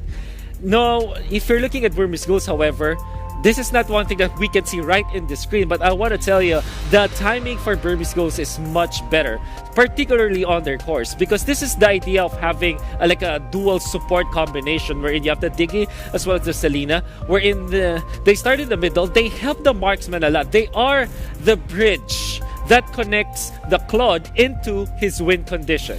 That's a very metaphorical way, but all I'm trying to say is that they have babysitters to help them farm. And if we look at the stats as well, nine buffs for the side of Burmese Ghoul, both orange and purple, and Brandy only got 7. So it doesn't look like there was much jungle control in the early to the mid game. It's only in the later stages of the game where we can see that Ace steals the buffs from the enemy team. You know what's very important? Look at the turret. It's 10-1. This is off of the fact that we almost forgot how big of a sieging hero the Diggy is. And how do you siege with the Diggy? You have a marksman or you have a heavy pusher, and then you also have the time bombs coming out from the Diggy. Zone out your enemies from behind. And when they do jump, just pump the time's journey and you're gonna be safe. Yeah, and then right now we can look at the stats as well. The rich guy as well as the carry is going to go to Ace with 848 gold per second, as well as 53,000 total damage.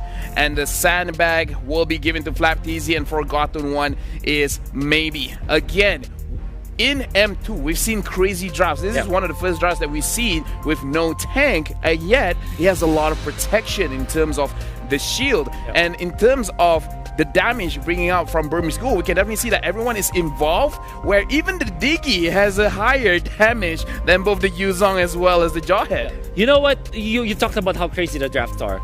In the past, in the group stages, there were many crazy drafts, but this one, you will attribute it to the leaning more on the genius side. Genius, yes. You know what? Because sometimes you get so creative, it doesn't make sense. It just looks good. It just looks gimmicky.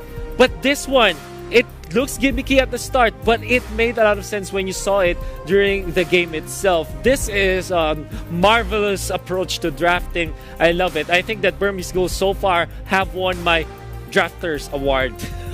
But yeah, the fact that they use Diggy with Aegis, not something that I would really recommend, but in this particular game, it's just so perfect. Yeah, and right now we're going to look at the MVP of the game. Is going to be given to Ace with his Claude with a KDA of 5-7, and I think he got the MVP just because of how he really played the Claude. He did not take any unnecessary chances when going for the kills. And just like how you pointed out in the highlight just now, where he saw, okay, a lot of people are going mid. I'm going to go somewhere else. I'm going to get a free kill. And once everyone has wasted all of their skills, hey, I'm coming back. It's easy to be baited as a Claude to just look at, like, you see 5 heroes, I'm going to go jump in and blaze into it. But this guy, he's so patient. Not only that, he worked with his team. I love the fact that when they were trying to push, particularly into the top lane, they popped the Blazing Duet as well as the Aegis End Times Journey. Yeah. You know how many shields that will have. That was so much. But yeah, like, you can do that. Without that, it's not Blazing Duet, it's Blazing Do Not Do It. This guy. You win this time. You win this time, Lafel. Okay. Lafel TZ, you win this time. Yes, my name is Lafel TZ. But anyways, I love the fact that Burmese Ghoul, a lot of... remind me again, the talents. Our prediction was heavily on Bren. And the viewers, Can it we was not talk about this? 50. The viewers know more. Yeah. Burmese Ghoul, they might win. And speaking of which, our host, Joaquin Gomez, he got it right. You know what they say? The viewers are always smarter than the analysts. No, but but either way, that is it from us, because after this we do have to go to our other host, Lysander, to go to the interview with Burmese Ghoul. So without further ado, Lysander, please take it away. Lysander, and I'm here with the winners interview once again. Burmese Ghouls doing another 2-0, the third 2-0 of today against Brand Esports. Pretty shocking to the analysts because they were thinking that it would be a closer game, but Burmese Ghouls really showed their opponents that they weren't here to mess around. And yeah, I'm here with one of their players, Ace, who is their hyper carry or mid player, and he's going to share a little bit of insights as to how they managed to defeat their opponents, Brand Esports, considered one of the favorites in this tournament. Hey Ace, how you doing? How you feeling right now? I know you seem pretty calm and controlled.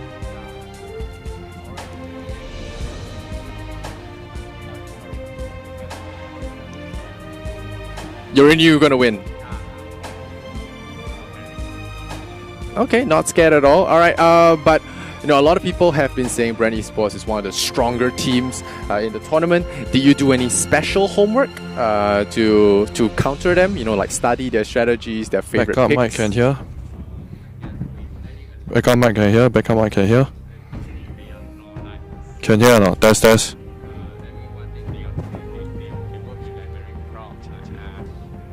So, okay. So they made a mistake. Oh, you think like everyone's saying they're really strong, so they might be a little bit overconfident. Yeah, that's okay. And also a lot of pressure, right? Being said the strongest, you know. Yes. And a lot of people said you're underdogs, and that's good for you because you have no expectations. Okay. Tell me about. Okay, so I want to talk about some of the picks. The analysts were very excited about your Diggy pick. You know, it's not very commonly seen, but you guys picked it against Brand, and the analysts tell me that Brand hates Diggy actually. Yeah. So did you guys pick it to mess with them or what? I guess I think I know they hate Diggy, so that is also. But Diggy is also a very good sport. You know, like one counter a lot of stand, like hit party, and when he die, he can still show the match to his teammates. So it's very useful. Yeah, very good for scouting, very good for annoying people. And I want to talk about Yuzong, alright? That hero has been dominating the past few games we've watched, and somehow teams just don't ban him. Why do you think people don't ban Yuzong? I guess like the two teams both can play Yuzong. Like if we don't pick, they will pick, you know? So if they not pick the Yuzong, we will take the Yuzong. Okay. But what if they picked Yuzong? What will you guys do? I guess we'll take the Labu. Okay. You guys have a counter for him? Yeah. Okay. Alright, last question. I want to ask you guys, what would you say to the Brand Esports fans? A lot of them are very sad now. Their favorite team got 0-2. Do you have any encouraging words, nice words for them? A lot of their fans have been saying you guys were fighting AI. I don't believe that. They're really strong. Do you have anything nice to say to them? I don't know how to say. But good luck to your next match. All right, good luck to your next match. I think that is fair. All right, who do you want to face in up next? I guess it will be RRQ. All right, RRQ, they're the stronger team in this tournament as well, and you want to face them first before going to the final. Yes. All right. Thank you so much for the interview, Ace. All right, guys, with that said, we are going to wrap up the third series. We're going to go for a short break, and after that, we're going to come back with the final series, RRQ versus Omega. It's going to be big.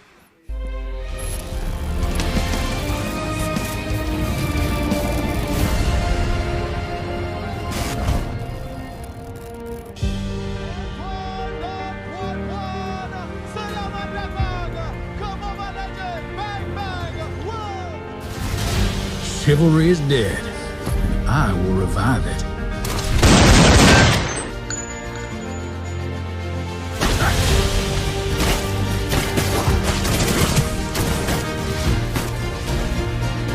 I've got a bullet with your name on it.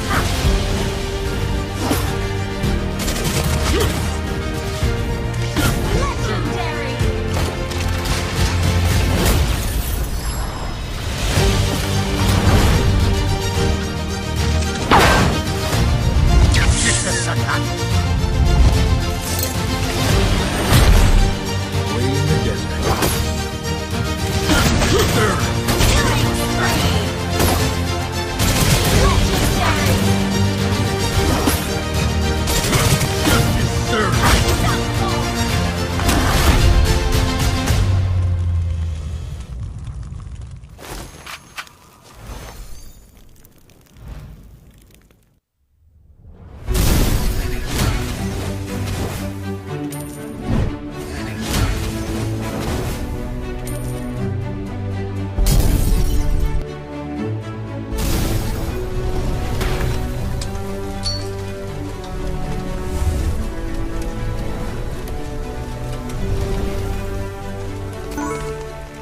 Hello everyone and welcome to the semifinals, where right now our players will be playing a best of 3 to really find out who deserves to be in the finals.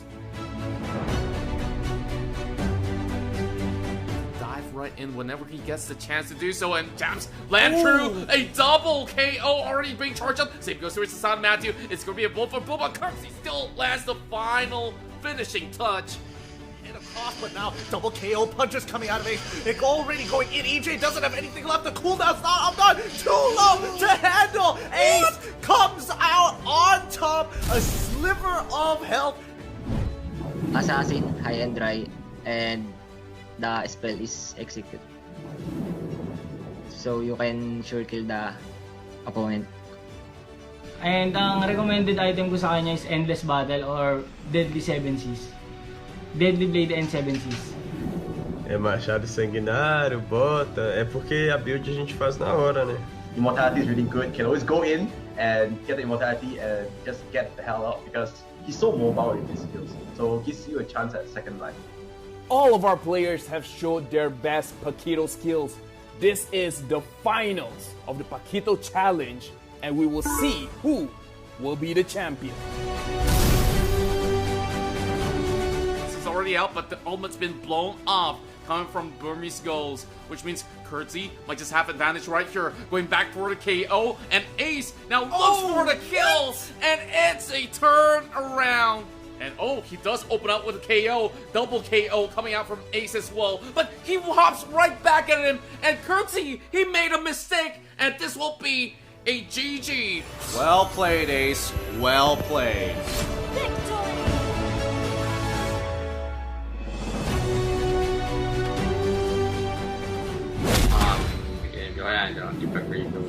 Hello,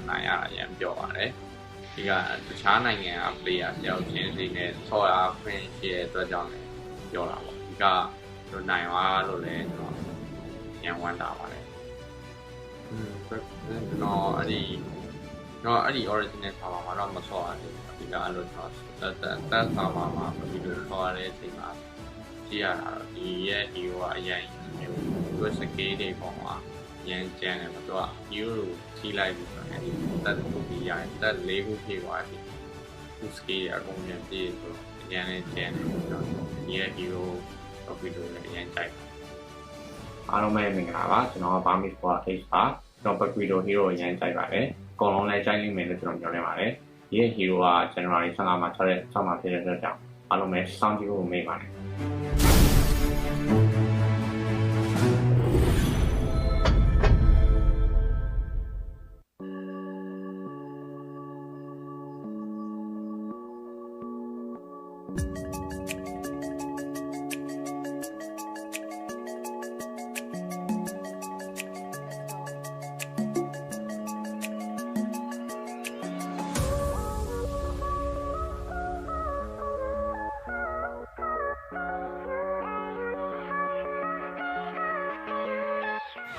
Enjoy, come to Apple. Wow.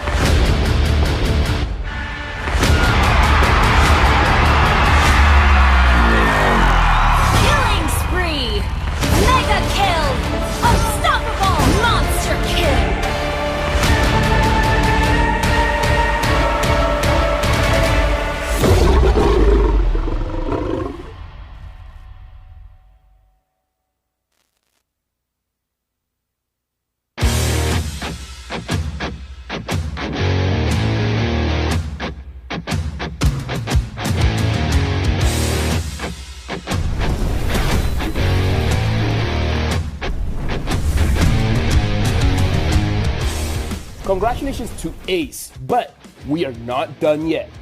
We have seen Paquito in a 1v1, but let's see how Paquito does in a real match.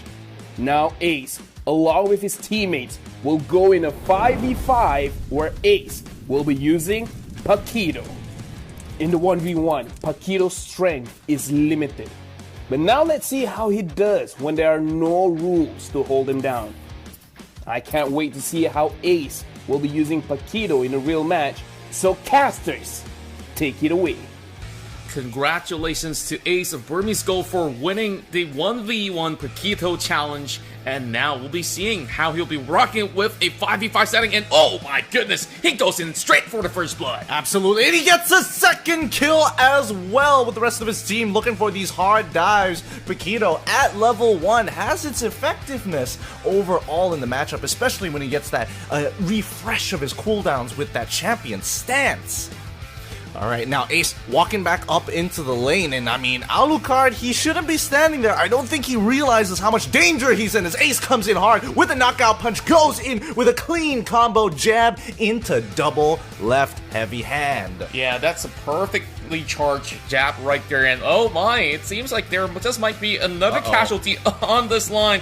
Ariana Safi, he's probably not going to survive this. Look at that! The knockout burst just comes out from Ace. Nobody expects how much damage that Paquito can actually pull off with the double knockout strike. It's so shocking. Like, look, he hasn't even used his execute just yet. This game has just completely gone downhill for the enemy team. They don't know how to deal with Ace right now. He's just so huge. But can they push this even more? I think they're looking to try and end this. Oh no, Alucard, he goes in, but he's way too weak to actually handle the amount of damage. The wombo combos coming out of Ace is too clean to handle as he takes him out and looks to press right under their turret. Nothing they can do, and the rest of the Burmese ghouls just knocking them down like flies. That's right, and that's gonna be the top side being opened up, and they're already diving right in. It's a mega kill for the Paquito. Oh my goodness. I mean, Paquito is huge. The snowball potential that comes out of this man. No mana, 9 kills to end the game, and there you have it, your new champ, Paquito. Paquito hero က 5v5 မှာဆောက်မယ်ဆိုရင်တော့ဒီ hero အရင်ကြောက်စရာကောင်းမှာသူနဲ့ lane နဲ့ face ထိုင်ရတဲ့ hero ကတော့နည်းနည်းလေးတီးထားမှာဘာလို့လဲဆိုတော့သူ spell တွေ request ကြီးအကုန်လုံးကအဲ့ဒါကြောက်စရာကောင်း level 1ဆိုရှိရတယ် level 2ဆိုရင်ရှေ့တိုးပြီးထိုးတာဆိုတော့အတီးရပြီဆိုရင်သူလုံးဝတီးထားမှာပါအဲဒါကြောင့် 5v5 မှာဆိုရင်တော့ပို့ပြီးတော့ကြောက်စရာကောင်းတာမပြီး hero ကခုနပြောခဲ့သလိုပဲ 5v5 ပဲဖြစ်ဖြစ် 1v1 ဖြစ်ပဲဒီ hero ကကြာအဓိကသူ့ရဲ့ skill တွေပေါ့နော်အဲ့လို enemy တွေတွားပြီးတော့အဲ့လို dive ပြီးချတဲ့ပုံစံဆိုဒီ hero ဆော့မယ်ဆိုတော့ aggressive ဆန်နဲ့ဆော့တာကောင်းတာပါဘာလို့လဲသူကအဲ့လို aggressive ဆန်ပြီးဆော့မယ်ဆိုတော့ enemy ကဘာမှလုပ်ချင်မရှိပဲသူ့ရဲ့ stand အောက်မှာနေတည်သွားမှာဆိုတော့အဲ့ဒါကြောင့်ဆော့မယ်ဆိုရင်အဲ့လို aggressive ဆန်ပြီးဆော့ပါ Now that everyone has seen how strong and aggressive Paquito is, don't forget, he will be officially released on the 15th of January. That is it from us. We will see you in the land of dawn.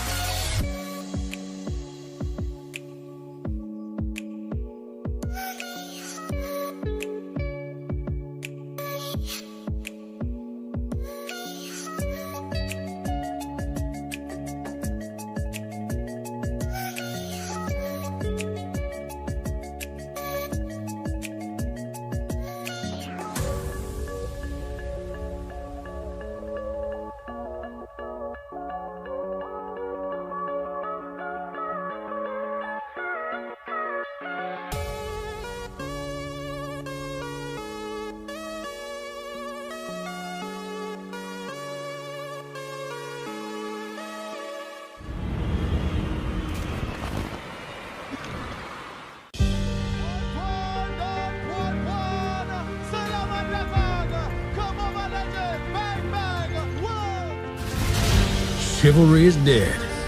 I will revive it.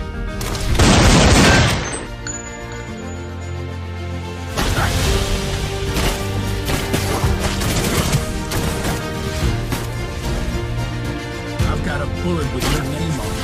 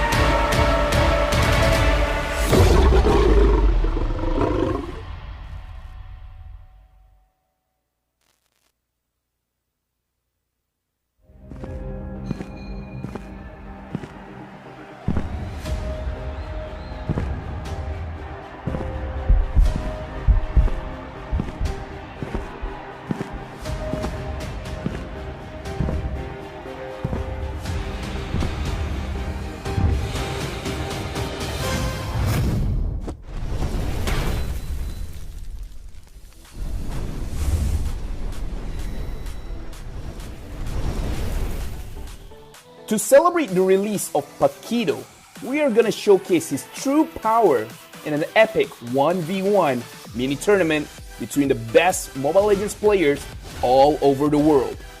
But before we get into that, let's first talk about his hero. Paquito is a super versatile fighter that aims to be the strongest fighter of them all. He can be played in the side lanes or even be played as a roaming tank. His passive, Champ Stance, is a unique mechanic that allows him to conduct a variety set of combos, making him unpredictable and able to create skillful plays.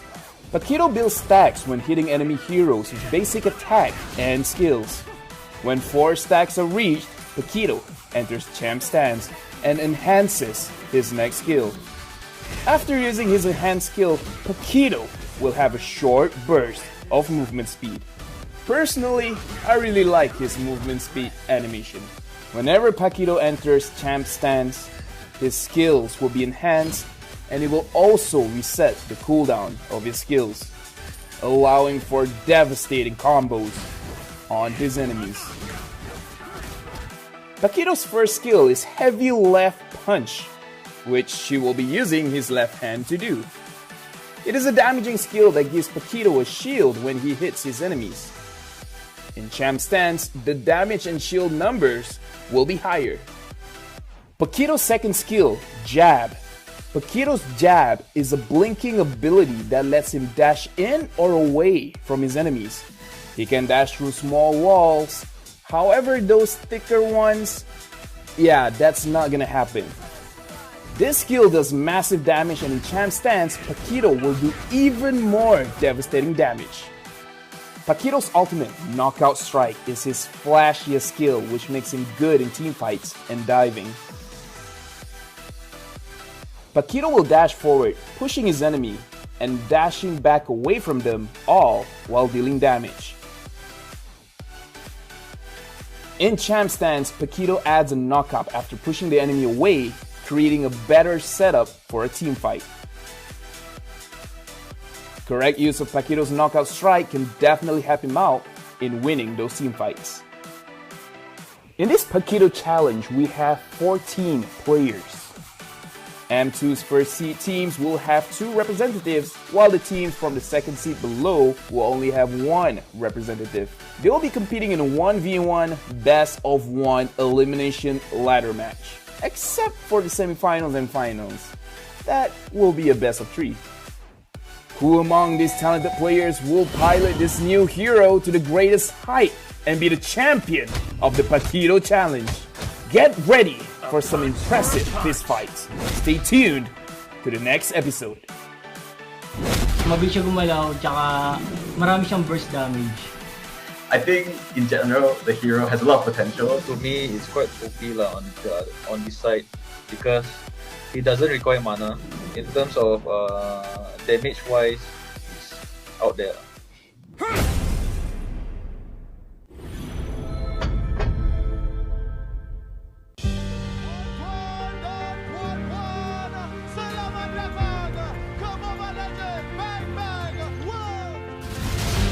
Chivalry is dead.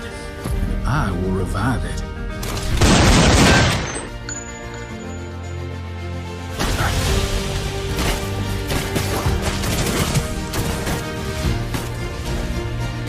I've got a bullet with your name on it.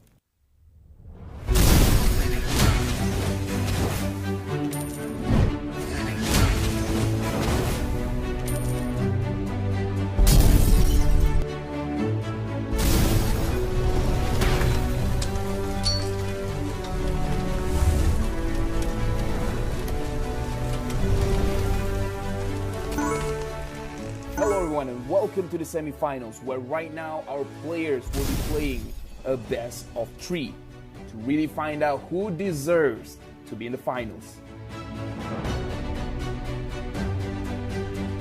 Dive right in whenever he gets the chance to do so, and jams land true. A double KO already being charged up. Same goes to Hassan Matthew. It's going to be a blow for Boom, but Kirksey still lands the final finishing touch.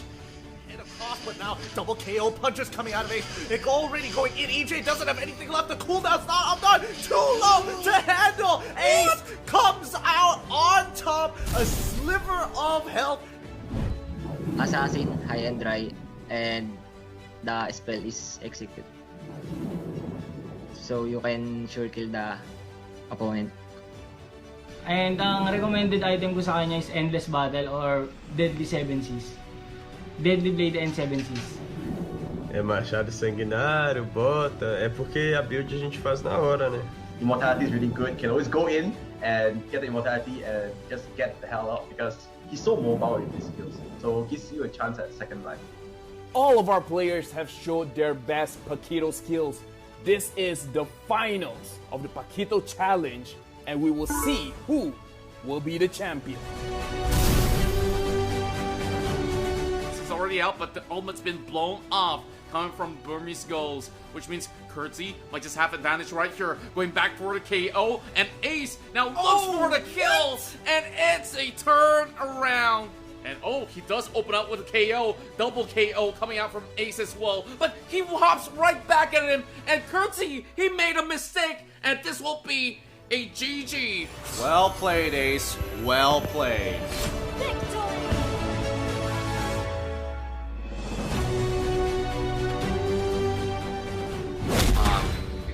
Paquito ဒီပဂရီကိုချက်လောက်နိုင်ရတာအရင်ပြောပါတယ်ဒီကတခြားနိုင်ငံက player တယောက်ချင်းစီနဲ့ဆော့အားခွင့်ရှိတဲ့အတွက်ကြောင့်လည်းပြောတာပေါ့ဒီကတို့နိုင်သွားလို့လည်းကျွန်တော်ညံဝမ်းတာပါတယ်ကျွန်တော်အဲ့ဒီ original ဆာဗာမှာတော့မဆော့ရသေးဘူးဒီကအဲ့လိုကျွန်တော်တက်ဆာဗာမှာပြီးတော့ဆော့ရတဲ့အချိန်မှာ ကြည့်ရတာတော့ဒီရဲ့ hero ကအရင်မျိုးသူ့ skill တွေပေါ်မှာရန်ကြမ်းတယ်သူက hero ကိုထိလိုက်ပြီးတော့အဲဒီတက်ခုပြီးရတယ်တက်၄ခုပြေးသွားပြီသူ skill အကုန်ပြန်ပြေးဆိုရန်နဲ့ကြမ်းတယ်ဆိုတော့ဒီရဲ့ hero Paquito လည်းရန်ကြိုက်အားလုံးပဲမင်္ဂလာပါကျွန်တော်က Burmese Squad H ပါကျွန်တော် Paquito hero ကိုရန်ကြိုက်ပါတယ်အကုန်လုံးလည်းကြိုက်နေမယ်လို့ကျွန်တော်ပြောနေပါတယ်ဒီရဲ့ hero က January 15မှာ6မှာဖြစ်တဲ့အတွက်ကြောင့်အားလုံးပဲစောင့်ကြည့်ဖို့မေ့ပါတယ်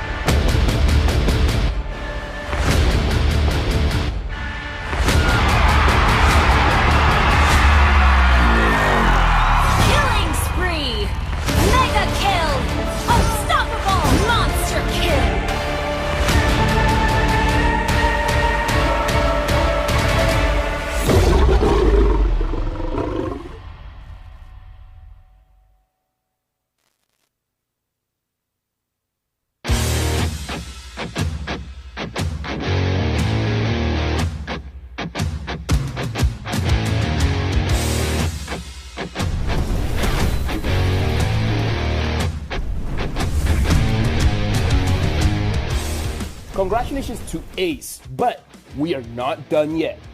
We have seen Paquito in a 1v1, but let's see how Paquito does in a real match. Now Ace, along with his teammates, will go in a 5v5 where Ace will be using Paquito. In the 1v1, Paquito's strength is limited. But now let's see how he does when there are no rules to hold him down.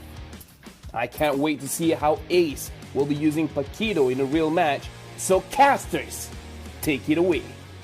Congratulations to Ace of Burmese Gold for winning the 1v1 Paquito challenge, and now we'll be seeing how he'll be rocking with a 5v5 setting, and oh my goodness, he goes in straight for the first blood. Absolutely, and he gets a second kill as well with the rest of his team looking for these hard dives. Paquito at level 1 has its effectiveness overall in the matchup, especially when he gets that refresh of his cooldowns with that champion stance.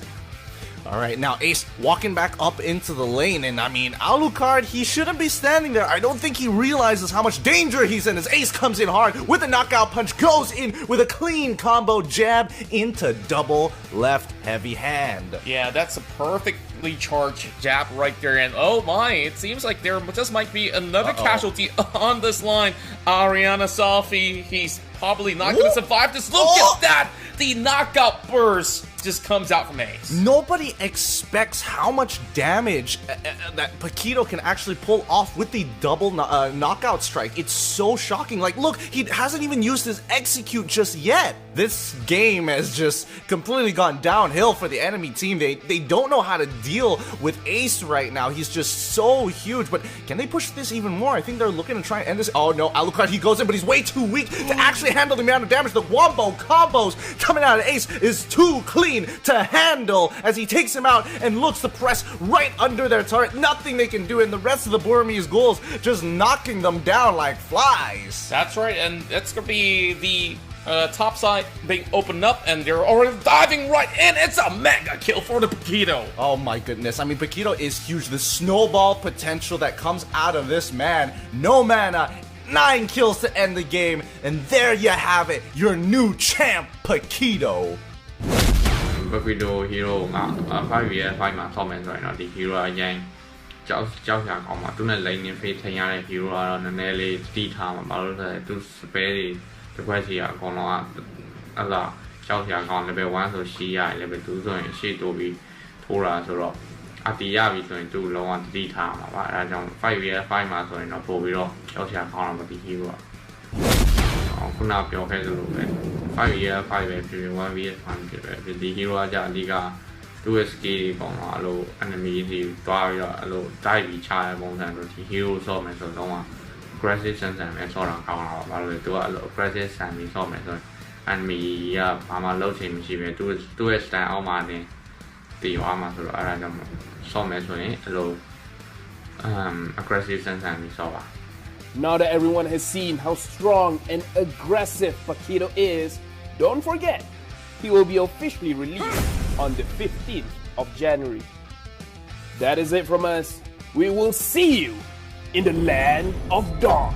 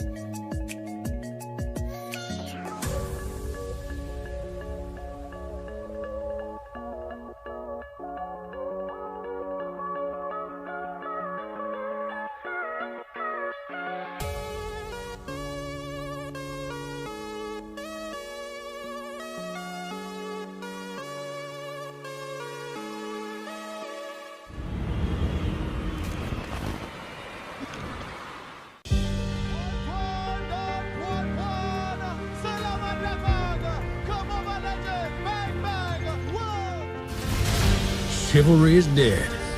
I will revive it.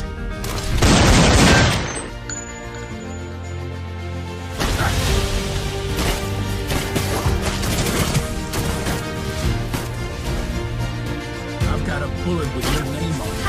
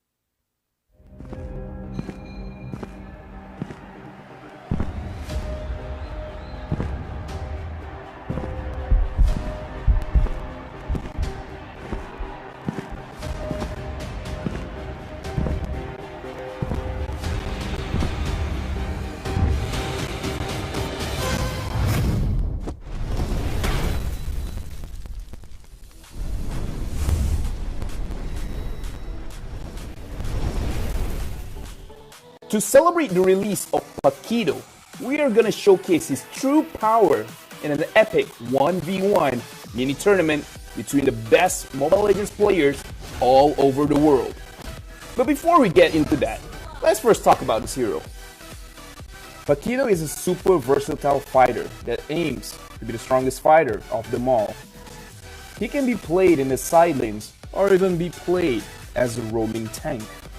His passive, Champ Stance, is a unique mechanic that allows him to conduct a variety set of combos, making him unpredictable and able to create skillful plays. Paquito builds stacks when hitting enemy heroes with basic attack and skills. When 4 stacks are reached, Paquito enters Champ Stance and enhances his next skill. After using his enhanced skill, Paquito will have a short burst of movement speed. Personally, I really like his movement speed animation. Whenever Paquito enters Champ Stance, his skills will be enhanced and it will also reset the cooldown of his skills, allowing for devastating combos on his enemies. Paquito's first skill is Heavy Left Punch, which he will be using his left hand to do. It is a damaging skill that gives Paquito a shield when he hits his enemies. In Champ Stance, the damage and shield numbers will be higher. Paquito's second skill, Jab.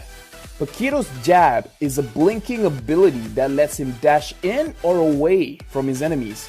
He can dash through small walls, however those thicker ones, yeah, that's not gonna happen.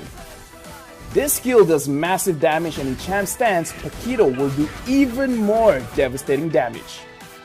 Paquito's ultimate, Knockout Strike, is his flashiest skill which makes him good in teamfights and diving. Paquito will dash forward, pushing his enemy and dashing back away from them, all while dealing damage. In Champ Stance, Paquito adds a knockup after pushing the enemy away, creating a better setup for a teamfight. Correct use of Paquito's Knockout Strike can definitely help him out in winning those teamfights. In this Paquito challenge, we have 14 players. M2's first seed teams will have 2 representatives, while the teams from the second seed below will only have 1 representative. They will be competing in a 1v1 best of 1 elimination ladder match, except for the semifinals and finals. That will be a best of 3. Who among these talented players will pilot this new hero to the greatest height and be the champion of the Paquito challenge? Get ready for some impressive fistfights. Stay tuned to the next episode. Mabilis siya gumalaw, tsaka marami siyang burst damage. I think in general the hero has a lot of potential. To me, it's quite OP on this side because he doesn't require mana. In terms of damage wise, it's out there.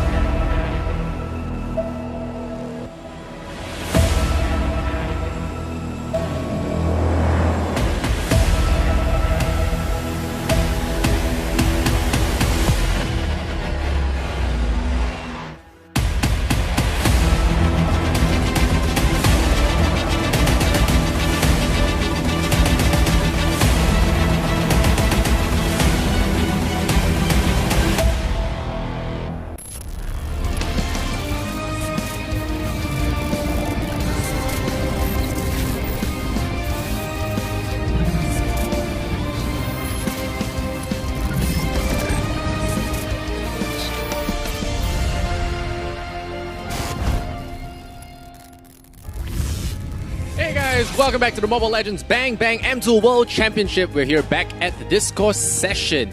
And of course, I am Lysander, and we are here in the final series. But before we get into that, I want to thank the people that helped make this happen. This whole thing is brought to you by Moonton and proudly supported by Skoga, as well as IMDA and the Singapore Tourism Board.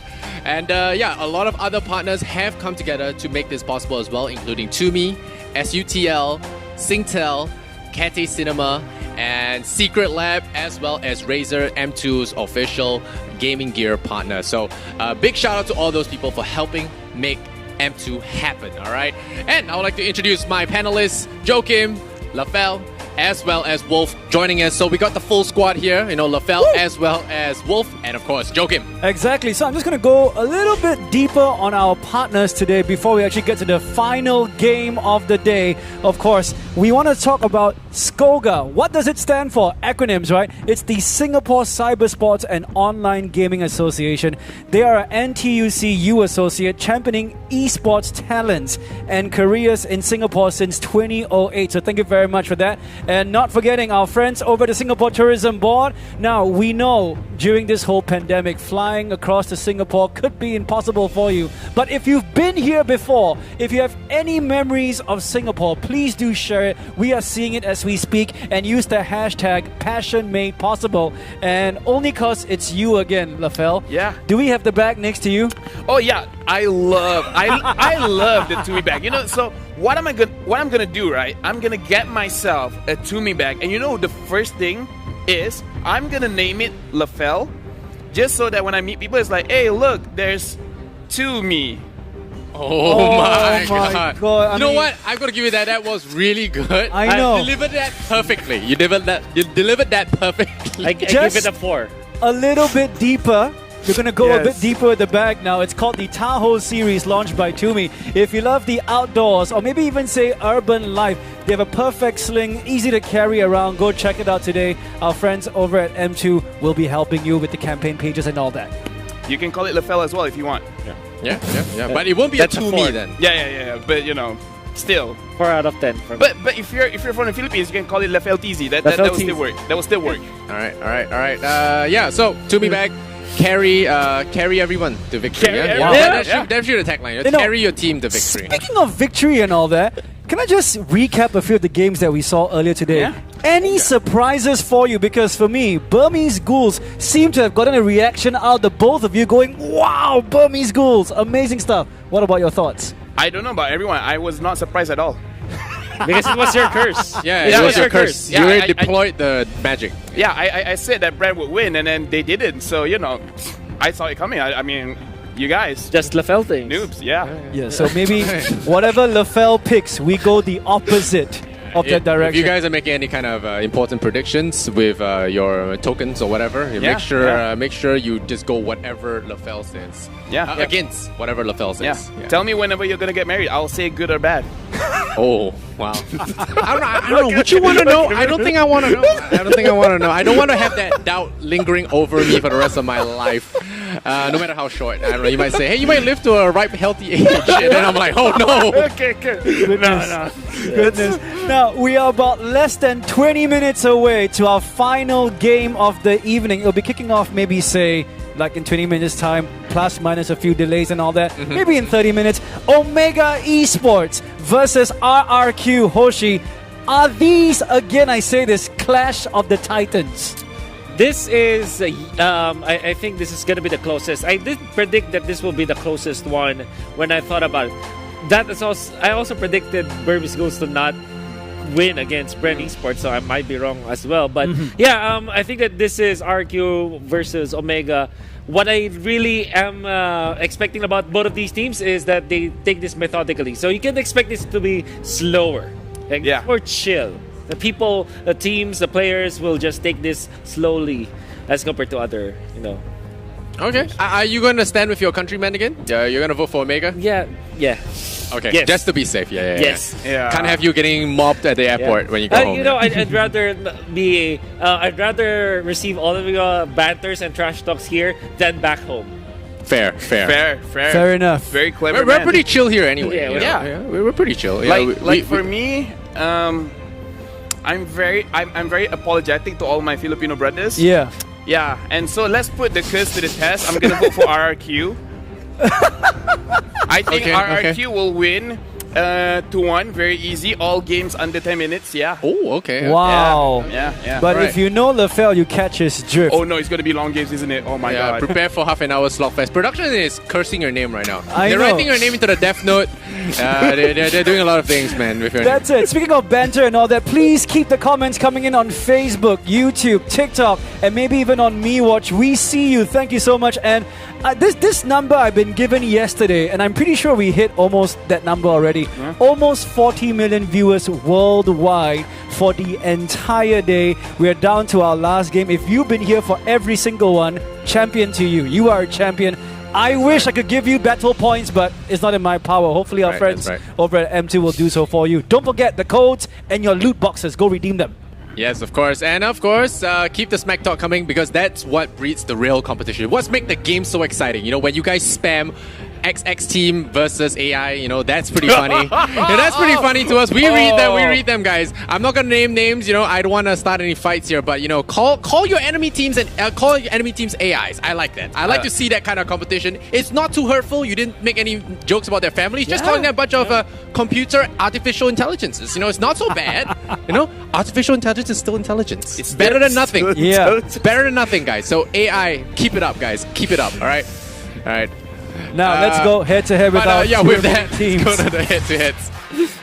All right, so you know what? Let's the analysts. Let's take over for this one. So basically, right now we're looking at the stats for both of the teams. Gameplay doesn't matter. So what about production? Just speed it up. You know, we're giving direct instructions to them. We're telling them what to do. You know, we've been given the. I mean, there's nothing more you can do to piss them off more, right? Oh yeah, you've already like reached the maximum like negative karma with them. So well, here's the thing.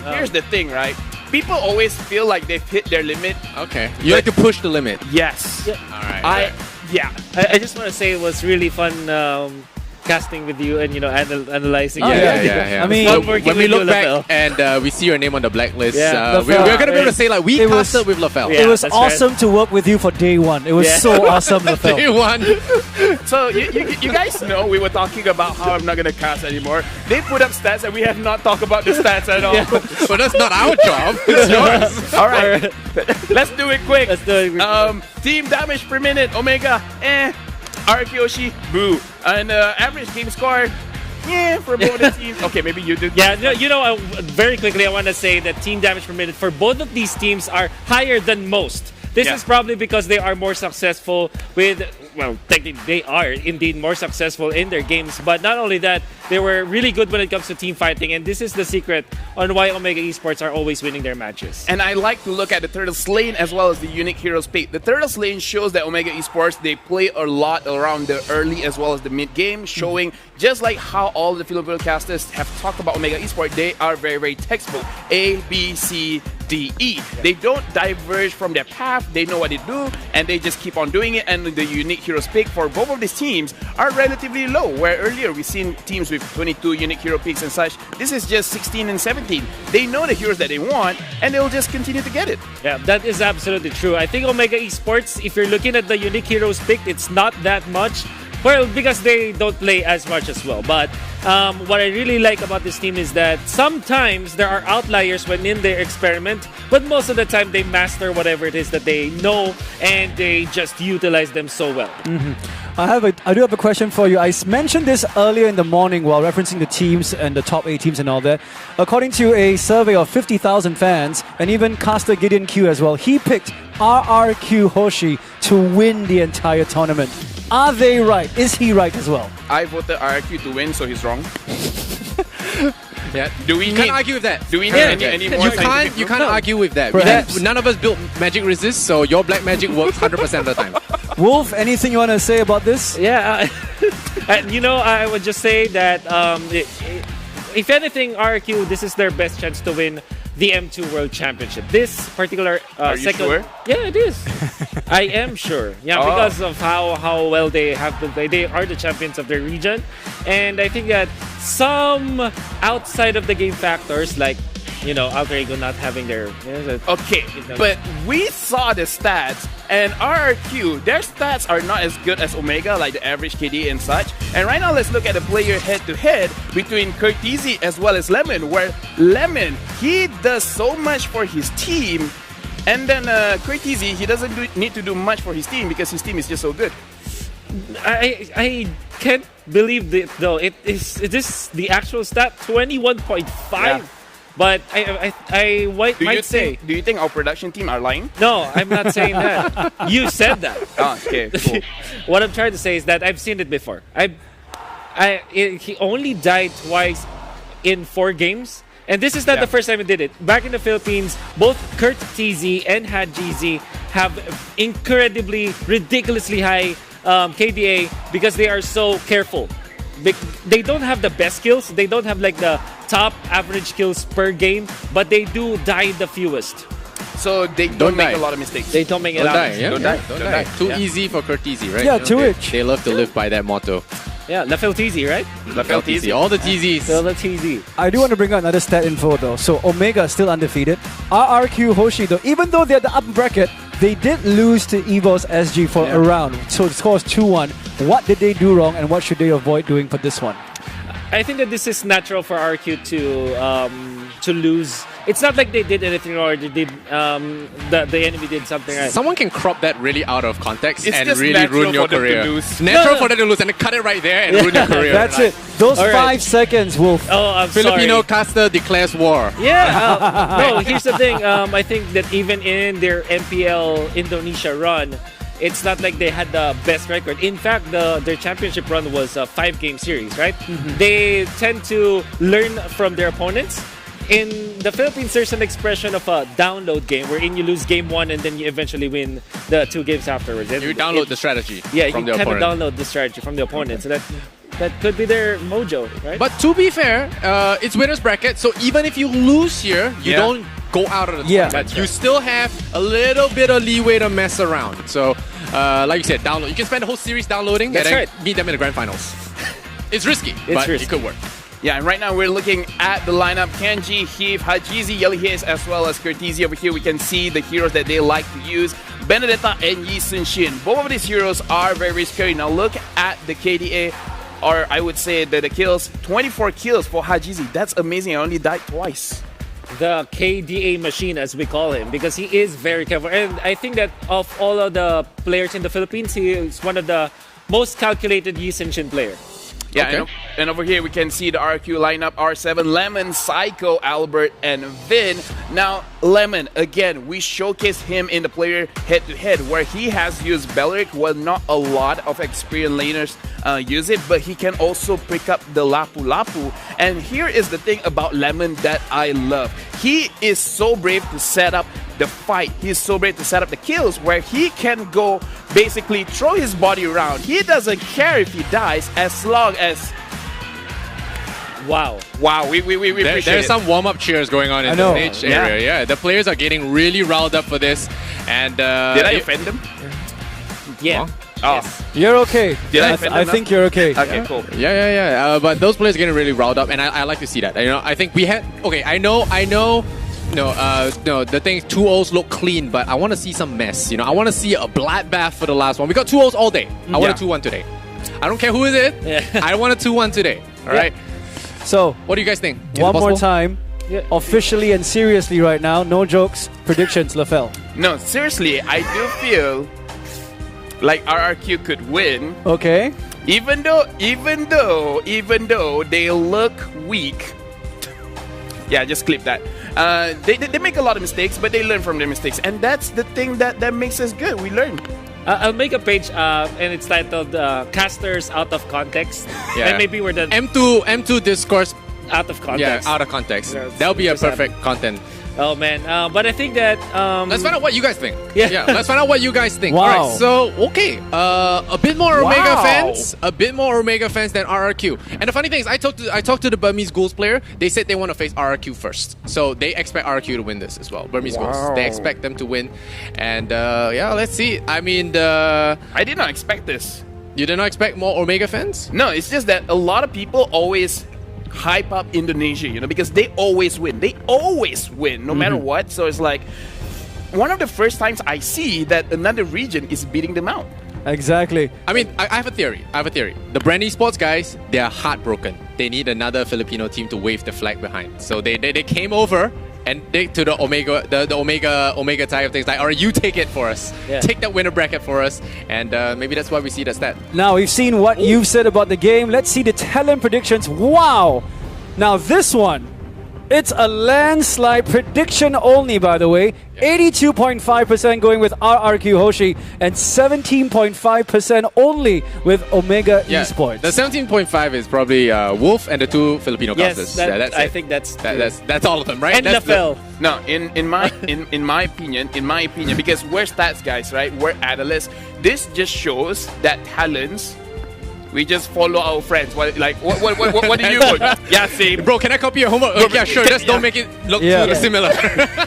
Now, that is true. Here's painting you a picture of what Lysander, Wolf, Lafel, and myself, we do during the games. We actually go to the respective platforms, Facebook, YouTube, and we do read the comments and we actually laugh out loud at some of them. So please keep leaving them. Don't go anywhere. We got a mouth-watering clash happening your way. And the moment you mentioned Filipino casters, right, I think Butters was like, what in the world? Hello.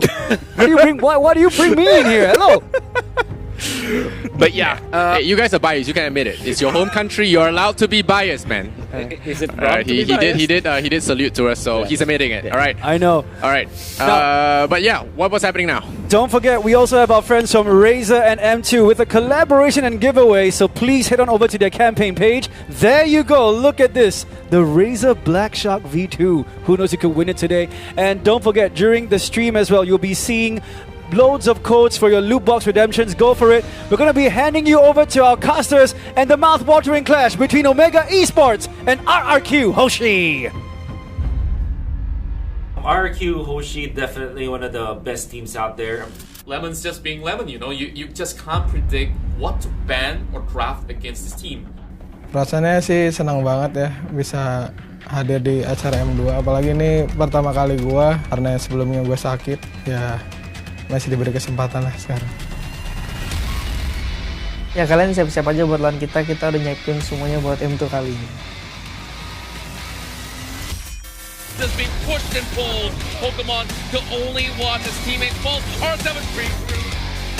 Omega is one of those teams from the Philippines that's been on the up and up. I'm hoping that this time around at M2, they're able to show them that they're just not the other Filipino team. You know what I'm saying?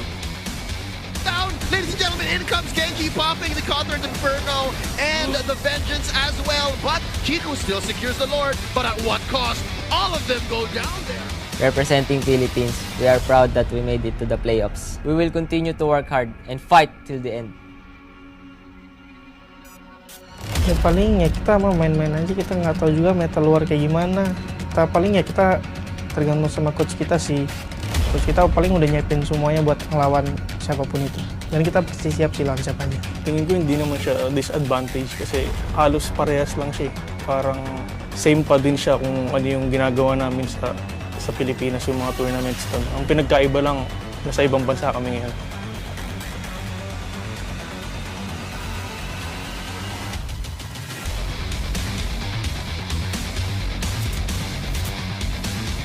Maganda na kayo, gutom na kami.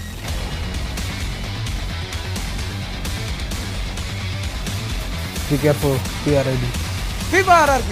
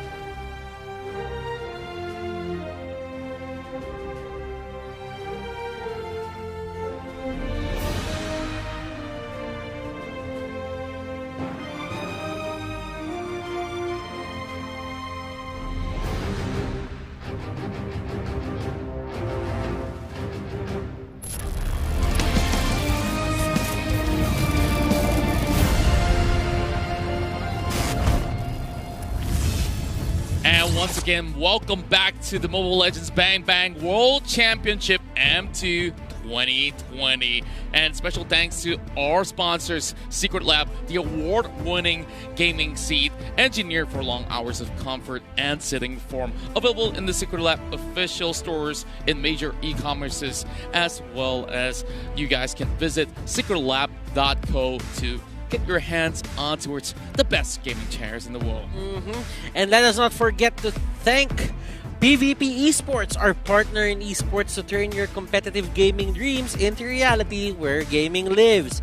PvP Esports is Southeast Asia's one-stop platform for amateur and professional gamers alike. And welcome back to the caster's desk.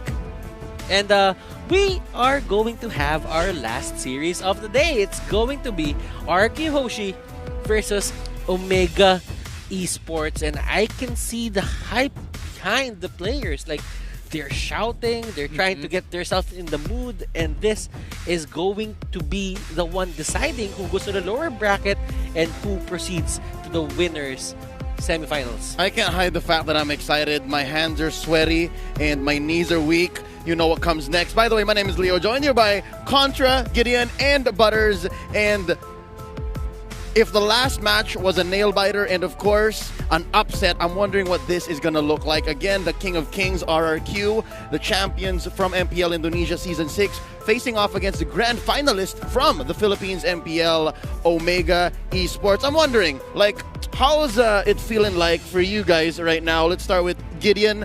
I'm wondering, like, what was your predictions like, and how does this affect this first matchup between these two? Well, honestly, when it came down to predictions, I mean, RRQ obviously looking to be, this is, previously, I mean, okay, context, there was a pre-prediction and then there is a post-prediction after the game stages. All right. And I think that's some important context here, because I'm getting a lot of messages. People like, stop guessing in my MMBB games. I'm so smart. But yeah, it is pretty surprising after watching the group stages where you really get to see the meat of a lot of these teams and what mettle and what preparation has come into that. Because again, it's so hard to see that before the competition. And of course, adding to that, it's definitely going to be very interesting. We're going to be having something coming up on board, so let's check that one out for now.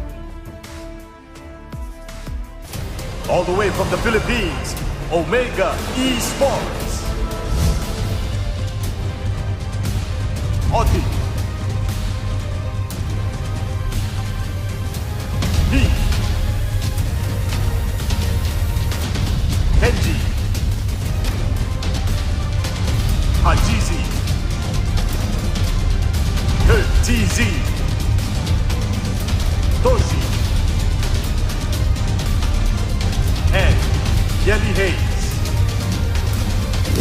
Omega Esports. From the Philippines, Omega Esports.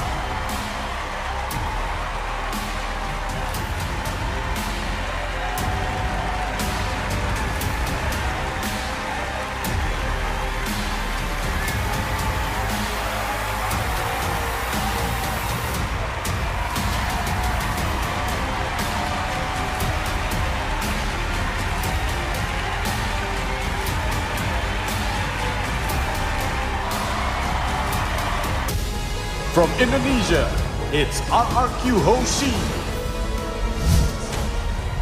Psycho, Albert, Devon, R7, Vin, Risky, Zin, RRQ Hoshi. From Indonesia, RRQ Hoshi.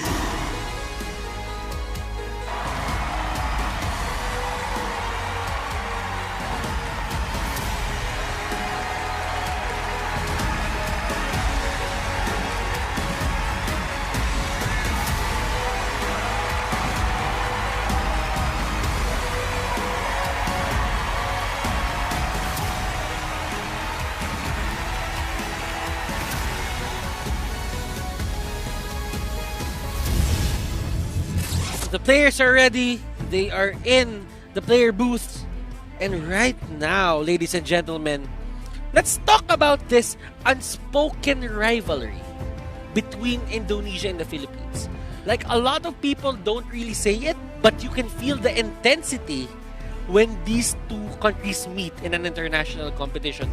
Let's start with you, Gideon. Well, honestly, I think this all does stem from the very first MSC. And from there, I think we got like a good level of the scalings of where everybody was at. If there was a ruler and you pulled it up, you would definitely see Indonesia on top, Philippines right underneath them. And from then on, once the standard has been set, Filipinos and Indonesians, Indo pride and Filipinos just been wanting to crash them right off that top spot. I think I'll agree with you when you said that it started MSC. Again, I think that was the highest form of MLBB esports at a time before we had the M World Championship. But right now, there's something I'm looking forward to, man, and it comes to a head right here after this series. Because regarding that rivalry, that unspoken rivalry, right? It's there. It's in our hearts, in our minds. We just don't say it out loud as often. Yeah. We put it in the form of teams. Right? We put it in the form of teams, but yeah, I agree that it's a Filipino versus Indo thing. Here's the thing, right? As soon as this series ends, we're gonna find out who stands tall. Once more, it's a small victory. It's not over just yet. But right now, if Omega wins, boom, Filipinos up here. But if RRQ wins, I told you so. Nothing's changed. What do you think? Oh yeah. Oh, you put me on the spot, huh?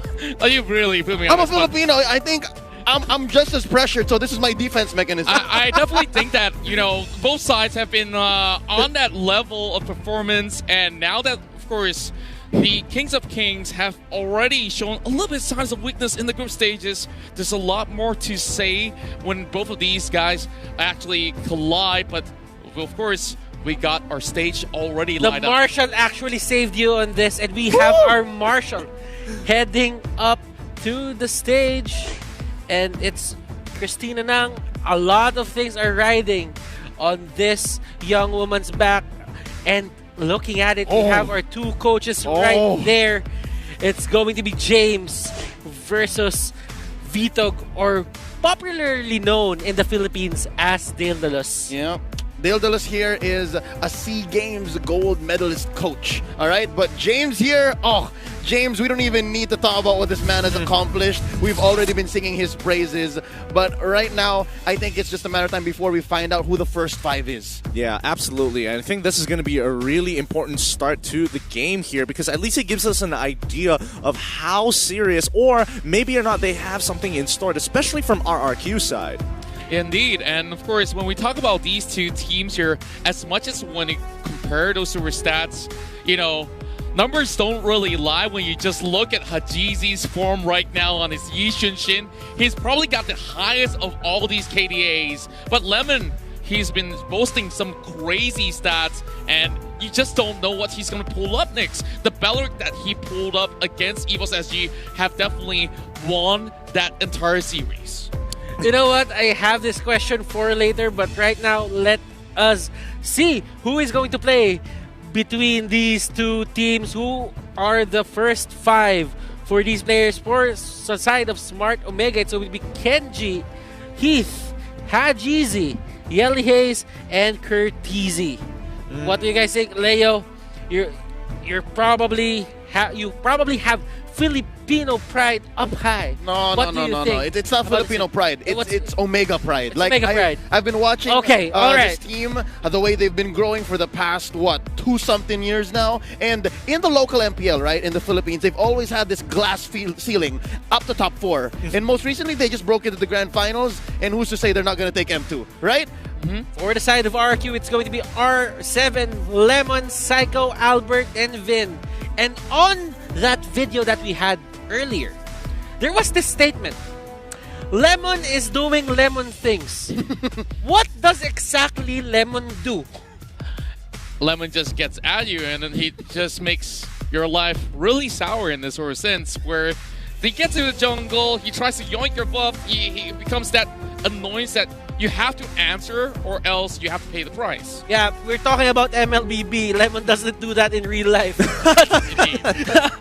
But you know what? Coming into this matchup, I want to know, what are your expectations? Honestly, I think the expectations is very high, especially for Omega to really perform beyond expectations here, especially against RRQ. Because everybody, after when people just keep winning tournaments after tournaments after tournaments, especially when they're from Indonesia, you kind of get tired of it, and it's only natural that you're hoping somebody knocks them down. Unless you're, from outside of the regions like us, we're just like, just let y'all have it, let y'all have it. We'll sit at the sidelines and watch. It's like that meme, let them fight. Let them fight. And as you're seeing on the screens right now, Omega Esports really had those smiles up. And some of the players, this is their first time flying another country and playing in an international stage. Well, for the side of RRQ, they've been here, they've done that.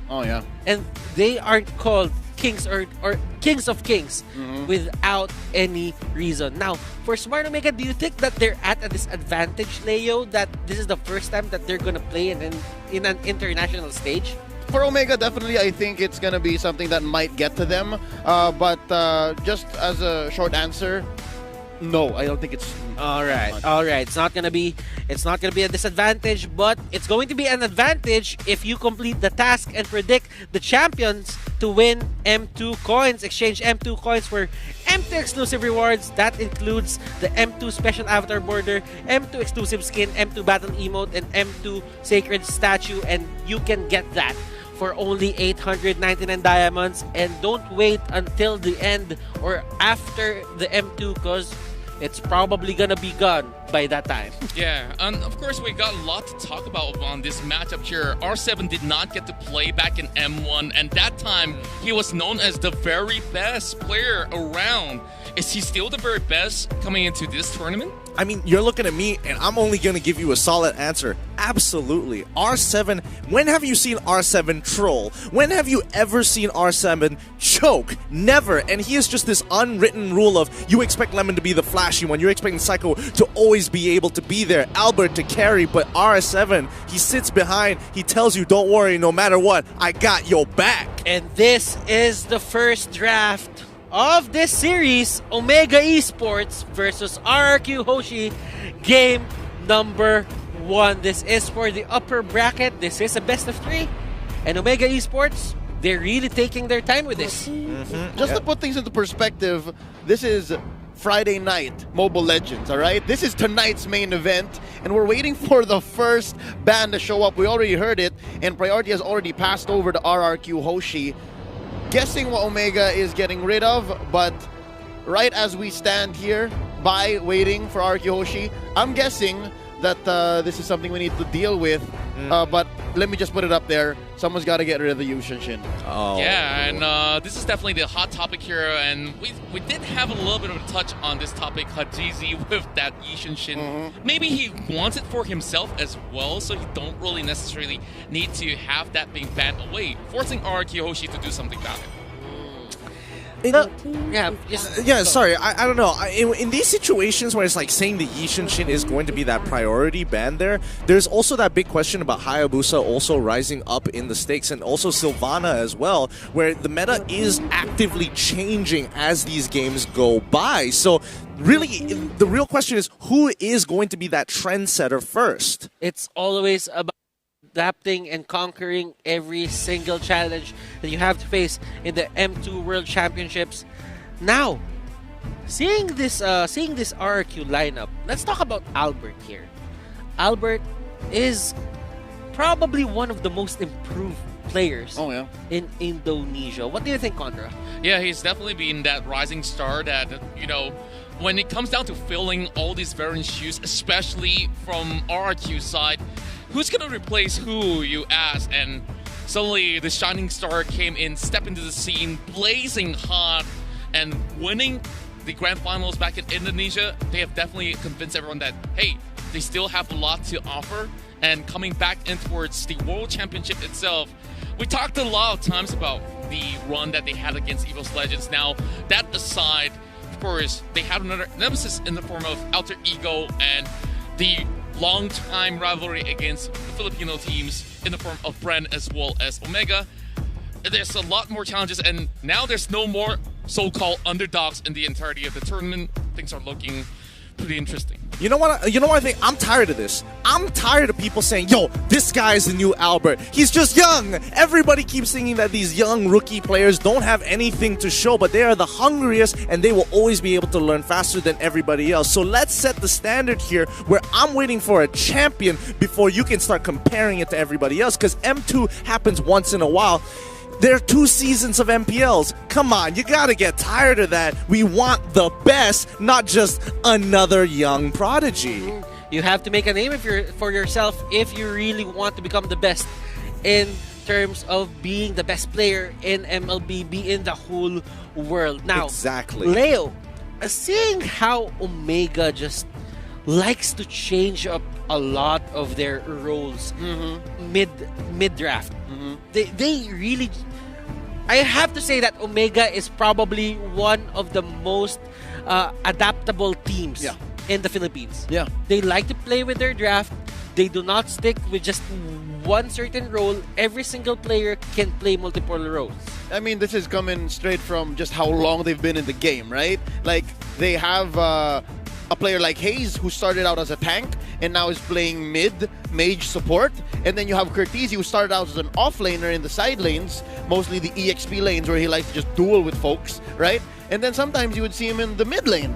It's this kind of gameplay that I think will give them the strength or the advantage, wherein it's a deadlock. But there is something that they should avoid, and that we've seen this locally. Fans of Omega will know that besides playing just with the roles, they also play with their heroes, like the choices that they've done. And I think they've lost one too many games to Brenny Sports, right? Their local rivals, because of such mistakes. I'm talking about that Digi game from MPL. From another big league in the Philippines. So just avoid that. I think that's step one. Just be comfortable with what you're doing. Now, clearly seeing Dale and James just go at it, there's this thing that tells me that Dale Dalos will probably be this certain guy that just wants to have his team comfortable. Hold up, what do you mean by probably? Is that like a maybe? I'm not really sure, because as Leo said, there might be a chance that they can play with their certain heroes. Okay, fair enough.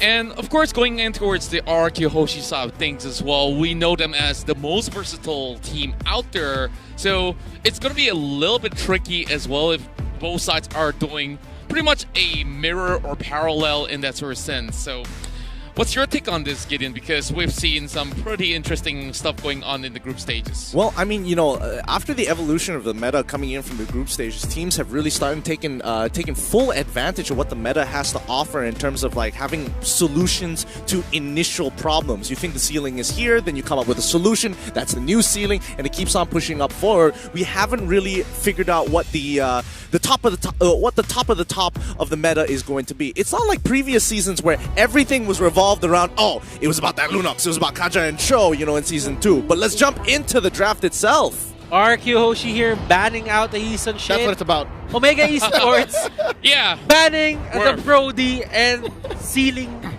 is the thing that you're talking about.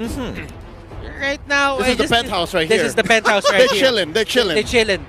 To be fair, I do think there are solutions to the Yishin Shin, but I think there's just not enough time to perfect it thus far, and that's why a lot of teams are just, people have been playing Yishin Shin for so long, just ban it out. There's too much time and experience on it. We might as well force out something fresh. That's right, and of course that forces all the other junglers or marksmen in particular to be picking something that's on the fresh new page. And then we've been seeing quite a number of all these Esmeralda bans for very good reasons as well, having that ease of diving into its position, and Lapu Lapu being banned away.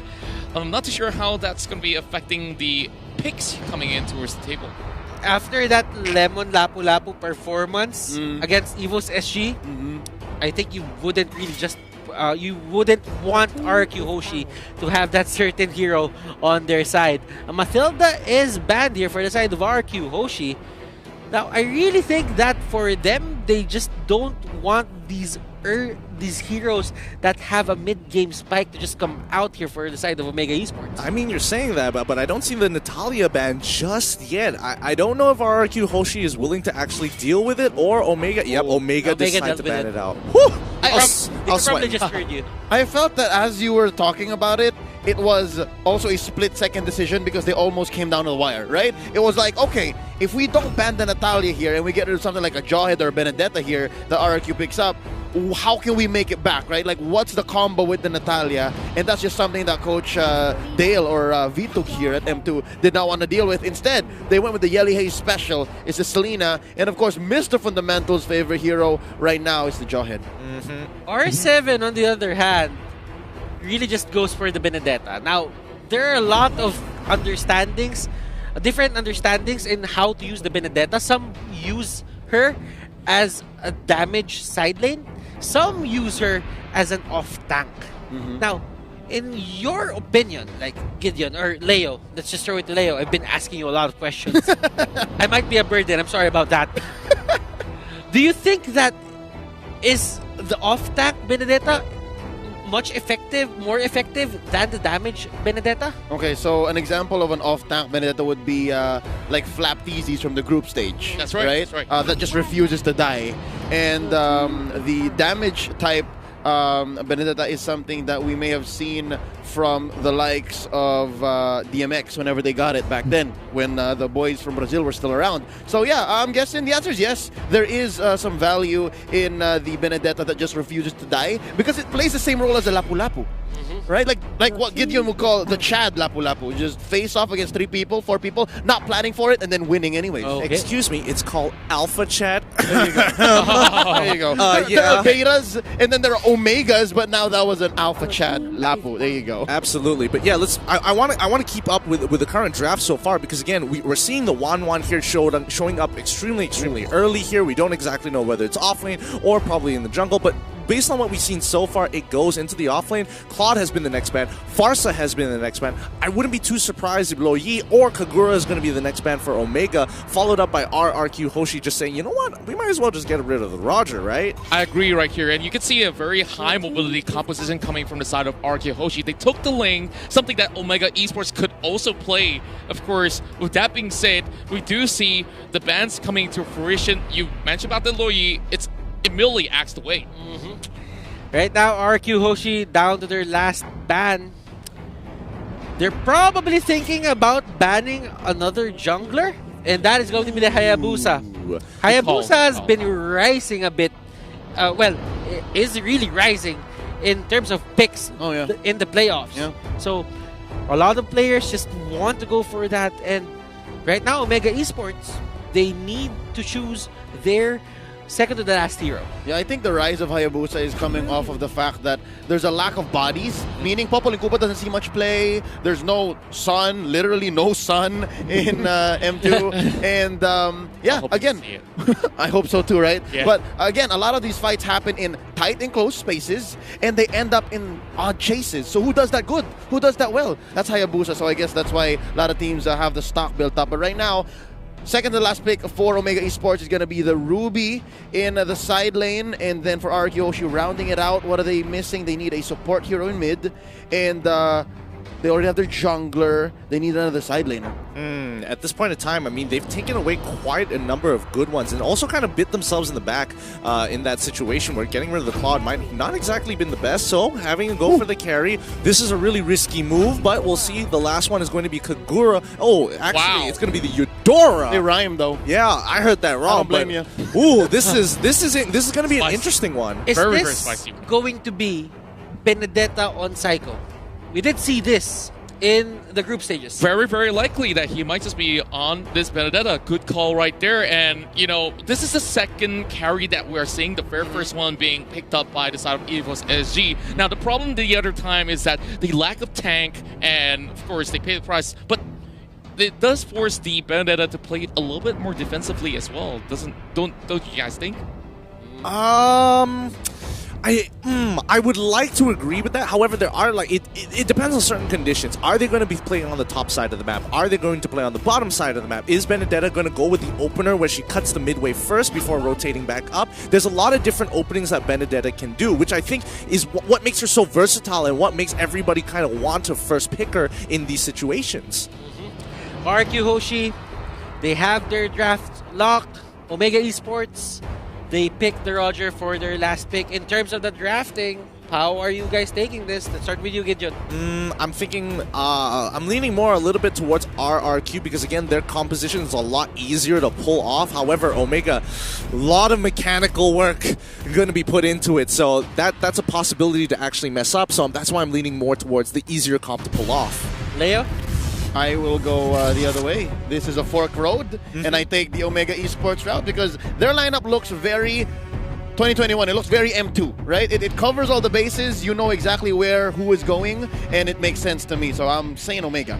Yeah, and I honestly can't choose one, but if I have to pick, I'm also going with Omega side for the moment here, as I could definitely see that they have pretty much of a clear-cut way to just go in for certain picks, and for the carry to be activated, it does take a little while. We talked about the clearance speed, and well, I want to see it come online, but how soon can it come online? So we will head on to the Celestial Palace, and gentlemen, please take the floor.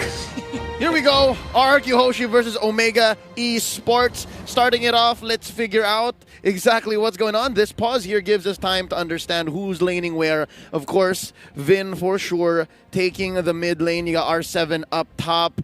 And yeah, I think when it comes to the problem of the clear speed, there's a reason why the support hero or the roamer, let's call it the roamer, is always going to come try to visit whoever's playing that carry. I think that's going to be key here. I mean, yeah, for sure. And I think, the big question is when you have a weaker, or sorry, not a weaker, but a susceptible side laner like carry. Vulnerable. Vulnerable, that's the word. Yes, perfect. And you want to have mid priority. Push in that wave, be able to rotate first, because as long as you're there first, you can set up, you can set your feet deep in those trenches so that when your opponents come to attack, you have a very fortified position and you also know exactly where to kind of position yourself. Yeah, let's also talk about the level for spikes as well when we come down to where it's a full-blown fist fight and as they are tending for perhaps the first turtle, right?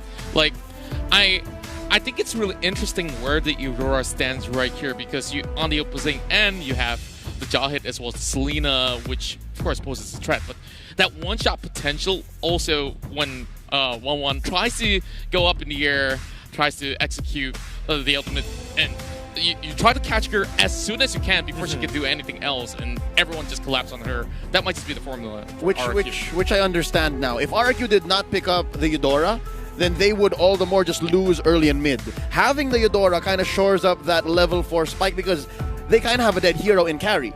A level 4 carry doesn't perform very different from a level 2 carry or a level 6 carry. I mean, you can honestly say that for pretty much every other marksman except for Yi Shin, whose ultimate is more utility than anything else. True, and 1-1. That's the reason why she's still relevant. As soon as you can hit crossbow Tang, you are invulnerable. So technically you can just go pew, pew, pew, pew, pew, pew, pew. Not the same for Carrie. Carrie is always going to be in trouble even if she hits her ult. So, yeah, most definitely, they are going to rely very heavily on Vin. I don't know, because from Omega's side, this is going to be an execution problem. Can you land those abyssal arrows? Can you be aggressive early on? And I think that might be, that's going to be really, really difficult here. But Psycho did actually take the Benedetta first, so he clears out that mid wave as soon as possible, allowing Ling to kind of rotate down to get that blue. And while the rest of the team is just going to make sure, hey, I'm going to push those waves as soon as possible. Yeah, we do see a lot of pressure going on towards the 1-1 side, and I think it's still pretty much decent that we see some clear rotations on the 2-2-1 setup coming from the side of Omega Esports.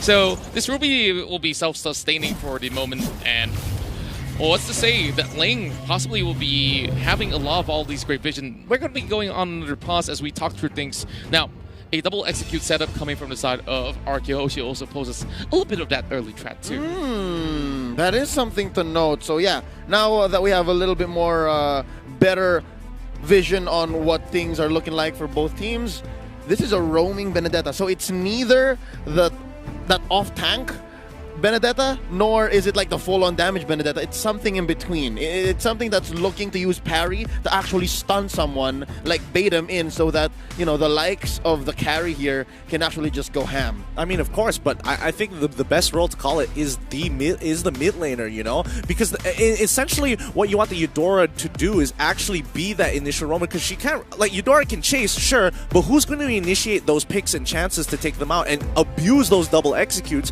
Eudora. She chunks them all out, puts them on 1 HP, bam, press of a button, didn't have to do anything else. Oh, I'm sorry, I meant Benedetta.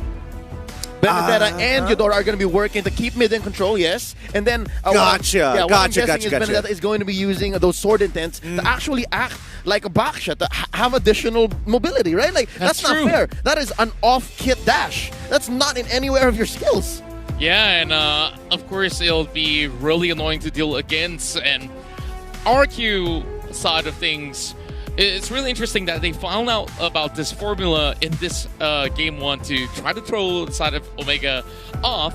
But when we talk about scaling as well, I'm just looking at most of all these 1-on-1 that has been playing in the entirety of the playoffs as well as the group stages. If you just give them a little bit more room towards late game, hey man, this thing is going to shred you apart. That's a good question now. There's a marksman on either side. You have the carry, which by the way has been a menace in every meta game she was ready for, that she was in. First phase bannable in years past. You have the 1-1, which is the current flavor of the month. Gideon, I gotta ask you, man, when it comes to the 15-20 minutes, if it does get to that point, if we go the distance, who has better scaling? I think in these situations, people who have better scaling would definitely lean a little bit more. Actually, it's an overall thing, but hold on, let's check out. Okay, no fights going on. Okay, so when I talk about scaling, we're talking about the two main heroes that scale on either side, but you also have to kind of look at the builds that everybody else goes through. I do think RQ Hoshi scales better into the game because they have more relevant heroes in comparison to Omega, where some of them are just going to fall off completely. Yeah. And again, we were talking about like Selena. Whenever Selena is bad, she's so bad. But on the other side, good, though. Eudora though, she has a stun and it's point and click. So yeah, it's just much better. Totally understand. Right now, there's a fight that's waiting to break out, both top and in mid. I wonder, they're gonna catch one. That's going to be.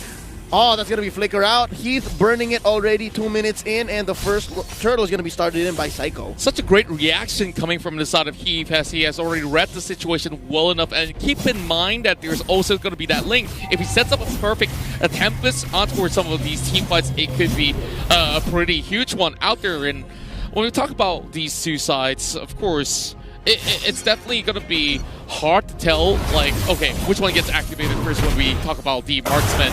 Because, honestly, the carry is going to take a little bit of time before getting things like the Golden Staff or the Demon Hunter Sword or stuff like that. Yeah. But, yeah, like, back to what was being mentioned by Gideon, it's a little bit more easier to execute compared to Omega. Yeah, and especially at the highest levels, right? You want to minimize your possibilities of making that mistake, and the more that you can minimize it, the higher chance of more consistency you can receive. Oh, here it comes. That's going to be 4 members from RQ Hoshi coming in. And they're so aggressive. Lemon gets taken down first. Blood here drawn by Hajizi, plus the turtle. Ooh. And that's going to be some revenge from Albert, taking out Mr. Fundamental himself. That's going to be 2 going over to RQ Hoshi, taking down Kenji. And are they done? The answer is yes. Omega Esports don't want more of this. All I gotta say is, youch. Big ouch. I mean, Omega, they saw 2 of their guys go down so fast. Hajizi's like, nah, get me out of here. I don't want any of that no more. Yeah, R7 arrived to the scene and he's like, okay, Big Dragon coming through, and you know the case is pretty much close right there. So 2-1 at the very moment. Honestly, the small little lead that they are getting from the side of RQ Hoshi can still be contested right here in this sort of way, but Unstoppable Force has already been used up. Ooh, defensive Electo final blow right there by Psycho, saving himself. And yeah, I'm liking what I'm seeing from Omega Esports here. They're building up their confidence. They did lose that big team fight inside the Turtle Pit earlier. They are maintaining this small gap to RQ Hoshi, about 200, 300 gold. But right now, we're looking to how RQ Hoshi can kind of make that gap a little bigger. What big move will they do next? Or will they just let Omega Esports go in and make them pay with a counter attack? I think if I was in Omega's position, I'm starting to look for picks around buff timings, which is going to be like you're targeting Ling to make sure, hey, if Ling is on the purple buff, I want to look to try and punish him as he's trying to clear that area of the jungle. And if not, oh, he's not there, let's rotate down to bottom side until they get caught out. Speaking of getting caught out here, Hajizi has just arrived, but instant response coming from Lemon just to flicker away. I think both of these teams kind of have this like interesting side quest of, yeah, besides these big neutral objectives, we also want to take down these side lane marksmen. And now Heath takes quite the blow, but he's saying, sir, can I have some more? He wants to go for another fight because he does have his ult on. And oh no, that's gonna be Psycho barely getting away. Oh, and the delay damage from the trap and the slow taken in. Oh, Yelly Haze just catches him off. You know, talk about really unlucky there, because he does use the final blow to try and negate the damage, but unfortunately it's just like literally 0.2 seconds off from the delayed damage, but the fight is already beginning. Heath is going to make the run for it. And R7 here in half dragon form, able to push people back because he still has some Sha energy. Oh, it resets. Curtizi here putting a beat on him, and they are going for what I think is the second turtle of the game. It's taking quite a while, and Hajizi, oh, he says the coast is clear, but for how much longer? Well, I believe that it's pretty much clear for him for the taking at the moment if we look at it, but they are focusing on towards Kenji. Instead, they do get the turtle, but a 2v1 commencing down towards the bottom side doesn't result too much, but here comes the big one. Oh no, Vin here trying to save his life, and oh, from behind, in comes Hajizi. The machine is online, and so far they have gone to building enough confidence to mess with Albert, but some breathing room for the King of Kings here, their jungler. He's able to get his purple at least. Yeah, he's got the purple. He immediately goes in for a little wander as well. Now, going for the invasion, he's still going to be chased up, so, you know, Ling doing Ling things, he could easily move around. Yeah, it's one of those situations where it's like, yeah, we've got to catch on it. Oh, yeah, it's Ling. Oh, that's so much fun. He just jumps away and makes a full rotation down towards our top or bottom side and we can't catch up. Fun stuff. But I think RRQ at this point in time, as long as they kind of just maintain the goal differential to about 2 to 3K, it's going to be relatively fine. Omega won't be able to kind of force situations on top of RRQ Hoshi unless they get a catch. Yeah, here you can see already, right? We're about 7 minutes into this game. How disciplined and how good these two teams are. Oh! Hold up! That's going to be some burst damage laid down onto Vin, but he doesn't go down without a fight. Yelly Haze destroyed. Tempest of Blades here, chasing him down. That's Albert looking for one. Psycho finds Hajizi. That's going to be a shutdown onto the Roger, and they are sitting neck and neck, 4-4. But all this time, Omega Esports was just setting up a push. Otis, Morden, Ruby has already arrived, and they're already chasing right in. Psycho caught in between, but they are trying to make an escape out of that. Oh, R7 waiting in the bushes. Oh, using the tail of the dragon. They're trying to make Kenji pay. He does get himself a Cyclone Eye, but off camera, that's going to be Lemon taken down. It's a marksman and marksman fight, and that's Curtizi winning down bottom. Definitely we're going to be having to look towards itemizations as well, because at this point it's getting a lot more interesting. So Gideon, just looking at things, we've already got some big stuff coming in the way. Yeah, honestly, we're looking at Lemon, who only just has his endless battle here, but we're looking over at Cardizi. He's already got the Demon Hunter sword on top of the boots, on top of that corrosive sight, so he's going to be pretty relevant into this game. He might not be doing the most amount of damage, but at the very least, he's slowing them down for the rest of his team to kind of catch up and take out. And looking at Hajizi, he is, I guess, halfway through his endless battle as they go for this turtle, the very last in the game. Looking for it. There you go. They take the turtle, and just like that, it's a Mexican standoff. It's just who's going to pull the trigger first, who's going to jump in with their ults and start it strong. And I think in this situation, without R7, Omega Esports has the range advantage, especially with the reach that the Abyssal Arrow has. Yeah, and he's all the way on the other side of the map, and they've already understand that. Oh, flicker right in! Ejector onto one! That's going to be Vin, blasted down by 4 members of Omega Esports. That was huge. Absolutely huge. It's just a mistake on Vin's side. He threw out the stun and realized, oh, I got nothing left. I already flickered out of the way. This doesn't mean anything. And Heath just took full advantage, flickering forward an unstoppable force. But Curtsy now going to initiate a huge fight, and that's going to be a double pick-off for Omega just to get that return kill. Look at that, 5-8, and it's only a 2K difference. It's so clinical, these two teams, the way they play. I mean, this cliche has been mentioned. I'm pretty sure I'm beating a dead horse, but it's so chess-like, right? I'll give up my pawn, you can have a rook, but then after that I'll take a bishop. That's what this 5-8 is looking like, especially with this, you know, relatively small 3k lead. Indeed, but for the RQ Hoshi side, they're slowly losing pieces after pieces on an unequal term. And speaking of which, they're going to be taking this buff if they don't do anything about it. Ooh, that's going to be Psycho coming in between 4 members. He wants it. Kenji trying to look for a good hook, and he finds it. In comes Hajizi, but that's going to be a stun. Psycho pays the price. R7 says, get out of our jungle. We don't want y'all here. But Hajizi wants more. Does he have the support? Yes, he does. Oh, they're waiting. They're waiting. They say we're calling it tough. Nah, it's not worth it at this point because, again, their main target here is Cortese. As long as he has his ult, it's just not worth going for anybody else unless it's maybe a Yelly Haze, but Yelly Haze is barely in the fight, or even Kenji, but even Kenji has his ult still up.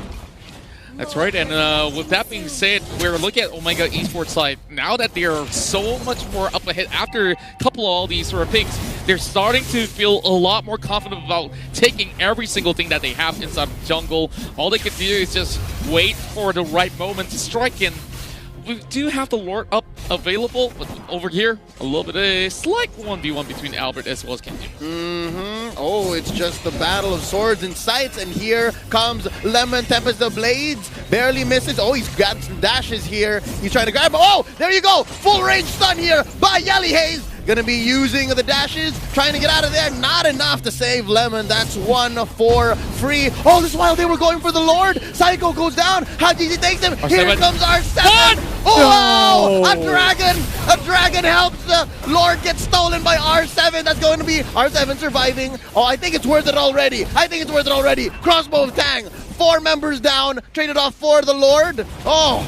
No way. No absolute way. Even though they do get the Lord, just look at the Ruby right down below. Like, this Lord doesn't mean a thing at all after getting snatched away, but at least it buys some time for RQ Hoshi. I mean, they're up by 5 towers at this point. RQ Hoshi has not been able to kind of break through. Omega will be stopping that Lord right in its tracks. And I mean, if they had more of a wave onto mid and topside, they might have been able to get both inhibitors at the same time. And I think RQ Hoshi, this game is slowly slipping out of their hands. I hate to say it, but stealing that Lord at that very moment is the equivalent of using a band-aid on a bullet wound. It held them back for what, 30 seconds tops? And they're still maintaining map pressure. Yeah, and of course, with that, they only gain maybe very slight edges out of that by just putting their bodies at where all these sort of bullets are coming through, and they just have to do something just to have that knee-jerk response. And while at it, I guess they just have to wait for another sort of opening at this moment, which is not going to come by not until 20 minutes or so.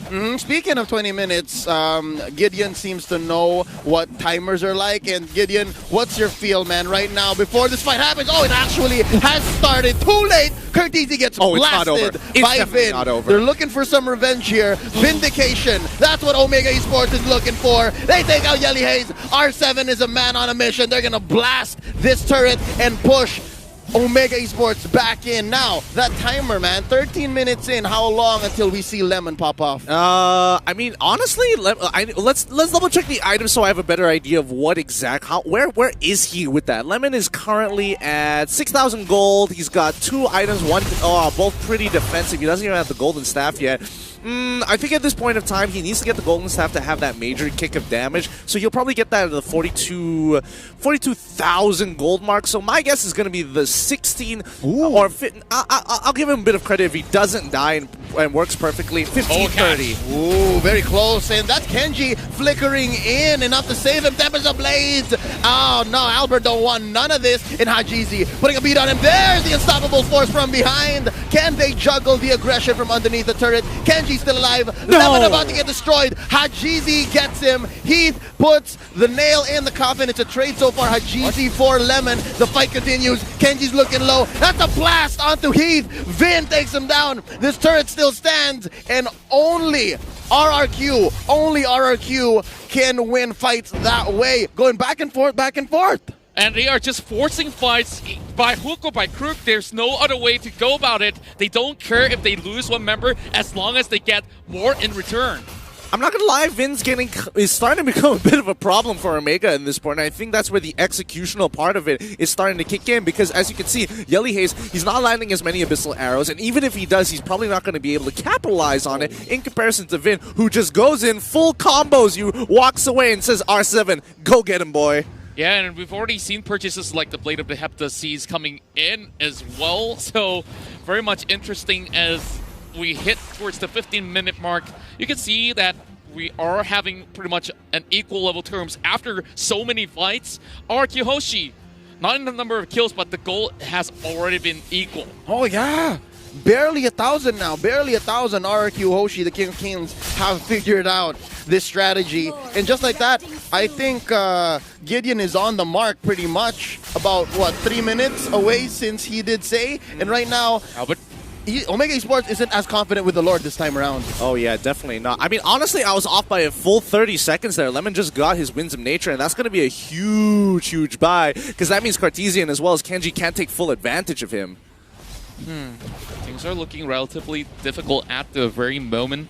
While a couple of all these Abyssal Arrows being sent out, Demon Hunter Sword being purchased by Hajizi, so a little bit more spike coming in for the Roger, which is definitely great news for Omega at this point in time. Yep. You see a little bit of split push being done by RQ Hoshi, and they're still not letting their eyes off as Omega Esports still eyeing on towards the Lord. Yep, that's the advantage that Albert has here as the Ling. He's able to push these lanes, cut him where he needs to without any punish, actually, because of Finch Poison. That's exactly what he's doing. But it looks like Omega knows he's up there. Omega wants to make the most of the situation and is trying to force a fight with RRQ. What they're trying to do is catch one off at least, and that's a good -1. A -1 goes miles in situations like this. This is a situation that they are looking for, making sure that somebody takes good care of the side lanes, and as many of these Omega Esports members goes there, they will try to find a setup over on towards the Lord side. Oh, wait, there's a fight.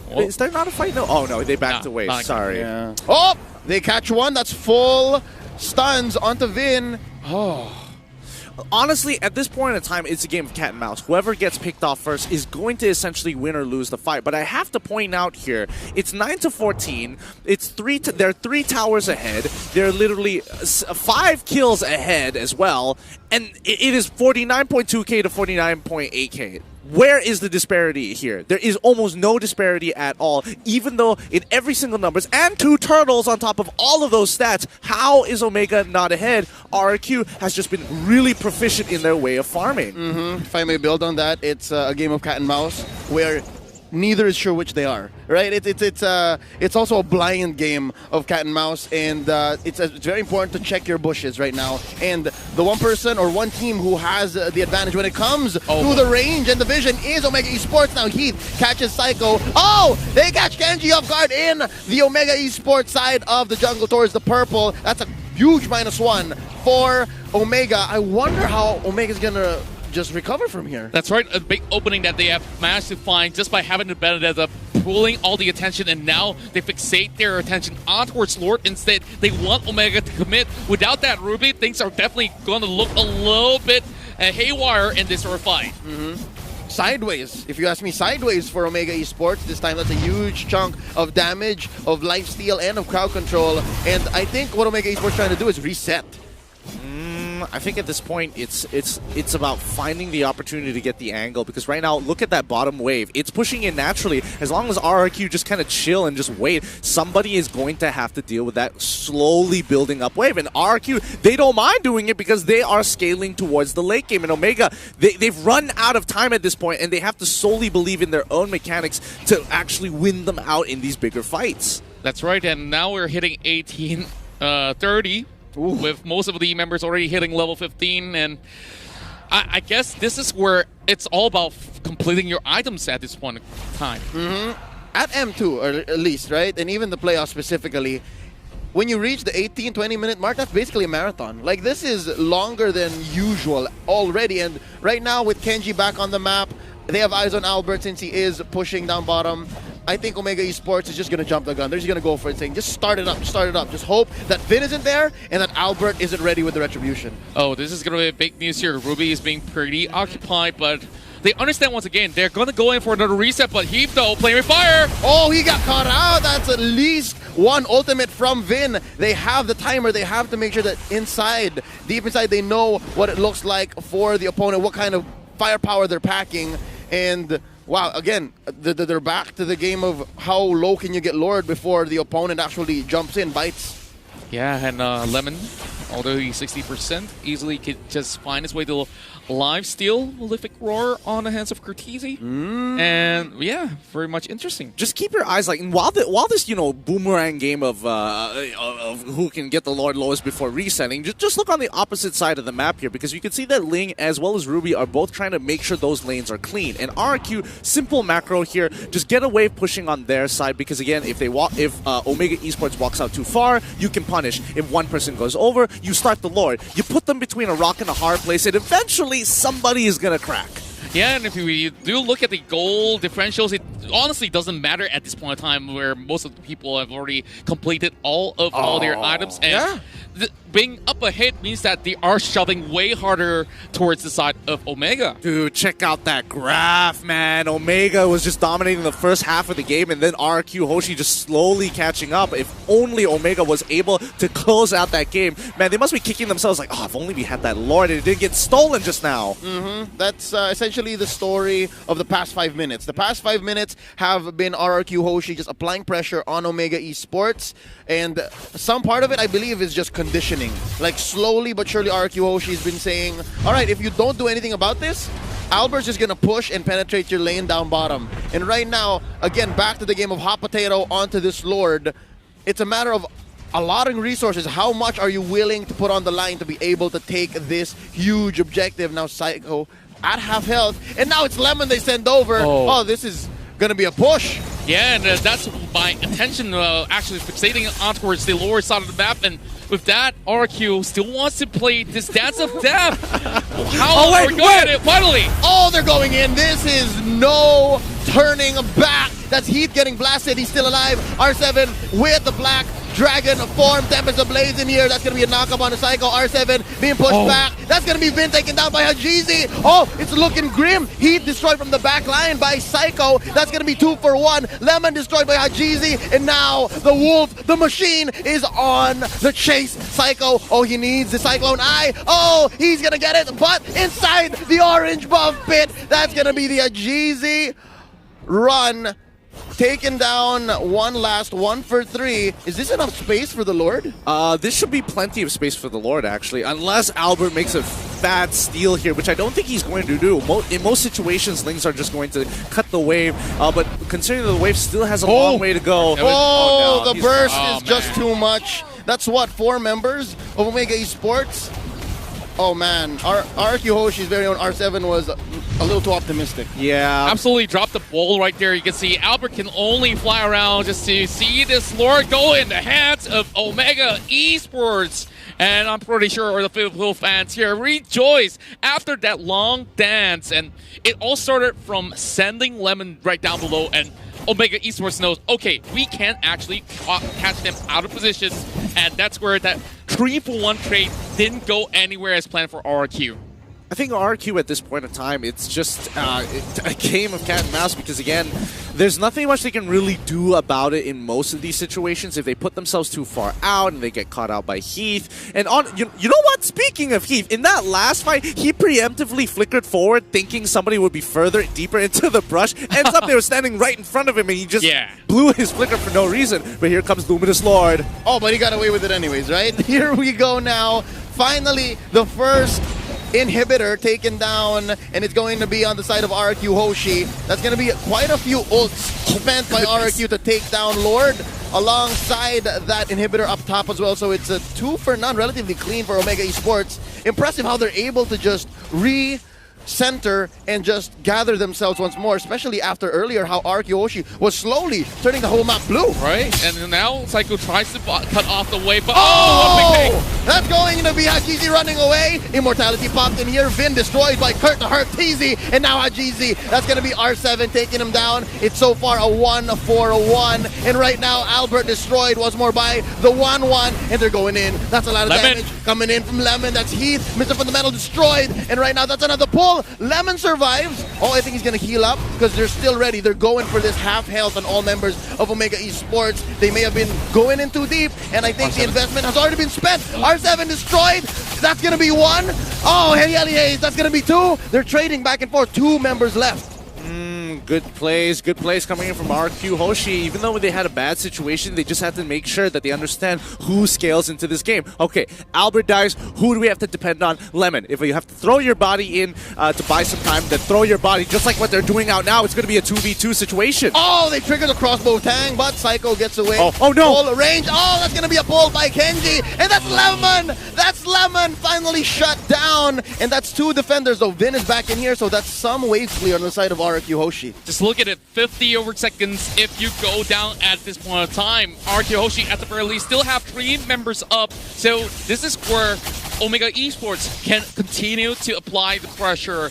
And more than about 2 minutes in towards the game, we'll see possibly the final lord, but they might not even need it right now. Electro final blow used to clear the waves, but Curtizi will take down the turret. Anyways, what is this? About a minute away from the 3rd Lord, and Lemon's going to be coming in on time. So I think for RQ Hoshi, just buckle in. Just wait for Lemon to come in. And I don't know, man. Whatever you did with Vin for the 1st Lord, do that again. But at this point in time, if you actually lose at least 3 members by just snatching the Lord away, yeah, maybe you might get away with, you know, that Lord just marching towards the enemy side and you have like a full send of Omega Esports army just at your base by that point in time. Yeah. So, Curtizi having 1 final slot uncompleted, but hey, what's to say? I think he really packs a punch at this one time. I think he packs a punch too. I think they all honestly pack a punch. And the real problem right now is that they can't seem to get onto the scaling heroes. Lemon just refuses to die. Albert, he buys so much time, especially when he jumps into the backline here, that Omega Esports can only deal with 1 problem at a time. And Kenji, he's going to be staying very close to Cartesi more often than not, just to kind of protect him with the I'm Offended and making sure that he taunts the right people, just to buy that time to allow Curtizi to at the very least have enough weakness procs just so they can use his ultimate in a clutch situation. Yep, and we've seen earlier, a crossbow tang is not a confirmed kill. Not at all, because of how this Rome Benedetta is playing in right now. That's going to be a fight. I think they're picking. Oh, Vin gets caught out. Oh, he lets out the ult. That's going to be flame shot used already by Yelly Hayes. And Hajizi destroyed by Lemon from the back line. Tempest of Blades here by Albert. That's going to be trades left and right. Kenji down as well as Hajizi. 2 for 1. I think they are ripe for the Lord take. Yeah, and we just saw the positioning of Lemon initially was a little bit questionable, but when he flickered to get that position, to get that first opening, it started to make sense where the rest of RQ Hoshi will be able to penetrate through from a very awkwardly positioned Omega Esports. Honestly, I'm surprised that Omega didn't just jump onto Lemon there. Like, he was free, and you can see that the Unstoppable Force was up there. They were just waiting out the Winds of Nature, but that's just like a second long. So it's kind of on Omega, who I think were in disbelief. Like, no way he's doing this. This is kind of troll, right? Yeah, again. Give carry, 1.2 seconds of free hits, especially with full lock items like this. You're in for a bad time, and right now, oh, Albert's stealing oranges now. This is going to be rough for Hajizi when he comes back. And you can see Psycho really roams in towards the mid side as well. They're having 2 members to right to the lower side of the map. And this Lord right here is the terminator of the entirety of this game, which honestly, Omega Esports hasn't been able to find a safe way to even get a pick in this sort of sense. Yeah, no, it's because of, again, the vision that Omega Esports has is trumped by the mobility that RQ Hoshi has right now, right? Like, again, Gideon mentioned the forward flicker by Heath. If he only knew that there was no one in the bush, I think Yelly Hayes hasn't warded that area yet. If he only knew that he was right in his face, he could have used that mobility to close the gap. But right now, nice catch. That's going to be Lemon caught by the ejector, and he's going to get blasted down. Heath trying to run, save his life, and he survives. But look at Albert. Albert looking to just cut the waves. It's a silent Cold War between Kenji and Albert. Both sides just not letting up here, but at the end of the day, who wins out in these later stages? I mean, Yelly Hayes, he's going to take some damage. Psycho is just going to chase him down, and nope, the rest of the team back off, and they could, I mean, I don't think Lemon wants to fight without his ult here, so Psycho has got to be real careful. Psycho right in between all these members of Omega Esports, not looking all too great. As much as he has immortality, he can by only bury a few seconds in towards this match, but he's trying his best to make it out alive. Lemon, as much as he's nearby, he's not getting out of this. I take my words back. Psycho things! Madman! He's getting away with too much here, and I think, you know, Omega and RQ Hoshi, like, it's in Omega's hands to look for this engagement here, and RQ, as you can tell, clearly will not initiate anything unless they can guarantee that pick. And at this point, Vin, he's a little too scared to walk forward, because the moment he does, Heath is going to unstoppable force ejector him back in towards the enemy team, and there's really not a lot of counterplay to that other than hope that he doesn't fly back too far, or the rest of Omega can't catch up after he flickers. Gentlemen, we are already hitting 30 minutes of play, and it's pretty much on even grounds at the very moment. Everyone's just buying forces at Which this is time. impressive, because Argyoshi, they have no more turrets, and they're still this aggressive. Yeah, and as much as this turret stands from the side of Omega Esports, it's currently untouchable. Yeah, so it's more of, again, a standstill right now. Deadlock. And hold up, RQ Hoshi. That's going to be our 7. Black Dragon form catches Yelly Hayes off. Lemon finishes him off. That's already a -1. And looking at the map in general, Omega Esports not going to find an easy pickoff just like that. There's no Vindication anywhere soon. Not even Psycho. Again, we know Psycho runs away like this. This is what he does. Yeah, he just gets away with everything on the line, just pulling every aggro that he can possibly get. And this constant split push will not stop at all, but Lemon, he could possibly solo this if Omega does not pay attention. I mean, Omega definitely knows that this is going on. However, they have to send members to the other side of the map, and Albert, he's able to control this, and he's going in for the full engagement. Oh, there's going to be Heath. His immortality pops inside. He has a few shields to buy time. Oh, Curtizi, just in time. Crossbow tank, and they burst him. That's Heath taken out. R7. Where is R7? That's going to be Curtizi. Oh, Hajizi as well. They're running away. Oh, can Psycho finish him off? Lemon from behind. Kenji gets him. That's Psycho taking down Curtizi. 1-1 off the table right now. Kenji flickers in, saves himself just in time, and now there's Hajizi. There's two chances at a steal here. Hajizi and Kenji. I don't know. Yelly Hayes needs to start clearing waves.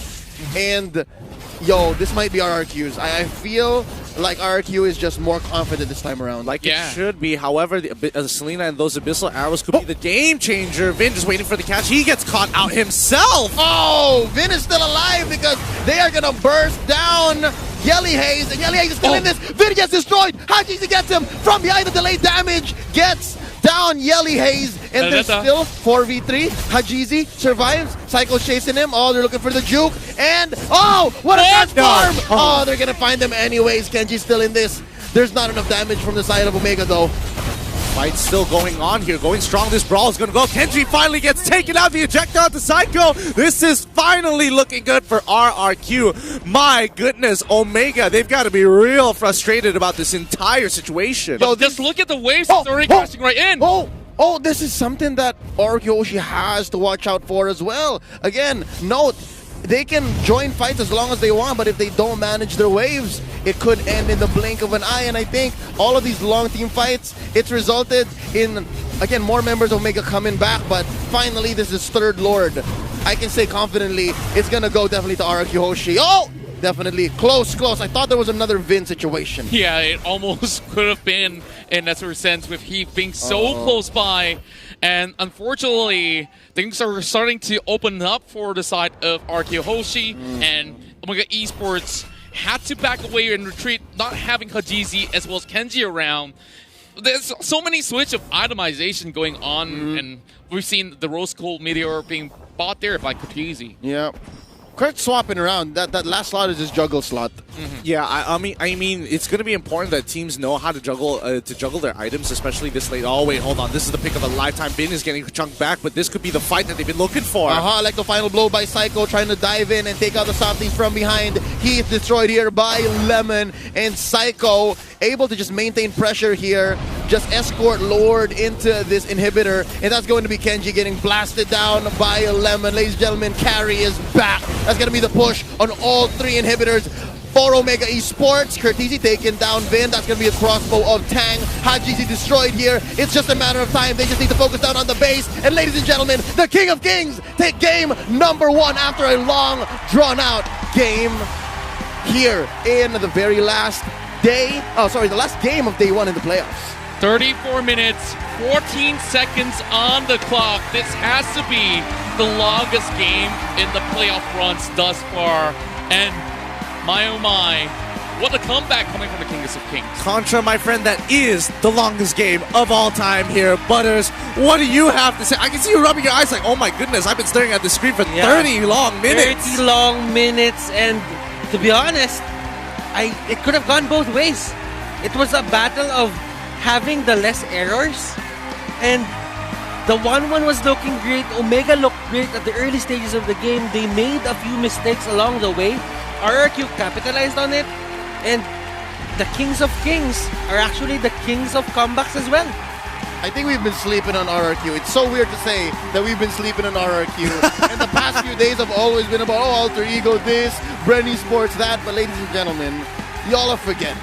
We are actually in the midst of our champion here. So far, the strongest team in the playoffs. I mean, if you're able to win a 30-minute game like this against a team that is just refusing to go down, just as Omega Esports did, then I don't know. I'm looking at Burmese Ghouls right now. I'm remembering how they swept Bren, but I'm all the more impressed here with RRQ. Definitely. It has to be the game of the day, right? We just look at a masterful play coming from both ends, and even the times where Lemon was so off of position, I just felt that there are moments that Omega Esports could have, would have, should have capitalized, and they weren't really paying attention to the right things at those critical moments. I think honestly this boiled down to one of a very few things, and when you go on this long into a game, 30 minutes by the way, 34. Remember when we were talking 14.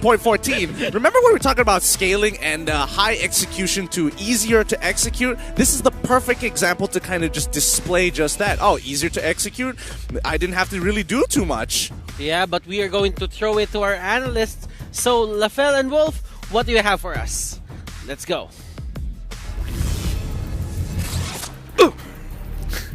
They threw us. Yeah. That was the joke. That was a joke. My name is Lafel, this is Wolf. So, a 30-something minute game. A 30-something minute game that I predicted and you cursed. Yeah. But this is all your fault. I should have just said which team will win and lose. I shouldn't have said the 10-minute thing. You know what? I think that I'm gonna tell whoever hosts this whatever tournament this is, we should not be asking you anything about what you will want, what you predict.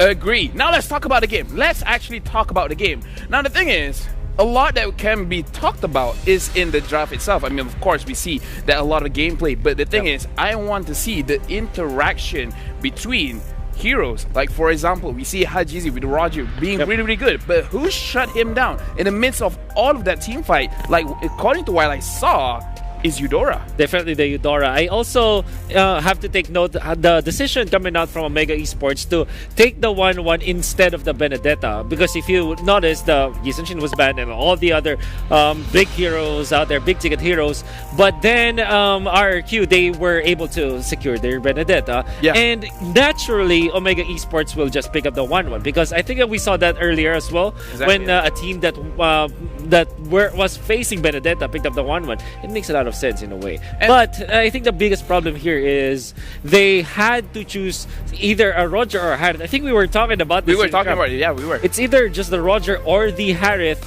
and Omega Esports going in for the safer route, which was the Roger. This might be a decision that maybe is bad for the team, right? Yeah, we will look at the itemization, and then I think we will talk about the Roger and the Harif even more, because it is about the items. So let's look at the Roger.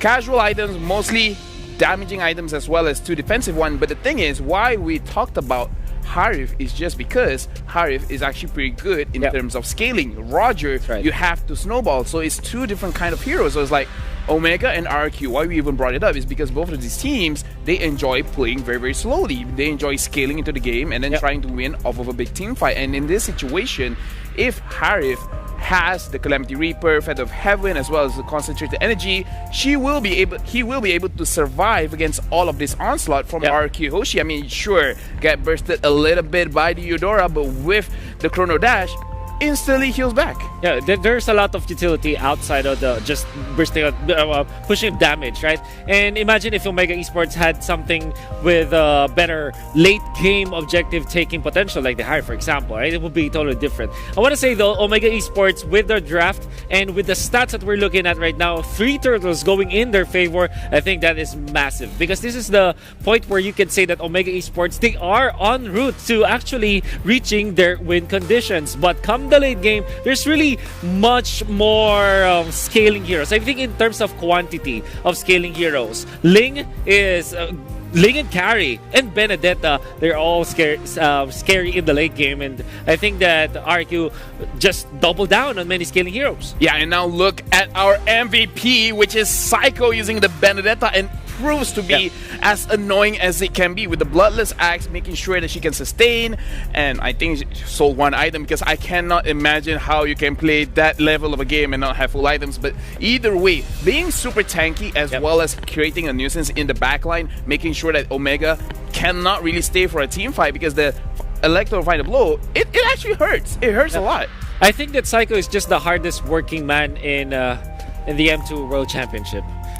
This guy was the MVP, my personal MVP as well, because he was able to defend their base. And you know what he did? He went into the fight. When he was low, he goes back to base to heal up, and then gets back to the fight, clears out the wave with the Electro Final Blow, and just did everything. He salvaged this game. I'm telling you. Of course, there was a nice steal on the Lord, but this guy, Psycho, salvaged this fight. Yeah, I think coming up in the next game, we have to see how do they do the pick and ban, because I feel like a lot of the bans will be more structured according to the teams. And we can hear that the players are ready. Wow, I hope that you heard that. To anyone who's watching right now, it's crazy in here, in the stadium. There's so many cheers and noises, and it's hyped. It almost feels like the finals already, but either way, that is it from us. We will go back to the casters to do game number 2. So casters, take it away. Welcome back to the caster's desk, and thank you, Analyst, for running us through game number 1. Now, as we move on, let's head on to game number 2. But let's talk about game number 1 a bit. Yeah, and you know, game number 1 was so sweaty. Honestly, could have went on the favor of Omega, but of course, before that, we got a lot to thank for, because these games were absolutely opposite. Absolutely. We would like to thank Tumi for being the partner in esports for M2, as the journey to become the champion of M2 has been perfected with the latest Tumi luggage and backpack. You can bring your gear anywhere with you safely without worry. Be sure to check out Tumi.com to perfect your own journey and enjoy the M2 competition. Other than that, to check out, you guys can also check out an established distributor of many well-loved consumer brands around Southeast Asia. SUTL Group is a proud 2021 MLBB partner in esports for Fiji Water, 8 Chunks, It's Cup, and Mountain Dew. To find out more, visit www.sutl.com. And you can catch the live streaming of the mega event Mobile Legends BangBang M2 World Championship 2020 held in Singapore for free on MeWatch from 18th of January to the 24th.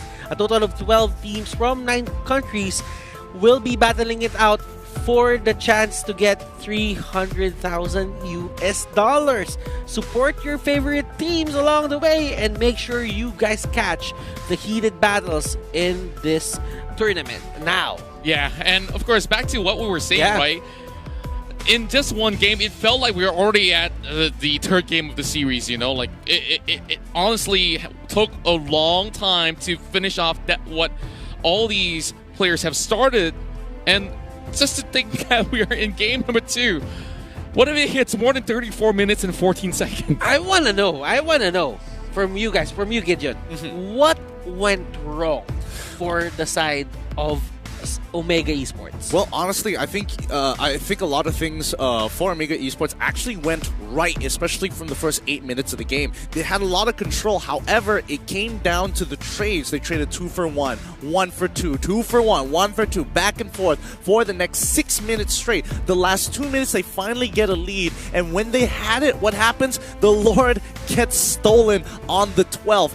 That really, really sucks. And unfortunately, there's nothing much they could really do about it. And honestly, I don't know about you guys, but when you have a composition of such high execution capabilities, like, it starts to wane after each minute. Of course, before going to Leo, like, there was that moment we say that, hey, RRQ was throwing the bodies just to get the Lord and it might not be worth the price. And now we're taking into perspective, has it been I guess it's worth it after all. Yeah, no, that's what I was going to say is no matter how many bodies you throw in there, I think the investment, as long as you don't lose a lot on the backswing, right?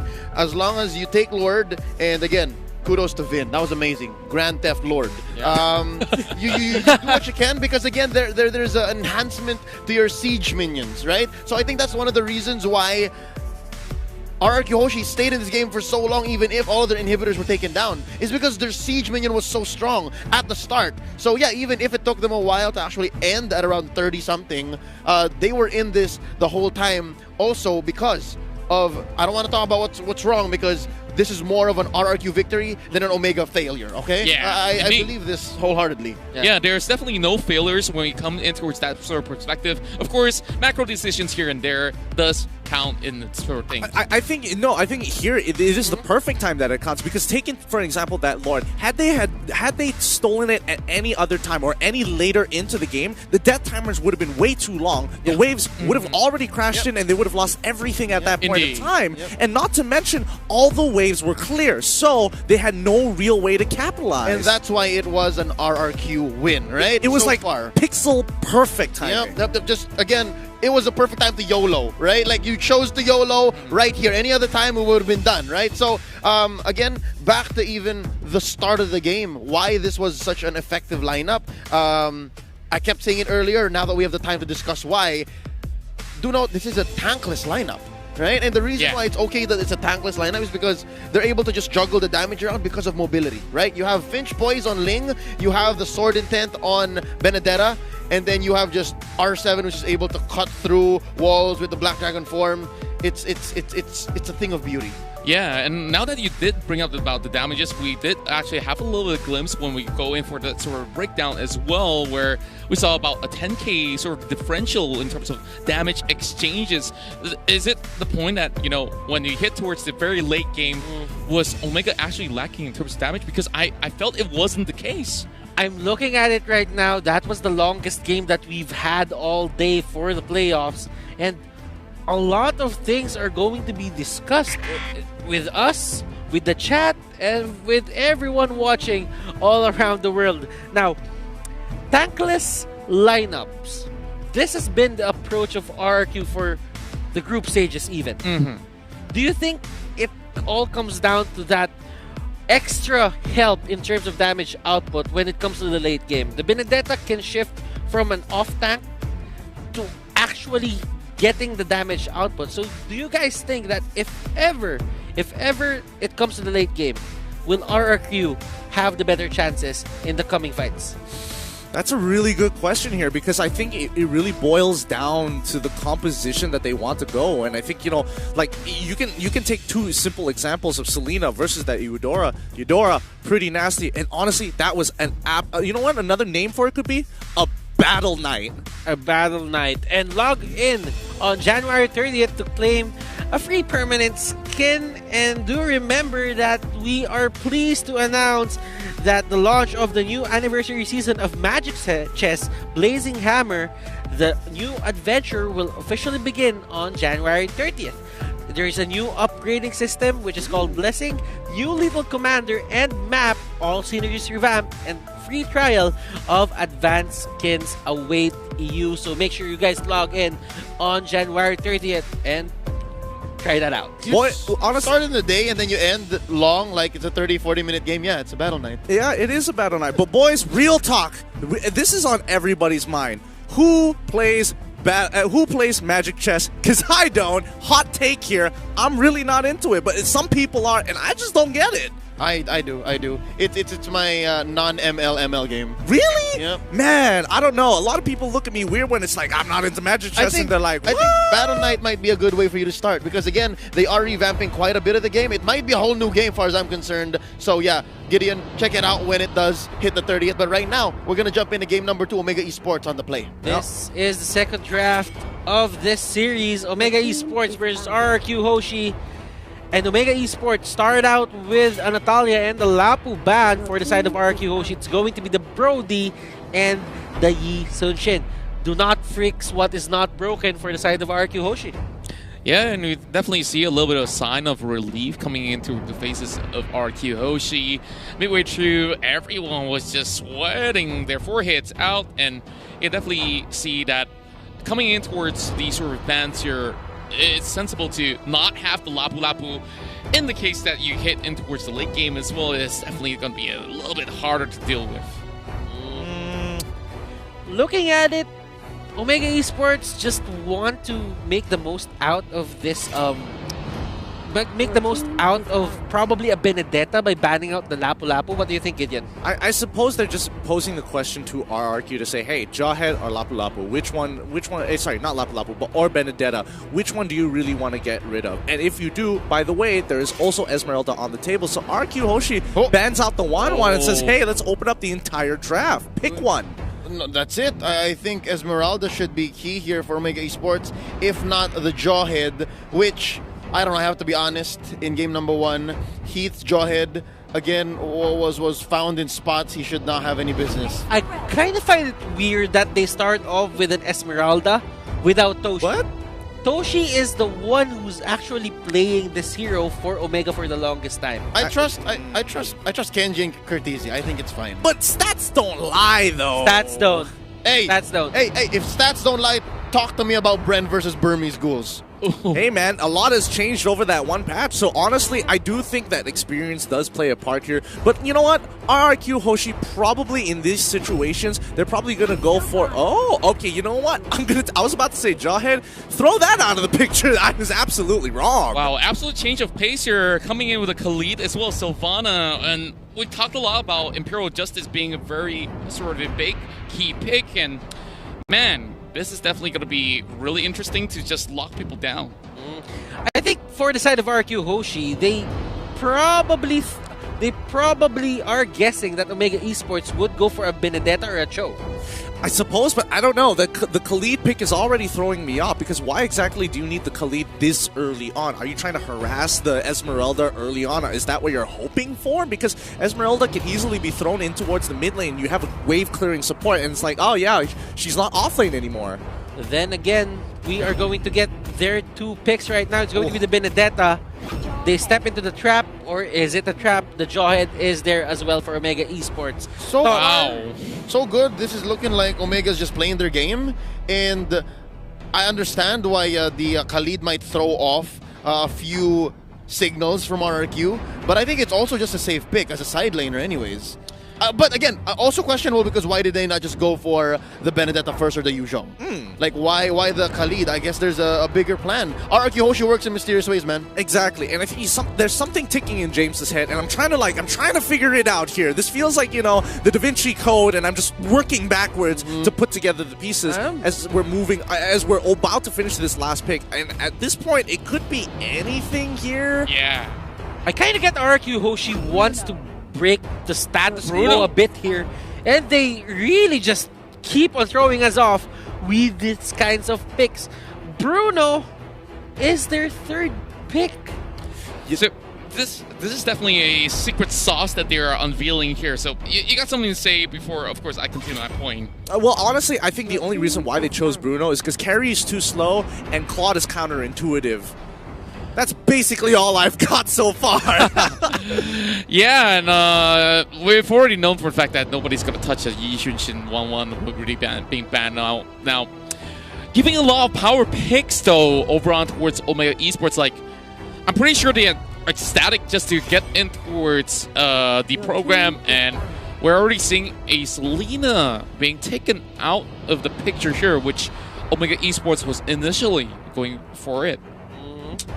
Now, we are going to head to the final ban here of RRQ Hoshi. RRQ did their research. They ban out the Ling. They do not want it to go to the hands of Hajizi.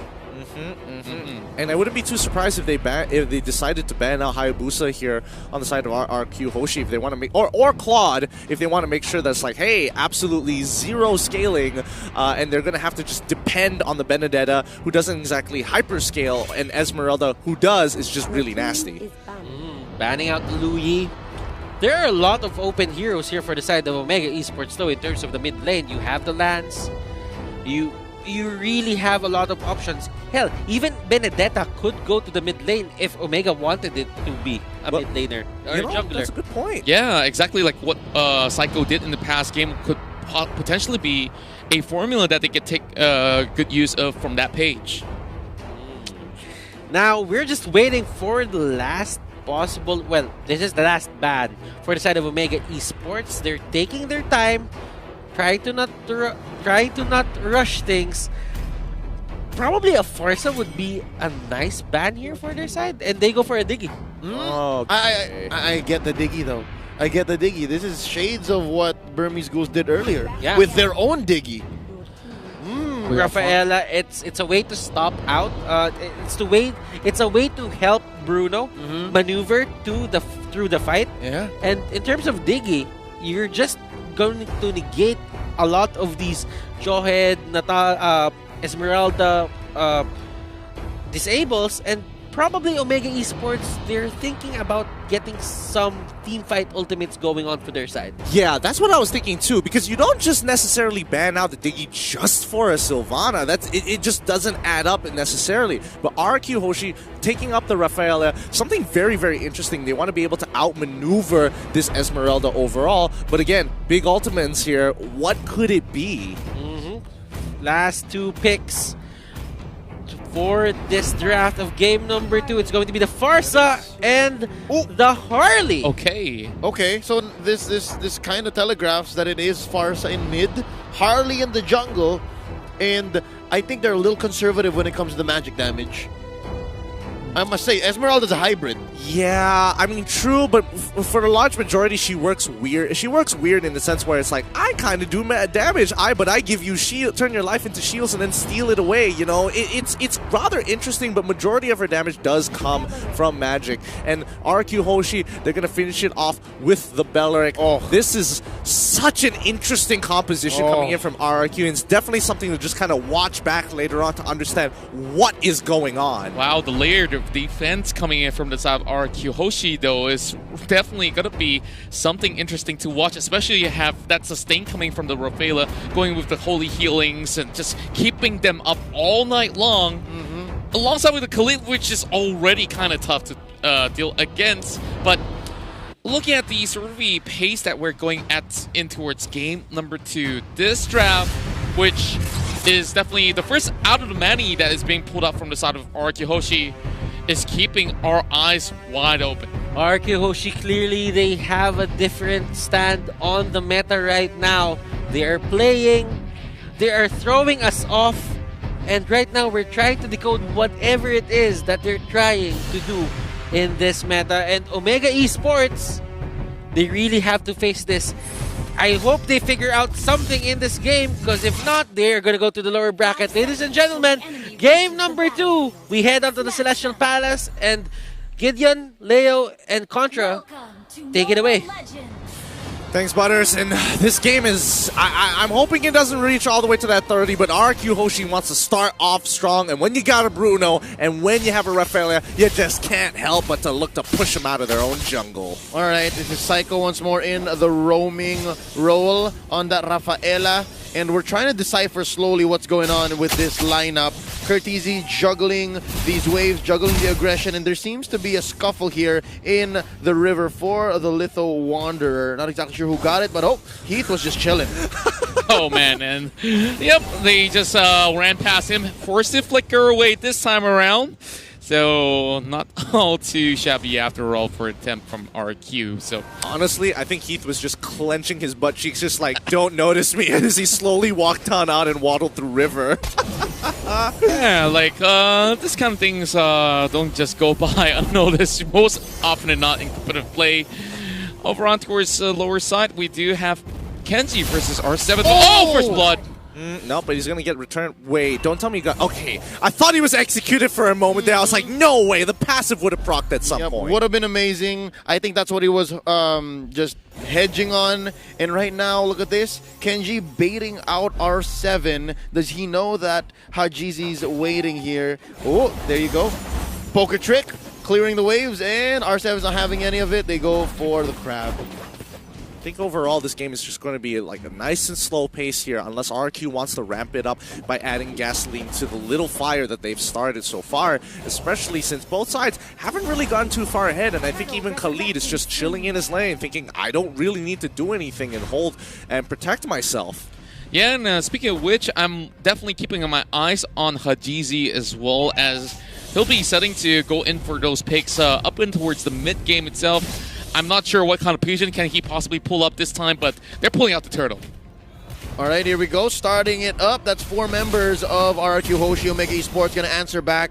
Turtle at listen half health. Feathered air strike pulled in here by Yelia's. Vin going to be the first target. They're not having any of it. Heath does not have unstoppable force, but he has ejector. Vin gets bursted down, taken out by Hajizi. That's going to be a trade though. Hajizi destroyed by Albert from the back lines. It's free hits from the Bruno. That's going to be 2 for none plus a turtle. 2 for 1 make that. Oh, RRQ Hoshi off to the races. This is a really good start here because, I mean, even though Omega Esports looked like they had the better engage, the counter engage coming in from RRQ Hoshi was kind of nuts, and they were able to hit a large majority, forcing out some big battle spells, and especially the Purifies and Flickers from everybody else. Yeah, and with a lot of all the Super V stuff being burnt out as well, we are already getting a couple of items in. Of course, still pretty much early in the phase. Spot anything interesting, gentlemen? Not just yet. I think it's still relatively similar, but it's going to be a huge fight here as the Feathered Airstrike comes through, but Lemon is in the backside wanting to stop this move from Farsa. Oh. She can't even hit Wings by Wings. Hajizi is the next to fall. They're diving. Oh my goodness. A triple kill going over to your boy, Albert. 4 for 1. I'll take that any day, plus a good amount of hits on this Outer Church Energy Shield. Nay, make it the whole turret taken down not even 4 minutes in. RRQ Hoshi seems to have drafted the draft they wanted anyways, and if this isn't a hyper push, hyper carry lineup, I don't know what is. Look at this. They're ahead by about 2,500 gold already. Yeah, and raising the baby strat definitely working very well in favor of the side of RRQ, already feeding 5 kills to Albert, who's pretty much all grown up right now. And my concern is this, they're going to be going for another pick. Oh, nice ejector, trying to save Heath, but it is all in vain as Lemon gets away. That's going to be deadly magic set in by Kaltizi, but we all know Lemon's going to survive. This is, oh boy, this is some big moves made by RQ Hoshi. They're just they're pretty far ahead and this early into the game. Wait, no, this could be something a little bit more here because RRQ, the fact that they are rotating between mid and bottom side, they want to break the mid side so they have more space to work with when they're just kind of putting their pressure on the turtle and maybe could even force a chase into the enemy jungle. Yep, and just go for the mad snowball here, and exactly that's what they're doing. Again, they opened up the main artery in mid. They have easy goes at most things, especially turtles, and that's just gonna make Albert a beast. Easy. Now another big fight. That's gonna be a Wrath of the Dryad, setting them all in. Lemon destroyed by Hajizi. Oh, I think they started the fight a little too soon. Yeah, and he definitely was in the wrong place, wrong time as well. Now, Electo, final blow on towards R7. Honestly, not gonna do much to that Khalid. Yeah, especially with the Quicksand Guard, actually. He is just going to heal back up to pretty much full and just continue to just soak up as much pressure as possible. And Carteezy, no matter how much damage he gets on him, boom, he gets hit by the ult. Carteezy, R7 could love to finish him off, but Carteezy is there to protect him. Oh, he manages to get him. He forgot about the passive. R7 still alive. He's getting hit by literally everything and walks away like nothing ever happened. Amazing. He comboed the passive and the execute. I think that was the nail in the coffin that caught Carteezy off. Usually you don't get Carteezy with that, but something's telling me maybe Omega's kind of tilted. Maybe it's getting to Omega. The long game, the 34-minute game earlier, and just this hyper-aggressive draft. Definitely getting in their heads. Just look at the way that he plays the Khalid, just flickers right in, and yeah, there it goes. Doing everything that RQ needs to do just to get straight, direct, and towards the heart, not only the head. It's getting scary here, because if this is the tactics that RRQ are going to employ just to tilt their opponents, dragging out the 30-minute games, oh no. Oh, nice use of the Rampaging Sandstorm, forcing Heath to go for the flicker back. Hey, if you're using your opponent's tanks, again, a playmaking tanks, skills and battle spells to just push them back and just go for failed attempt, it's going to be a non-starter. And if you do this for the next 3 minutes, you're going to see Vin here, Albert, build up to more than just a Berserker's Fury. I'm seeing maybe a battle, an endless battle in 2 minutes. I suppose, but I think like they got the Berserker's Fury. Endless Battle is probably going to be coming up real soon as well, like you said. But is that going to be enough? Like, what happens once Omega has kind of scaled up and this is a pick? Oh, that's Vin. Oh, he's able to get out despite all the deadly magics. Nice spin down, Imperial Justice onto Heath, and yeah, you're underneath the turret. You turn it into a chase like this. It's gonna be fine. Emoji Esports knows to retreat. Oh boy, yikes. Just look at how fast he just melted down right there as he tries to go in for the pickoff. But even if they managed to get that catch, the rest of Omega Esports evidently wasn't ready to respond to that pick itself. So not sure if it's miscomm or, something that he hopes to just burst it down in the flick of an eye. Oh boy, Albert is so huge. He's literally critting for 1.8k. 1.8k. Let that sink in for a bit, because it's only 7 minutes into this game, going to 8. 1.8k, that's about half of most heroes' life bars at this point. And yeah, no quarter here for this tier 2 turret up top. Sandstorm starting it up. That's going to be the Feathered Airstrike pushing them back. But no, they already set their sights on Heath and take down the Jawhead, as well as this mid lane turret. Inhibitors left standing, save for bottom. This is aggression like we've never seen before, at least in the playoffs, especially with a draft as unorthodox as this. I mean, Albert is enabled and they want more. Look at that damage. Carteezy barely stood a chance. Lemon went over the wall just to try and get him with the Dryas, but luckily Carteezy survives with just a sliver of health. Yeah, Carteezy almost dropped right there, and now I'm just being less speechless on how effective this composition have worked out in favor of RRQ, Hoshi, and Omega Esports now could not really leave the base at the moment. Yep, they got the breastplate up for Kenji, now playing very defensively. Yo, the breastplate on Kenji feels reactionary. It just feels like, I need to build it because we're dying too soon. It honestly feels miserable right now. Looking at the record here, 4-11, about 7k ahead is RRQ Hoshi. This First Lord here, if they don't do anything that just changes the way that they engage, which I'm struggling to find right now, I do think that it's a free Lord already. This one, 3 seconds away, and there you go, Albert already has the endless battle. I think that's a Blade of Despair coming up next. Oh, they catch a GZ off. Albert uses not even the Wave of the World just yet. That's a double for the Bruno, and they are going for the throat. They are going for this mid lane inhibitor. Feathered Airstrike being called off by Yelly Hayes. He's saying they're at our gates. They're at our gates. Mayday. Mayday, Mayday. They're already calling the red alert right now as Omega Esports forcing their way out of this one. And RRQ, they're looking to close the game. Oh no, that's it, ladies and gentlemen. 10 minutes in, 4 seconds. RRQ Hoshi shock the world. Two Filipino teams back-to-back knocked down into the lower bracket. Oh my goodness. That has to be one of the fastest games we have seen thus far at M2. And of course, it has to be with the first place runner-ups from M1 and the absolute chance here, RRQ Hoshi. Yeah, like, you know it's serious business when he takes off his shoes on stage, right? Like, okay, my socks are starting to sweat too much, and I gotta get this game quick off. But the way that they've drafted this is extraordinary. The Kings of Kings, once again, going nearer towards the throne. Butters, come on in here, because, I mean, what do you have to think about one of the fastest games here at M2? They had the longest game, and they had the fastest game. Talk about setting records here in M2 World Championship. RRQ, they shock everyone. It's like they're playing in another dimension. It's like they're playing in another meta. It's like they're ahead of their time. Honestly, I think James is just giving himself a pat on the back, like, y'all like that draft, huh? Y'all like that draft? Crazy. I think our analysts will break it down in detail, but in just footnote, ladies and gentlemen, it was just basically Hyper Albert. Oh, yeah. Just Hyper Albert. I've never seen Albert so enabled so quickly, ever.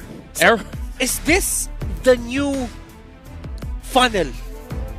Is this the new funnel strat? The ultra defensive funnel that, you know, how many layers do you have to get through before you get to Albert, you know? You just break through the skin, and then there's another guy, and then there's another guy, and there's another guy. I mean, like, every play you make, you will get punished.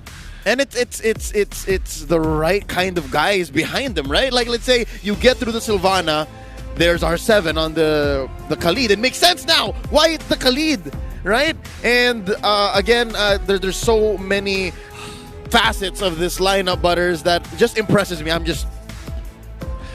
Man. Also sad, though, Omega, but yeah. Yeah, I mean, we want to know what's happening, so let us throw it back to our analysts. Wolf, Lavelle, let's go. You know, Wolf, I can tell that the casters are pretty tired.